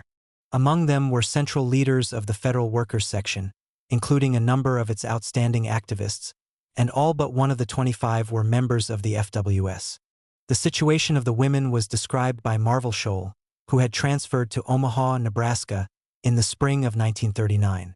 In a column written from Omaha for the Northwest Organizer headed "One Woman to Another," Marvel said, "Next week, when federal Judge Joyce's court reconvenes, a group of our sex is coming to trial on the WPA thing. I would like to talk about these women today, to tell you something about them as persons and unionists. Knowing them, working with them, taught many of us that women can be as good union men as any member of the male sex. A little less than 2 years ago, the women on WPA began to realize that unless they did something about their own status, they would be left far behind the men. Most women on WPA are mothers, left alone to take care of their children. Unlike the men, they had not only to work on WPA, but they had also to maintain their homes, keep their children clean and in school, keep them fed and well. In other words, they had a double job. It might have been easier, from a purely physical point of view, had most of them stayed on direct relief or mother's aid. But women are no more ready and willing to take something for nothing than are the opposite sex. They clamored for and got jobs, sewing, cleaning, assisting in the hospital's clerical work, anything at which they could work to earn money. Working on huge projects under supervisors who were prone to give favors to favorites, made a group of these WPA women workers realize that unless they organized, they were lost. So they organized. They won new and better conditions for all the workers. They took care of their members, called on them when they were ill, helped them get relief when they couldn't work, helped them get back their job when laid off, assisted them to do better work when they were in danger of losing those jobs because maybe sewing wasn't something they had been born to do, got parents of workers on old age assistance, aided mothers to get aid to dependent children when it was no longer possible for them to go on with the double job. In other words, these women took upon their own shoulders the cares and tribulations of many hundreds of families, took those burdens willingly, their only compensation the knowledge that somebody else's life was a little less burdensome than it had been. They worked tirelessly, completely forgetting themselves in their efforts to help the other fellow. Next week, several of these women come to trial. They are charged with conspiracy. They face almost certain conviction. If these women, if any of the WPA workers who stand convicted or are in danger of being convicted, if they are guilty, then so is every man and woman in the United States who has ever dared to stand up for his or her own ideals, who has ever struck out against oppression, who has ever believed that this is a free country. They are charged with conspiracy because they believed in the golden rule which tells us to do unto others as you would be done by. If conspiracy is helping your fellow man to a better life, if conspiracy is putting bread into the mouths of hungry children and old people, if conspiracy is giving your all with never a thought for yourself, then they stand convicted. They are real women. They make me proud to be a woman. The fate of these women about whom Marvel had written so eloquently, and that of the men involved, was now to be decided by a jury stacked against them. During the proceedings, the defense lawyers forced an admission from the authorities concerning the nature of the panel from which the jurors had been picked. The panel consisted of people recommended by county attorneys, clerks of state district courts, probate court judges, the Minneapolis Junior Chamber of Commerce, and a small-town postmaster, as well as some whose names had been taken from rural telephone books. Sitting on the trial jury selected from that panel were FIVE farmers, a filling station owner, an accountant, a road grader operator, a salesman, a garage owner, a housewife, and an ununion carpenter. All but one were from outside Minneapolis. To intensify their bias against organized labor, the prosecution sought throughout the trial to pump hatred of the WPA strikers into them. Toward that end, it was repeatedly stressed that the defendants had been on the picket line outside the WPA sewing project on July 14th. FBI agents lurking in the vicinity had spotted them and turned their names over to the grand jury. Among other charges, they had been indicted for interfering with the scabs that the cops herded into the building. Only a handful of the workers employed on the sewing project had finked. The prosecutor used this fact to contend that the bulk of those who stayed out had been intimidated through a conspiracy on the part of the defendants. Ever since the police assault on the sewing project pickets, the boss press had been trying to depict the strikers as violent aggressors against whom the cops were merely trying to protect the scabs. Now, in federal court, those responsible for the July 14th outrage played the role of accusers, and the victims sat in the prisoner's dock. In an effort to show that the violence had been precipitated by the strikers, Anderson put loyal workers from the sewing project on the witness stand. While waiting to be called, they sat in the corridor outside the courtroom, talking with FBI agents, and the coaching given them showed through when they testified. Their stories were too good, too pat, to be true. On top of that, the defense was able to demonstrate that their identifications of specific individuals was largely a fake. A double row of seats had been allotted to the big group of defendants. While the finks were testifying, they switched chairs from time to time. This caused the witnesses, who had evidently been told where one or another defendant was seated, to make mistake after mistake in attempting identifications. Some appeared to be acting under strain. Their demeanor, no doubt, reflected pressure from the authorities, probably threats that failure to cooperate would cost them their WPA jobs. Despite everything, two of these witnesses reversed the planned stories when they took the stand and had to confront the defendants. They said there had been no threats against them, that the picketing had been peaceful. There were others, however, who showed the characteristics of outright stool pigeons and paid strikebreakers. For instance, one claimed to have heard Max Geldman call President Roosevelt and Governor Stassen rats. The prosecutor could have only one intention in eliciting that reply to a loaded question, namely, to further prejudice the biased jury against the defendants. Added proof that the FBI was coaching government witnesses came out when Police Sergeant John J. Finn took the stand and tried to justify the cops' conduct on July 14th. During cross-examination, he was asked if he had discussed his testimony in advance with anyone. "I just merely rehearsed," Finn answered. "I mean, just went over the testimony with Noonan and J.H. Rice, two FBI agents." While questioning prosecution witnesses, Anderson tried to imply that the bullet that killed Emil Bergstrom came from a picket's gun. He also insinuated that a cop who died after the police riot, Patrolman John Geardy, lost his life because of an alleged beating received from the strikers. Later in the trial, however, Deputy Coroner Collerstrom testified that Geardy had died from a heart disease of long standing. All told, 158 witnesses were called by the government in the third trial. Their rehearsed testimony was given in a courtroom where a fag in a glassed frame hung on the wall. This led one worker to remark, "They even have the American flag framed in there." In rebuttal, the defense presented a considerable number of witnesses. Their testimony showed that, acting without provocation, the cops had assaulted a peaceful picket line at the sewing project. While cross-examining these witnesses, Anderson arrogantly sought to bulldoze them. In doing so, he turned frequently to the jury box to profess righteous indignation against the defendants. During the closing arguments, Assistant U.S. Attorney Giblin painted a horrendous picture of the strike spreading to all parts of the nation and challenging the government. He named Ed Palmquist and Max Geldman as the very fountainhead of the Minneapolis WPA strike conspiracy. Giblin also stressed that 24 of the 25 defendants were members of the Federal Workers Section, that the FWS was the backbone of the strike, and that the government understood the Workers' Alliance to have opposed picketing of the WPA projects. Chief Prosecutor Anderson wound things up by telling the bug-eyed rural jury, "Minneapolis, so long as I am here, is not going to become the Moscow of America. 47 states are watching Minnesota and this jury." All 25 of the defendants were found guilty of conspiracy to violate the Woodrum Law, and a number were convicted on secondary counts involving incidents during the strike. When the verdict was announced, none of the victimized workers showed any emotion except restrained anger. They filed silently from the courtroom and went to the local 544 hall. There, a large body of supporters joined them in discussing plans for continuation of the Federal Workers Section's fight on behalf of the jobless. While the third trial was in progress, Judge Joyce had announced that the sentencing of all convicted WPA strikers would be deferred indefinitely.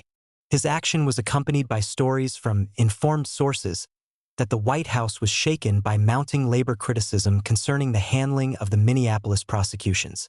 AFL President William Green had recently sent a telegram to the local defense committee, stating, "The indictment and conviction of WPA strikers in Minneapolis has aroused resentment among all working-class men and 55 women."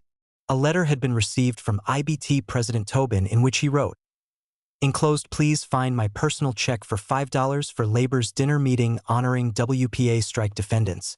Of course, my sympathies are with the men who are involved in the case, and whatever little help I have been able to render in my humble capacity was gladly given in behalf of those who have been persecuted for doing nothing but that which they believed would be of aid to their fellow man." Although Tobin could have done a lot more in his humble capacity as head of the powerful IBT, he had at least solidarized himself with the victimized WPA workers. Therefore, his message was printed in the Northwest Organizer so as to get the maximum propaganda value from it. A collective letter of protest was sent to Roosevelt by national trade union officials and prominent liberals. They asked him to cease such un-American practices as the mass trial of WPA strikers, adding that the number of people indicted reflects a kind of witch hunt. Citing Anderson's assertion that Minneapolis is not going to become the Moscow of America, they contended that raising this false issue was highly prejudicial to the cause of justice. Trade unionists signing the protest included J.R. Butler, head of the Southern Tenant Farmers Union, A. Philip Randolph, leader of the Brotherhood of Sleeping Car Porters, George Counts, president of the American Federation of Teachers, James Carey, secretary of the CIO, and Joseph Padway, general counsel of the AFL. Liberals who added their signatures were Upton Sinclair, Arthur Garfield Hayes, David Clendenin, Roger Baldwin, John Haynes Holmes, Daniel Hone, and Norman Thomas. In Minneapolis, the AFL unions voted to assess their members $1 apiece to help provide defense funds. Organizations of militant farmers in the area also manifested concern about the government's attack on the WPA strikers. They feared that the conspiracy weapon might be used to take reprisals against them because of their opposition to Roosevelt's farm policy. Spearheaded by the Farmers Holiday Association, a rural movement was launched to protest against the federal prosecutions and to actively support the defendants. What happened next appeared to reflect Washington's response to the pressures from all those sources. Ojota Rogg, head of the Justice Department's Criminal Division, suddenly arrived in Minneapolis. It quickly became clear that he had come with orders to get out of the fight with the labor movement as gracefully as possible. Negotiations with the WPA Defense Committee followed. These negotiations concerned the disposition of indictments involving the 130 strikers who had not yet been brought to trial. As a face-saver, Rogg resorted to the device of nolo contendere pleas, no defense. He first demanded that 40 of the remaining defendants make such pleas, but the defense committee flatly rejected that figure. An understanding was finally reached that 5 would plead no defense on minor charges other than conspiracy. Those who did so were Owen Jacobson, Roy Orgon, Glenn Smith, Louis Lindsay, and Victor Kyoto, all members of the FWS.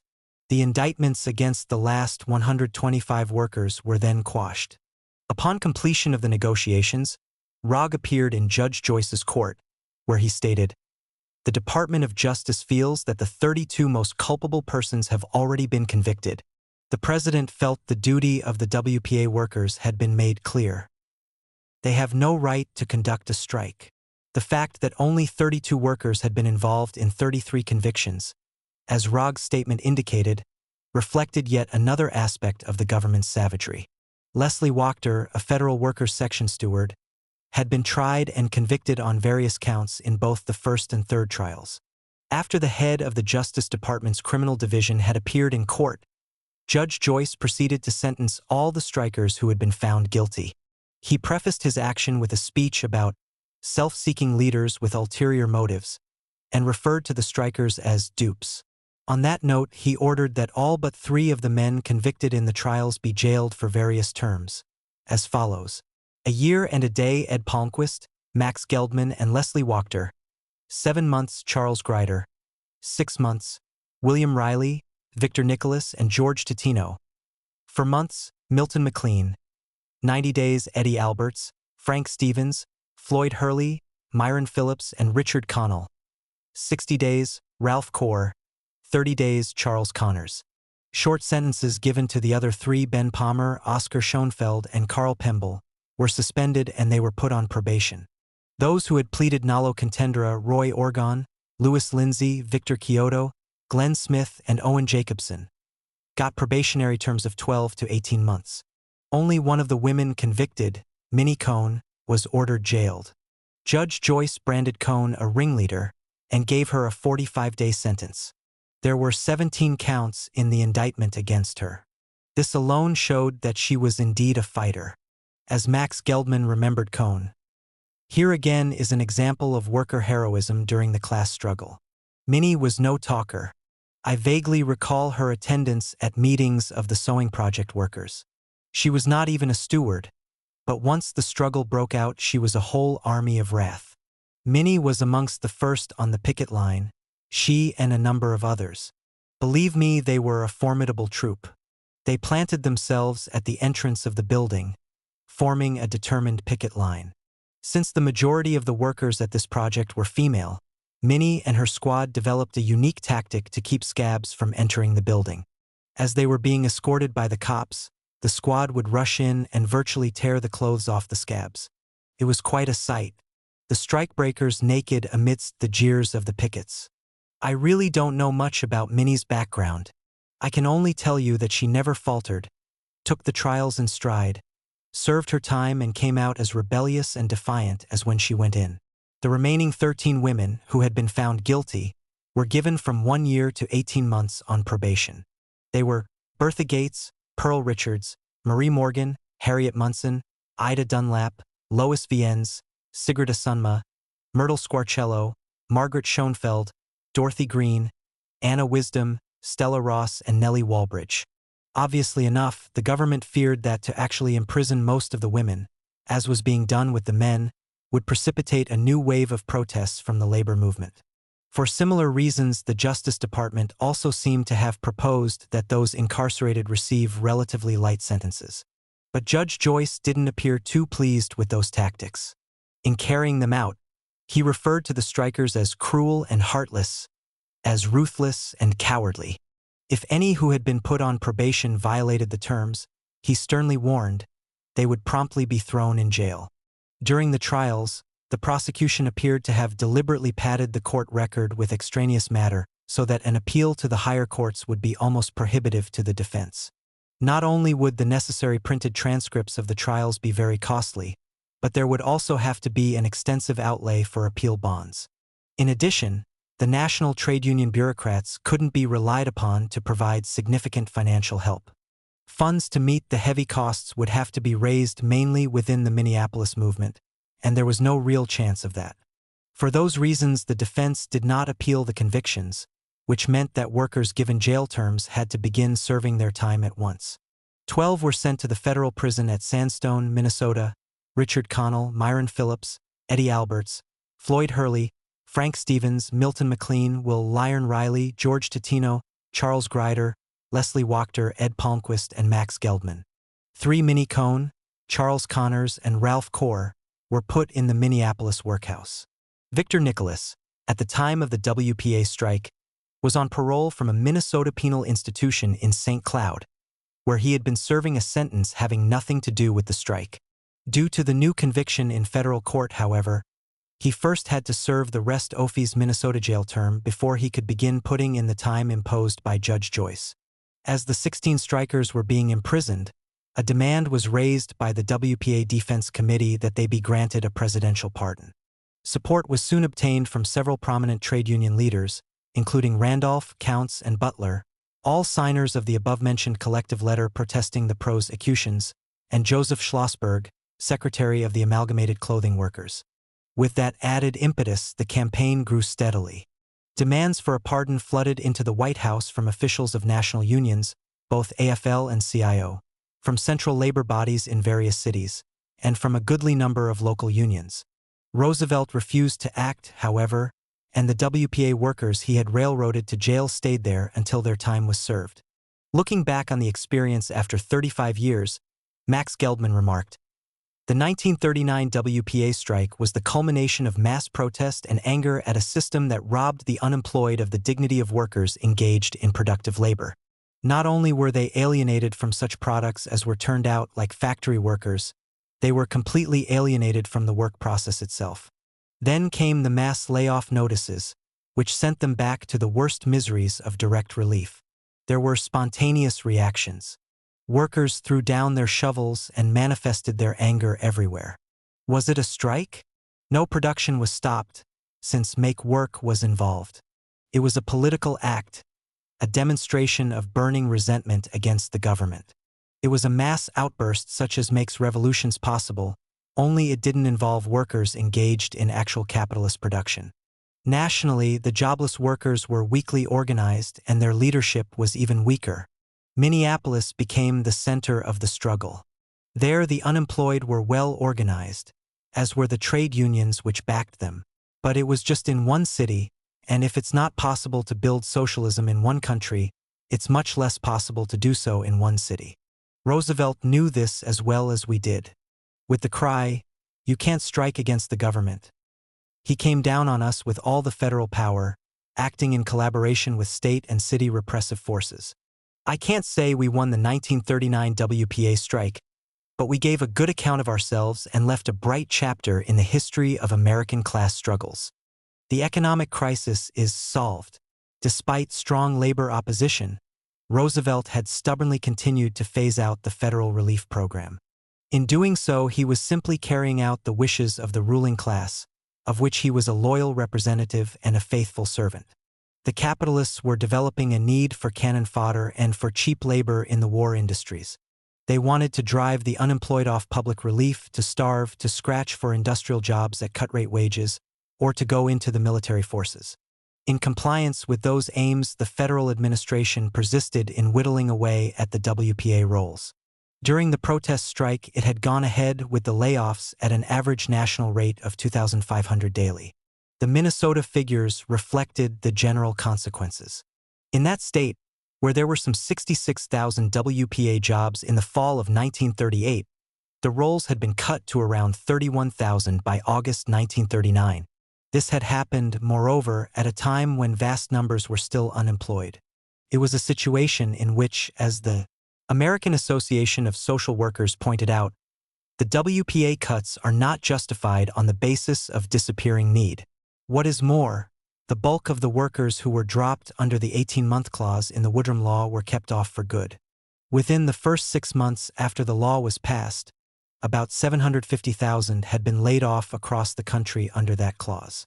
Although supposedly it was for 30 days, Administrator Harrington admitted in a December 1939 statement that less than 150,000 of those involved had gotten back onto WPA. Local relief agencies everywhere were swamped with new applicants who had been cut from the federal program. As a result, workers trying to get enough help to at least feed their families had to wait in long lines at city welfare offices, where at best they got only meager handouts. Not only did Roosevelt remain impervious to demands that his policy be altered so as to alleviate the human misery it was causing. His budget proposal for the coming fiscal year called for yet a further slash in WPA funds, paralleled by a new hike in military spending. As a corollary, he announced that 700,000 more workers nationally would soon be dropped from the federal relief rolls. While all this was going on, the jobless were being subjected to other forms of harassment as well. In Minneapolis, reprisals were taken against the strikers upon their return to the WPA projects. A number were fired outright on charges of intimidation, the action against them being predicated on reports from scabs and stool pigeons. A blacklist of defendants in the WPA trials was set up locally by the main boss's organization, the Associated Industries. These workers found pictures of themselves posted in the offices of concerns where they went to seek employment. They were turned down even where other applicants were occasionally hired. One of the indicted workers had been lucky enough to find a job in private industry a few weeks after he was laid off from the WPA under the Woodrum Law. When the grand jury action against him was made public, however, he was fired on the spot. Capitalist pressure was put on the Minneapolis Welfare Board to cut the family budgets of those on relief. During the hassle that followed, the board managed to impose a reduction in the city supplement for workers on WPA. Nationally, a drive opened up to refuse relief to single men who were eligible for military service. About the same time, the WPA administration began a purge of subversive elements who believe in the overthrow of the United States government. As a condition for continued employment, workers were required to sign a loyalty oath affirming that they are not or will not become members of any Nazi-Bund organization or communist group while on WPA. Efforts were made to bar from city relief those refusing to sign the oath. Under these general circumstances, things had not gone well for the building trades workers. When the protest action by the unskilled laborers ended and they went back to their WPA jobs, members of building trades unions in some cities remained off the projects. While they held out against the wage cut, Roosevelt had been trying to break their strike. In Minneapolis, 2 AFL officials were included among those indicted for conspiracy to violate the Woodrum Law: Walter Frank, head of the Lathers Union, and Myrtle Harris, a Central Labor Union officer. The charge against them was plainly intended to put pressure on the building trade strikers locally. However, the two had been among the 125 whose indictments were quashed when the defense campaign forced the government to back off from further prosecutions, and that particular move fizzled. A different form of legal attack was used in New York and other places. Several officials of building trades unions were indicted by federal grand juries for criminal conspiracy in restraint of trade within private industry. They had been doing nothing more than following established trade union practices in the construction field, which showed that the government actually had something else in mind.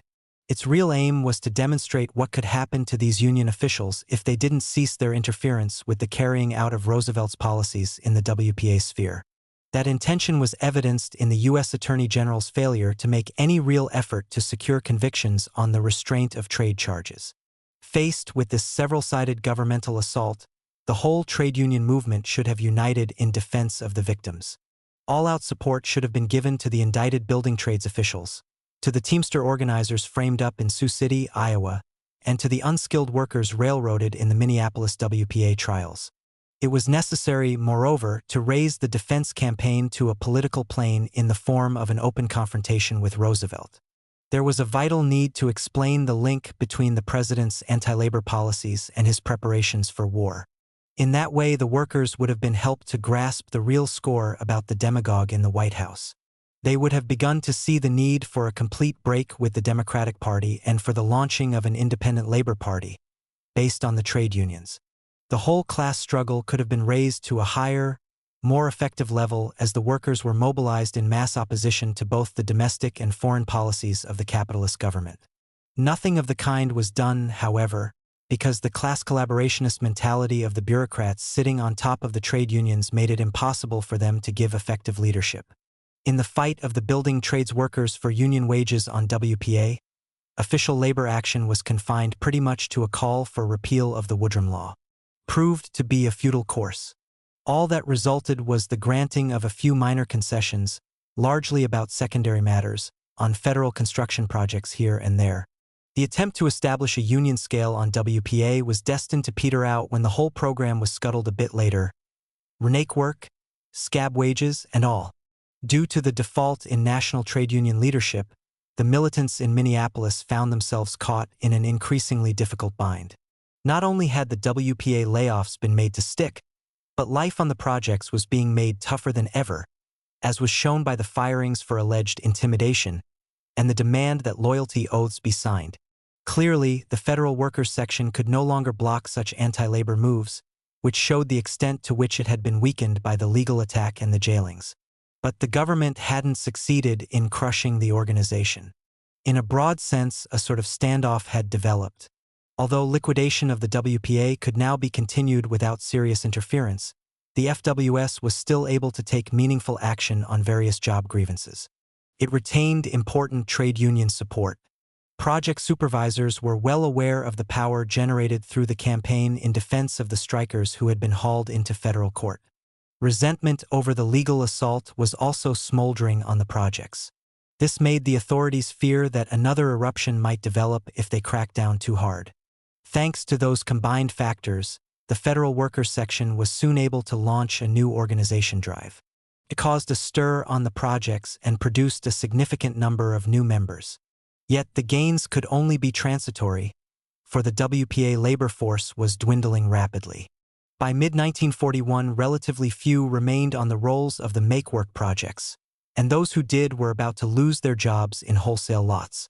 So pronounced had the layoff trend become, in fact, that entire projects were being discontinued because the cuts left insufficient personnel to operate them. At the same time, with around 9 million still out of work according to CIO estimates, the slashes in federal relief brought an increasingly heavy influx of needy families onto the public welfare rolls in most every town. Except for a few finishing touches, the WPA had been abolished. But this action did not result from a correction of the basic economic dislocations that had brought about the massive unemployment from 1930 on. The causes of the job crisis were inherent in the system of production for private profit, which had not been changed. Roosevelt had in no way tinkered with the fundamental capitalist structure. At terrible cost to the working class, he was alleviating the economic problems by putting the country on a war footing. That was the ultimate capitalist solution for unemployment. For the entire period during which that ruinous course was being imposed upon the nation, General Driver's Local 544 had not only fought against the president's brutal treatment of the jobless. It had also taken the lead in organizing opposition to his war policy within the Minnesota labor movement. The stormy events of that campaign and their fateful consequences will be the theme of the fourth and final volume of these reminiscences about Teamster history. Appendix: How the Teamsters Union Organized. Independent truckers in the 1930s. During the Depression of the 1930s, individually owned trucks appeared in the transportation industry in ever-increasing numbers. A major factor in this development was an intensive sales campaign by the auto corporations. Their caper was to induce the unemployed to buy themselves a job by buying a truck. Workers who could scrape up the down payment were allowed to meet the balance of the purchase price on a long-term installment basis. Incentive for such purchases was given by the federal government, which used individually owned trucks on its make-work projects for the unemployed of that period. State, county, and city engineering departments followed. This article, first published in the April 12, 1974, issue of the Militant newspaper, was written in connection with the February 1974 strike of owner-operators in the over-the-road trucking industry. It expands significantly on the discussion of individual owner-operators in chapters 10 and 15 of this book and chapters 17, 19, and 22/Teamster Power. Suit, especially in connection with road work. Comparable trends developed within private industry. Firms having their own fleets of trucks often kept a surplus of rigs on hand by hiring independent owner-operators, who usually found themselves payless, despite the time put in, when they were not actually hauling something. Fluctuations in business volume were thus compensated for at the expense of the owner-operators and to the profit of the fleet owners. Broker setups appeared in the form of companies that relied entirely on individual truck owners to move goods. In such cases, virtually the entire overhead cost of trucking operations was shoved on to the owner-operators, thereby impairing their capacity to earn a living. These and other practices of a comparable nature held sway in coal and ice delivery, construction hauling, motor freight, and elsewhere in transportation. Immediate profit-taking along these lines was not the only object the capitalists had in mind. Advantage was sought from ambitions that developed among independent owner-operators to expand their holdings and go into business for themselves. Illusions were fostered that such prospects were open to all individual owners, so as to trick them into identifying themselves with the problems of management. To the extent that the scheme worked, divisions were sown between owner-operators and the drivers of company fleets. Unionization of the industry was thereby impeded. The laws of the open-shop jungle could better prevail, and the trucking bosses were able to wax fatter in all respects. These dangers to both categories of drivers were further accentuated by misleadership within the International Brotherhood of Teamsters. Little attention, if any, was paid to the problems of the owner-operators. Although sporadic efforts were made to organize fleet drivers, IBT policy was so ill-conceived and so poorly executed that not much headway could be made in that sphere either. As a result, the union remained weak at best, and in several important respects it was quite impotent. Such were the prevailing conditions throughout the trucking industry when Trotskyists in Minneapolis began to win leadership influence within the IBT during the second half of the 1930s. In shaping our overall class struggle policy, close attention to the independent owner-operator question was included. We began by taking full account of the realities of the existing situation. Drivers owning their own trucks had become a factor of major dimensions within the industry. To consolidate the union power, they had to be brought into an alliance with the fleet drivers. Before that could be done, however, a course had to be developed that would serve the owner-operators' interests. Careful examination of all the factors involved convinced us that those owning one truck, who did their own driving, should be approached by the union as fellow workers. Proceeding accordingly, we set out to organize as many of these individuals as possible. They were then extended the democratic right to shape the demands that were made upon their employers, the leasing companies. On that basis, the union as a whole followed through by backing them in struggles to improve their take-home pay. The validity of that policy was confirmed by its results. In the major struggles of that period against the trucking employers generally, the union's owner-operator members served loyally. They volunteered their trucks to transport pickets and shared in the picketing. A significant number of our casualties in battles with the cops were from among this category of workers. After the union had been consolidated, they continued to play a constructive role. Like other members of the organization, they looked upon those of their own kind who took an anti-labor stance as finks and dealt with them accordingly. Our course had checkmated the divisive schemes of the bosses. In Minneapolis, the truck drivers and allied workers had emerged as a power, and the union was able to march forward in advancing the interests of all its members. These experiences became an important asset when we launched an organizing drive in the over-the-road industry in 1938. There we found an even more complicated situation concerning independent owner-operators. Firms holding carrier rights issued by the government employed many of these independents, paying them flat rates by the mile, ton, or trip for rig and driver. It was truly a cutthroat setup. Diverse methods were used to heap inordinate trucking costs upon the owner-operators, thereby shaving down their earnings as drivers. At the same time, devious patterns were woven to confuse the true nature of the employer-worker relationship and turn the individuals involved in an anti-union direction. Propaganda attacks were launched, especially by legal tricksters claiming to speak for the owner-operators, which were calculated to discredit the IBT campaign. One such blast came from David L. Lippman, who purported to head a Truck Owners and Operators Association. Through an article in the December 1939 issue of the Transport Driver, a publication circulated among owner-operators, he sharply criticized Teamster Local 710 of Chicago. He charged the union with lack of regard for the truckmen's interests and claimed that the IBT had no right to represent his clients. John T. O'Brien, then head of Local 710, asked me to prepare a statement for the local in reply to Lippman. I did so and sent the draft to him on January 3, 1940. It contained an extensive account of the owner-driver situation in over-the-road trucking. Concerning the confused patterns of employer-employee relations in the industry, the statement said, "The individual owner-operator is by the very nature of his position a composite in one degree or another of the two distinct factors in the over-the-road motor freight industry, the owners of trucks and the drivers. There is a more or less clearly defined category of individual owner-operators, and there are other categories called by that name but who are in reality something entirely different. There is the individual who owns one truck which he himself drives. Ordinarily, he operates under lease in the exclusive service of one operating company. He represents the owner-operator type of driving service in its purest form and deserves the fullest measure of consideration for his special problems. It must also be recognized that even in this group there is a tendency to operate freelance on a catch-as-catch-can basis. These individuals who operate in this manner are commonly referred to as gypsies, skimmers, wildcatters, etc., and are found hauling for one company today, another tomorrow, and the next day trying to drum up business as a one-man company. They are a serious problem to the industry. Even the most clearly defined type of owner-operator has a general tendency toward expansion, and the individual frequently becomes the owner of additional units of equipment.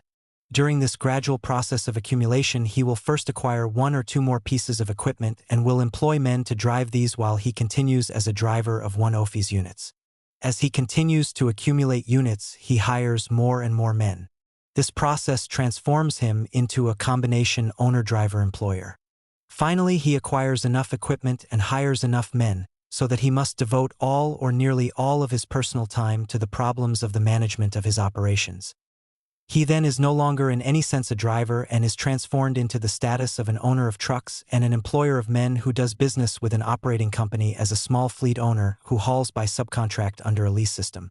Yet he continues to pose as an individual owner-operator and is erroneously posed as such by many others. We thus arrive at the ridiculous circumstance whereby, assuming such an individual to be the employer of 10 men, which is not uncommon, the group is referred to as 11 individual owner-operators instead of being identified as an employer and 10 employees, which is the true state of affairs. Occasionally, a small fleet owner succeeds in acquiring the necessary operating certificates and permits and enough direct accounts to enable him to abandon his service under lease to an established operating company and to launch his own company. This action, which represents the realization in fact of the secret ambition of every gypsy individual owner-operator, brings into the full light of day the true nature of the employer-employee relationship between the small fleet owner and the men who drive his trucks. It now becomes clear how many operating companies have cleverly devised a scheme whereby they obtain driving service at substandard wages. The drivers are held in a state of continuous confusion by the ever-changing employment and equipment ownership relations between the drivers and small fleet owner on the one hand and between the small fleet owner and the operating company on the other. The operating company evades all responsibility for employment relations with the drivers by hiring through the small fleet owner, who in turn far too frequently pays for driving service at varying substandard wage rates by a wide variety of methods. With reference to the scope of Teamster jurisdiction in dealing with this situation, the answer to Lippmann asserted, "A man who owns the truck which he drives is merely an employee who is required to furnish his own tools as a condition of employment. He has a full legal right to be represented by a labor organization. The IBT will not relinquish this right, nor will it permit the issue to be confused by parading in alleged individual owner-operators who are in reality something entirely different. The true nature of these masqueraders has already been carefully defined above. Those who are genuinely interested in the problems of the men who drive motor freight trucks across the highways will recognize that the IBT is approaching the problems of the individual owner-operators with the same serious consideration that it gives to the problems of the employed drivers employed on company-owned fleets. The proper place for the individual owner-operator to get effective results is in the ranks of the IBT shoulder to shoulder with the employed drivers. An area committee, composed of representatives from key local unions, had been set up to lead the Teamsters over the road campaign, to which Lippmann and his kind were opposed. In dealing with the owner-operator question, the committee had a dearly formulated perspective from the outset. The aim was to require leasing companies to pay individual owner-operators the cost of operating their equipment, plus its replacement value, plus the union scale as drivers.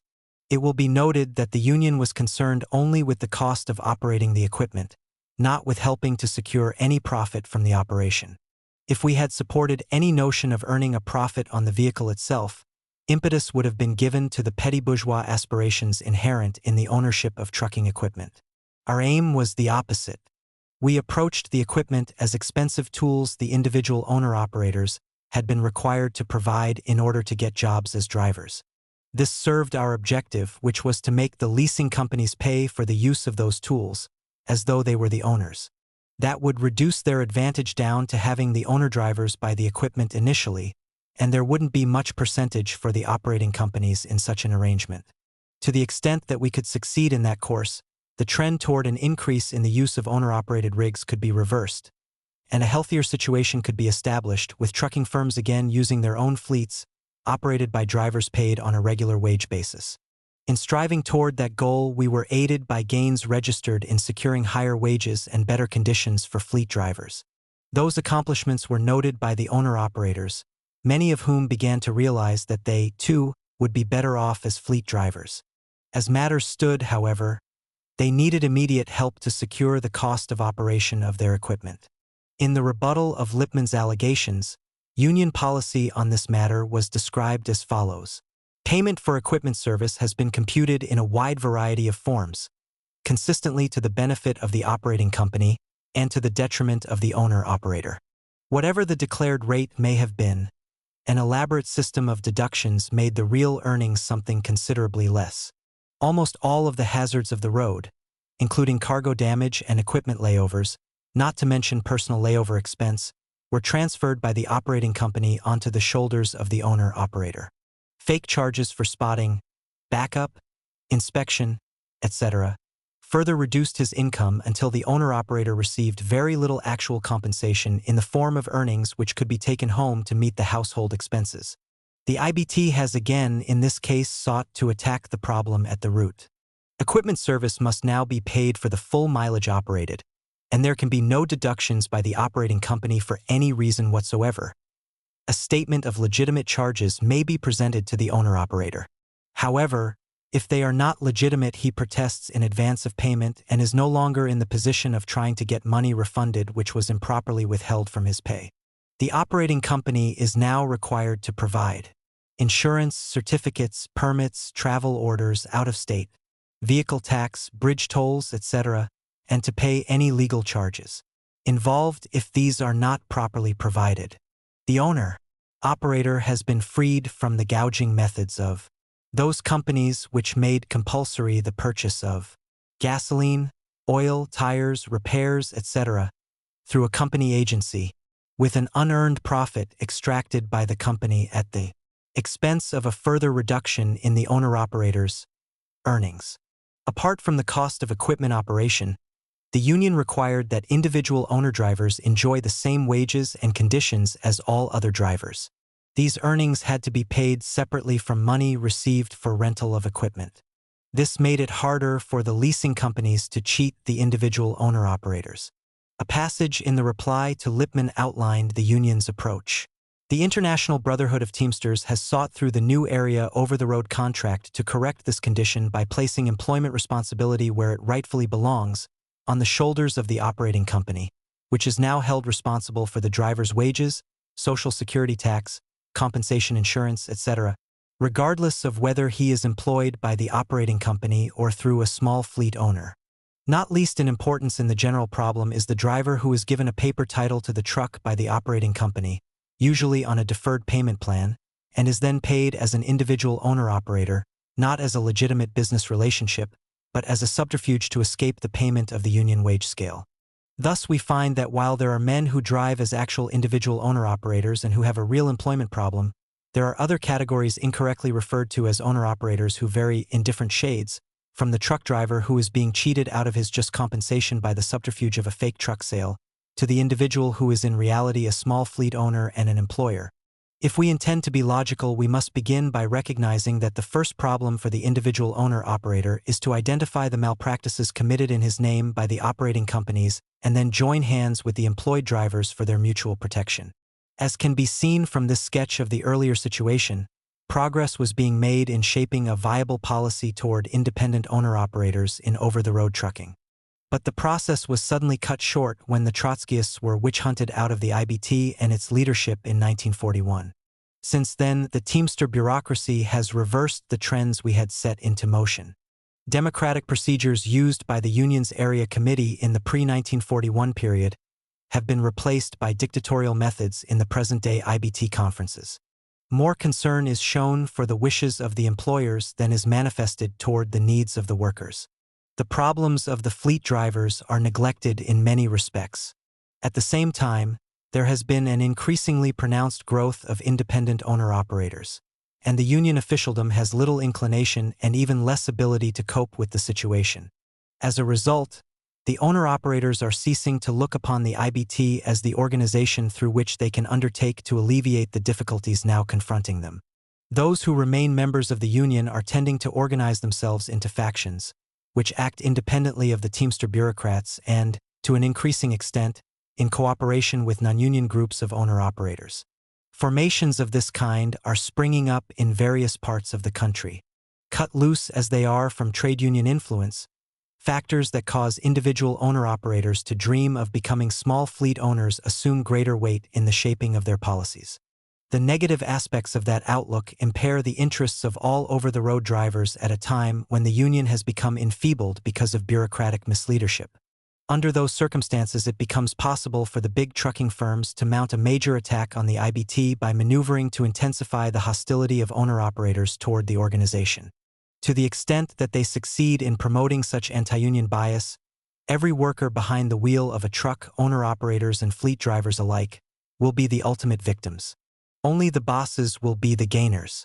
This danger can be averted through a shift in union policy toward application under modern conditions of the basic course that was being shaped prior to 1941. That would block the bosses from splitting the owner-drivers away from the organized labor movement. Instead, the catch-all category of independent owner-operators could be separated into its component parts.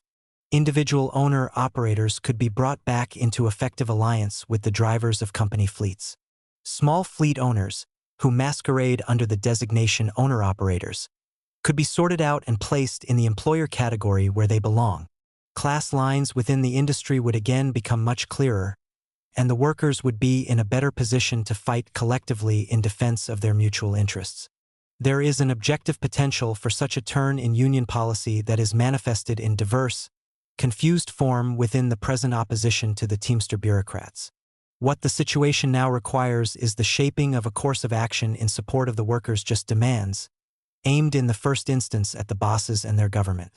Within that framework, steps can be taken to oust the IBT bureaucrats from office, establish democratic procedures within the union, and make it a fitting instrument to serve the workers' cause. Achievement of those ends requires an oppositional formation at all levels of the IBT based on a class struggle program and capable of using class struggle methods. Every militant worker, and especially the socialists among them, should be on the alert for realistic openings to help get such a movement started.